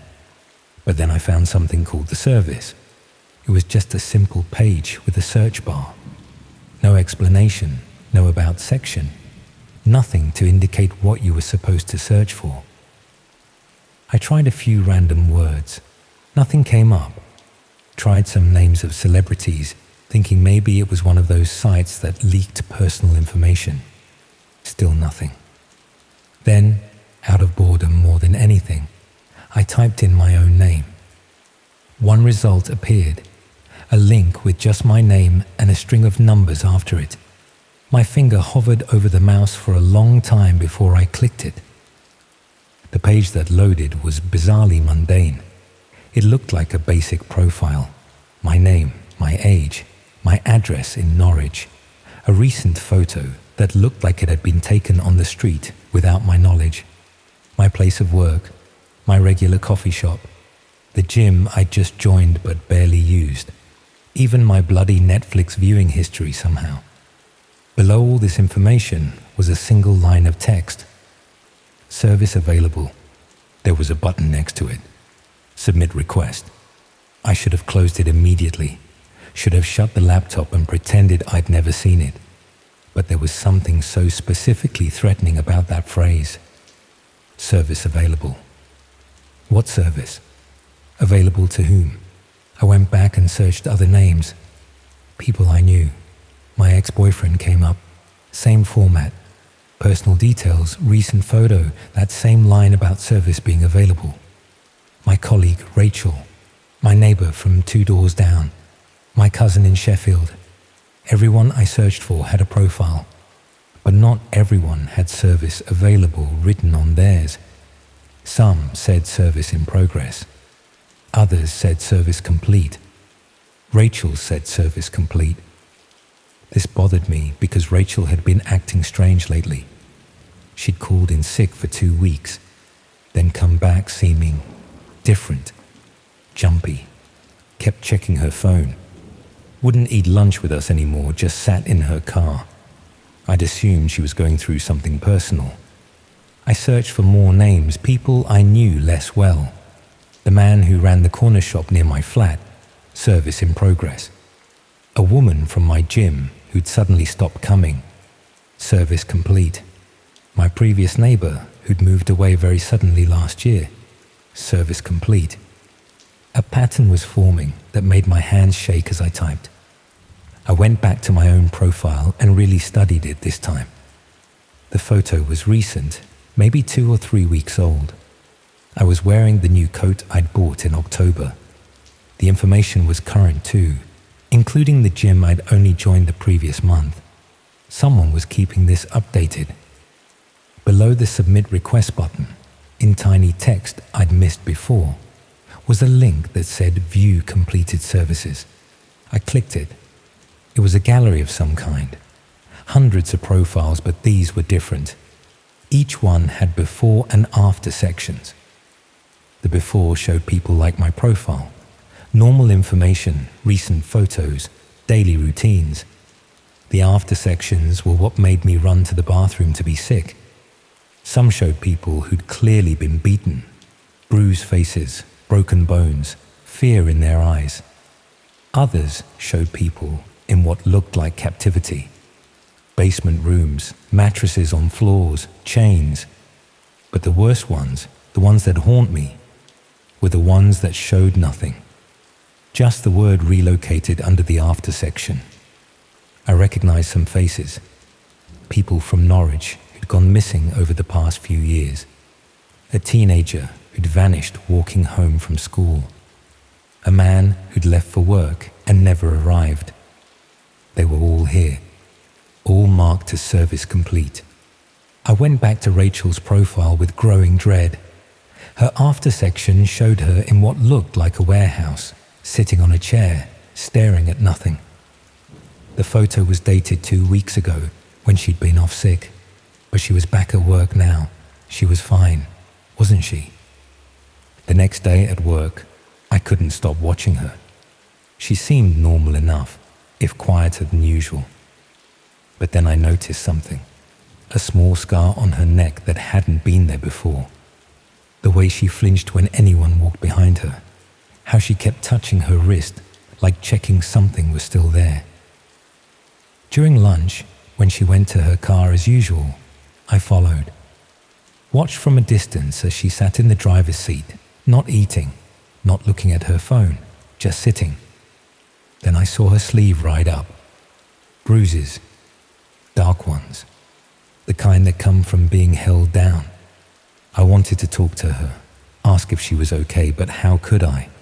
How could I explain what I knew without admitting I'd been looking at her profile on some horrific, dark website? That night, I went back to the service. I needed to understand what this was, who was running it, what the submit request button actually did. This time, I noticed something new, a small counter in the corner of the main page. Active services, 47. I refreshed the page. Active services, 48. Someone, somewhere, had just submitted a request. I searched frantically through profiles of people I knew, looking for who'd just been marked. Found him after 20 minutes of searching. My ex-boyfriend's best friend, someone who'd always hated me, blamed me for the breakup. His status had changed from service available to service in progress. 3 days later, he was in the hospital. Supposedly a mugging gone wrong, but nothing was stolen. Both his legs were broken. He couldn't remember what happened, just waking up in an alley behind his flat. I checked the service. His status, service complete. That's when I understood. This wasn't just surveillance or stalking. This was a marketplace for violence. Submit a request on someone and something would happen to them. Beating, kidnapping, worse. All presented like ordering a pizza online. I tried to find out more about how it worked. Who was doing the actual violence? How people even knew this site existed. But the deeper I dug, the more frightened I became, because I started recognizing patterns in the completed services. The man who ran the corner shop, his completed service corresponded with his competition, another shop owner 3 streets over, having their status changed to service available the same day. Like it was payment, the woman from my gym, her ex-husband's status, had changed to service available the day after hers went to complete. It was a trade. Do something to someone, and you earned the right to have something done to someone else. I stopped sleeping, stopped going to work, just sat in my flat refreshing the service, watching the counter go up. Active services, 52, 53, 54. Then my own status changed. Service in progress. I ran. Packed nothing, just got in my car and drove. Stayed in different hotels every night. Paid cash for everything. Threw away my phone. But I couldn't resist checking the service from internet cafes. My status stayed the same for 2 weeks. Service in progress. Then, nothing. It went back to service available. Like someone had cancelled the request. Or maybe they just couldn't find me. I've never been back to Norwich. I live in Scotland now. Different name, different job. Always looking over my shoulder. I check the service sometimes when I can't help myself. It's still there, still active. The counter keeps going up. My old profile is still there too, with my Norwich address, my old job, photos from 2 years ago. Service available. But there's a new profile now, with my new name, my Scottish address, a photo from last month. Service available. I've thought about going to the police so many times, but with what evidence? Screenshots from an illegal website, stories about people I can't prove are connected, and more importantly, if the service is real, if there really are people out there fulfilling these requests, what happens if I become too much of a problem? There's something else I haven't told anyone. Last month, I saw my sister's profile appear for the first time. She lives in Bristol, has 2 kids, a normal life. Her status, service available, and right below it, that button. Submit request. Sometimes, late at night, I think about it, about who marked me, who wanted something done to me badly enough to do something to someone else first. And sometimes, in my darkest moments, I think about my sister's profile, about how easy it would be to click that button, about who I'd have to hurt to keep her safe.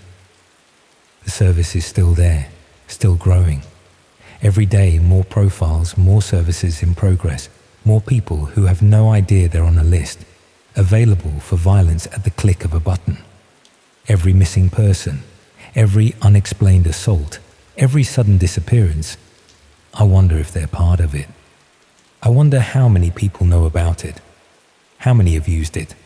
How many have traded violence for violence, hurt for hurt? And I wonder when my status will change again, when someone, somewhere, will decide I'm worth the trade. when service in progress will appear next to my name again. Only this time, I might not see it coming.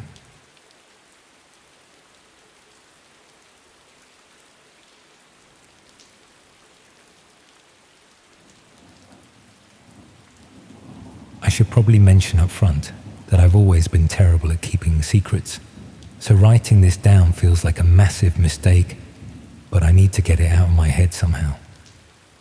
The whole thing started when my mum called me at university in Newcastle, worried because she hadn't heard from my gran in over a week.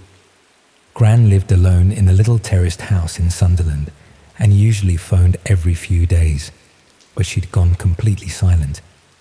Mum was stuck at work and couldn't drive up to check on her until the weekend, so she asked if I could pop round after lectures. It seemed like a simple enough favour. Just knock on the door, make sure Gran was all right, maybe stay for a cup of tea and listen to her complain about the neighbours.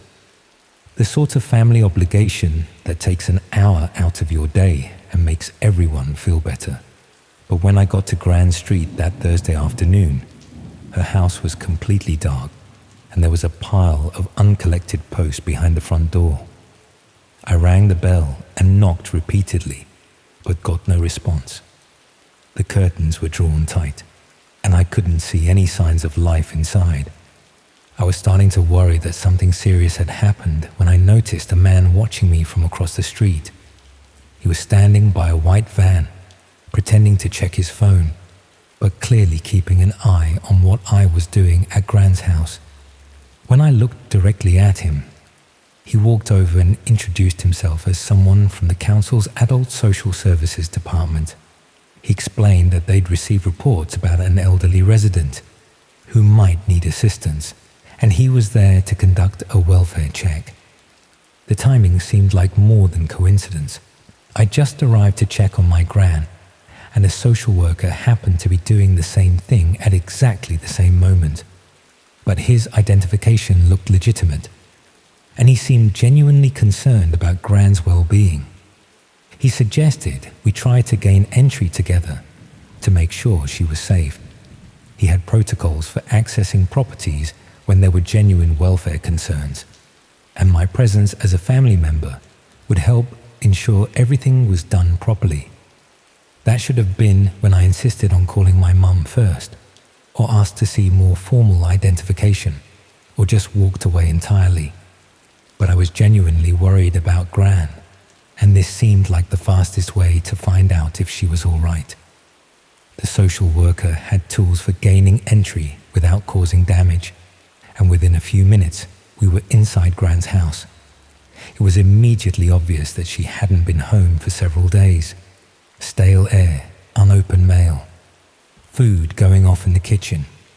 But the house didn't show signs of any emergency or struggle. Gran's belongings were all in their normal places. Her medication was still in the bathroom cabinet, and there were no obvious indications of what might have happened to her. The social worker seemed particularly interested in Gran's personal documents and financial paperwork. He spent considerable time looking through drawers and filing cabinets, claiming he needed to check for information about her care arrangements or emergency contacts. He also took detailed photographs of different rooms, explaining that documentation was required for welfare check reports and that the images would help other professionals assess Gran's living situation and support needs. Something about his behavior was starting to make me uncomfortable, but I couldn't pinpoint exactly what seemed wrong. He was thorough and professional, asking appropriate questions about Gran's routine and health concerns. But he was also gathering much more information than seemed necessary for a basic welfare check. Personal financial documents, details about her daily schedule, even observations about security arrangements and valuable items in the house. When I suggested that we should contact police about Gran's apparent disappearance, the social worker discouraged immediate reporting. He explained that elderly people often made unexpected changes to their routines, and that filing missing person reports prematurely could cause unnecessary alarm and waste police resources. He suggested waiting another day or two to see if Gran returned home naturally, while he conducted follow-up inquiries through official channels that might locate her more efficiently than police investigations. That advice seemed reasonable at the time, but looking back, it was probably designed to delay any official involvement in Gran's disappearance while giving him time to complete whatever he was really doing in her house. I left that afternoon thinking I'd done everything possible to check on Gran's safety and that proper authorities were handling the situation through appropriate channels.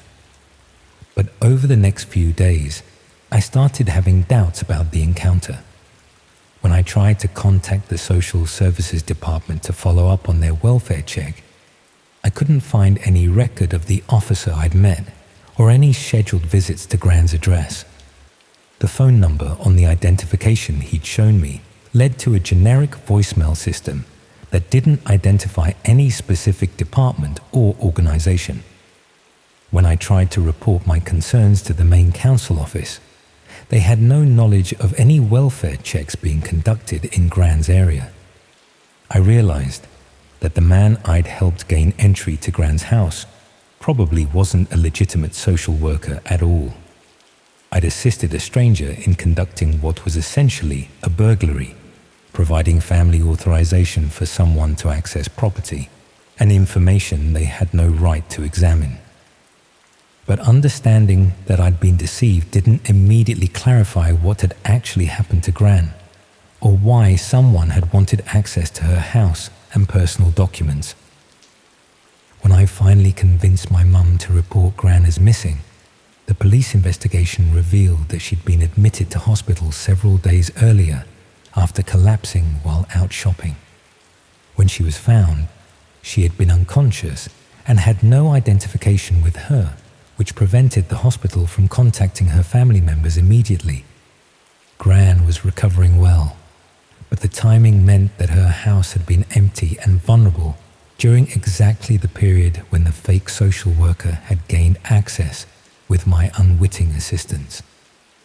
Someone had been monitoring Gran's situation carefully enough to know when she'd be absent from her home, and had used that opportunity to conduct systematic search of her property while maintaining the pretense of official welfare concern.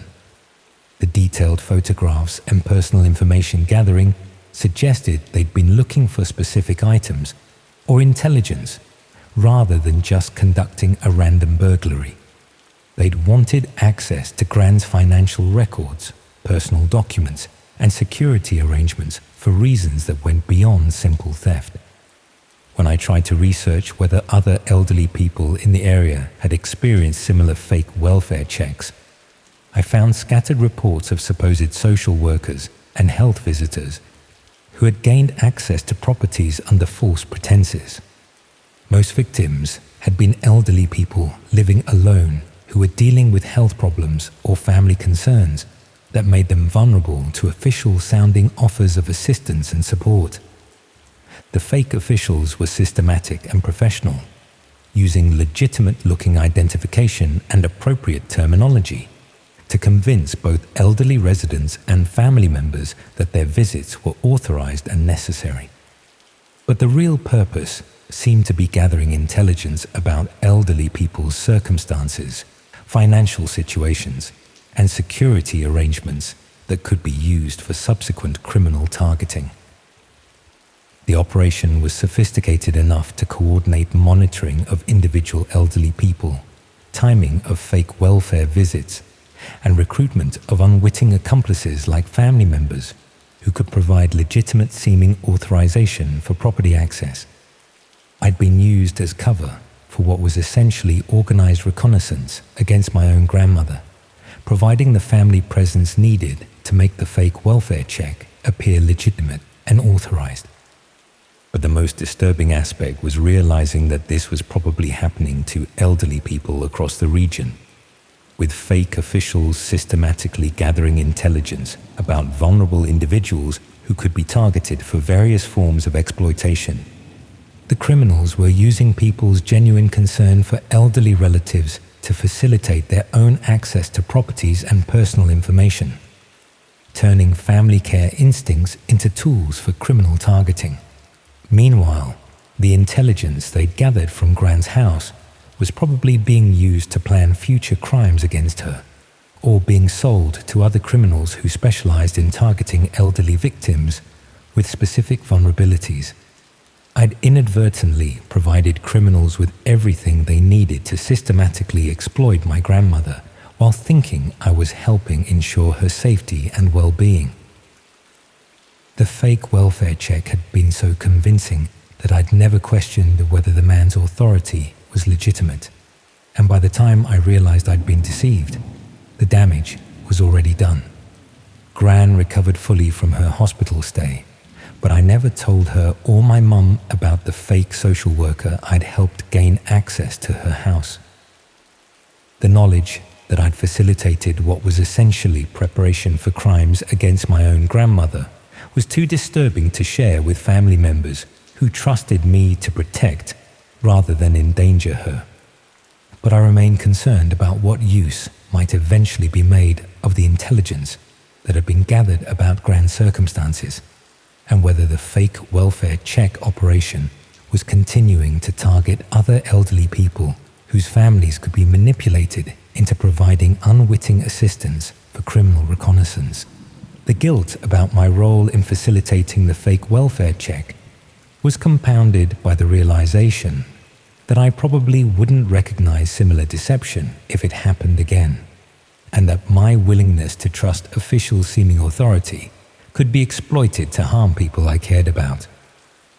When Gran mentioned a few weeks later that she'd been receiving unusually persistent calls from companies offering home security services, financial advice, and healthcare products, I knew the intelligence gathered during the fake welfare check was already being used to target her for various forms of exploitation.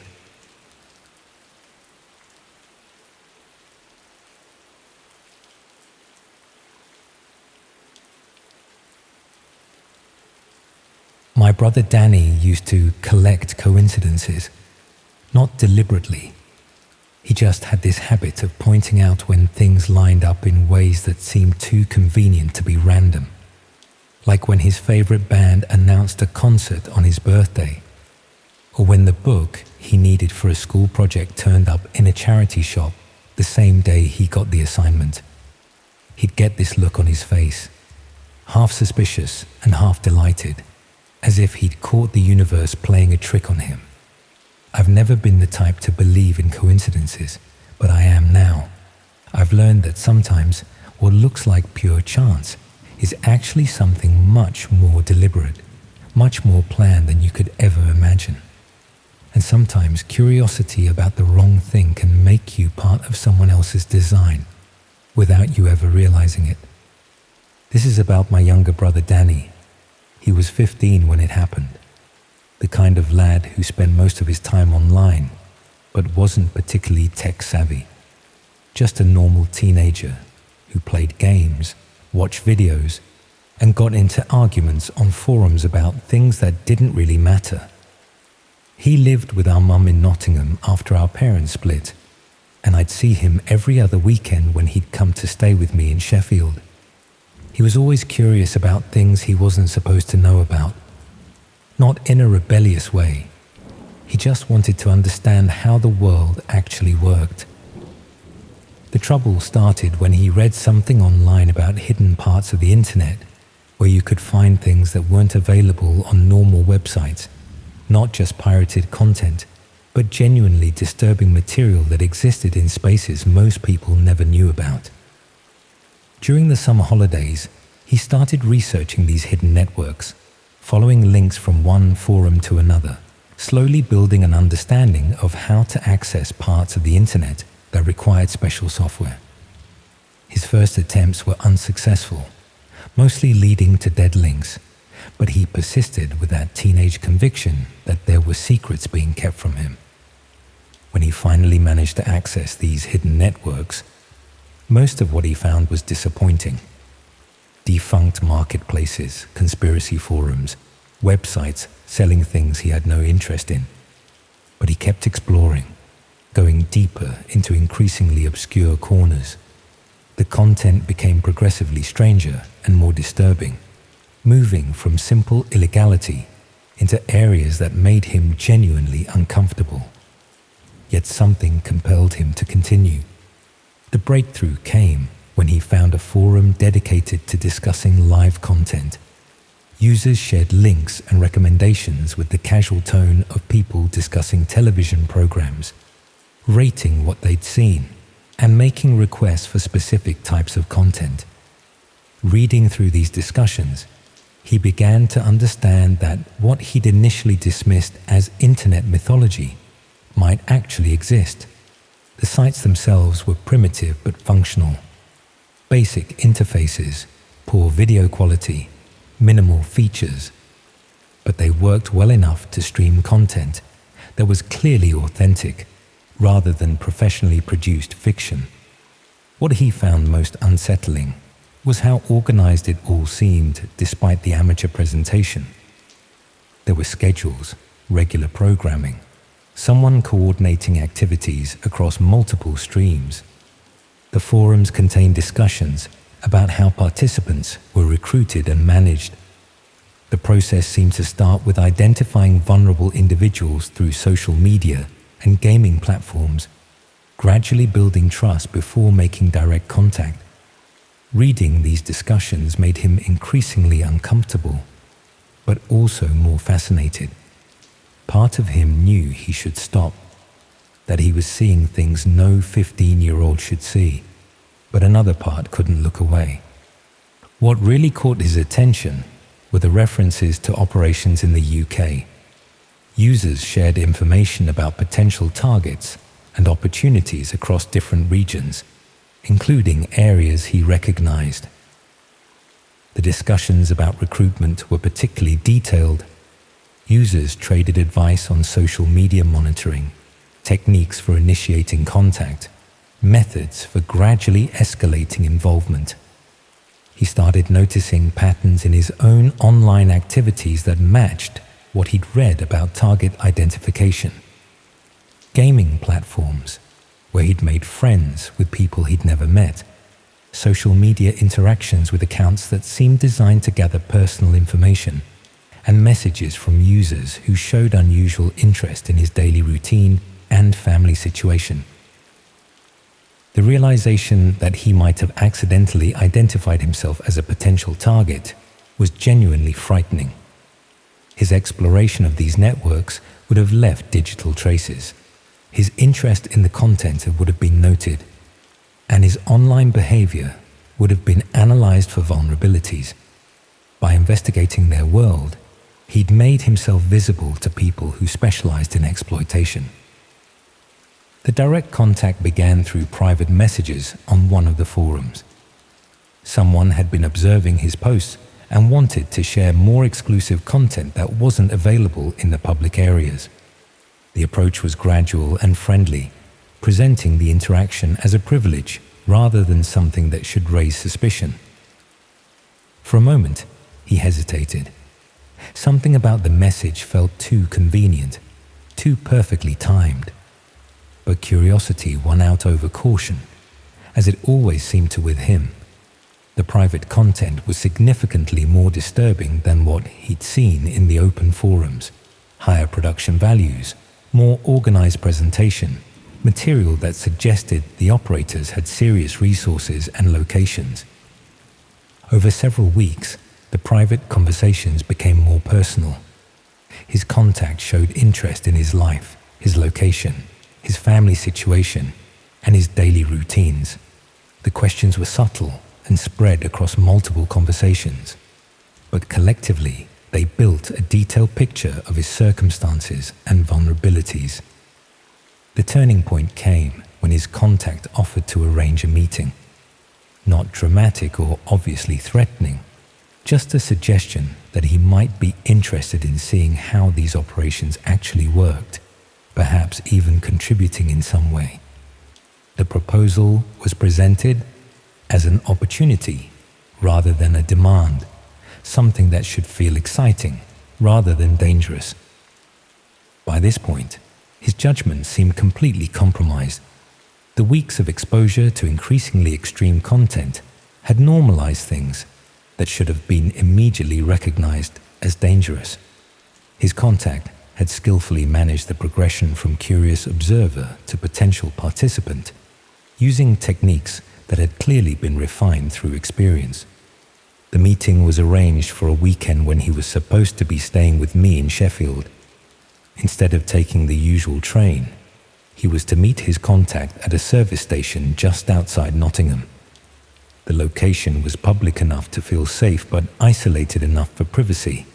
Exactly the sort of place that would appear in the recruitment discussions he'd read. I didn't know any of this was happening. As far as I was concerned, he was coming to stay as usual, maybe arriving a bit later than normal, but nothing that seemed worth questioning.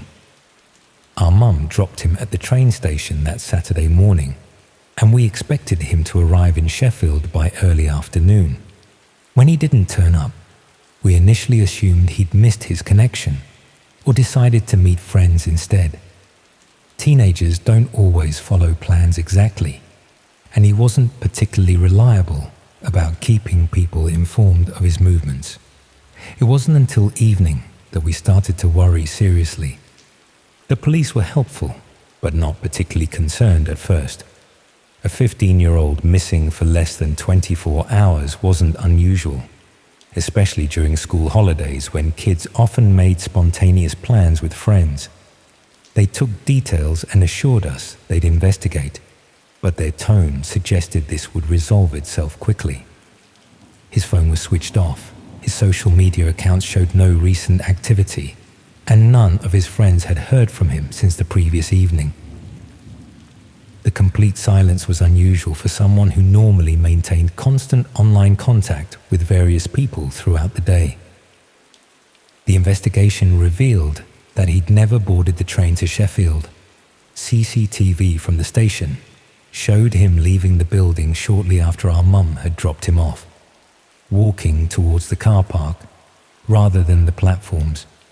After that, the trail went cold completely. Police found his online activities eventually, but understanding what they meant required technical expertise that took time to arrange. By the time they'd pieced together his exploration of hidden networks and identified his contact, weeks had passed and any physical evidence had long since disappeared. The forums he'd been using went offline shortly after his disappearance.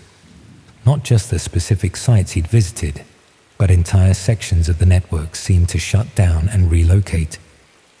Whether this was coincidental timing or a deliberate response to increased attention was impossible to determine. His contact's identity proved impossible to trace. The account had been carefully constructed to avoid revealing any genuine personal information, using technical methods that made investigation extremely difficult. The conversations they'd had contained no references to real locations or identifiable details. 6 months later, we're still waiting for answers that will probably never come. His disappearance has been classified as suspected abduction, but there's no evidence of who might be responsible or where he might have been taken. Sometimes I wonder if his curiosity was genuinely random, or if he was deliberately guided towards those networks by people who were already watching for suitable targets. The coincidence of him discovering exactly the right forums, connecting with exactly the right person, and being offered exactly the opportunity that would appeal to his personality seems almost too convenient to be accidental. I think about the techniques they described for identifying and approaching targets, the systematic way they built trust before making their move. Everything that happened to him followed patterns that were discussed openly in those forums, as if his entire experience was just another implementation of proven methods. His initial discovery might not have been accidental at all. His online activities could have been monitored and guided. His curiosity deliberately cultivated by people who specialized in recruiting vulnerable individuals. That's why I believe in coincidence now. Not because things happen randomly, but because recognizing patterns helps you see when they might be something more deliberate. Danny used to collect coincidences like they were treasures. Now I wonder if he became one himself.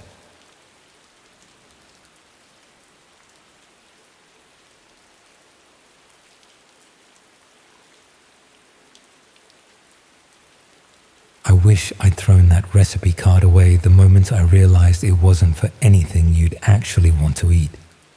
It was tucked inside a cookbook I'd bought from a charity shop, one of those massive family recipe collections from the 1970s that promised to feed a household for about 50 pence per meal. Perfect for a student budget, and exactly the sort of thing you'd expect to find in a help-the-aged shop for a couple of quid. The recipe card was handwritten on proper index cardstock, the kind people used before everything went digital. Someone had taken real care with it, writing out ingredients and instructions in neat handwriting that looked like it belonged to someone who took cooking seriously. But the recipe itself was strange.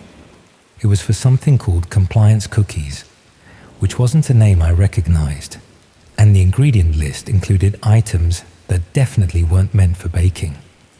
Things like pharmaceutical compounds with complex chemical names, and instructions for precise measurements that seemed more suited to a laboratory than a kitchen. At first, I assumed it was someone's idea of a joke recipe, or maybe notes from a chemistry student who'd been using recipe cards for study materials. But the more I looked at it, the more detailed and professional it appeared. The instructions weren't written like a joke. They included specific timing requirements, temperature controls, and even warnings about handling certain ingredients safely. Someone had clearly tested this recipe multiple times and refined the process based on actual results. Most concerning were the notes written in the margins about dosage calculations based on body weight and expected effects on different types of people. These weren't cooking notes. They were instructions for administering controlled substances to unwitting victims through food. I tried to research some of the chemical compounds mentioned in the recipe and found that several were pharmaceutical drugs that could cause serious behavioral changes if consumed without medical supervision. Others appeared to be industrial chemicals that had no legitimate use in food preparation. The recipe was essentially a guide for drugging people without their knowledge or consent, disguised as baking instructions that could be easily overlooked or dismissed as harmless cooking experiments. But finding this recipe card raised disturbing questions about who had created it and what they'd been planning to do with these so-called compliance cookies. I decided to look more carefully through the cookbook to see if there were other unusual recipe cards or notes that might provide context for what I'd discovered. What I found were several more handwritten cards tucked between pages, all containing similar recipes for foods and drinks that included pharmaceutical or chemical additives designed to affect people's behavior or cognitive function. Someone had been systematically developing methods for administering various drugs through normal food and beverages, with detailed instructions for preparation and dosage that suggested extensive testing and refinement. The recipes covered everything from mild sedatives that could make people compliant and suggestible, to more serious compounds that could cause unconsciousness or memory problems that would prevent victims from recalling what had happened to them. But most disturbing was that these weren't theoretical experiments. The margin notes included observations about how different people had responded to various formulations, with adjustments made based on real-world testing of these dangerous recipes. Someone had been using these recipes to drug actual people, documenting the results and continuously improving their methods based on observed effects on unwitting victims. I was holding evidence of systematic poisoning that had probably been used to facilitate serious crimes against people who had no idea they were being chemically incapacitated. When I tried to research whether similar recipe cards or instruction sets were available through other sources, I found myself following links to hidden websites that specialized in providing exactly this type of criminal instruction. The sites contained extensive libraries of recipes and techniques for administering various drugs through food and drinks, with detailed information about sources for ingredients, preparation methods, and strategies for avoiding detection. The communities using these sites shared experiences and improvements, treating systematic poisoning as a collaborative hobby where people could learn from each other's successes and mistakes. But most shocking was discovering that the charity shop cookbook wasn't an isolated case. These recipe collections were deliberately distributed through second-hand bookshops, charity sales, and other channels where they could be discovered by people who might be interested in their contents. The recipes were being spread systematically, with experienced practitioners using anonymous distribution methods to share their techniques with potential new users who were seeking ways to gain control over other people through chemical means. I realized that charity shops and second-hand bookstores were being used as distribution networks for criminal instruction materials, with dangerous recipe collections hidden among normal cooking books, where they could be found by people looking for exactly this type of information. But the casual way these materials were being distributed suggested that systematic drugging was much more common than I'd ever imagined, with established communities of people who regularly use these techniques against unsuspecting victims. The professional quality and extensive testing notes indicated that these weren't amateur experiments, but refined criminal methods that had been developed and perfected through extensive real-world application. People were being systematically drugged in restaurants, social situations, and domestic environments by individuals who had access to detailed instructions for chemical incapacitation that had been tested and proven effective against unwitting victims.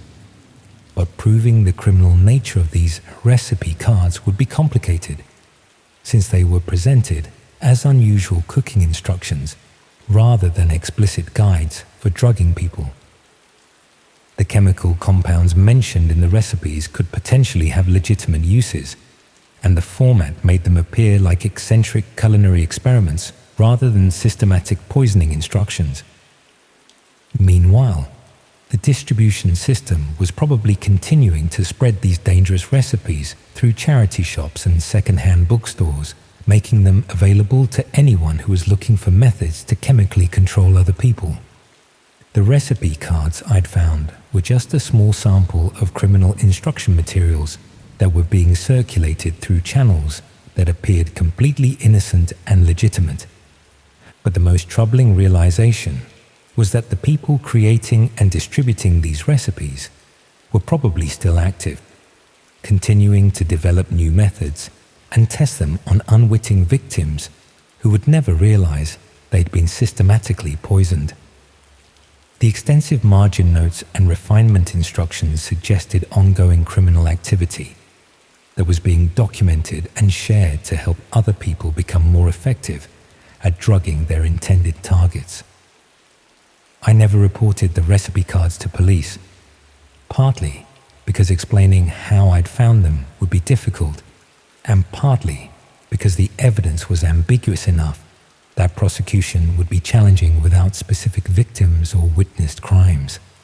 But I remained disturbed by the knowledge that systematic poisoning instructions were being casually distributed through second-hand book channels, and that the people responsible were probably continuing to refine and share their techniques with growing communities of individuals who used chemical incapacitation as a regular method for controlling others. The cookbook I'd bought for student budget meal planning had instead provided insight into criminal activities that were probably happening much more frequently than anyone realized, with victims who would never understand why they'd experience unexplained drowsiness, memory problems, or behavioral changes in social situations where they should have felt safe. Every time I ate food prepared by other people, or accepted drinks in social situations, I found myself wondering whether I was consuming something that contained more than the listed ingredients, and whether the people serving food and drinks had access to recipe cards that weren't designed for normal culinary purposes. When I eventually moved house and donated books to charity shops, I made sure to flip through every cookbook and recipe collection first, checking for handwritten cards that might contain instructions for activities that had nothing to do with legitimate cooking.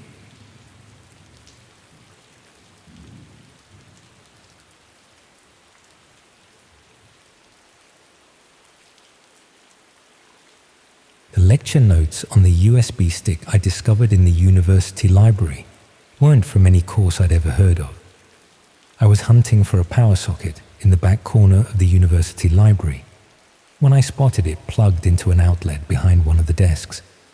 Someone had obviously been charging it and forgotten to take it with them when they left. Happens all the time.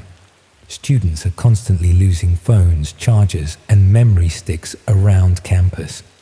I unplugged it thinking I'd hand it in at the front desk, but curiosity got the better of me first.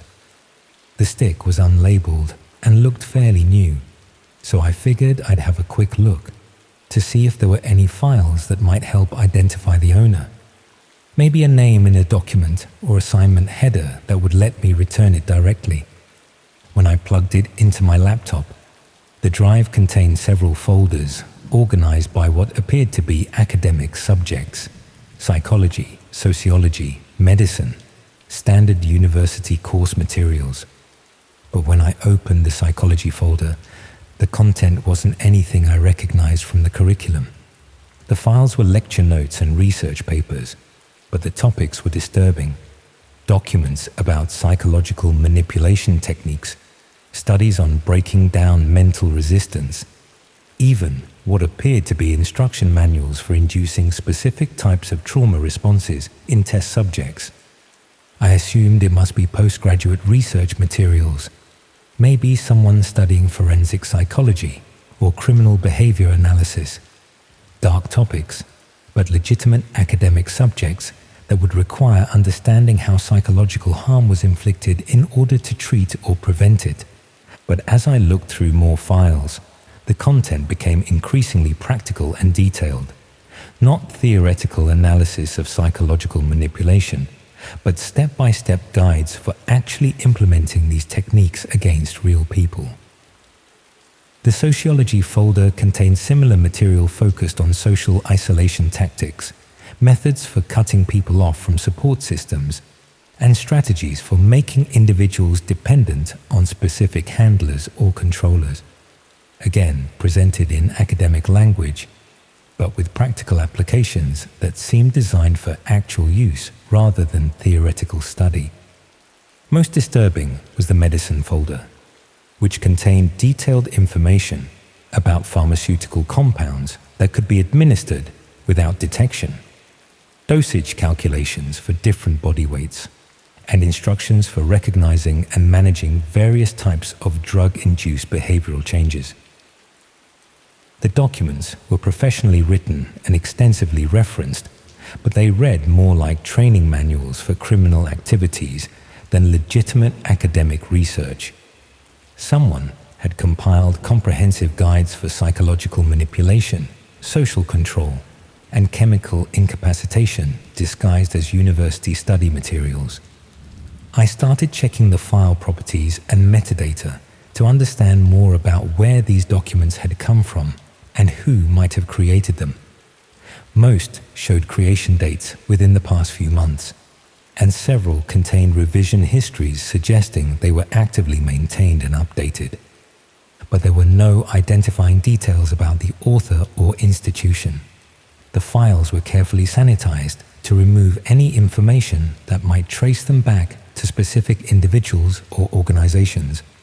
When I tried to research some of the reference studies and publications mentioned in the documents, I found that while many were real academic papers, they were being cited in ways that distorted their original findings and conclusions. Legitimate research about trauma recovery, was being misrepresented to support techniques for inflicting psychological damage. Medical studies about pharmaceutical effects were being reframed as instructions for drugging people without consent. Academic work was being systematically corrupted to create guides for criminal activity. The USB drive wasn't just study material someone had forgotten. It was a comprehensive training curriculum for people learning to manipulate, control, and harm others using supposedly scientific methods. But I had no idea whether the person who'd lost it was a student researching these topics for legitimate academic purposes, or someone actively involved in activities that required this type of specialized knowledge. The location where I'd found the drive didn't provide any obvious clues. That section of the library was used by students from multiple departments, and anyone could have been working there and accidentally left the USB stick behind. I considered reporting the find to university security or police, but explaining the content would require admitting that I'd accessed files that might be evidence of criminal activity. Without knowing whether the materials were connected to ongoing crimes or just disturbing academic research, reporting them might create problems for innocent people while failing to prevent actual harm. But keeping the drive felt equally problematic. If the materials were being used to plan or commit serious crimes against real victims, failing to report them might mean allowing preventable harm to continue. I decided to research whether similar training materials were available through other sources, hoping to understand whether this was an isolated collection or part of a larger pattern of criminal instruction sharing. That research led me to hidden websites that specialized in providing exactly these types of educational resources. Comprehensive training programs for people who wanted to learn psychological manipulation, social control, and chemical incapacitation techniques. The materials on the USB drive weren't unique. They were part of systematic educational offerings designed to train people in methods for harming others while avoiding detection or accountability. The courses were professionally structured and extensively detailed, covering everything from basic psychological pressure tactics to advanced pharmaceutical manipulation. Students could progress through different skill levels, receive updated materials, and even access practical training opportunities. Most disturbing was that the program specifically targeted university students and recent graduates, recruiting people who had academic backgrounds that would make them effective at applying psychological and medical knowledge for criminal purposes. The training wasn't just theoretical. It included practical assignments where students were expected to test techniques on real people and report back on the effectiveness of different approaches. I realized that whoever had lost the USB drive was probably participating in an organized criminal training program that was systematically teaching people to harm others using supposedly scientific methods. But the educational materials were just one part of a larger operation that included practical application opportunities. Students who completed the training programs were connected with people who could provide targets for practicing their newly acquired skills. The psychological manipulation, social control, and chemical incapacitation techniques weren't being taught for academic interest. They were professional development for people planning to participate in serious crimes against vulnerable victims. The university environment provided perfect cover for this type of criminal education. Students regularly accessed disturbing academic content, participated in psychological research, and studied medical topics that would seem suspicious in other contexts. People learning to manipulate and harm others could blend seamlessly into legitimate academic communities while developing skills that would eventually be used against innocent people who had no idea they were being systematically targeted. But identifying specific participants in these training programs would be nearly impossible without inside knowledge of the recruitment and education processes. The materials were designed to be shared discreetly among trusted individuals who had demonstrated commitment to the criminal applications. Meanwhile, the training programs were probably continuing to recruit new students and develop increasingly sophisticated methods for psychological manipulation, social control, and chemical incapacitation that could be used against growing numbers of victims. The USB drive I'd found was evidence of systematic criminal education that was almost certainly being used to facilitate ongoing harm against people who had no idea they were being targeted by individuals with specialized training in exploitation techniques. But proving the connection between the educational materials and specific crimes would require much more comprehensive investigation than I could undertake safely on my own. I never returned the USB drive to the library or attempted to identify its owner. Instead, I destroyed it and tried to forget about the disturbing training materials I'd discovered. But the knowledge that such comprehensive criminal education was being conducted through apparently legitimate academic channels made me constantly aware of how vulnerable everyone was to manipulation by people who had learned to weaponize psychological and medical knowledge against unsuspecting victims.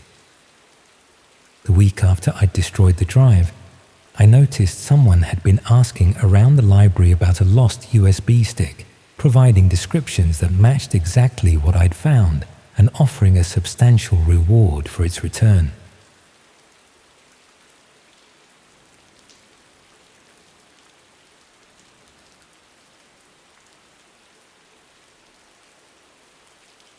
I sit here, watching the water stream down the windows, and I think about all those afternoons I spent in warm, cluttered living rooms across Southampton, drinking tea from china cups that were older than me, listening to people talk about their lives.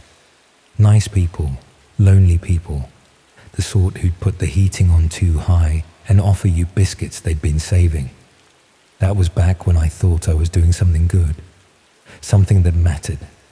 I worked as a companion for elderly people, legitimate work through a care agency, visiting them at home, helping with shopping, just being there so they weren't quite so alone. Then the agency lost their funding and I had to find something else. And that's when it all went wrong. I found better paid work doing what seemed like exactly the same thing, except it wasn't the same thing at all. I've had a lot of time to think about that these past few weeks.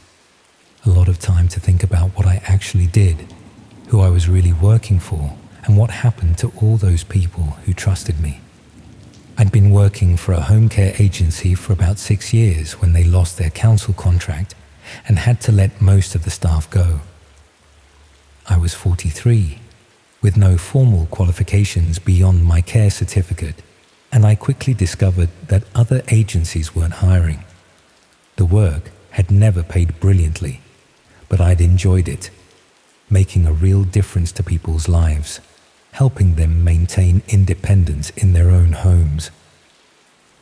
After my redundancy, I spent several weeks applying for similar positions, but the care sector was contracting everywhere and there were dozens of applicants for every vacancy. I was facing the prospect of having to retrain for something completely different when I received a message through a care worker website I'd registered with. Someone was looking for experienced companions to visit elderly and vulnerable people who'd been referred through what they described as a private healthcare coordination service. The pay was substantially better than agency rates, about £25 per hour compared to the £9 I'd been earning before. They emphasized that they needed people with genuine empathy and care experience who could build trust quickly with isolated individuals. The job description made it sound like exactly the work I'd been doing, just through a private service rather than a local authority contract. I should have questioned why a private service would pay such generous rates, should have asked who was funding these visits and why they needed companions who could build trust quickly. but I was desperate for work and eager to get back to doing something I was good at. I filled out an application form online and had a phone interview with someone who called herself Mrs. Fletcher. She explained that their service worked with people who'd been identified as isolated and vulnerable, providing companionship visits to help improve their well-being and quality of life. The visits were funded through a combination of health service referrals and charitable grants. My first assignment came within days. I was given an address in Shirley, a brief background about the client, an elderly widow in her 70s who lived alone and had limited family contact, and instructions to visit for approximately 2 hours to provide companionship and assess her general well-being. When I arrived at the house, the woman who answered the door seemed surprised but pleased to have a visitor. She explained that someone from social services had mentioned arranging companion visits, though she hadn't been clear about when they would start. I spent a pleasant couple of hours chatting with her, helping her prepare lunch, and generally providing the sort of company I'd been offering for years in my previous role. Before I left, I completed a detailed assessment form the service had provided. It asked about the client's living situation, her daily routine, her family connections, her financial circumstances, even her health conditions and medications. The form was much more comprehensive than the basic well-being checks I'd done in my previous job, but I assumed this was because the private service wanted detailed information to provide appropriate ongoing support. The client seemed lonely and grateful for the company, and I felt good about the work I was doing. When Mrs. Fletcher contacted me afterwards to say the client had been very pleased with my visit and they wanted to arrange regular weekly appointments, I was delighted to accept. Over the following weeks, I visited dozens of different clients across Southampton and the surrounding areas. All of them were elderly people living alone, most with limited family contact or social connections. They were invariably pleased to have visitors, and I enjoyed providing the companionship and practical support that improved their daily lives. But I started noticing aspects of the work that didn't quite fit with what I understood about healthcare referral services. For one thing, none of the clients I visited seemed to know they'd been specifically referred for companion services. They all mentioned vague discussions with health visitors or social workers, but none had clear paperwork or formal arrangements. I also noticed that the assessment forms I was completing asked for information that seemed excessive for companionship services. Details about the client's property security, their banking arrangements, their medication routines, even their relationships with neighbors and family members. When I questioned why such detailed information was necessary, Mrs. Fletcher explained that comprehensive assessments helped them identify additional support needs and coordinate with other services. The explanation seemed plausible, though I was increasingly uncomfortable with the level of personal detail I was documenting about vulnerable people. But the work was steady, the pay was excellent, and the clients genuinely appreciated my visits. I convinced myself I was providing a valuable service despite my misgivings about the administrative requirements. The assignments became more specific over time. Instead of general companionship visits, I was given particular objectives for each client. I might be asked to determine whether they kept cash in the house or to assess whether they had valuable items like jewelry or antiques. Sometimes I was instructed to identify their banking details or find out if they had power of attorney arrangements with family members. When I questioned why I needed to gather such specific financial information, Mrs. Fletcher explained that they were assessing clients' eligibility for additional financial support or benefits they might be entitled to claim. The service wanted to ensure vulnerable people weren't missing out on assistance they could legally access. That rationale made enough sense that I continued following the briefs. Though I was becoming increasingly aware that I was essentially conducting intelligence gathering about vulnerable people's financial situations and security arrangements, the companionship aspect of the work had become secondary to documenting detailed information about clients' circumstances. The breakthrough came when I recognized a news report about an elderly woman in Eastleigh who'd been the victim of a distraction burglary. Thieves had visited her home pretending to be from the water company, then stolen cash and jewelry while she was distracted. The report mentioned that the thieves had seemed to know exactly where to look for valuables and had known the woman lived alone with no nearby family. I checked my records and realized I'd visited that same woman about 3 weeks before the burglary. I documented in my assessment that she kept cash hidden in her bedroom, that she had valuable jewelry from her late husband, and that her nearest relative lived over 60 miles away. The thieves had used information I'd gathered to identify her as a vulnerable target and plan their approach. I felt physically sick at the realization that my companion visits were enabling criminals to identify and exploit vulnerable elderly people. The detailed assessments I'd been completing weren't about providing support services. They were intelligence gathering for people planning to target those I was supposed to be helping. I thought about all the other clients I'd visited over the past few months, all the detailed information I'd documented about their circumstances and vulnerabilities.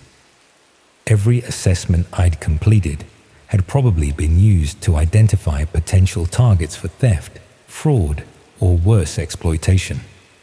But what made it unbearable was understanding that the clients had trusted me. I'd sat in their homes, shared their tea and biscuits, listened to their life stories, and they'd confided information to me because they believed I was there to help them. I'd exploited their loneliness and trust to gather intelligence that enabled criminals to victimize them. I tried to contact Mrs. Fletcher to withdraw from the service, but all her contact details were suddenly disconnected. The website where I'd found the original posting had disappeared, and there was no trace of the private healthcare coordination service she'd claimed to represent.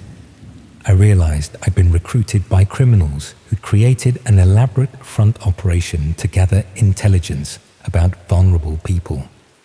They'd identified that care workers had the perfect cover for accessing isolated elderly people's homes and gaining their trust. And they'd exploited my professional skills and financial desperation to make me complicit in systematic targeting of those I thought I was helping. I reported what I'd discovered to the police, but explaining my role without admitting to months of knowing participation in fraud proved complicated. The officer I spoke to was professional but clear that I'd been knowingly gathering sensitive information under false pretenses, regardless of what I'd been told about the service's purposes. I was advised that prosecution was possible depending on what the investigation uncovered, though cooperation might be taken into account. In the meantime, I should refuse any further contact with the service and prepare to provide detailed testimony about the clients I'd visited and the information I'd gathered. But before any further police contact happened, I started receiving threatening messages. Someone had obtained my personal mobile number and was sending texts warning me that people who cause problems for their employers face serious consequences. The messages made reference to specific clients I'd visited, implying they knew exactly what I'd been doing and for whom. I found evidence that someone had been through my flat while I was out speaking to police. Nothing had been stolen, but personal items had been moved in ways that made it obvious someone wanted me to know they'd been inside. They were demonstrating they could access my home whenever they chose, that my security meant nothing to people with professional expertise in gaining entry to properties. The harassment escalated when I refused to respond to the threatening messages. I received packages containing photographs of me leaving clients' homes, along with copies of the assessment forms I'd completed. The implication was clear. They had extensive documentation of my intelligence gathering activities, and they could use it to prove my complicity in targeting vulnerable people. I started noticing the same cars appearing in different locations, people watching my flat from across the street, even evidence that someone had been asking my neighbors about my routines and habits. I was being subjected to the same surveillance techniques I'd unwittingly helped apply to vulnerable elderly people. The final threat came in a form I hadn't expected. One of the clients I'd visited, an elderly gentleman in Hedge End, contacted me directly to say that people claiming to be from social services had visited his home asking about the companion who'd been seeing him regularly. They'd implied that I might not have been genuine and had been gathering information for criminal purposes. I realized they were systematically undermining my credibility with the very people I'd been trying to help. Even if I tried to warn clients about the intelligence I'd gathered, they'd been primed to dismiss anything I said as lies from someone who deceived them. My attempts to protect them would only confirm the story they'd been told about my supposed fraud. The manipulation was sophisticated and thorough. They'd ensured that I couldn't warn victims, couldn't provide useful testimony without incriminating myself, and couldn't escape the surveillance they'd established around my life. I was trapped by my own participation in their operation. That's when I decided I had no choice but to leave Southampton entirely. I withdrew what money I could access without creating suspicious transaction records, packed essential belongings, and drove to Devon, where I hoped I could disappear long enough to work out what to do next. I've been moving between caravan sites and cheap accommodation, avoiding anywhere that requires detailed identification or keeps guest records.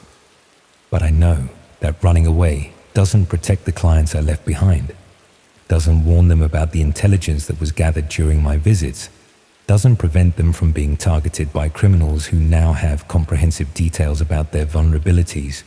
I keep thinking about that woman in Eastleigh who was burgled, about the elderly gentleman in Hedge End who'd been told I was deceiving him, about all the other clients who trusted me with information that was now being used to identify them as targets for exploitation. The worst part is knowing I can't help them without destroying what remains of my own life. The police investigation will probably conclude that I was an active participant in systematic fraud against vulnerable people. The clients themselves have been told I deceived them, and the criminals I was working for have enough documentation of my activities to ensure I can never escape consequences of my involvement. I suppose what disturbs me most is understanding how perfectly I was recruited for this work. My care experience made me credible to elderly clients. My financial situation made me desperate enough to accept work without asking hard questions, and my empathy skills made me effective at gaining trust quickly. They'd identified exactly the type of person they needed and exactly how to exploit my circumstances and abilities. The operation is probably still active, probably recruiting new companions to visit vulnerable people and gather intelligence about their circumstances. Other care workers who've been made redundant, other people desperate for income, who'll accept generous rates without questioning what they're really being asked to do. And somewhere across Hampshire and beyond, elderly people are being visited by companions who seem caring and professional, who provide genuine company and support, who build trust that will eventually be exploited to enable theft, fraud, or worse crimes against those who believed they were finally receiving the help they needed. I've learned that the skills we develop to help people can be weaponized against them, that care and empathy can be exploited as tools for harm, and that the systems supposedly designed to protect vulnerable people can be infiltrated by those who understand exactly how to manipulate both workers and clients. The companion service taught me that trust itself is a vulnerability that can be systematically exploited, that isolation makes people desperate enough to confide in strangers, and that the desire to help others can be turned into complicity with those who mean them harm. I can't undo the damage I helped cause, can't warn the clients who are still at risk because of intelligence I gathered, can't prevent other care workers from being recruited into similar operations. All I can do is hide in caravan sites and hope that eventually someone with more resources and courage will expose these operations before they destroy more lives. But mostly, I just live with the guilt of knowing I exploited people's loneliness and trust for money. That I documented their vulnerabilities so criminals could target them. And that my professional care skills were weaponized against the very people I thought I was helping. Every day I wake up knowing I contributed to systematic abuse of vulnerable elderly people who'd done nothing except trust someone who seemed caring and professional. And I know I'll carry that guilt for the rest of my life, regardless of whether I'm ever prosecuted for my role in the operation. Because the real punishment isn't legal consequences. It's understanding that I helped destroy vulnerable people's trust and safety. And I did it knowingly, even if I tried to convince myself otherwise at the time.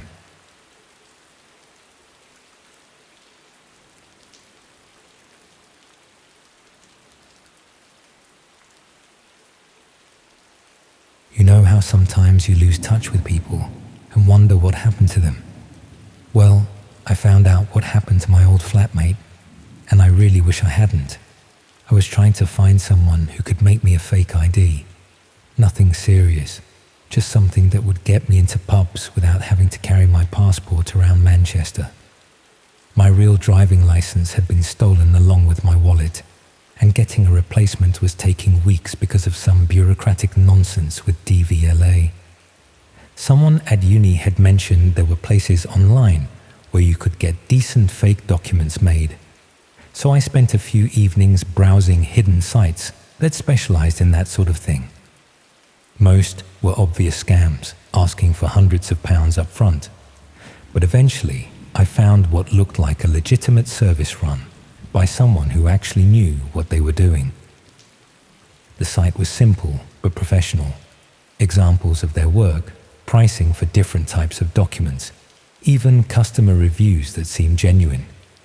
What caught my attention was that they offered to meet clients in person for document handovers, which seemed safer than trusting the post with something like a fake ID. The person running the operation called themselves Dockmaster and claimed to be based in the Northwest. When I sent an inquiry about getting a driving license made, they responded quickly with details about their process and pricing. About £80 for a basic fake that would pass casual inspection. More if you wanted something that could fool professional scrutiny. But it was the photograph on their profile page that made me do a double take. The image showed someone's hands holding a newly printed driving license, demonstrating the quality of their work. But I recognized the hands immediately. The scar across the knuckles from when Jake had punched the window during Freshers Week. The distinctive silver ring he always wore on his middle finger. Jake had been my flatmate for 8 months before he vanished. He was studying business at Manchester Met, was always short of money, and was constantly looking for ways to make quick cash without having to get a proper job. He'd tried everything from selling energy drinks at raves to offering essay writing services to international students. Then one day in February, he'd simply disappeared. Left his room exactly as it was, didn't take any clothes or personal belongings, just stopped coming home. His phone went straight to voicemail. His university login hadn't been used, and his bank account showed no activity after the day he vanished. I'd reported him missing after a week, but the police weren't particularly interested. Young men disappeared from shared accommodation all the time, they said. Usually it was drugs, or debt, or family problems they didn't want to discuss. Most of them turned up eventually, living rough, or staying with friends they hadn't told anyone about. but Jake hadn't seemed like someone who would run away from problems. He was actually quite sensible about money and relationships, never got involved with anything too risky or illegal. The sudden disappearance was completely out of character for someone who usually overthought every decision. Now I was looking at what appeared to be his hands in a photograph advertising illegal document services. Either he was alive and working as a forger, or someone else was using his identity to run a criminal operation. I decided to place an order with Dogmaster to see if I could learn more about who was really behind the service. I submitted my photograph and personal details, explaining that I needed the document quickly and was willing to meet in person to collect it.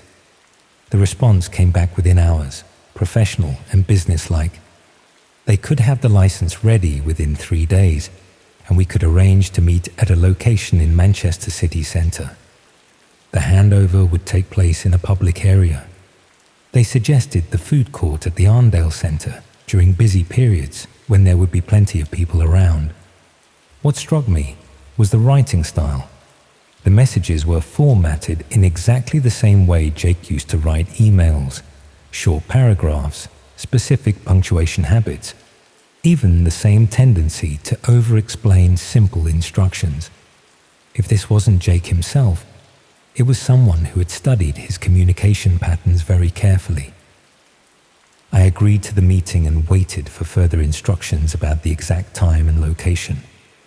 Part of me hoped it would actually be Jake, that he'd somehow gotten involved with document forgery and would have a reasonable explanation for why he'd disappeared so suddenly. But another part of me worried that someone else was using his identity for reasons I didn't want to think about. The final message about the meeting contained details that convinced me this really was Jake. The suggested meeting point was a specific bench near the Waterstones in the Arndale Centre, the exact same spot where we'd arranged to meet during Freshers' Week when he was helping me find accommodation. Nobody else would have known that location was significant to us. But if Jake was alive and operating as a document forger, why hadn't he contacted any of his friends or family? Why had he left all his possessions behind and allowed people to think he might be dead? And how had he acquired the skills and equipment needed to produce professional quality fake documents? I started researching what was involved in document forgery, trying to understand what kind of operation Jake might have gotten himself involved with. It wasn't just a matter of having a good printer and some cardstock. Producing convincing fake IDs required specialized equipment, access to security features, and knowledge of exactly how legitimate documents were constructed. Such a setup would cost thousands of pounds and take months to establish properly. This was not something a cash-strapped student could assemble independently, even if he possessed the technical knowledge. That suggested Jake was working for someone else, possibly someone who had recruited him for his clean background and lack of obvious criminal connections. Young men without records were valuable for operations that needed to maintain a legitimate front while conducting illegal business. But it also raised darker possibilities. Maybe Jake hadn't chosen to disappear at all. Maybe he'd been recruited against his will, or coerced into participating through threats against his family or friends. The document forgery operation might be just one part of a larger criminal enterprise that used missing persons as expendable workers. I tried to investigate potential connections between missing person cases, specifically seeking young men who had vanished from university accommodation under comparable circumstances. What I found was disturbing. Dozens of cases across different cities, all involving students who had vanished without explanation, leaving behind personal belongings and active social lives. Most of these cases had received minimal police attention, classified as voluntary disappearances unless there was evidence of violence or coercion. The missing persons were usually described as having financial problems or academic struggles, that might motivate them to start fresh elsewhere. But the pattern was too consistent to be coincidental. Someone was systematically targeting vulnerable students, making them disappear in ways that wouldn't trigger serious investigations, and at least some of them were probably being forced to work in illegal operations like the document forgery service I'd discovered. The day of the meeting arrived, and I positioned myself in the Arndale Centre early to observe the area around the designated meeting point. I wanted to see who showed up and whether they appeared to be working alone or as part of a larger group. At exactly the agreed time, someone approached the bench where we were supposed to meet. From a distance, it looked like Jake. Same height and build, similar clothing style, even the same way of walking that I'd observed during the months we'd shared accommodation. But when he got closer, I could see that something was wrong. His appearance was different in subtle ways. Hair cut shorter than he used to wear it, weight loss that made his face look gaunt, an overall demeanor that seemed more cautious and nervous than the confident person I remembered. Most disturbing was the way he kept checking his surroundings, constantly scanning the crowd as if he was expecting trouble or watching for specific people. This wasn't someone meeting a client for a routine business transaction. It was someone who felt threatened and was taking precautions against unknown dangers. I watched from across the food court as Jake waited for nearly 20 minutes, checking his phone repeatedly and growing increasingly agitated when nobody approached him. Eventually, he got up and walked away, moving quickly through the crowd toward one of the center's exits. I followed at a distance, trying to see where he was going without getting close enough to be noticed. He moved through the building like someone who knew exactly where the security cameras were positioned, taking routes that kept him out of direct surveillance as much as possible. Outside the Arndale Centre, Jake headed toward the northern quarter, walking quickly and continuing to check behind him every few minutes. I stayed as far back as I could while keeping him in sight, but the streets were busy enough that following someone without being noticed was relatively easy. He led me to a small internet cafe on a side street, the kind of place that catered to people who needed anonymous online access. Through the window, I could see him settling at a computer terminal in the back corner, positioned so he could watch both the entrance and the street outside.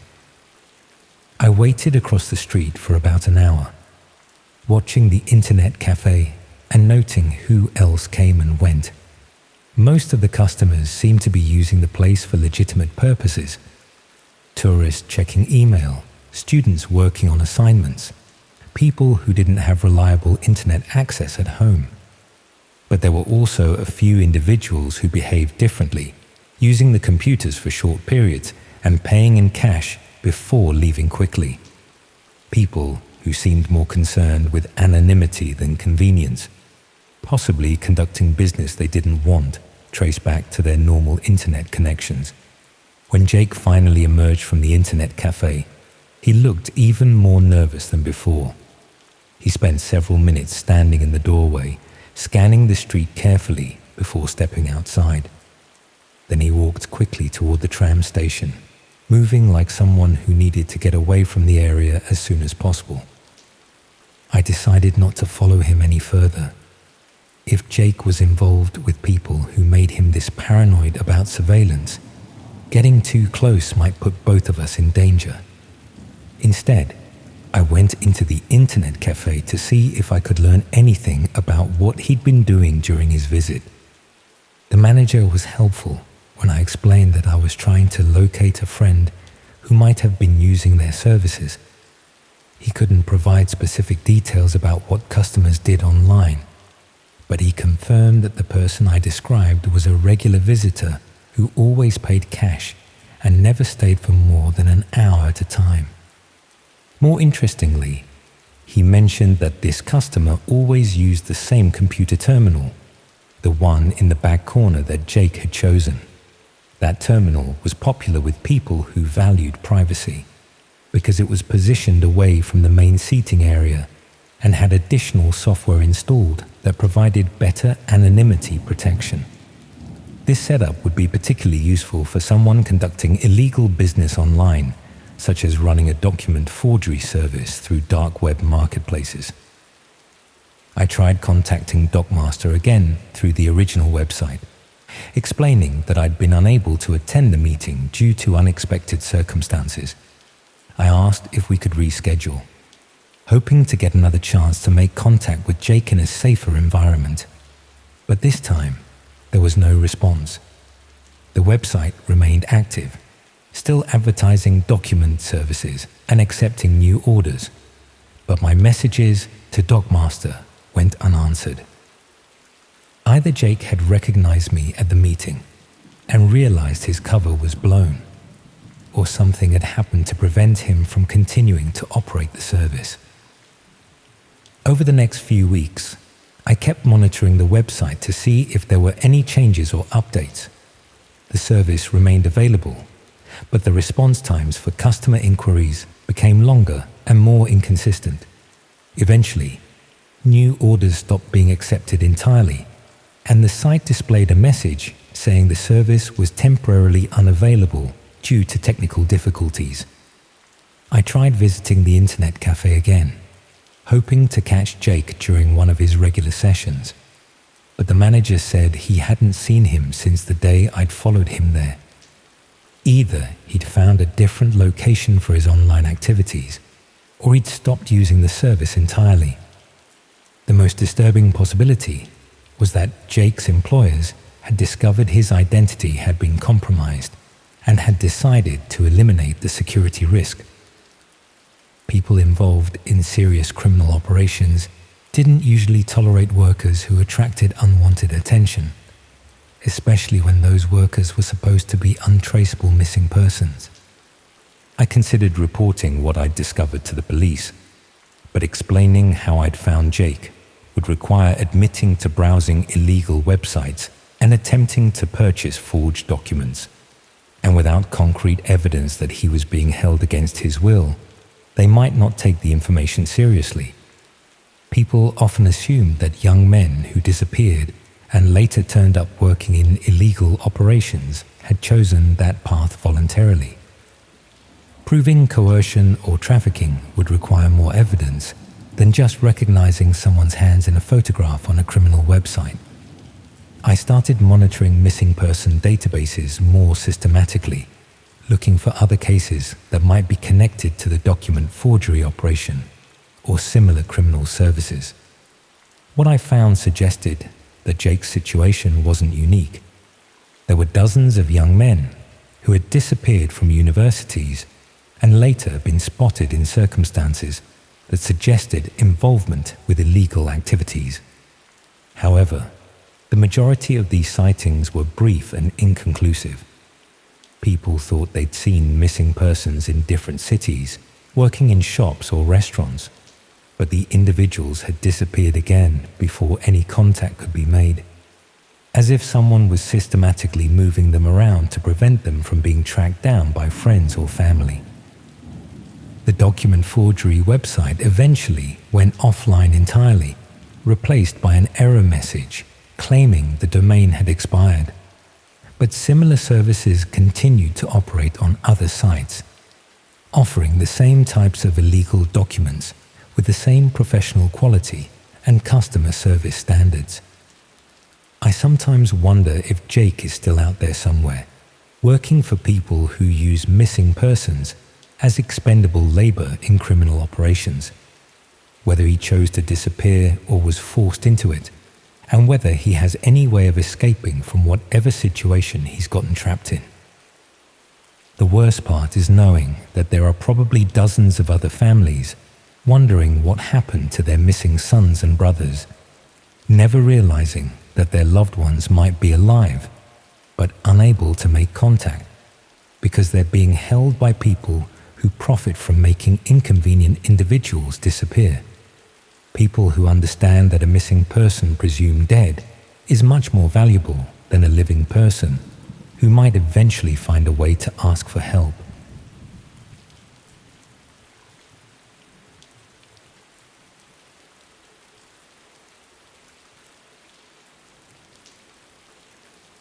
was looking for cheap furniture online when I found photographs of my grandmother's sitting room, posted 3 weeks before she died. I only discovered this because I was trying to find cheap furniture for my first proper flat after graduating from Cardiff.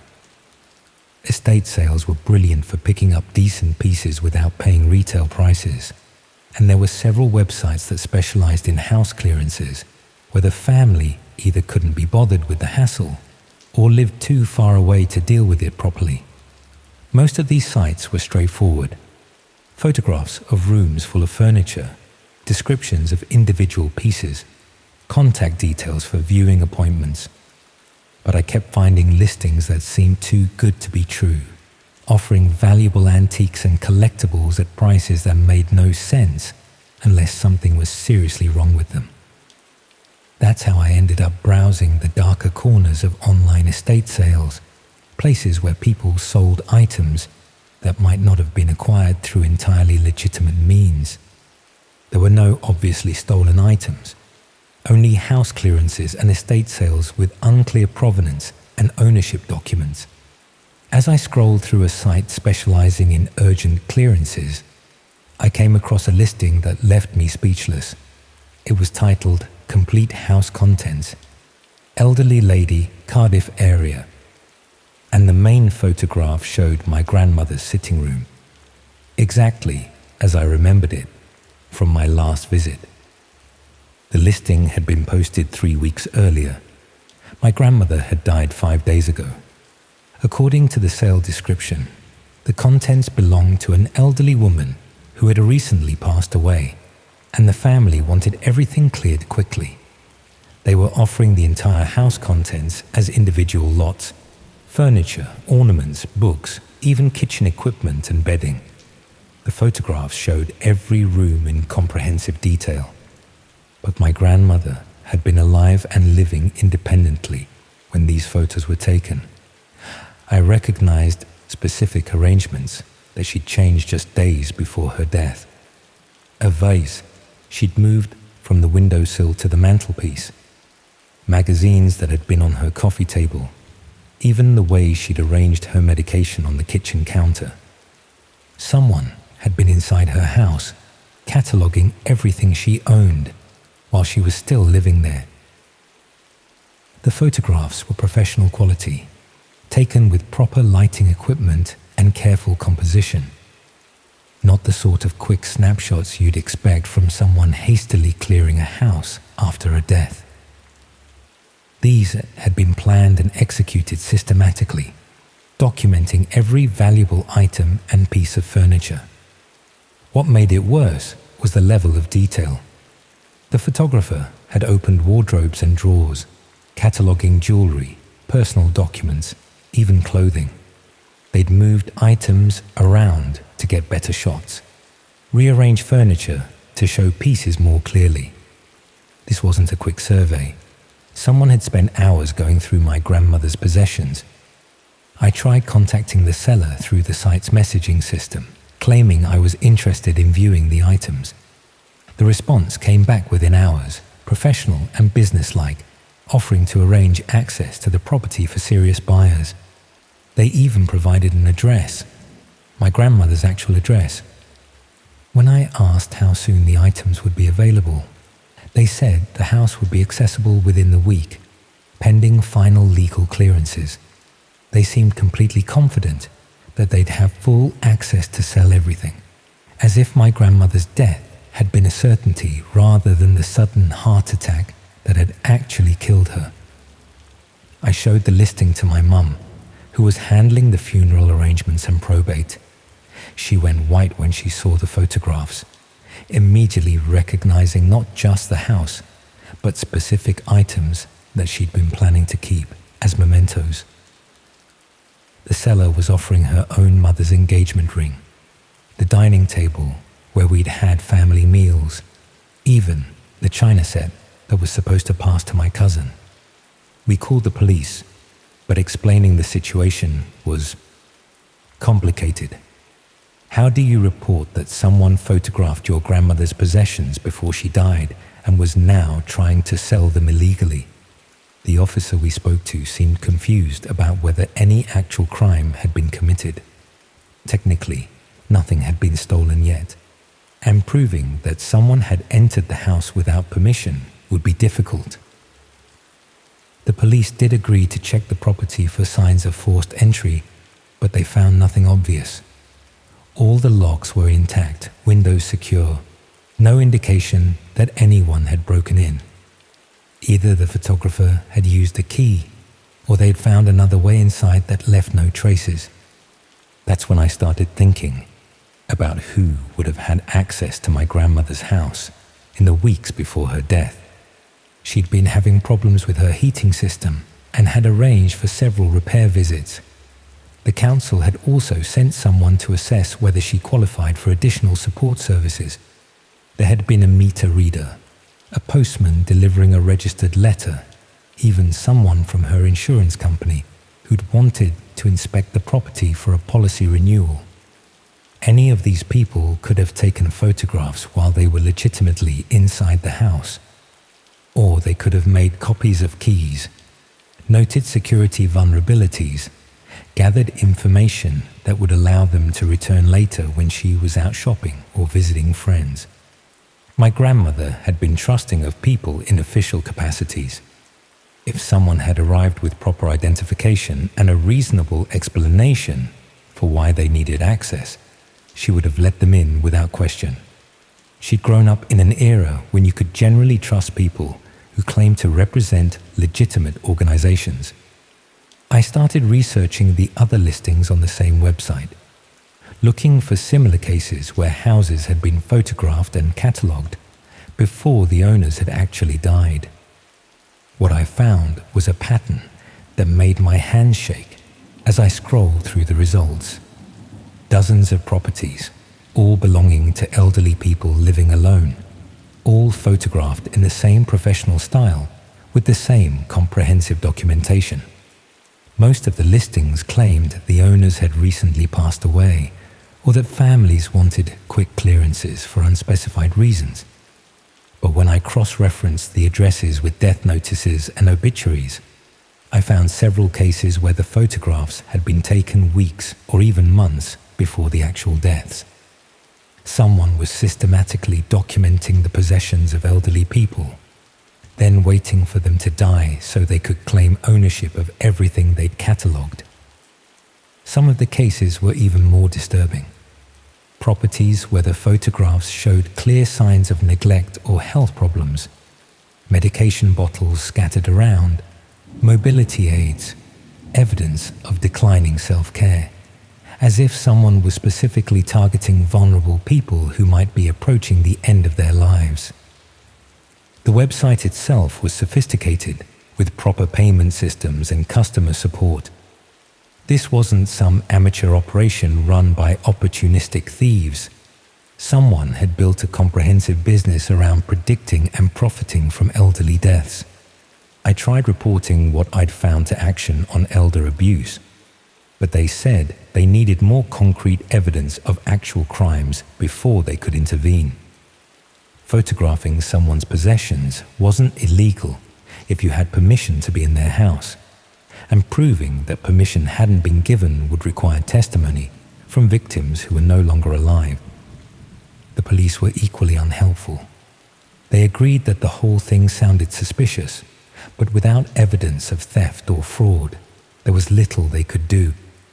They suggested that the photographs might have been taken by legitimate estate valuers or insurance assessors, and that the timing was just an unfortunate coincidence. But I knew it wasn't coincidence. Someone had been inside my grandmother's house, planning to steal everything she owned, weeks before she died. The fact that they seemed confident about gaining access to sell her possessions suggested they weren't just waiting for natural death. They might have been actively contributing to it. I started looking more carefully at the circumstances of my grandmother's death. She'd had a heart attack while at home alone, found by a neighbor who'd noticed she hadn't collected her milk for 2 days. The doctor who certified the death said it was consistent with her age and medical history. nothing suspicious enough to warrant an inquest. But my grandmother had been in relatively good health for her age. She'd been managing her medication properly, eating well, maintaining her independence. The heart attack had come suddenly, without the warning signs you'd normally expect from someone with underlying cardiac problems. I requested copies of her medical records from the weeks before her death, looking for any evidence that someone might have been interfering with her medication or healthcare. What I found was a series of appointments and visits that didn't match what my family had been told about her condition. There had been 3 home visits from people claiming to represent her GP surgery, supposedly checking on her well-being and medication compliance. But when I contacted the surgery, they had no record of arranging these visits. They said they would never send unqualified staff to patients' homes without proper documentation and family notification.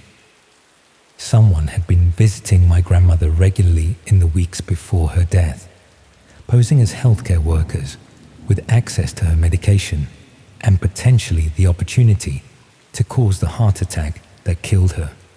I tried presenting this evidence to the police, but they said it was too circumstantial to justify reopening the case. Elderly people often confuse details about medical appointments, and proving that unauthorized people had access to her medication would require toxicology tests that hadn't been performed during the original death investigation. Meanwhile, the online listing for her possessions remained active. The seller had updated the description to say that the property was now available for immediate clearance, and several valuable items had already been marked as sold. Someone was actively profiting from my grandmother's death, selling her possessions to buyers who had no idea they were purchasing the proceeds of what might have been murder. I tried bidding on some of the items myself, hoping to prevent them from being sold to strangers, but the seller seemed to have other buyers lined up. People were willing to pay premium prices for specific pieces, as if they'd been planning their purchases in advance. The most disturbing possibility was that the buyers were part of the same operation, that someone was running a comprehensive business that included targeting elderly victims, arranging their deaths, and selling their possessions to clients who appreciated the efficiency of the service. I started monitoring other listings on the same website, looking for properties that might be next on their target list.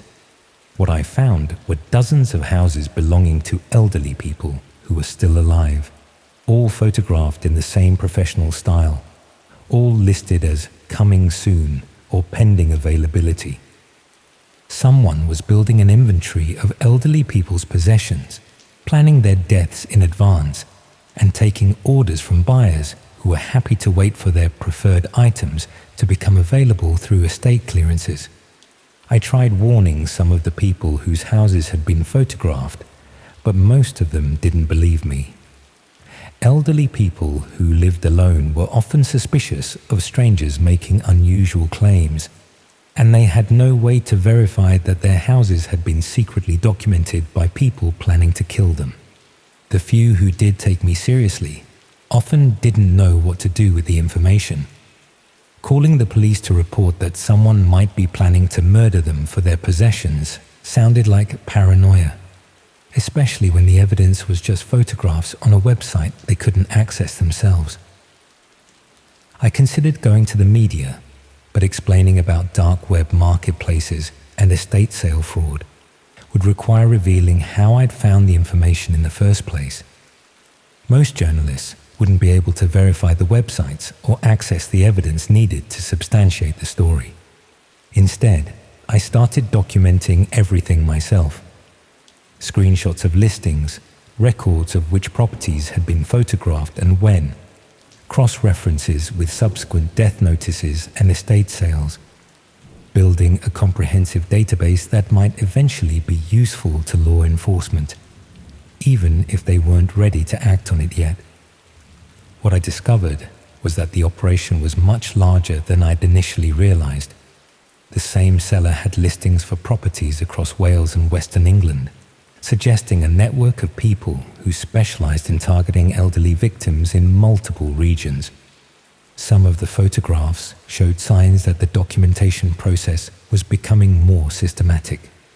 Earlier listings were relatively simple, just showing furniture and valuable items. But more recent ones included detailed inventories, professional valuations, even photographs of documents like wills and insurance policies. Someone was expanding their business model, gathering information that would allow them to maximize profits from each victim, not just stealing possessions, but potentially manipulating inheritance arrangements and insurance claims to extract maximum value from each death they arranged. I'm still monitoring the websites, still documenting new listings, and trying to warn potential victims when I can identify them. But I know I'm fighting something much larger and more organized than I can handle alone. My grandmother's possessions are gone now, sold to buyers who will never know they were purchased with blood money. Her house has been cleared and put up for rent, with no trace remaining of the life she'd built there over 60 years. The people responsible are still operating, still photographing elderly people's homes, still planning deaths and estate sales with the efficiency of any other business venture. And somewhere out there, other families are probably discovering that their grandparents' possessions were being catalogued and sold before they'd even died. The worst part is knowing that this will keep happening until someone with proper authority takes it seriously.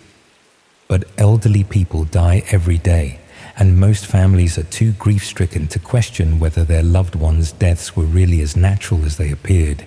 The ideal cover for a murder business that operates in plain sight, posing as legitimate estate clearances and house sales.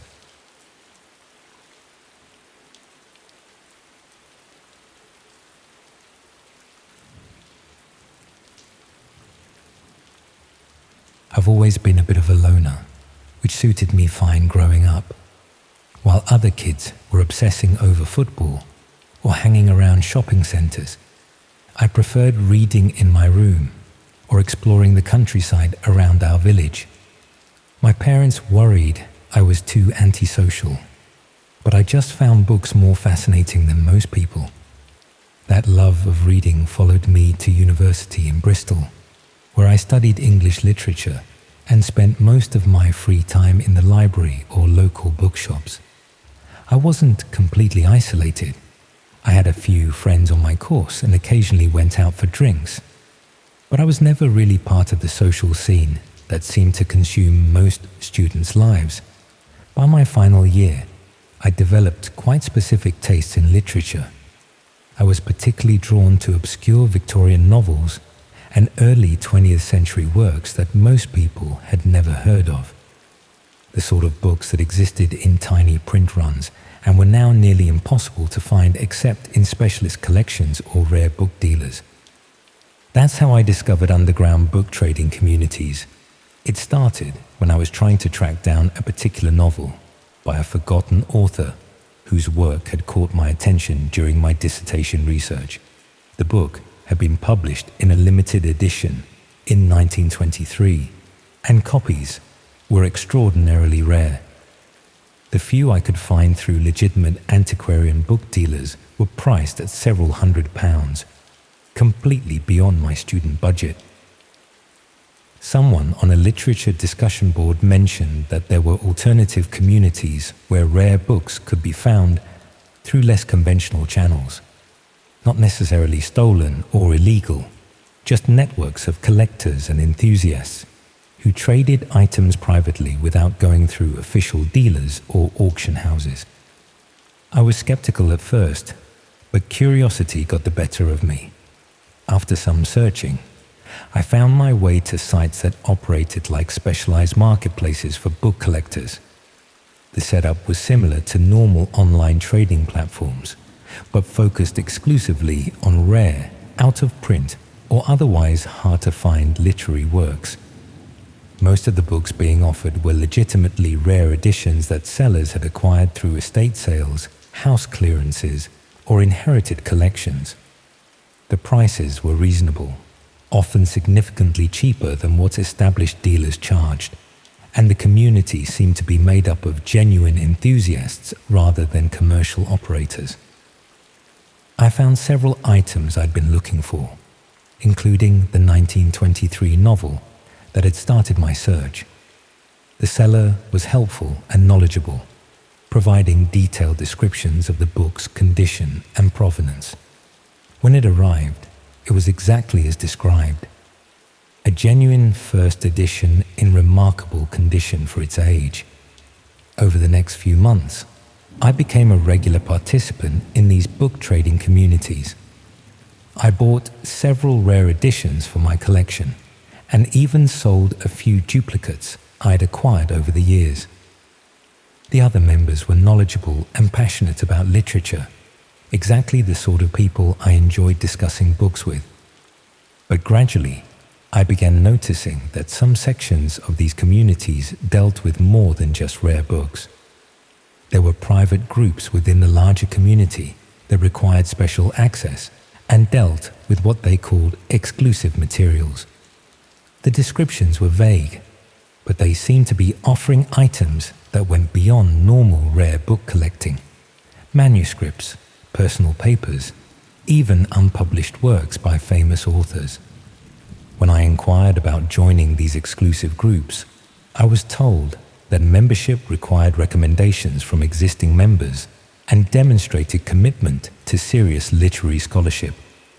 They explained that some of the materials they dealt with were sensitive or controversial, requiring discretion and careful handling. That explanation made sense for genuinely important literary discoveries. Unpublished manuscripts or personal correspondence from famous authors would need to be handled carefully to protect both their value and the privacy of any living relatives or estate holders. I was eventually invited to join one of these exclusive groups after several established members vouched for my knowledge and discretion. The selection process was thorough, including detailed questions about my academic background and research interests. The exclusive group dealt with materials that were genuinely extraordinary. Unpublished poems by well-known authors, personal letters between famous literary figures, even early drafts of novels that showed how classic works had evolved during the writing process. The sort of items that would be invaluable to serious scholars, but would never be made available through conventional academic channels. Most of these materials had been acquired through private collectors who preferred to keep their transactions confidential, estate executors who wanted to sell items quickly without the publicity that major auction houses would generate, families who had inherited literary collections but wanted to avoid the complicated legal and tax implications of donating them to institutions. The group's members included university professors, independent researchers, and serious collectors who were genuinely committed to preserving and studying important literary works. The discussions were intelligent and well-informed, focusing on the historical and scholarly significance of the materials being offered. But as I became more involved with the group, I started noticing things that made me uncomfortable. Some of the materials being offered seemed to have unclear or questionable provenance. Items that sellers claimed to have acquired through legitimate channels, but couldn't provide detailed documentation about how they'd obtained them. Manuscripts that had supposedly been discovered in private collections, but matched descriptions of items that had been reported missing from institutional libraries. When I raised concerns about this, other group members explained that provenance documentation was often incomplete for materials that had been in private hands for decades. Many important literary items had been acquired informally over the years, and expecting modern standards of documentation for historical transactions was unrealistic. That explanation was reasonable up to a point, but I began to suspect that some sellers were deliberately obscuring the origins of their materials to avoid awkward questions about how they'd been acquired. More troubling were the types of materials that some group members were specifically seeking. rather than looking for items related to their stated research interests. Some buyers seem to be commissioning thefts of particular items from known collections. They would provide detailed descriptions of specific manuscripts or books, along with information about which libraries or private collections currently held them. Then they would wait for sellers to offer those exact items, often within surprisingly short timeframes. The pattern suggested that some group members were essentially placing orders for materials they wanted, stolen from legitimate owners.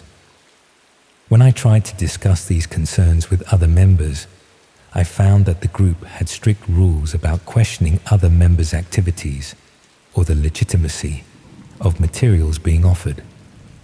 Such discussions were considered disruptive to the community and could result in membership being revoked.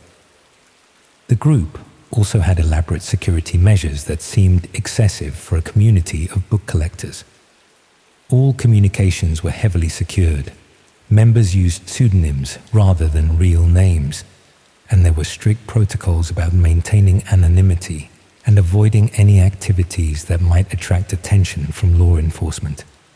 I began to realize that I'd gotten involved with something much more serious than enthusiastic book collecting. Some group members were clearly involved in systematic theft of rare books and manuscripts from libraries, universities, and private collections. They used the community's scholarly reputation and academic discussions to provide cover for what was essentially organized crime, focused on high-value cultural artifacts. The exclusive materials weren't just rare. They were stolen goods being traded among people who used their knowledge of literature to identify and acquire valuable items through illegal means. But extricating myself from the group wasn't straightforward. I'd been participating for several months and had purchased items that might have been stolen from legitimate owners. Even if I'd done so unknowingly, I could potentially be charged with receiving stolen goods if law enforcement investigated the group's activities. More concerning was the group's emphasis on maintaining secrecy and protecting member identities. People who left the community under suspicious circumstances were treated as potential security threats, and there were hints that former members had experienced various forms of harassment designed to ensure their continued silence. I decided to gradually reduce my participation while being careful not to raise suspicions about my reasons for withdrawing. I stopped making purchases, participated less in discussions, and began distancing myself from the group's activities. But I also started documenting what I'd observed, building a record of the group's operations that might be useful if I ever needed to provide evidence to law enforcement about their activities. What I discovered was that the book theft operation was much larger and more organized than I'd initially realized. The group I'd been involved with was just one part of a network that specialized in stealing and trading cultural artifacts from institutions across the UK and Europe. They had members with access to university libraries, museum collections, and private archives. Some were employees who could access materials legitimately, while others were specialists in bypassing security systems and accessing restricted areas without authorization. The network also included people with expertise in document authentication, book restoration, and even forgery. They could modify stolen items to obscure their origins, create false provenance documentation, and repair damage that might have occurred during theft. Most disturbing was evidence that some network members specifically targeted vulnerable institutions with inadequate security or poor inventory management. They would identify libraries or collections where items could be stolen without being quickly noticed, then systematically remove valuable materials over extended periods. Some university libraries had apparently lost hundreds of rare books and manuscripts without realizing the extent of the theft, because the criminals were careful to target items that weren't frequently accessed and might not be missed for months or years. I tried to contact some of the institutions that appeared to have been targeted, but explaining how I'd learned about the thefts would require admitting my involvement with the criminal network. Without concrete evidence of specific stolen items, most librarians were reluctant to take my concerns seriously. The few who did investigate found exactly what I'd expected: valuable items missing from their collections, with no clear record of when or how the thefts had occurred. But proving that these items had been stolen by the network I'd been involved with would require much more comprehensive investigation than individual institutions could undertake.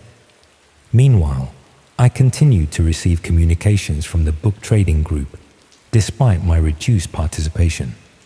Messages about new materials being offered, invitations to exclusive events, and requests for recommendations about potential new members.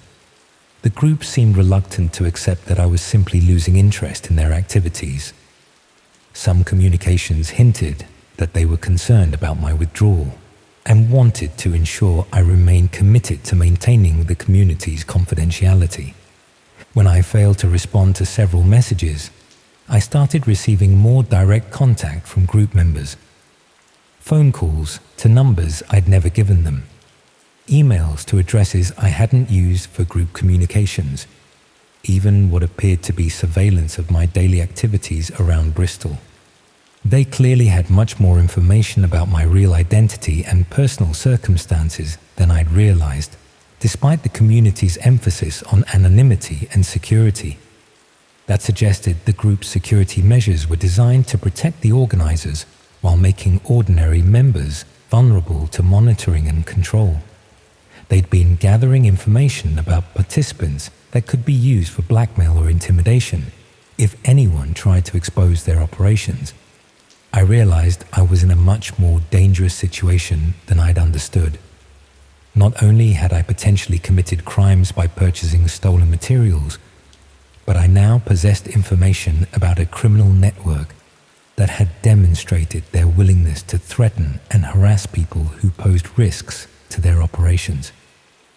Simply trying to withdraw from their activities might not be enough to ensure my safety. If they considered me a security threat, they might take more serious action to prevent me from exposing what I'd learned about their methods and targets.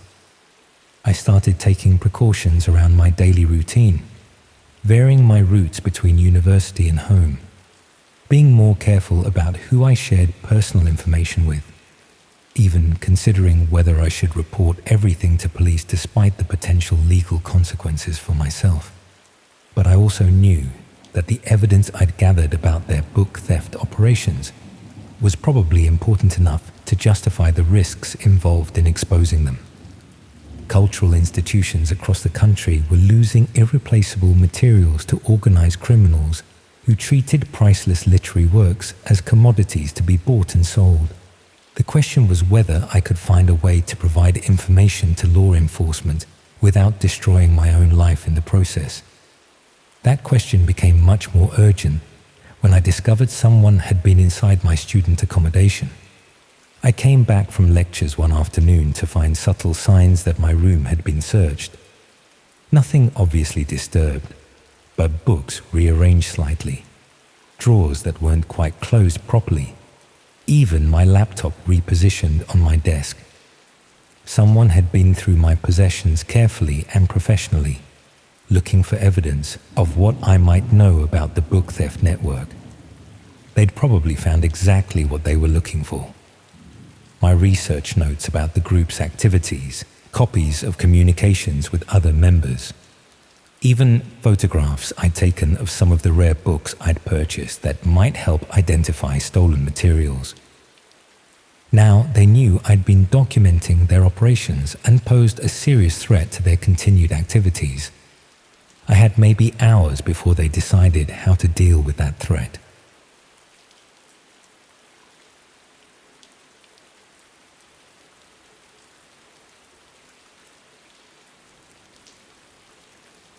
I started volunteering to help elderly people with their computer problems, but it turns out someone was using my visits to case their homes for burglaries. My grandmother had always been hopeless with technology, and watching her struggle with basic things like email and online banking made me realize how isolated older people can become when the world goes digital. After she died during my second year at university, I decided to volunteer with a local charity that helped elderly residents learn to use computers and stay connected with family online. The charity was called Digital Bridges and operated throughout South Wales, providing free computer training and technical support to pensioners who couldn't afford commercial services or felt intimidated by technology. Most of their work involved visiting people in their homes to set up equipment, teach basic skills, and troubleshoot problems with internet connections or software. I'd always been reasonably good with computers, not an expert, but capable of handling the sort of problems that seem insurmountable to people who didn't grow up with technology. Basic virus removal, setting up email accounts, helping people navigate online shopping or government websites. The kind of support that takes 5 minutes if you know what you're doing, but can be completely mystifying if you don't. The training process with Digital Bridges was straightforward. They provided background checks for all volunteers, basic training on computer security and data protection, and guidelines for working safely in people's homes. The charity had been operating for several years and had built up a good reputation with social services and local councils. My coordinator was a woman called Sarah who managed volunteers across the Cardiff area. She seemed professional and knowledgeable, with extensive experience in community outreach and elderly care. She explained that most of their clients were referred through social services, doctors' surgeries, or local community centres when people needed help staying connected with family or accessing essential online services. The work itself was rewarding in exactly the way I'd hoped. Most clients were genuinely grateful for help with technology that allowed them to video chat with grandchildren, order groceries online, or manage their finances without having to travel to bank branches.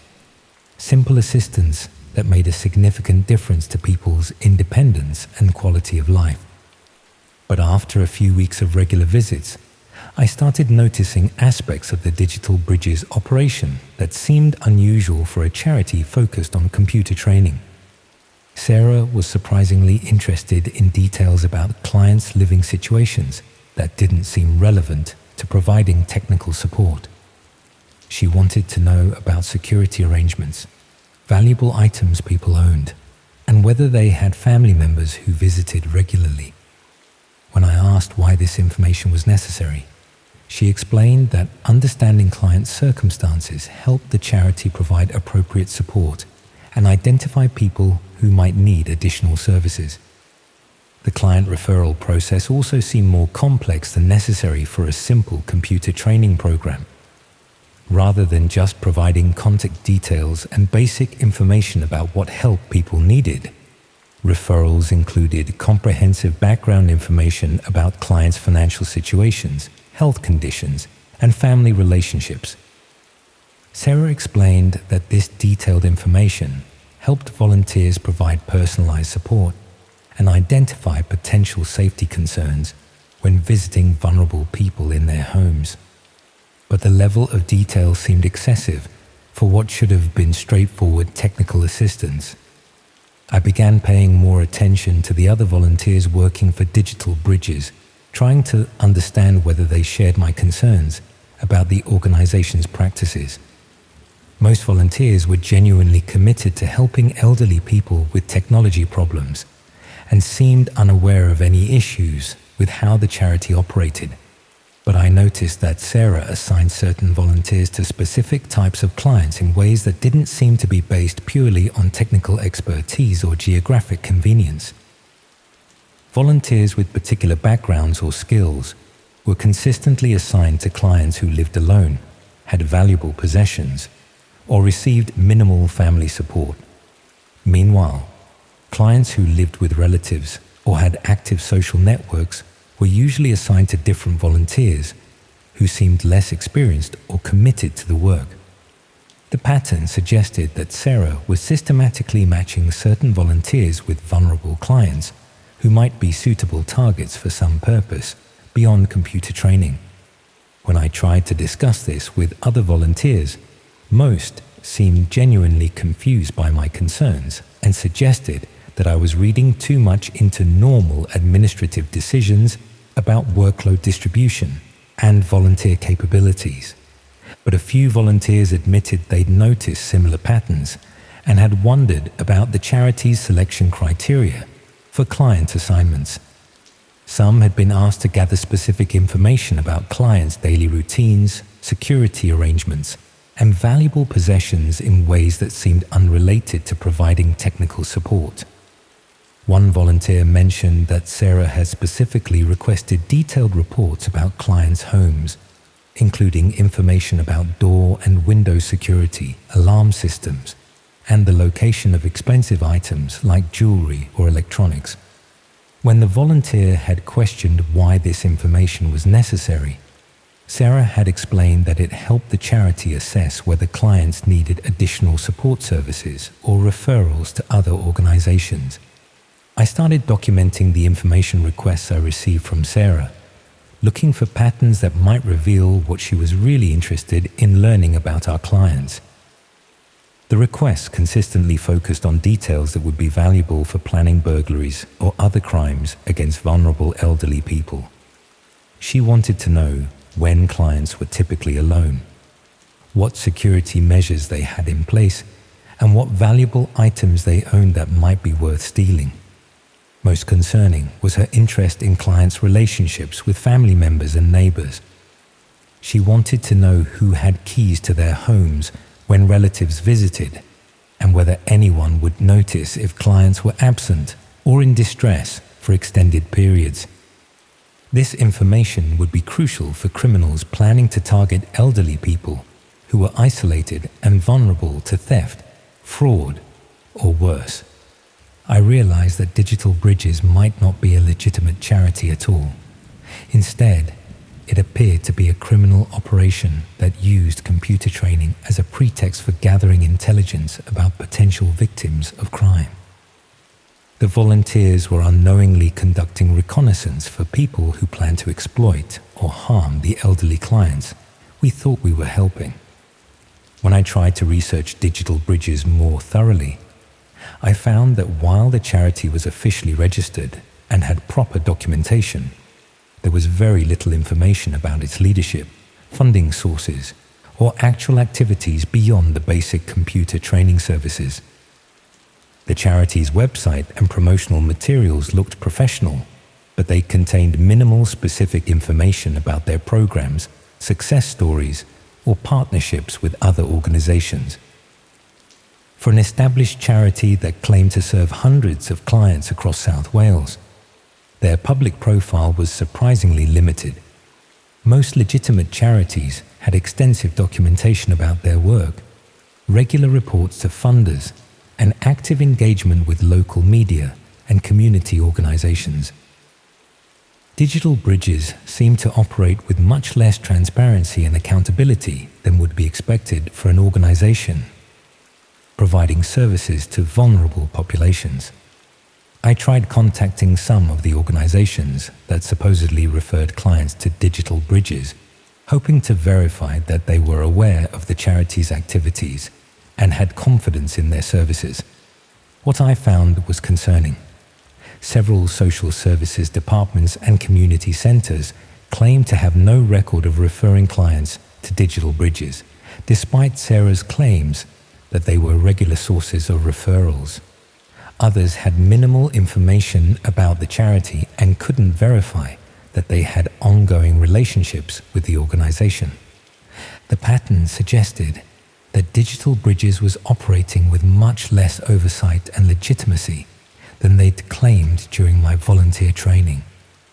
I decided to investigate some of the clients I'd been assigned to help, hoping to understand more about how they'd been connected with the charity and whether they'd experienced any problems beyond their original computer issues.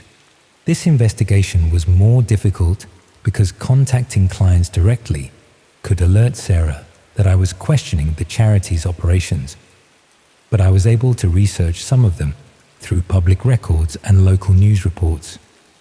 What I discovered was deeply disturbing. Several clients I'd worked with had subsequently experienced burglaries, fraud attempts, or other crimes that seemed to be based on detailed knowledge of their living situations and daily routines. In most cases, the crimes had occurred weeks or months after my visits, with enough time delay that the connection to digital bridges wouldn't be immediately obvious. But the specific nature of what had been stolen or attempted suggested that the perpetrators had detailed inside information about the victims' homes and circumstances. One elderly woman I'd helped set up email had been burglarized 3 weeks after my visit. The thieves had known exactly where she kept her jewelry, had avoided rooms where valuable items weren't stored, and had timed their break-in for a period when she was predictably absent for medical appointments. Another client had been targeted by telephone fraudsters who had detailed knowledge of his financial situation and family relationships that could only have been obtained through systematic surveillance or inside information. The pattern was consistent across multiple clients, suggesting that information gathered during Digital Bridge's visits was being used to facilitate crimes against the elderly people we were supposed to be helping. I was unknowingly participating in a criminal operation that targeted vulnerable elderly people for exploitation and theft. But confronting Sarah directly about what I discovered would alert her that the operation had been compromised and might result in evidence being destroyed or the entire scheme being relocated before victims could be protected. I needed to find a way to document the criminal activity and alert law enforcement without revealing that I'd discovered the truth about digital bridges. I started keeping detailed records of all my interactions with Sarah and the specific information requests she made about clients. I also began photographing any documents or materials related to the charity's operations that I could access during volunteer meetings or training sessions. Most importantly, I tried to identify other clients who might be at risk of being targeted for crimes based on the types of information Sarah had requested about their circumstances. This process revealed that the Digital Bridges operation was much larger than I'd initially realized. Sarah was coordinating multiple volunteers across several local authorities, systematically gathering intelligence about elderly people throughout South Wales. The scale of the operation suggested that it wasn't just opportunistic crime, but a systematic business that specialized in identifying and exploiting vulnerable elderly people through fake charity work. But while I was building evidence of the criminal operation, I also became aware that Sarah was monitoring the volunteers much more closely than I'd initially realized. She began asking specific questions about my interactions with clients that suggested she was tracking exactly what information I'd gathered and how thoroughly I documented their circumstances. When I provided less detailed reports than she expected, she expressed concern that I wasn't taking the charity's assessment responsibilities seriously enough. Sarah also started assigning me to new clients in different areas, claiming that my skills were needed for more complex technical problems. But the new assignments were all people who lived alone, had minimal family support, and owned valuable possessions that would make attractive targets for criminals. I realized that Sarah was testing my willingness to gather the detailed intelligence information that the criminal operation required, and that my reduced cooperation had been noticed. If I continued to resist providing the information she wanted, I might be dropped from the volunteer program before I could gather enough evidence to expose the operation. But if I cooperated with her requests, I'd be directly facilitating crimes against innocent elderly people. Meanwhile, the clients I'd already worked with remained at risk of being targeted for crimes based on information I'd unknowingly provided during my early visits. I decided that I had to prioritize protecting potential victims, even if it meant revealing that I'd discovered the criminal nature of the Digital Bridges operation. I started contacting some of the clients I'd worked with, claiming to be conducting follow-up surveys about the charity's services.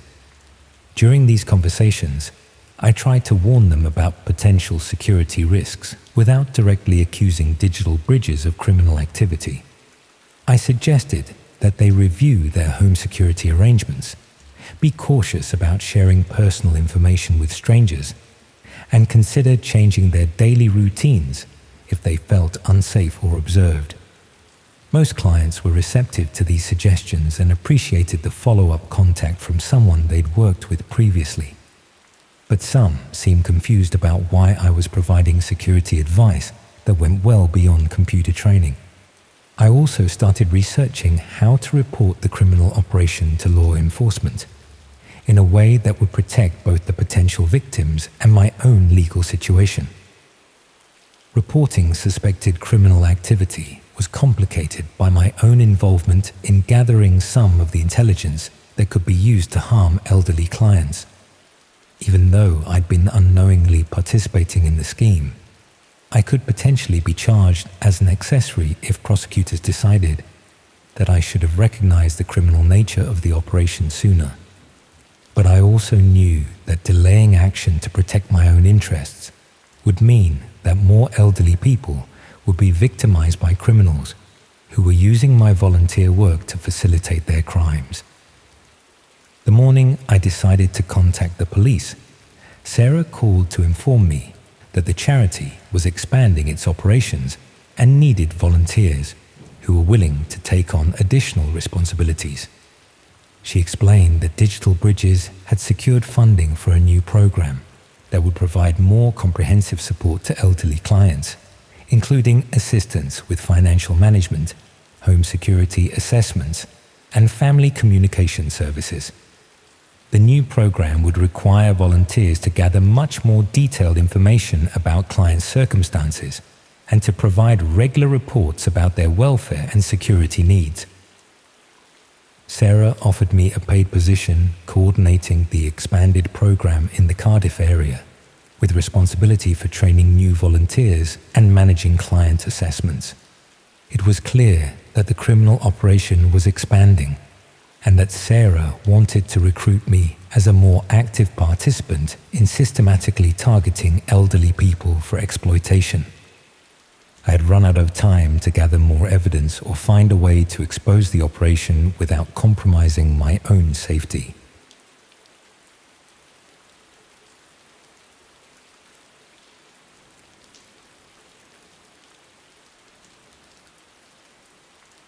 I used to think I was pretty good at staying out of trouble.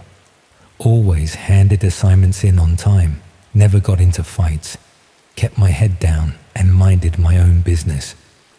The sort of person teachers liked and parents approved of their kids hanging around with.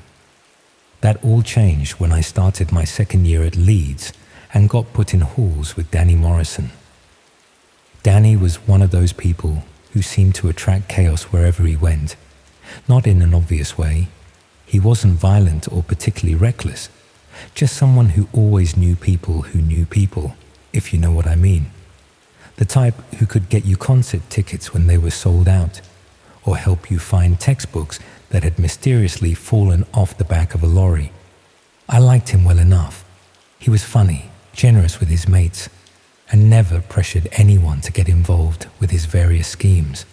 But living with someone means you inevitably get drawn into their world, even when you're trying to keep your distance from anything dodgy.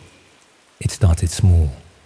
Danny would get messages at weird hours, people calling him with requests for things that were hard to come by through normal channels.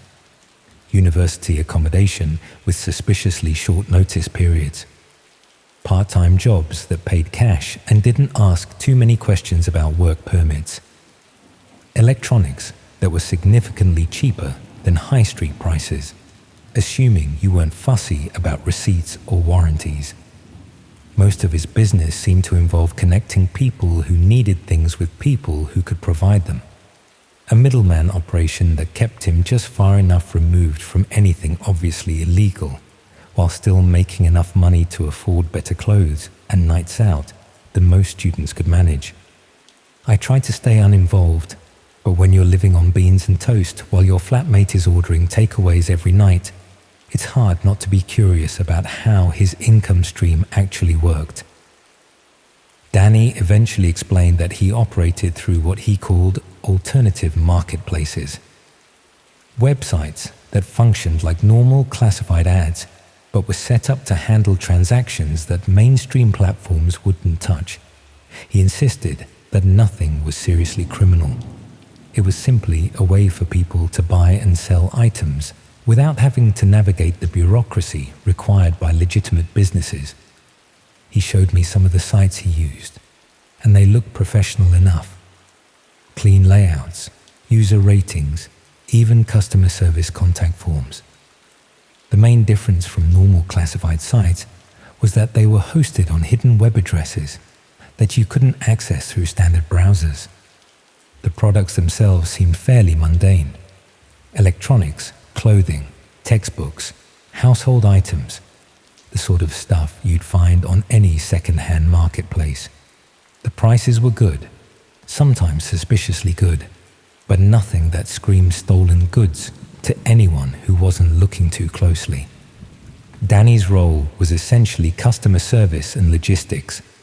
He'd identify people who were looking for specific items, connect them with sellers who could provide them, and handle the complicated bits of arranging payment and delivery, taking a small commission from each transaction while keeping buyers and sellers anonymous from each other. It seemed like a fairly harmless way to make money, helping students and young people who couldn't afford retail prices to find the things they needed. Danny was careful about who he worked with, avoided anything that was stolen or dangerous, and made sure his customers knew exactly what they were getting into. But as I got more familiar with how these marketplaces operated, I started noticing things that made me uncomfortable. Some of the items being sold were clearly targeted at specific types of buyers. Electronics that had been modified in ways that served no obvious purpose except to make them harder to trace. Clothing and accessories that were described using terminology I didn't recognize, but that seemed to mean something specific to certain customers. More concerning were the services being offered alongside physical products. People's advertising skills and capabilities went well beyond simple buying and selling. Data recovery from damaged devices, document reproduction and verification, even what appeared to be identity verification services that could help people prove they were someone they weren't. Danny insisted that he stuck to straightforward retail transactions and didn't get involved with the more complicated services. But the boundaries seemed fluid, and I could see how easy it would be to gradually expand from selling second-hand electronics to helping people with more questionable requirements. The customer base was also more diverse than I'd initially realized. While many were obviously students and young people looking for bargains, there were also buyers who seemed to have serious money and very specific needs. People who were willing to pay premium prices for items that met particular requirements, even when cheaper alternatives were readily available. These higher-end customers often communicated through Danny rather than dealing directly with sellers, apparently valuing the additional layer of anonymity he provided. They'd send detailed specifications for what they wanted, sometimes including technical requirements that seemed far more complex than anything a normal consumer would need.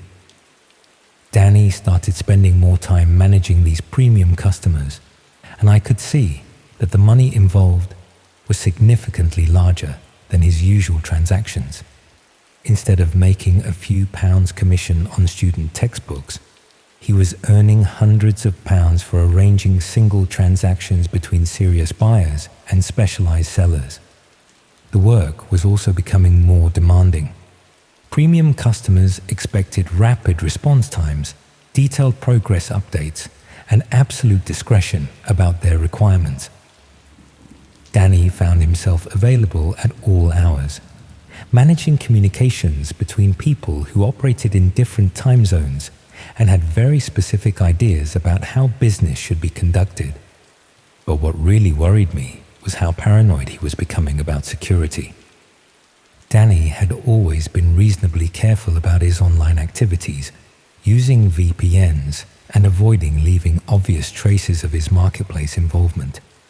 But his security measures were becoming much more elaborate, suggesting that he was dealing with people who took anonymity very seriously indeed.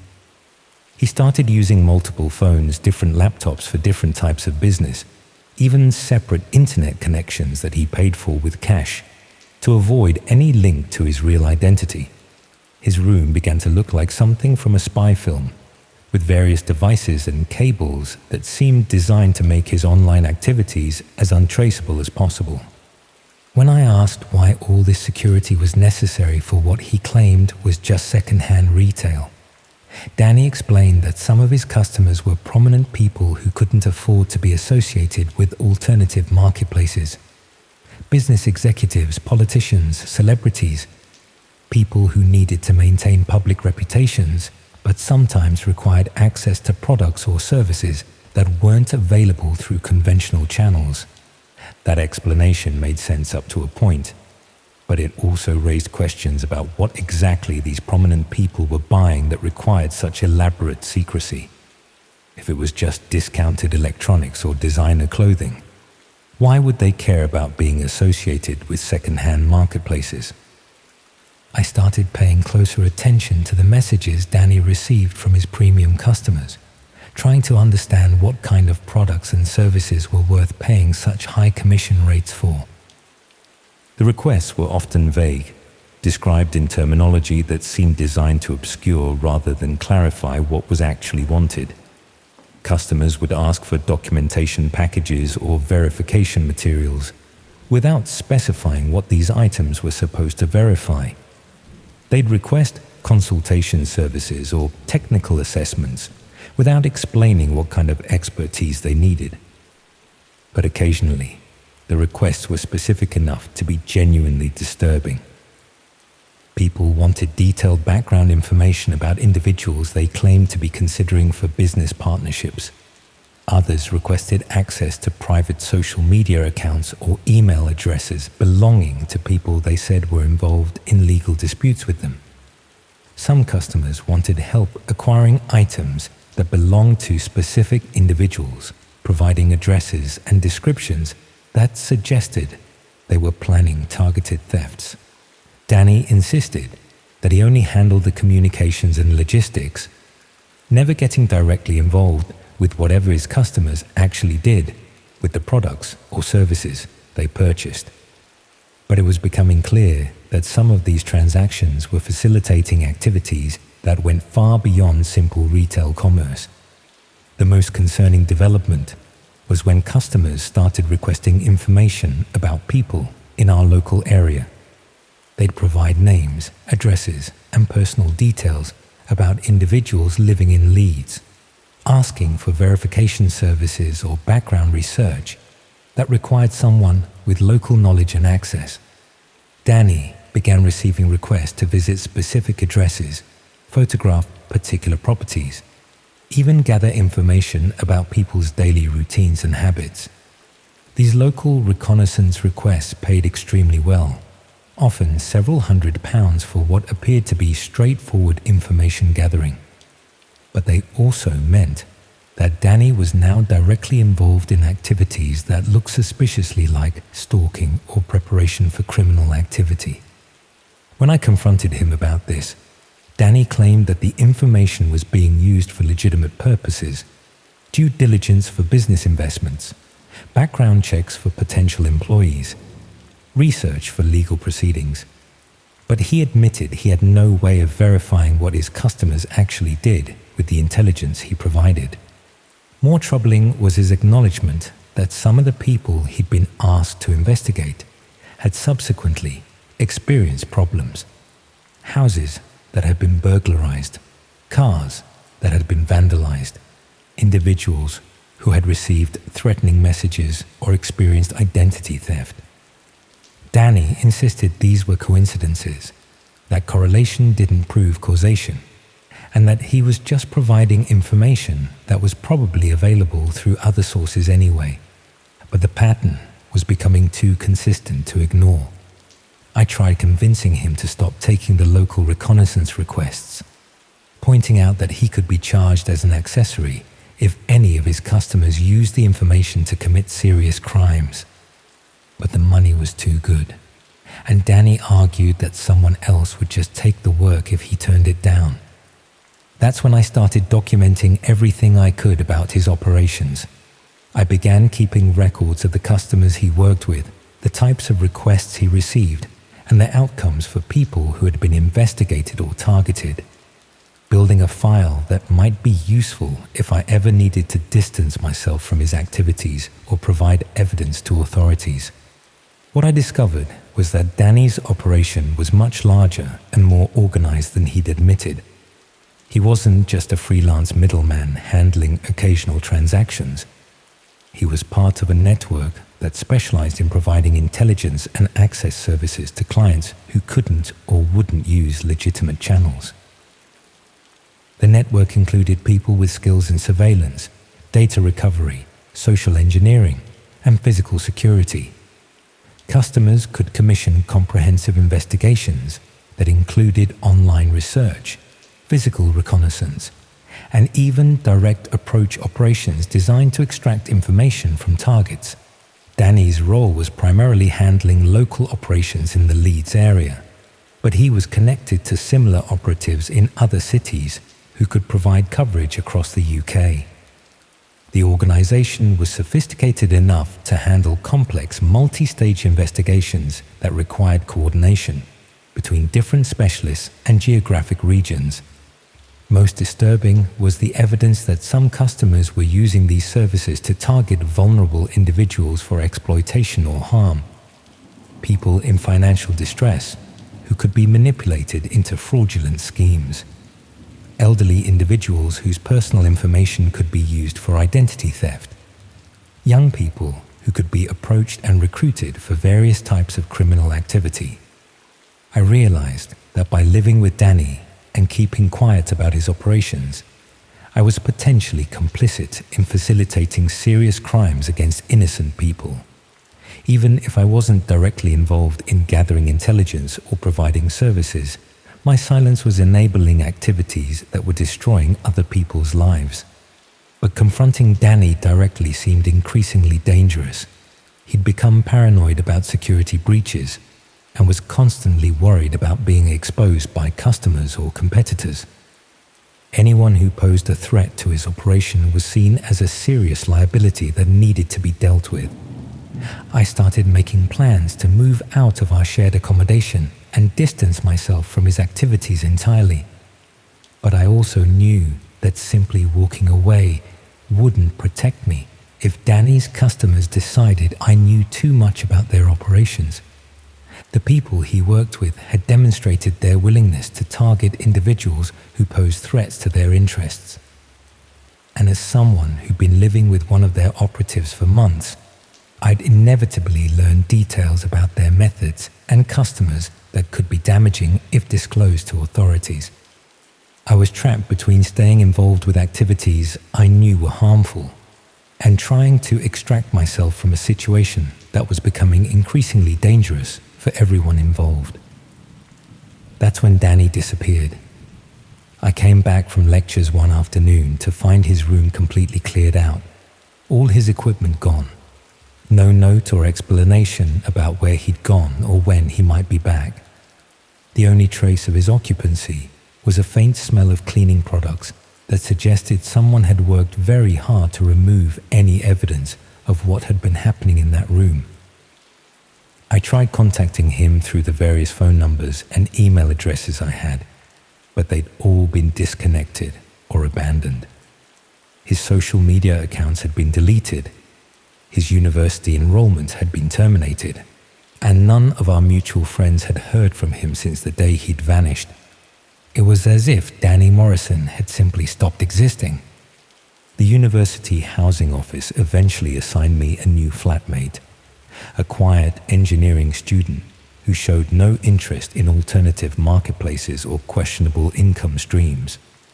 Life returned to something approaching normal, and I tried to convince myself that Danny's disappearance was just him moving on to better opportunities elsewhere. But I kept monitoring the hidden marketplaces where he'd operated, looking for signs that his network was still active in the Leeds area. What I found was that the services he'd provided were definitely continuing, but with different operatives handling local operations. New people were offering reconnaissance and intelligence services using the same terminology and methods that Danny had employed. The customer base seemed unchanged, and the types of requests being fulfilled were just as concerning as before. Someone had simply replaced Danny in the network's organizational structure, taking over his customer relationships and operational responsibilities without missing a beat. That suggested his disappearance hadn't been voluntary. Either he'd been eliminated because he'd become a security risk, or he'd been reassigned to different duties that required him to adopt a completely new identity. Either way, it meant that the people running this network were serious enough about operational security to make their own operatives disappear when necessary. And as someone who knew details about their methods and customers, I was probably next on their list of potential security risks that needed to be managed.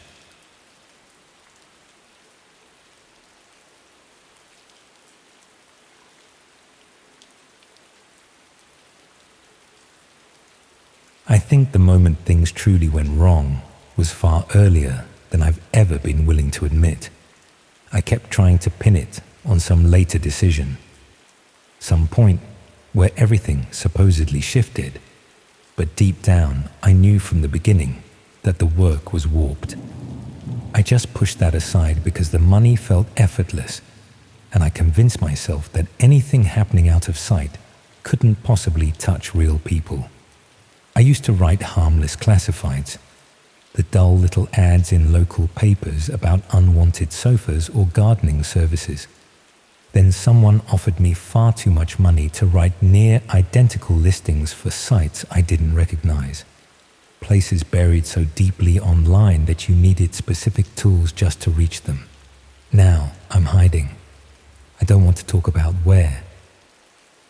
I walked out of my life in Birmingham after finally understanding what those listings were actually enabling, what I'd unknowingly stitched together, and who was acting on the words I'd polished to look safe. Because if there's one thing dangerous people prize, it's someone who can make anything sound legitimate. I'd been working for a regional newspaper for nearly 12 years when they decided to close the print edition and move everything online. Half the staff were made redundant, including everyone in the classifieds department, where I'd spent my entire career. I was 51 years old with no real skills beyond writing short, compelling descriptions of items people wanted to sell or services they wanted to advertise. The redundancy payment was adequate but not generous, and I quickly discovered that online classified sites had automated most of the work I used to do. There was no market for someone who specialized in writing appealing descriptions of second-hand wardrobes and garden maintenance services. I spent about 4 months applying for anything remotely suitable. Copywriting positions, content creation roles, even administrative work that might value my attention to detail. Nothing came through, and I watched my savings dwindle while I tried to work out what I was going to do with the rest of my working life. That's when I got the message through a professional networking site. Someone had seen my profile listing my experience in classified advertising and was interested in commissioning similar work for a private client. The rate they offered was extraordinary, £500 per week for what they estimated would be about 10 hours of work. They explained that their client operated specialist classified websites catering to niche markets that valued privacy and discretion. They needed someone who could write clear, professional adverts that would appeal to discerning users while maintaining appropriate discretion about sensitive subject matter. I should have asked what kind of niche markets required such discretion, should have questioned why anyone would pay such exceptional rates for basic advertising copy. But I was desperate enough to accept the work without asking the uncomfortable questions that might have cost me the opportunity. The client sent me login credentials for their classified website, along with detailed guidelines about the types of adverts I'd be writing. The site was unlike anything I'd encountered before. Basic design, minimal graphics, categories for services and items that seemed deliberately vague. My first assignment was to write adverts for what the client described as domestic services. I was given basic details: cleaning services, gardening work, home maintenance, and asked to create professional listings that would inspire confidence and trust. The guidelines emphasized that the adverts should make the services sound reliable, experienced, and discreet. I wrote about a dozen adverts following the brief, each one presenting various domestic services in the most appealing light possible. The client was pleased with my work and paid immediately, then sent me a larger batch of similar assignments for the following week. Over the next few weeks, the assignments followed the same pattern. I'd receive basic details about various services or items for sale, then craft compelling adverts that made them sound trustworthy and professional. The work was straightforward, and the money was keeping me financially stable for the first time since my redundancy. But I started noticing that many of the adverts I was writing contained oddly specific details that didn't quite make sense for normal classified listings. A gardening service that emphasized their familiarity with security systems and property layouts. A cleaning service that mentioned their ability to work with minimal supervision and their discretion about what they might observe in clients' homes. When I asked the client about these unusual emphases, they explained that their users valued comprehensive information about service providers and wanted to know exactly what they were paying for. The explanation seemed reasonable enough, though I was becoming uncomfortable with some of the implications. The assignments became more explicit about what was really being advertised. Instead of general domestic services, I was asked to write adverts for people offering very specific capabilities. Someone who could assess home security vulnerabilities. Another who specialized in gaining access to properties without leaving obvious evidence. A third who offered detailed surveillance services including property observation and routine documentation. I realized I wasn't writing adverts for legitimate domestic services at all. I was helping criminals advertise their capabilities to other criminals who needed assistance with burglary, stalking, or worse activities. My skill at making services sound professional and trustworthy was being used to help dangerous people find accomplices for whatever they were planning. But I couldn't simply stop accepting work without serious financial consequences. The income had become essential, and the client had made it clear they valued reliability and discretion above all else. People who cause problems or ask too many questions might find themselves facing difficulties of their own. I convinced myself I was just writing words, that I wasn't responsible for what people did with the services they found through my adverts. It was just classified advertising, the same work I'd been doing for years at the newspaper. The fact that it facilitated criminal activity didn't make me personally culpable for those crimes. The rationalization became harder to maintain when the client sent me a new category of adverts to write. These weren't for services at all, but for specific opportunities. Someone looking for assistance with a particular project in Manchester, another seeking collaborators for work in Leeds, a third requesting help with an assignment in Bristol. The details were deliberately vague, but the context made it clear These were adverts from people planning crimes who needed additional participants. They were using the classified site to recruit accomplices. And I was writing the adverts that made these criminal opportunities sound appealing and professional. I tried to refuse this type of work, explaining to the client that I was only comfortable writing adverts for services rather than specific opportunities, but they made it clear that refusing assignments wasn't an option. I'd been working for them for months, accepting substantial payments for work I knew was ethically questionable at minimum. Walking away now would mean explaining where that money had come from. So I continued writing the adverts, each one more disturbing than the last. Someone seeking assistance with collecting a debt from someone who wouldn't pay voluntarily. Another looking for help convincing someone to leave their property. A third requesting collaborators for work that required being comfortable with confrontation and potential violence.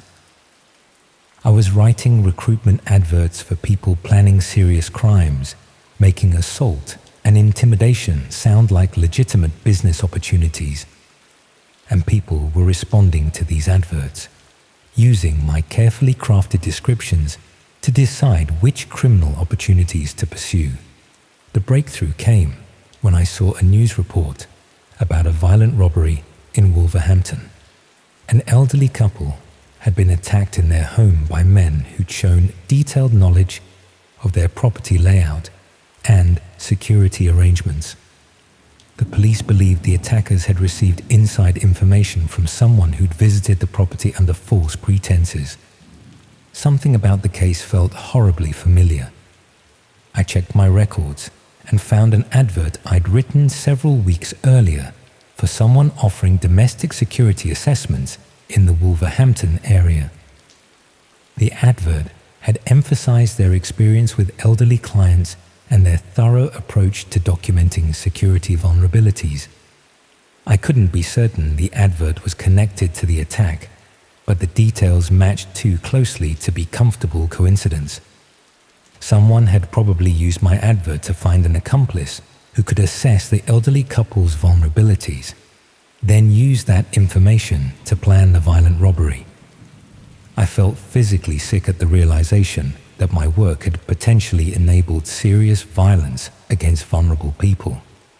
But what made it worse was understanding this probably wasn't an isolated case. I'd written hundreds of adverts over the past few months, and any of them could have facilitated crimes I'd never learn about.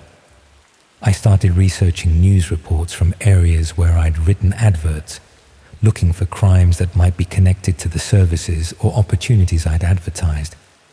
What I found was a depressing pattern of burglaries, assaults, and harassment campaigns that seemed to correlate with the classified listings I'd created. A home invasion in Manchester that matched an opportunity advert I'd written seeking collaborators for work requiring speed and aggression.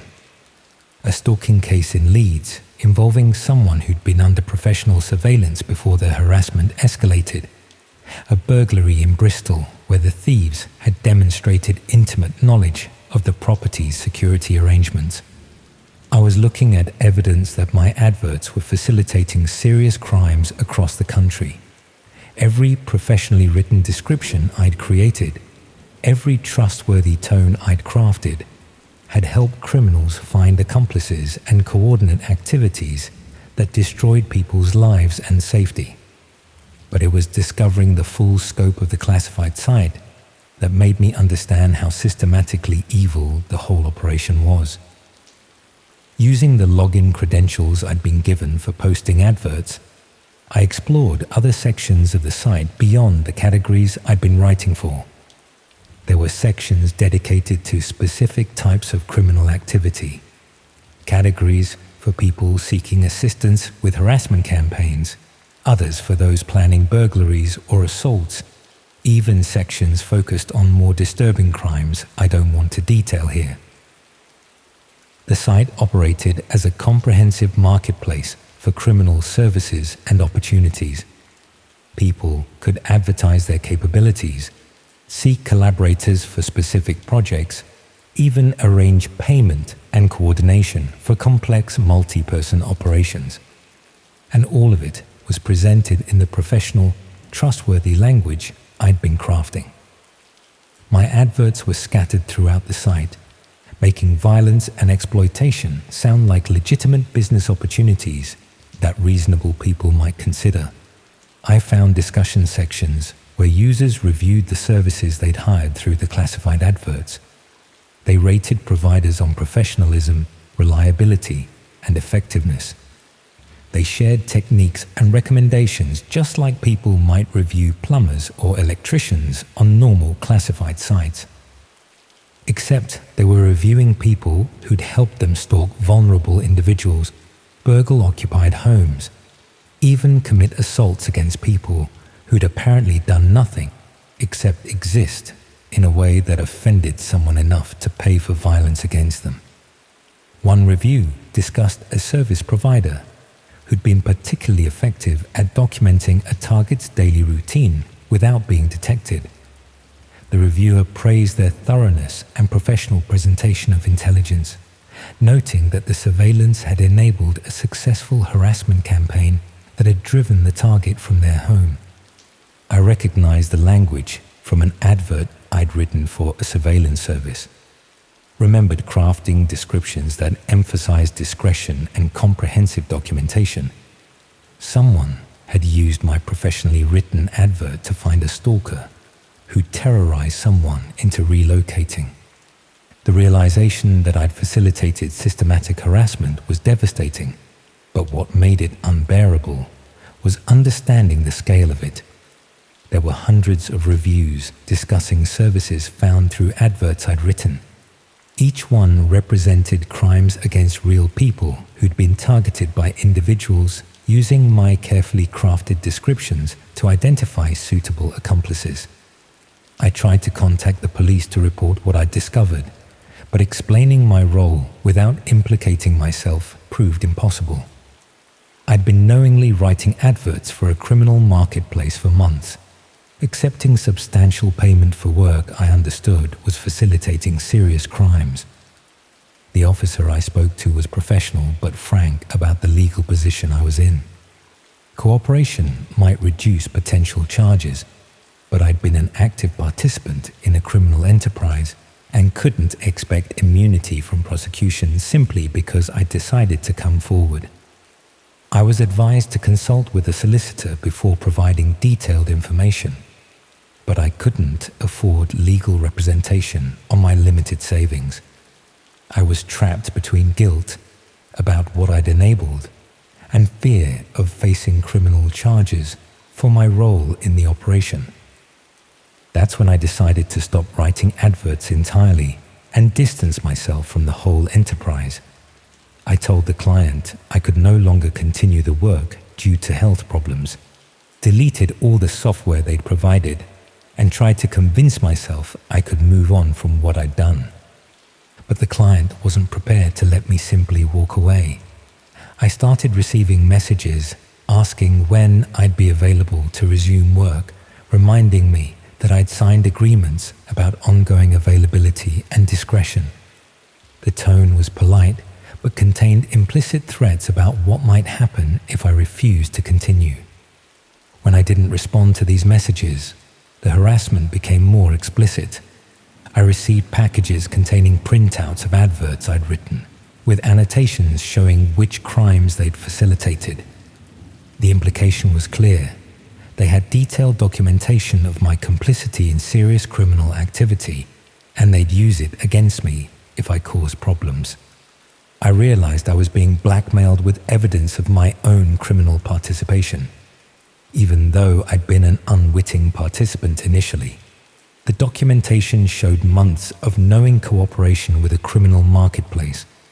They could destroy my life simply by providing authorities with evidence of my role in facilitating hundreds of serious crimes. The threats escalated when I still refused to resume writing adverts. I found evidence that someone had been through my flat while I was out, looking through my belongings and leaving subtle signs of their intrusion. They were demonstrating they could access my home whenever they chose. that my security meant nothing against people with professional expertise in circumventing such protections. The final threat came in the form of an advert posted on their own classified site. It was written in my characteristic style, advertising my personal details along with a description of my role in the operation. The advert was presented as an opportunity for anyone who wanted to ensure I remained silent about what I'd discovered. I understood immediately what they were doing. They turned me into a target on their own marketplace, advertising my vulnerability to anyone who might want to intimidate or harm someone who knew too much about criminal operations. I was now listed alongside the victims I'd helped criminals target through my professionally written adverts. That's when I realized I had to leave Birmingham immediately. I withdrew what money I could access, packed essential belongings, and drove to Wales hoping I could disappear long enough to work out what to do next. I've been moving between small coastal towns, staying in places that don't require extensive identification or keep detailed guest records. But I know running away doesn't protect the people who continue to be targeted through adverts on that classified site. Other writers have probably been recruited to replace me, creating the same professional, trustworthy descriptions that make criminal services sound like legitimate business opportunities. The marketplace is probably still active, still facilitating crimes across the country, still enabling violence and exploitation through carefully worded adverts that make destruction of lives sound like reasonable commercial transactions. I keep thinking about that elderly couple in Wolverhampton, about all the other victims whose suffering was enabled by adverts I wrote for a few £100s per week. They trusted that their homes were safe, that strangers wouldn't have access to detailed intelligence about their vulnerabilities. But I helped destroy that trust by making criminal intelligence gathering sound like a professional domestic service. Every carefully chosen word, every reassuring phrase I crafted to inspire confidence. It was all weaponized against innocent people who had no idea they were being targeted by criminals using professionally written advertisements. The classified site taught me that language itself can be a weapon, that the ability to make things sound trustworthy and professional can be exploited to facilitate terrible harm. My skills as an advertising copywriter, developed over decades of legitimate work, were perfectly suited to helping criminals find accomplices and coordinate attacks against vulnerable people. And the worst part is knowing I can't undo any of it. Can't warn the people who are still being targeted through adverts I wrote months ago.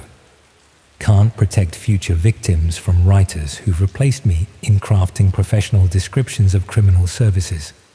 All I can do is hide in anonymous bed and breakfasts and hope the people I've angered will eventually decide I'm not worth the trouble of tracking down. I suppose I'm telling you this because I need someone to understand how these criminal marketplaces operate, how they recruit ordinary people by exploiting financial desperation and professional skills, and how they ensure complicity through blackmail and threats. If anyone approaches you with writing work that seems overly generous or requires accessing unusual websites, please question what you're really being asked to do. Please consider why someone would pay exceptional rates for basic writing that could be done more cheaply elsewhere. Because the victims of these marketplaces can't protect themselves from criminals who've industrialized violence and exploitation. They rely on people like me making ethical choices, recognizing warning signs, and refusing to participate in operations that facilitate harm. And I failed them completely, choosing financial security over moral responsibility until it was too late to prevent the consequences of my choices. Now, I live with that guilt every day, knowing that my professionally written words helped coordinate crimes against people I'll never meet, but will always remember.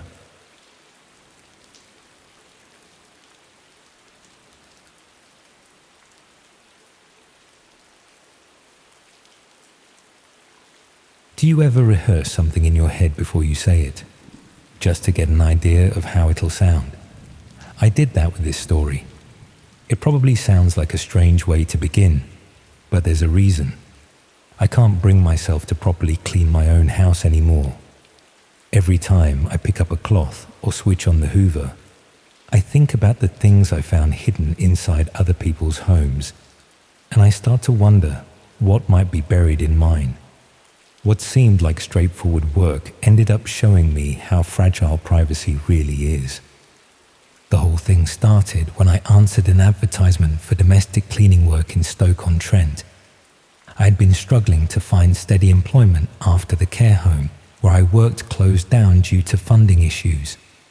The redundancy package had barely lasted 2 months, and I was facing the prospect of losing my flat if I couldn't find regular income soon. The cleaning job seemed ideal for my circumstances. The agency advertised flexible hours, above average pay, and the opportunity to work independently without constant supervision.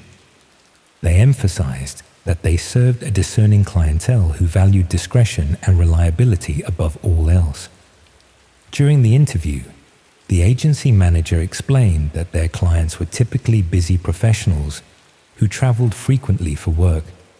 Many of their properties required maintenance cleaning while the owners were abroad, ensuring that homes remained pristine and secure during extended absences. The manager stressed that absolute discretion was essential for this type of work. Clients needed to trust that their homes would be treated with complete respect, and that any personal information encountered during cleaning would remain strictly confidential. She made it clear that discussing clients or their homes with anyone outside the agency would result in immediate termination. I was assigned to a rotation of about 6 different properties across Staffordshire and the West Midlands. All were substantial homes owned by people who apparently travelled extensively for business. The agency provided detailed cleaning schedules and specific instructions for each property, along with keys and alarm codes for access. The first few properties I cleaned were exactly as advertised. Well-maintained homes that showed signs of recent occupation, but were temporarily vacant while the owners travelled. The cleaning work was thorough but straightforward, focusing on maintaining the properties in pristine condition for the owner's return. However, I began noticing unusual aspects of these homes that didn't quite fit the profile of busy traveling professionals. Many contained personal belongings and living arrangements that suggested the owners had left suddenly rather than departing for planned business trips. Some properties had half-eaten meals still on tables, unopened mail accumulating by the front door, and cars parked in driveways that appeared to have been sitting unused for weeks.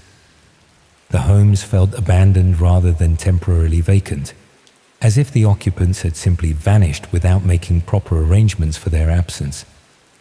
When I mentioned these observations to the agency manager, she explained that many of their clients worked in high-stress industries where travel plans could change rapidly.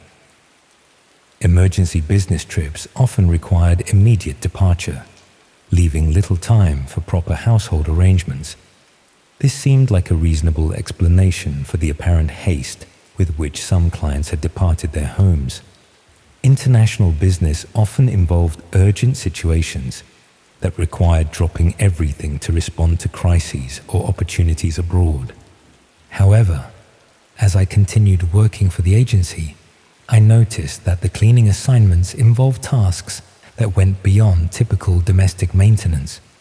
I was asked to organize personal documents, inventory valuable items, and photograph certain rooms and belongings for what the agency described as insurance and security purposes. These additional responsibilities felt intrusive and unnecessary for basic cleaning services. When I questioned why document organization and property photography were required, the agency explained that their clients often needed assistance managing their affairs during extended absences. Many clients were elderly or had complex financial arrangements that required careful monitoring, while they were unable to oversee their properties personally. The agency provided comprehensive property management services that went beyond simple cleaning to include basic administrative support. This explanation seemed plausible for legitimate property management work, but the specific documents and items I was asked to photograph suggested interest that went beyond administrative assistance. I was documenting personal correspondence, financial records, and intimate family photographs that seemed irrelevant to property security. The agency began requesting more detailed reports about each property, including information about the personal lives and circumstances of the homeowners based on what I observed during cleaning.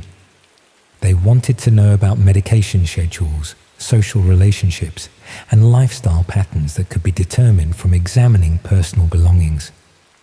When I expressed discomfort with gathering such intimate information about the homeowners, the agency reminded me that understanding client circumstances was essential for providing appropriate property management services. Elderly or vulnerable clients often needed additional support that required awareness of their personal situations.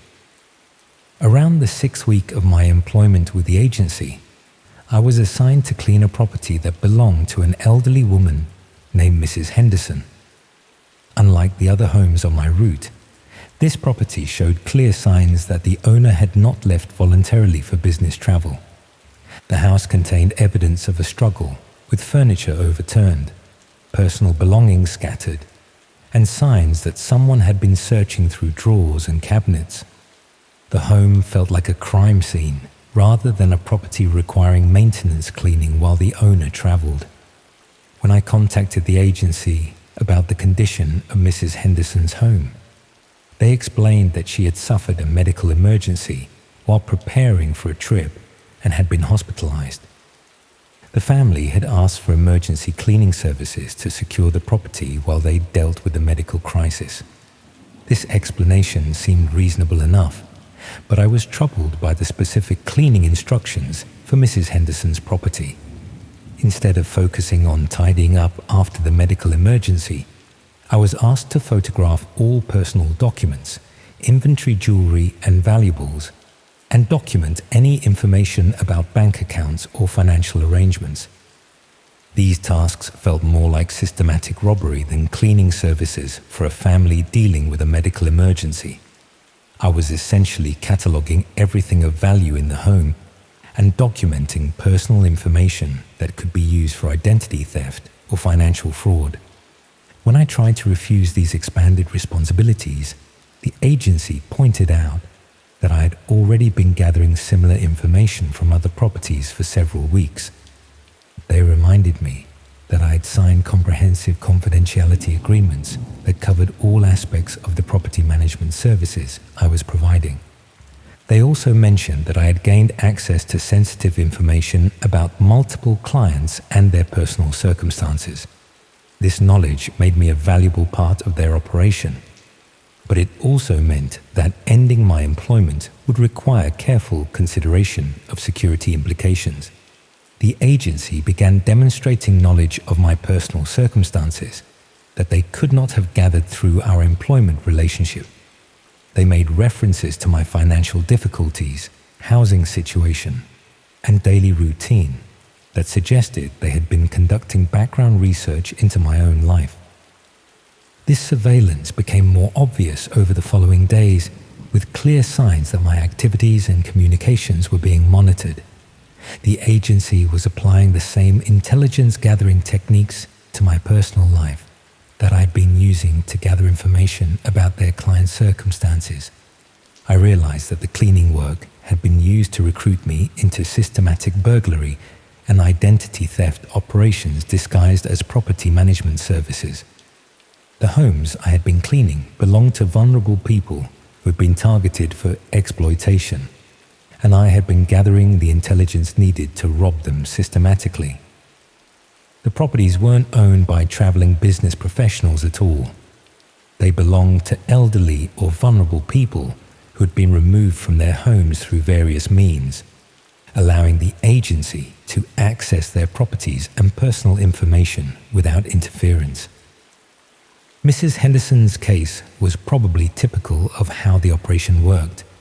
Vulnerable people were identified and their circumstances manipulated to create opportunities for accessing their homes and gathering information about their assets and personal lives. When I attempted to report my suspicions to the police, I discovered that explaining the situation was extremely difficult. The cleaning work had been presented as legitimate property management services. The confidentiality agreements I had signed covered various types of administrative assistance, and the personal information I had gathered could be justified as necessary for proper client care. The agency had structured their operations to make the systematic robbery and identity theft appear like legitimate property management work. Proving criminal intent would require evidence that went beyond what I could provide based on my limited knowledge of their overall operations. The agency continued to contact me for several months after I stopped working for them, offering additional cleaning assignments and occasionally sending references to my personal activities to remind me that their surveillance capabilities remained active. I never determined the full scope of their operations or what happened to the people whose homes I had been systematically cataloging. The combination of property access, personal intelligence gathering, and sophisticated methods for targeting vulnerable individuals suggested an organization capable of extensive financial and personal exploitation. What I understand now is that they had developed effective methods for recruiting people into criminal operations by presenting theft and fraud as legitimate employment opportunities. They understood how to exploit financial desperation to recruit accomplices who would provide detailed intelligence about potential victims' assets and vulnerabilities. The most disturbing aspect of this experience was how my desire for steady employment had been transformed into participation in systematic victimization of vulnerable people. The cleaning work had been a recruitment method designed to identify people desperate enough to ignore ethical concerns in exchange for regular income. I still receive occasional contact attempts from similar property management companies, offering cleaning and administrative work that pays well for what appears to be basic domestic services. The positions they advertise always involve working with elderly or traveling clients, always require strict confidentiality, and always include responsibilities that go beyond typical cleaning work. I decline these opportunities immediately now, but I wonder how many other people have found themselves in similar situations, believing they are providing legitimate property management services while actually participating in systematic robbery and exploitation of vulnerable homeowners.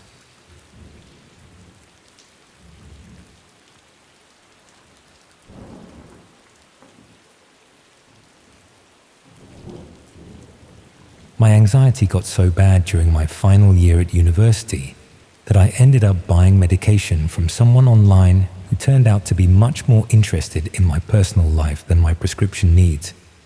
I'd always been a bit of a worrier, but something about the pressure of final exams and job applications sent my mental health completely off the rails. Panic attacks in lectures, sleepless nights staring at the ceiling, that constant feeling like something terrible was about to happen even when everything was fine. Classic anxiety symptoms that probably half the students at York were dealing with in their own ways. The obvious solution was to see a doctor and get proper medication, but the waiting list for mental health services was about 3 months long. The university counseling service was overwhelmed, private therapy was expensive, and meanwhile, I was supposed to be writing my dissertation and applying for graduate jobs while feeling like I was having a heart attack every time someone mentioned deadlines. A friend mentioned that there were ways to get anxiety medication without going through the official channels. Nothing dodgy, she insisted. Just people who could provide prescriptions for students who needed help urgently and couldn't wait for the NHS bureaucracy to catch up with demand. I was desperate enough to consider it. The panic attacks were getting worse, and I was starting to fall behind on coursework because I couldn't concentrate on anything except the constant worry that everything was going wrong. If I could just get something to take the edge off for a few weeks, maybe I could get through the final push to graduation. Finding these unofficial prescription services turned out to be easier than I'd expected. There were entire communities online dedicated to helping students and young people access medications that were difficult to obtain through conventional channels. Most operated through hidden websites that required specific addresses to access. The service I eventually contacted called itself Student Health Solutions and presented itself as a legitimate medical consultancy that specialized in providing rapid access to treatments for common student health problems. Their website looked professional, with information about qualified doctors and proper pharmaceutical suppliers. The consultation process seemed thorough and responsible. I filled out detailed forms about my medical history, symptoms, and previous treatments. I even had a video call with someone who claimed to be a qualified doctor, who asked intelligent questions about my anxiety and seemed genuinely concerned about finding appropriate treatment. The doctor explained that they could provide a short-term prescription for a mild anxiety medication that would help manage my symptoms while I waited for NHS treatment. The cost was reasonable, about £40 for a month's supply, and they guaranteed that the medication would be genuine pharmaceutical products, rather than dodgy internet pills. When the medication arrived, it was exactly as described. Proper packaging, correct labeling, even an information leaflet, with all the standard warnings and dosage instructions. I started taking it according to the prescribed schedule and found that it genuinely helped with the anxiety symptoms. For the first time in weeks, I could focus on my dissertation without constant panic about deadlines and failure. The medication didn't solve everything, but it gave me enough breathing room to function normally while I worked on getting proper support through official channels. But after about a week, I started receiving follow-up communications from Student Health Solutions that seemed oddly personal for a medical consultancy. The doctor who had conducted my initial consultation sent regular check-in emails asking not just about how the medication was working, but about my daily routine, social activities, and personal relationships. He wanted to know where I was living, who I was spending time with, even details about my family background and financial situation. When I asked why this information was relevant to my medical treatment, he explained that anxiety often had complex social and environmental causes. Understanding my complete circumstances would help him provide more effective support and identify any factors that might be contributing to my symptoms. That explanation seemed reasonable for a holistic approach to mental health care, but the questions were becoming increasingly detailed and personal, going well beyond what seemed necessary for medical purposes. He wanted to know about my daily schedule in specific detail, what time I woke up, when I had lectures, where I ate meals, what route I took walking around campus.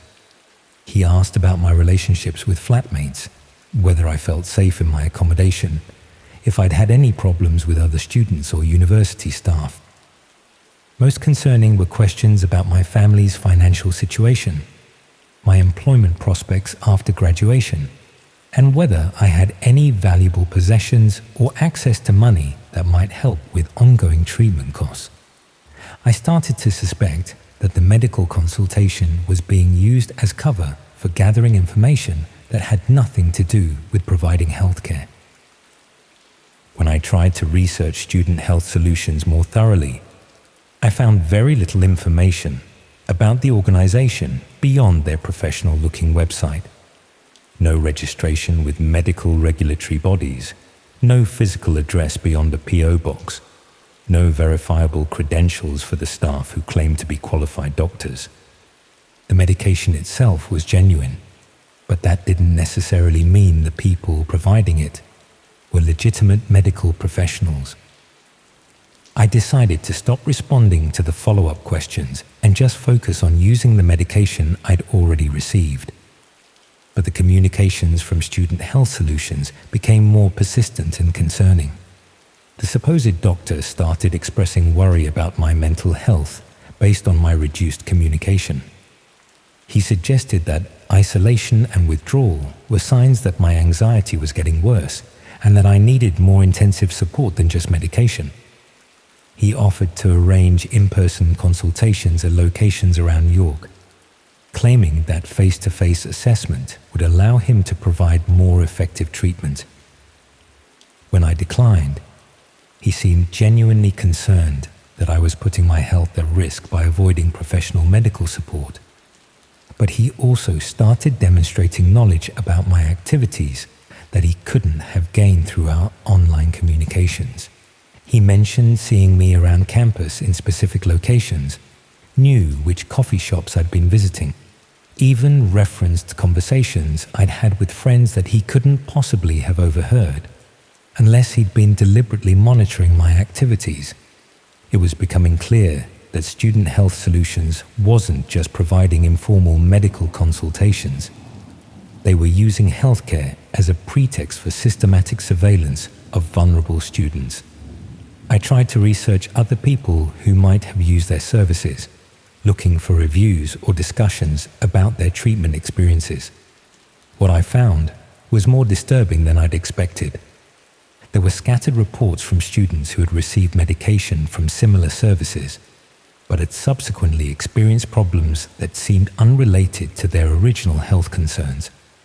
Identity theft, burglary, even stalking incidents that had started shortly after they provided personal information during medical consultations. Most concerning were cases where students had become dependent on their unofficial medication suppliers, unable to transition to legitimate NHS treatment because their informal providers had created complex psychological relationships that were difficult to break. Some students reported that their supposed doctors had gradually increased their involvement in personal decision-making, offering advice about relationships, career choices, and financial management that went far beyond medical treatment, creating dependent relationships where vulnerable young people relied on their medication providers for guidance about all aspects of their lives. I realized I was potentially being targeted by people who used fake medical services to identify and exploit vulnerable students. The anxiety medication was probably genuine, but it was being used as bait to establish relationships with young people who were dealing with mental health problems and might be susceptible to manipulation and control. I stopped taking the medication immediately and tried to cut all contact with Student Health Solutions. But they continued sending communications expressing concern about my welfare and offering various types of support that seemed designed to maintain some form of relationship. When I ignored their emails, they started using text messages and phone calls. The supposed doctor claimed he was worried about my mental health and felt professionally responsible for ensuring I received appropriate care. But the calls often came at times when I was alone in specific locations, suggesting that my activities were still being monitored, despite my attempts to end our professional relationship. Most disturbing was evidence that they had detailed information about my financial situation, academic performance, and family circumstances that I'd never provided during the original consultation. They knew about my student loan balance, my parents' occupations, even my employment prospects after graduation. Someone had been conducting comprehensive background research into my personal life, using information that could only have been gathered through systematic surveillance or unauthorized access to official records. I started taking precautions around my daily routine, varying my schedule and being more careful about sharing personal information. But I also began to suspect that the surveillance had been going on much longer than I'd realized. Looking back at the original consultation process, I could see signs that Student Health Solutions had already known significant details about my circumstances before I'd contacted them. The questions they'd asked had been designed to confirm information they already possessed, rather than genuinely learning about my medical history. They had somehow identified me as a potential target before I'd even been aware that services like theirs existed. The friend who had recommended them might have been unknowingly part of a recruitment process designed to connect vulnerable students with people who specialized in exploiting their mental health problems. I tried contacting the friend who had originally mentioned the service, hoping to understand how she'd learned about them and whether she'd experienced similar problems. But she claimed not to remember giving me their details and seemed uncomfortable discussing anything related to unofficial healthcare services. When I pressed her for more information, she suggested that I might be confused about where I'd heard about student health solutions, and that maybe my anxiety was causing me to misremember recent events. Her response made me wonder whether she was genuinely confused or whether she'd been instructed to distance herself from the organization if anyone started asking awkward questions about how they recruited new clients. Either way, it was clear that I wasn't going to get help understanding the situation from people who had been involved in directing me towards student health solutions in the first place.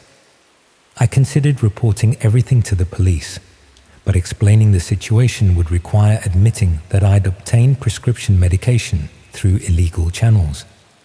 Even if the people providing it were running some kind of fraud or surveillance operation, I could potentially be charged with obtaining controlled substances without proper medical supervision.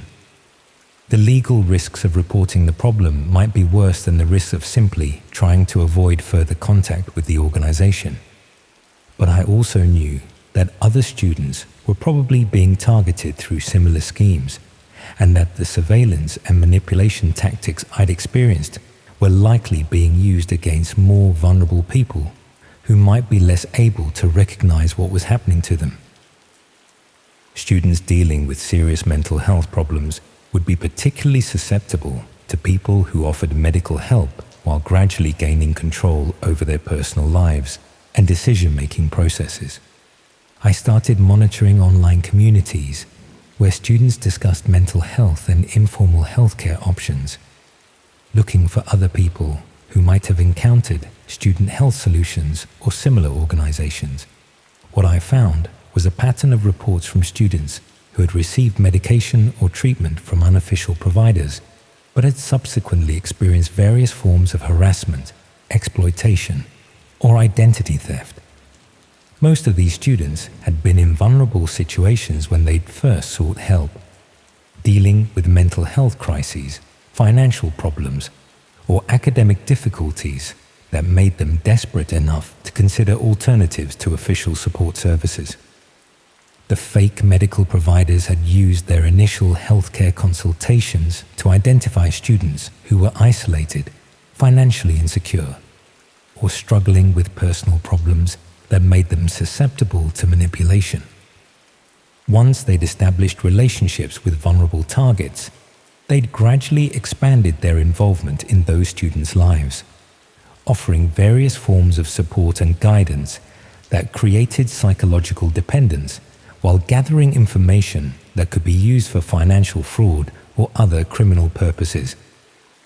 Some students had lost significant amounts of money to people who had gained their trust by providing medical help during mental health crises. Others had experienced identity theft, stalking, or harassment that had started after they'd shared personal information during fake medical consultations.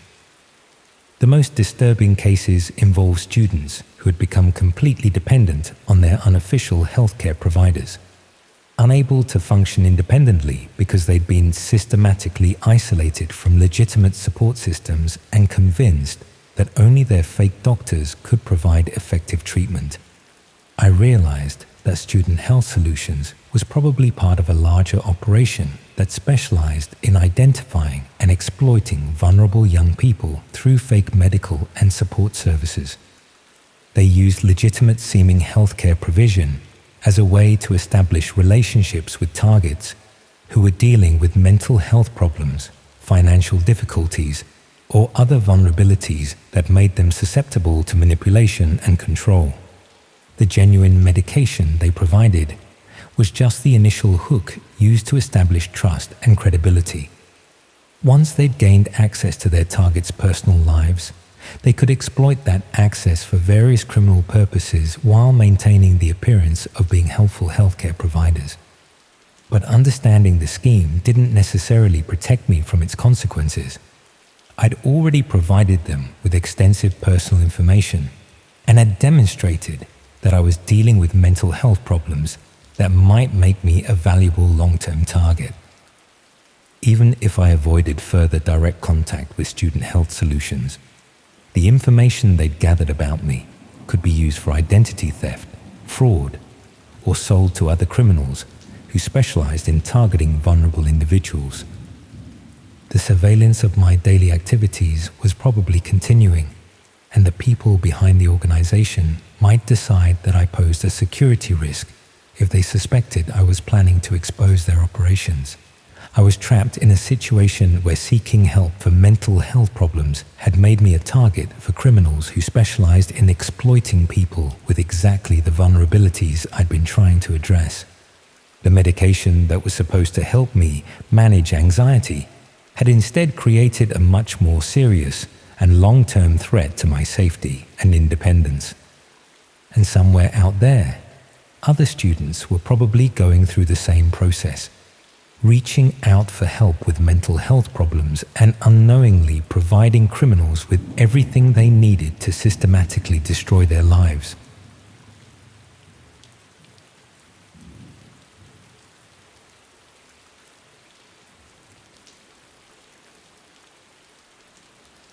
It was a Friday when I first read about it.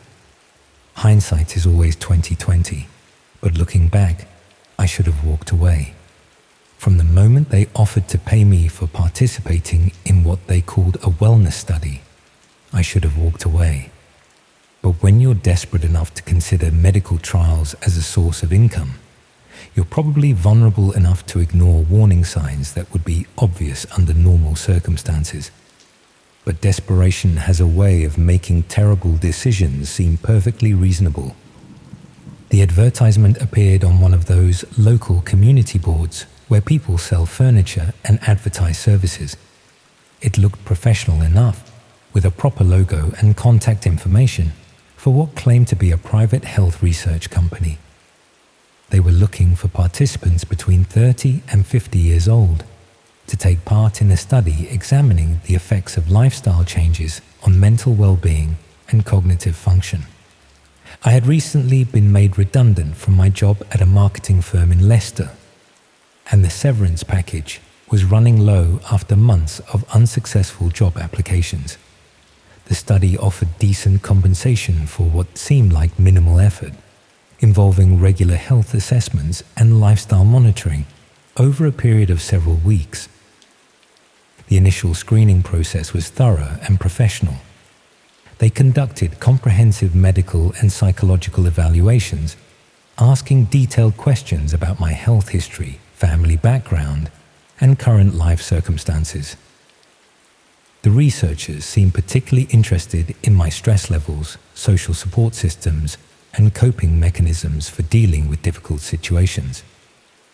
They explained that the study was investigating how environmental and social factors affect mental health outcomes in people experiencing significant life transitions.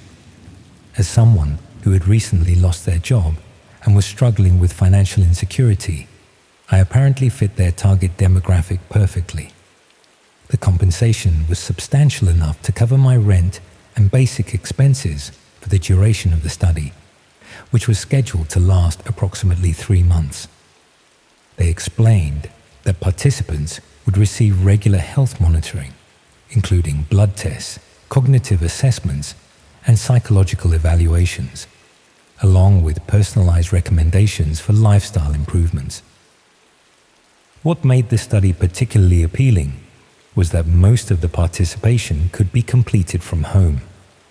They provided participants with various monitoring devices and applications that would track sleep patterns, physical activity, and other health indicators. We were also given access to online resources, including guided meditation programs, nutritional planning tools, and stress management techniques. The first few weeks of participation were exactly as advertised. I received regular check-ins from the research team, underwent periodic health assessments, and followed personalized wellness plans that seemed genuinely beneficial for my physical and mental health. The monitoring devices provided interesting insights into my daily routines and health patterns. The online resources they provided were surprisingly comprehensive and effective. The meditation programs helped me manage the anxiety associated with unemployment, and the nutritional guidance helped me maintain better eating habits despite my reduced income. I actually felt healthier and more mentally balanced than I had in months. However, around the fourth week of the study, the researchers began requesting additional information that seemed to go beyond what would be necessary for a wellness study. They wanted detailed reports about my daily activities, social interactions, and emotional responses to various situations throughout each day. They explained that understanding the complete context of participants' lives was essential for interpreting the health data they were collecting. Environmental factors, social relationships, and daily stresses all played crucial roles in determining how wellness interventions would be most effective for different individuals. The reporting requirements gradually became more intensive and invasive. I was asked to document not just my own activities and emotional states, but also information about the people I interacted with, the topics we discussed, and my observations about their emotional states and life circumstances. When I questioned why the study needed such detailed information about my social interactions, the researchers explained that social support systems were crucial factors in mental health outcomes. Understanding the quality and nature of my relationships would help them develop more effective wellness interventions for people in similar circumstances. This seemed like a reasonable explanation for legitimate health research, but the specific questions they asked about my social interactions felt increasingly intrusive. They wanted to know about private conversations, personal details that friends and family had shared with me, and my assessments of other people's psychological states and vulnerabilities. Around the sixth week of the study, the researchers began providing me with specific guidance about how to conduct these social interactions. They suggested conversation topics that would be useful to explore with different people, and they provided questions that might help me gather more detailed information about others' personal circumstances and emotional states. They explained that part of the wellness intervention involved learning better communication skills and developing deeper social connections. The guided conversation techniques they were teaching would help me build stronger relationships while also providing valuable research data about social interaction patterns. The conversation techniques were surprisingly effective at encouraging people to share personal information and emotional vulnerabilities. Friends and family members began opening up to me about problems and concerns they had never discussed before, often providing intimate details about their relationships, finances, and personal struggles. The researchers seemed particularly interested in this information about my social network. They requested detailed reports about what I'd learned about each person's circumstances, their psychological vulnerabilities, and their responses to different types of emotional support or advice. When I realized that I was essentially being trained to gather detailed psychological intelligence about my friends and family, I became deeply uncomfortable with the direction the study was taking. The wellness research had evolved into something that felt more like social surveillance than health monitoring. I tried to discuss these concerns with the research team, but they reminded me that I had signed comprehensive consent forms that covered various aspects of social and environmental health research. They assured me that all information would be kept strictly confidential and used only for legitimate research purposes. They also pointed out that I had been receiving significant health benefits from the study participation, including medical monitoring and wellness interventions that would have cost thousands of pounds if purchased privately. The social interaction components were simply part of a holistic approach to health research that recognized the importance of relationships in overall well-being. Around the 8th week of the study, the researchers began requesting that I use the conversation techniques and relationship-building skills I had learned to gather information about people outside my immediate social circle. They wanted me to engage with neighbors, acquaintances, and even strangers to practice the communication methods and document the results. They explained that developing social confidence and communication skills was an important component of mental health improvement. Learning to connect with a broader range of people would help me build a more robust social support system, which was crucial for long-term psychological resilience. This expansion of the social research beyond my existing relationships felt like a significant escalation in the invasiveness of the study. I was being asked to systematically gather personal information about people who had no knowledge that they were being studied or that their private communications were being documented and reported. When I tried to refuse this expansion of my research responsibilities, the team pointed out that I had been participating in the study for nearly 2 months and had received substantial compensation and health benefits. The social interaction research was an integral part of the wellness program, and withdrawing from this component would compromise the validity of all the health data they had been collecting. They also mentioned that the psychological and social information I had already provided about my friends and family represented a significant investment in understanding my complete social environment. This information would be valuable for developing personalized health interventions, but it also meant that I had detailed knowledge of other people's private circumstances that required careful handling. The researchers began demonstrating knowledge of my personal activities and relationships that extended far beyond what I had reported to them through the official study protocols. They made references to conversations I had had, places I had visited, and people I had interacted with that suggested they were monitoring my activities through means other than the devices and reports I was providing. This surveillance became more obvious over the following days, with clear indications that my communications and movements were being tracked and analyzed. The monitoring devices they had provided for the health study apparently had capabilities that extended far beyond tracking sleep patterns and physical activity. I realized that the wellness study had been used to establish comprehensive surveillance of my personal life and social relationships.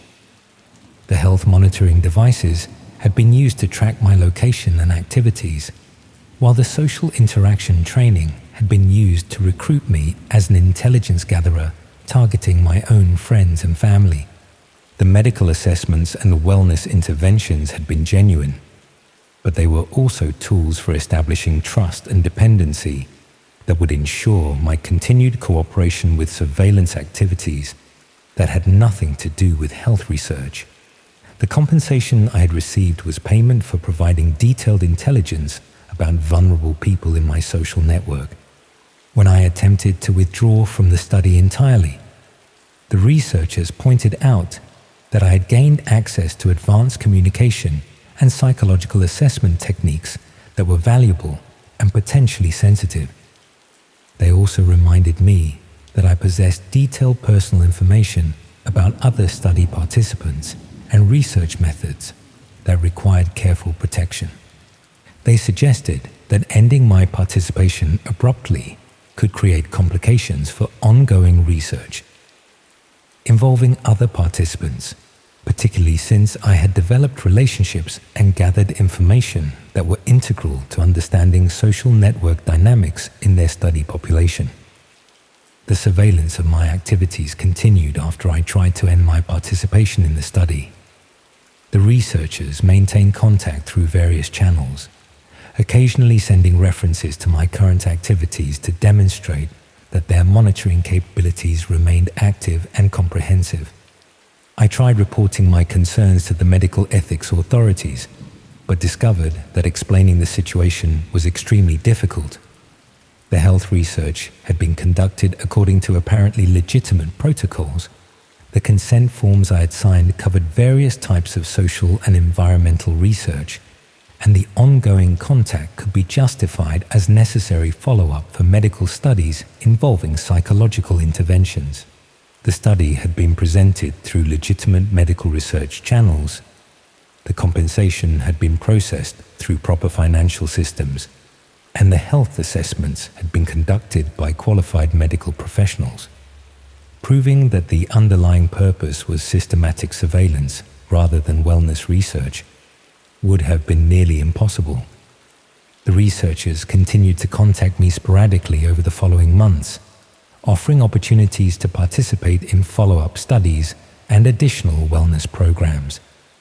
They occasionally sent subtle references to my personal activities to remind me that their surveillance capabilities remained active. I never determined who was ultimately directing the research or what they were using the detailed personal and social information for. The systematic gathering of psychological intelligence about vulnerable people, combined with sophisticated methods for recruiting unwitting surveillance operatives, suggested an organization with purposes that extended far beyond legitimate health research.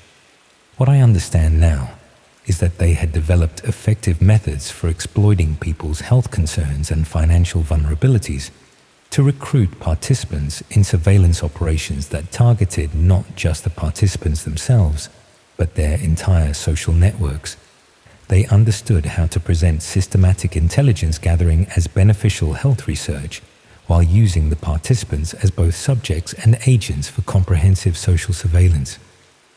The most disturbing aspect of this experience was how my desire to improve my health and financial situation had been transformed into participation in the systematic violation of my friends' and family's privacy. The wellness study had been designed to recruit people who were vulnerable enough to ignore ethical concerns in exchange for health benefits and financial compensation. I still receive occasional contact attempts from similar health research organizations, offering compensation for participation in wellness studies that would provide valuable health monitoring and lifestyle interventions.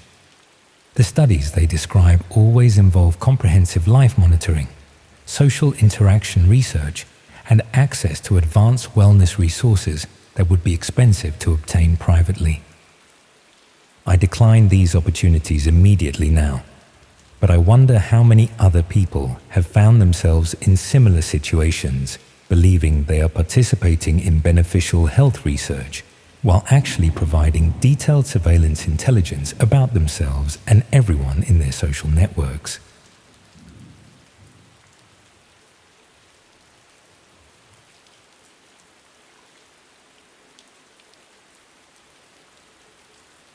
I needed some extra money while I was at university, so I started tutoring kids online. At the time, it seemed harmless enough. Being a student in London meant living on about £20 a week after rent and bills. So when I saw an advert for online tutoring that paid £15 an hour, I jumped at it. I was studying English literature at King's College, decent enough grades, and I'd always been good at explaining things to people. It appeared to be an easy way for me to earn money while working from my cramped dorm room. The website looked professional. Clean design, proper company registration details, even testimonials from parents talking about how much their children's grades had improved. They specialized in one-to-one tutoring for secondary school students who were struggling with English, history, and similar subjects. Nothing that required specialized qualifications, just patience and the ability to help teenagers understand their coursework. The application process was straightforward enough. I submitted my university details, uploaded copies of my A-level certificates, wrote a brief explanation of why I wanted to tutor students. Within a couple of days, I got an email saying I'd been accepted and could start taking on pupils immediately. The system worked through video calls scheduled at times that suited both the student and tutor. Parents would book sessions through the website, pay in advance, and the company would take a small commission while passing the majority of the fee directly to the tutor. Everything seemed legitimate and well organized. My first few students were exactly what I'd expected. Teenagers from middle-class families whose parents were worried about their GCSE results. Most of the students were pleasant, but they were having difficulties with essay writing and literary analysis. The sessions went well, and I started getting positive feedback from both students and their parents. But after a few weeks, I began noticing some odd things about the platform. The technical setup was more sophisticated than it needed to be for simple tutoring sessions. The video calling software had features I'd never seen before. Multiple camera angles, audio recording capabilities, even options for screen sharing that seemed designed for much more complex interactions than homework help. More concerning was the level of security around the sessions. Students and tutors were both required to use specific software that could only be downloaded from the company's website. The program included identity verification features that took photographs during each session, supposedly to ensure that the registered tutor was actually the person conducting the lesson. But the software also monitored much more than that. It tracked everything happening on my computer during sessions, which programs were running, what websites I had open, even how I was interacting with the tutoring platform. When I asked the support team about this, they said it was standard security practice to prevent fraud and ensure the quality of their educational services.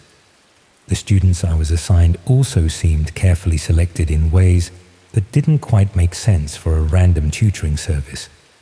They were all roughly the same age, around 14 or 15, and came from similar backgrounds, well-spoken, articulate, from families that clearly had money, but weren't necessarily academic high achievers. What struck me as particularly odd was that none of them seemed to have friends or siblings who might also benefit from tutoring.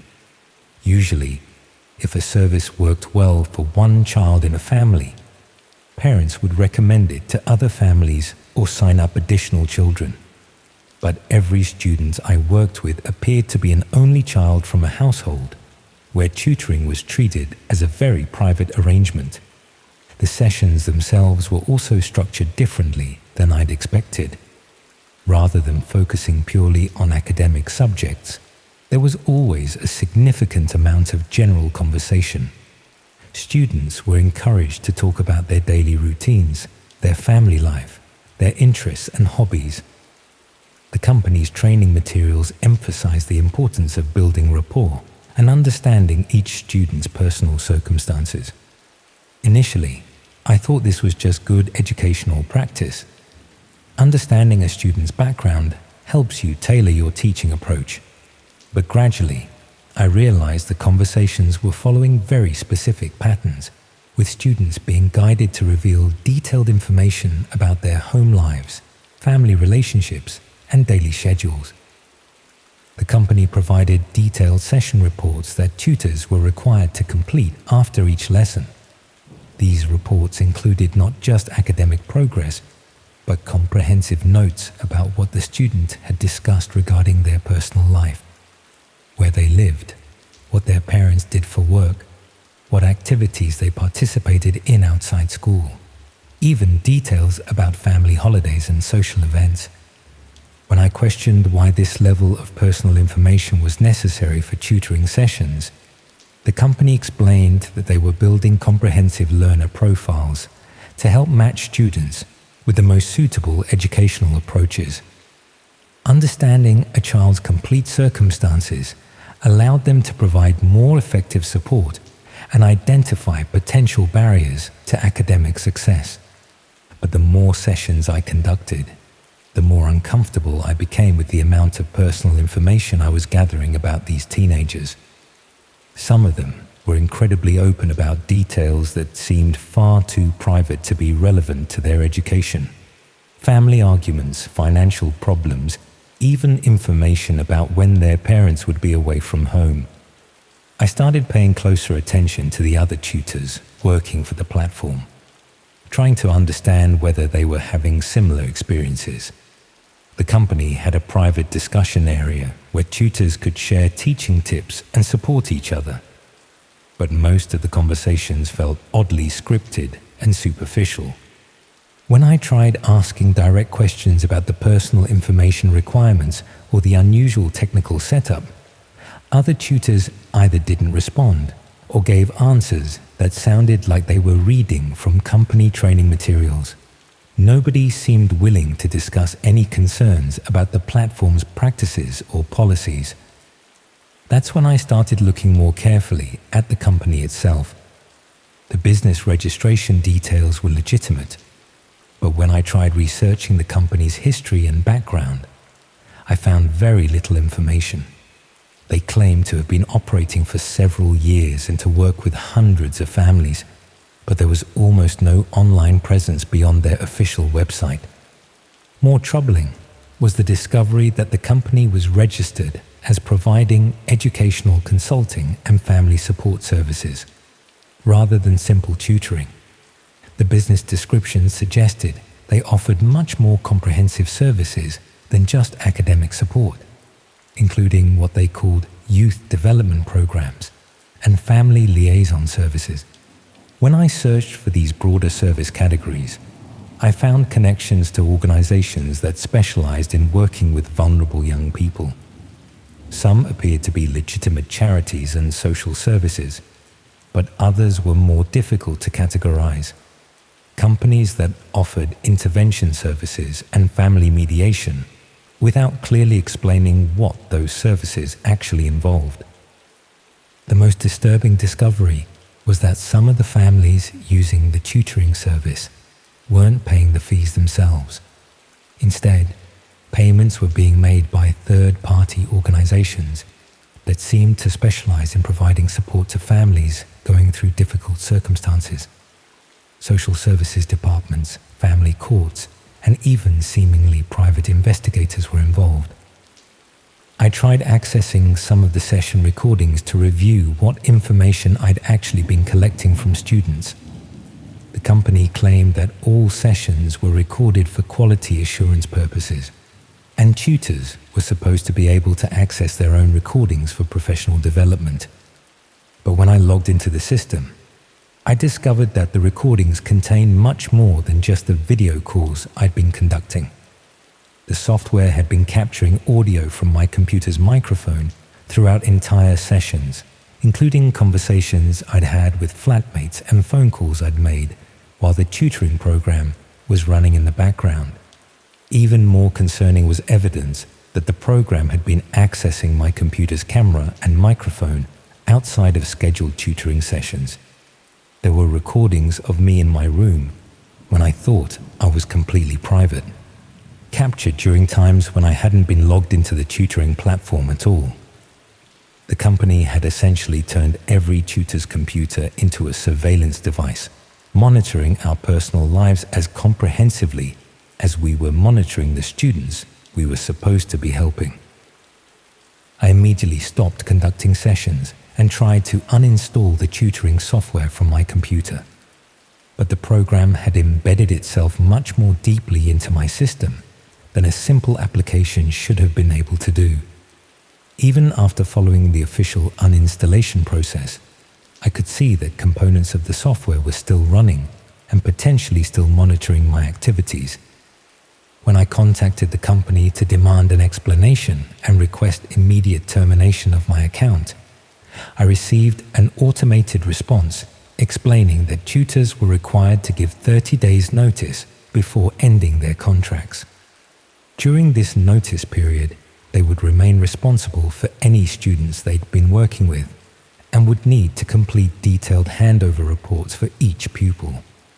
The handover reports required comprehensive summaries of everything I'd learned about each student's personal circumstances, family background, and daily routine.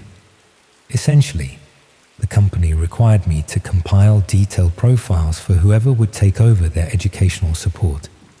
I refused to complete the handover reports and demanded immediate account closure. But the company's response was much more threatening than I'd expected. They reminded me that I'd signed detailed contracts when joining their platform, including clauses about confidentiality and data protection responsibilities. More specifically, they pointed out that I now had access to sensitive information about multiple minors and their families. If this information was misused or disclosed inappropriately, there could be serious legal consequences for everyone involved. The company had a responsibility to ensure that all personal data collected through their platform was handled properly and securely. The implication was clear. If I tried to expose what I discovered about their operations, they would claim I was violating the privacy of the children I'd been tutoring. The families who trusted me with information about their personal lives could potentially take legal action if they discovered I'd been sharing details about their circumstances with unauthorized parties. I was trapped by the same surveillance system I'd been unknowingly helping to operate. I tried researching what had happened to other tutors who'd worked for the platform, looking for anyone who might have spoken publicly about similar experiences. But I could find almost no trace of former employees or any discussions about the company's practices beyond their official marketing materials. Either previous tutors had been convinced to stay quiet through similar threats, or something had happened to prevent them from sharing their experiences. The few references I could find to people who'd worked for the company suggested they'd simply moved on to other jobs without making any public statements about their time as tutors. The most disturbing possibility was that the tutoring service was just the visible front for a much larger operation, that the detailed personal information being gathered about students and their families was being used for purposes that had nothing to do with education. Young people from wealthy families would be valuable targets for various types of criminal activity: kidnapping, burglary, identity theft, or even more sophisticated fraud schemes that required detailed knowledge of family circumstances and routines. The company had found a way to systematically gather intelligence about potential victims while maintaining complete legitimacy. Parents were voluntarily paying for a service that gave strangers comprehensive access to their children and detailed information about their family lives. And the tutors, like me, were unknowingly collecting the information that made these families vulnerable to whatever the company's real clients had planned for them. I still don't know what happened to the students I was tutoring or whether their families ever realized what kind of information they'd been sharing. The tutoring platform is still operating, still recruiting new tutors and signing up new families who think they're just getting help with their children's education. But I've never been able to completely remove their surveillance software from my computer. Sometimes I catch glimpses of processes running that shouldn't be there, or notice that my microphone has been active when I haven't been using any applications that should require it.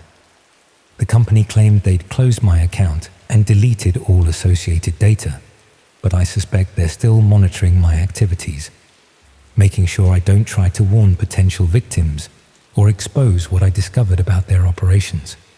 After all, I now know exactly how their system works and what kind of information they're really collecting. That makes me either a valuable asset or a dangerous liability, depending on whether they think I can be trusted to stay quiet. And given what I've learned about how they operate, I'm not sure which category is more frightening to be placed in.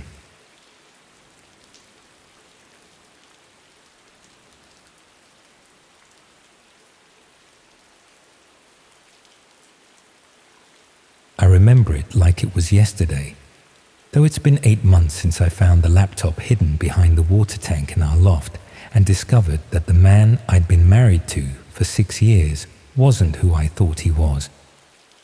David and I had what everyone considered a stable relationship. We'd met through mutual friends in Manchester, moved in together after about a year, got married 3 years later in a small ceremony that felt perfect for both of us. He worked in logistics for a mid-sized company. I taught primary school. Ordinary jobs, ordinary lives, the sort of comfortable domesticity that most couples aspire to. We lived in a Victorian terrace in Chorlton that we'd bought together, splitting the mortgage payments and household responsibilities in ways that felt fair and sustainable. David handled most of the practical stuff, bills, maintenance, the technical side of running a household, while I focused on the social aspects like keeping in touch with friends and family. It was a good arrangement that worked well for both our personalities. David was naturally private and preferred dealing with systems rather than people, while I enjoyed the interpersonal side of life that he found draining. We complemented each other in ways that made the relationship feel balanced and secure. The only thing that occasionally bothered me was how secretive David could be about his computer activities. Not suspicious secretive, just protective of his digital space in ways that seemed excessive for someone with nothing to hide. Separate user accounts, passwords I didn't know, laptops that he'd close when I entered the room. He explained it as work-related confidentiality requirements and general preference for privacy, which seemed reasonable enough. I had my own phone and computer for personal use, and it's not like I needed access to his devices for any practical reason. But after 6 years of marriage, the casual secrecy started feeling less like reasonable boundaries and more like active concealment, especially when he'd receive messages at odd hours that would make him immediately reach for his phone with an urgency that seemed disproportionate to routine work communication. The discovery happened by accident while I was looking for Christmas decorations in the loft. David was away for a few days on a work trip, and I decided to get the house ready for the holidays while he was gone. The decorations were stored in boxes near the water tank, and while moving them, I knocked over a small holdall that I'd never seen before. Inside the holdall was a laptop I didn't recognize. Not David's work machine or the personal computer he used downstairs, but a third device that he'd apparently been keeping hidden from me. It was password protected, but David had always been predictable with passwords, variations on dates and names that were significant to our relationship. I shouldn't have tried to access it, should have put it back where I'd found it and pretended I'd never seen it. But curiosity got the better of me, especially when the password turned out to be a combination of our wedding date and my middle name. The desktop contained folders with names that immediately made me uncomfortable. Video files, streaming software, communication applications I'd never heard of. Nothing obviously illegal at first glance, but arranged in ways that suggested activities David had never mentioned to me.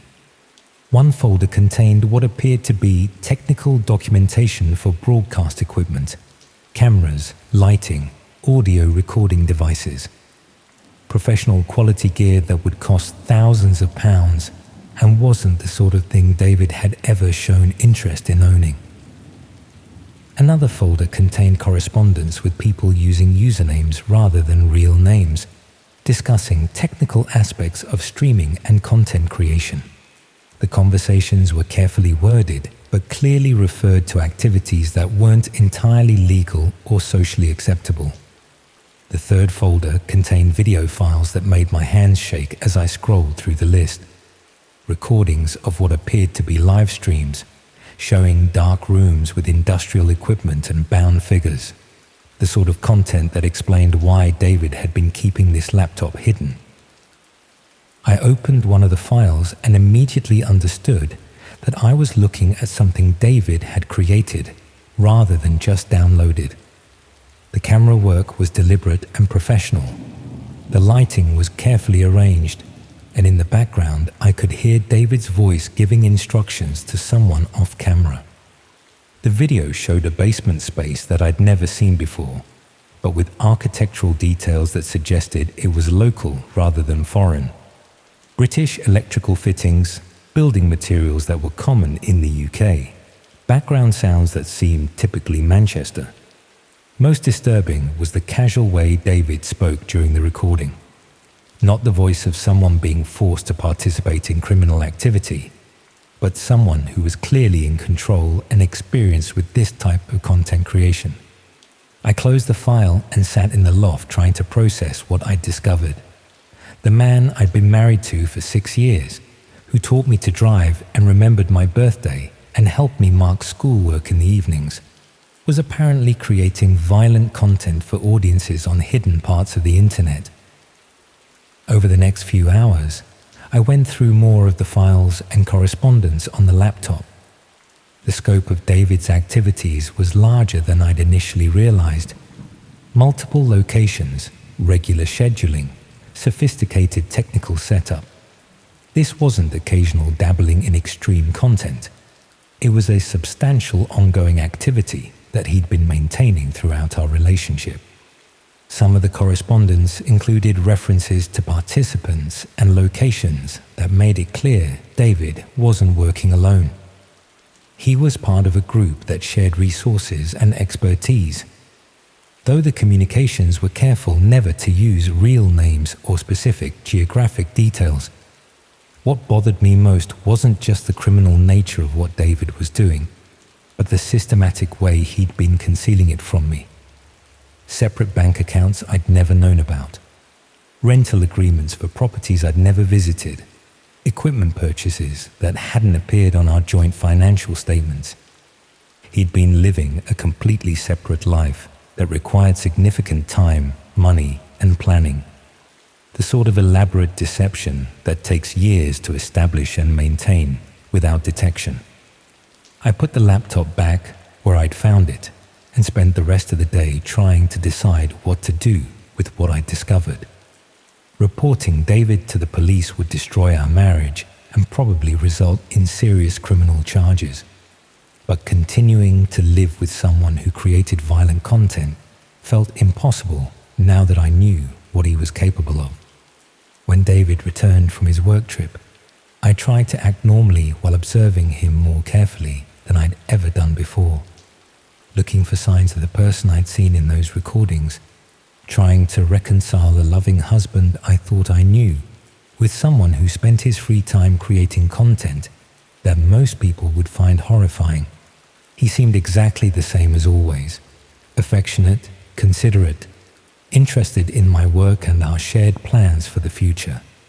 If I hadn't seen the evidence myself, I'd never have suspected he was involved in anything more disturbing than occasional overtime at his logistics job. But I found myself paying attention to details I'd previously ignored. The times when he worked late or went out for drinks with colleagues whose names he never mentioned. The phone calls he'd take in another room. The messages that arrived at unusual hours. Most unsettling was realizing how much of our life together had been structured around David's hidden activities without me recognizing it. Weekends when he'd encourage me to visit friends or family while he stayed home to catch up on work. Evening plans that would be cancelled at short notice because something urgent had come up. I'd always assumed he was just busy with legitimate work responsibilities. Now I understood that he'd been managing our relationship around his criminal activities, ensuring I wouldn't be present when he needed to focus on content creation. About 2 weeks after discovering the laptop, I decided to follow David when he said he was going out for drinks with work colleagues. Not because I wanted to confront him, but because I needed to understand the scale of what he was involved in. He drove to an industrial area on the outskirts of Manchester, parking outside a warehouse that looked abandoned from the road. But there were other cars in the car park and lights visible through windows that had been covered from inside.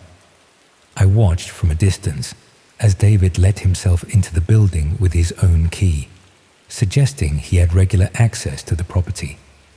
Other people arrived over the next hour, all entering the same way, all behaving like they were attending a routine business meeting.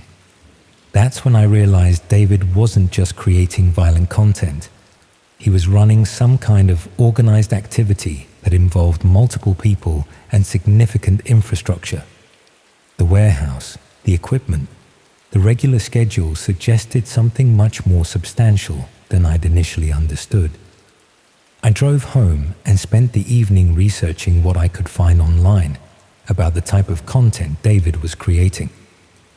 Most sources dismissed red rooms as internet mythology, but a few seemed to have genuine knowledge about how such activities might function in practice. The technical requirements, legal risks, and financial resources needed to maintain live violent streaming were considerable. David would need partners with complementary skills, multiple secure locations, and sophisticated methods for avoiding detection by law enforcement, which meant the mild-mannered logistics worker I'd been married to was actually involved in running what amounted to a criminal enterprise, with all the risks and complications that implied for anyone connected to him. Over the next few weeks, I found myself becoming increasingly paranoid about our safety and my own legal liability. If David's activities were discovered by police, would I be considered an accomplice for having lived with him? Would our shared finances implicate me in funding criminal activities? More immediately, I was worried about what David might do if he discovered that I knew about his hidden life. The violence I'd seen in those recordings demonstrated he was capable of extreme actions when the situation required it. I started making preparations to leave without telling David directly what I'd discovered. Opening my own bank account, researching rental properties, making excuses to spend more time away from home, building the foundation for escape while trying to maintain the appearance of normal married life. But David wasn't stupid, and after 6 years of marriage, he knew my habits well enough to notice changes in my behavior. He started asking questions about why I seemed distracted, whether something was bothering me, if there were problems with work or our relationship. I tried to deflect his concerns with vague references to stress and tiredness, but his questions became more specific and persistent, as if he suspected I'd discovered something that explained my change in attitude, but wasn't sure exactly what I knew. One evening, he mentioned that he'd been thinking about making some changes to his work situation, maybe taking on different responsibilities that would require less travel and evening commitments, spending more time at home with me. The conversation felt like a test to see how I'd react to the prospect of David being around more often, whether I'd welcome the increased time together or seem uncomfortable with the idea of closer observation. I tried to respond positively while internally panicking about what it would mean to have David monitoring my activities more closely while I was planning to leave him. That night, I couldn't sleep for thinking about the trapped feeling of being married to someone who created violent content for entertainment and who might become violent himself if he felt threatened by exposure. The next morning, I found that the laptop in the loft had been moved. Not obviously disturbed, just positioned slightly differently than I'd left it after my initial discovery, as if someone had checked to see whether it had been accessed recently, which meant David knew I'd found it, knew I'd seen the evidence of his activities, and was now deciding what to do about my knowledge. I called in sick to work and spent the day researching emergency accommodation and legal advice for people in dangerous domestic situations. But how do you explain to support services that your husband isn't physically abusive, but creates content that demonstrates he's capable of extreme violence against strangers?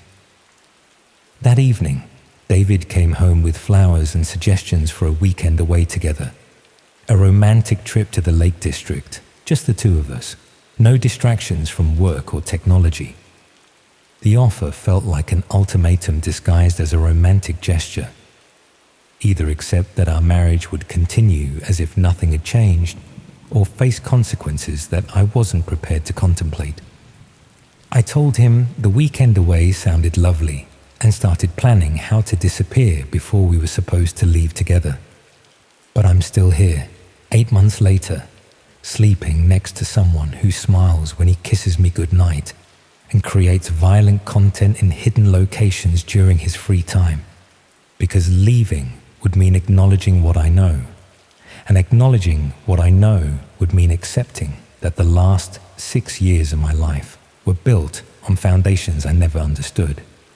And because I'm not sure someone who's invested this much time and effort in maintaining a secret life would simply let me walk away with knowledge that could destroy everything he's built.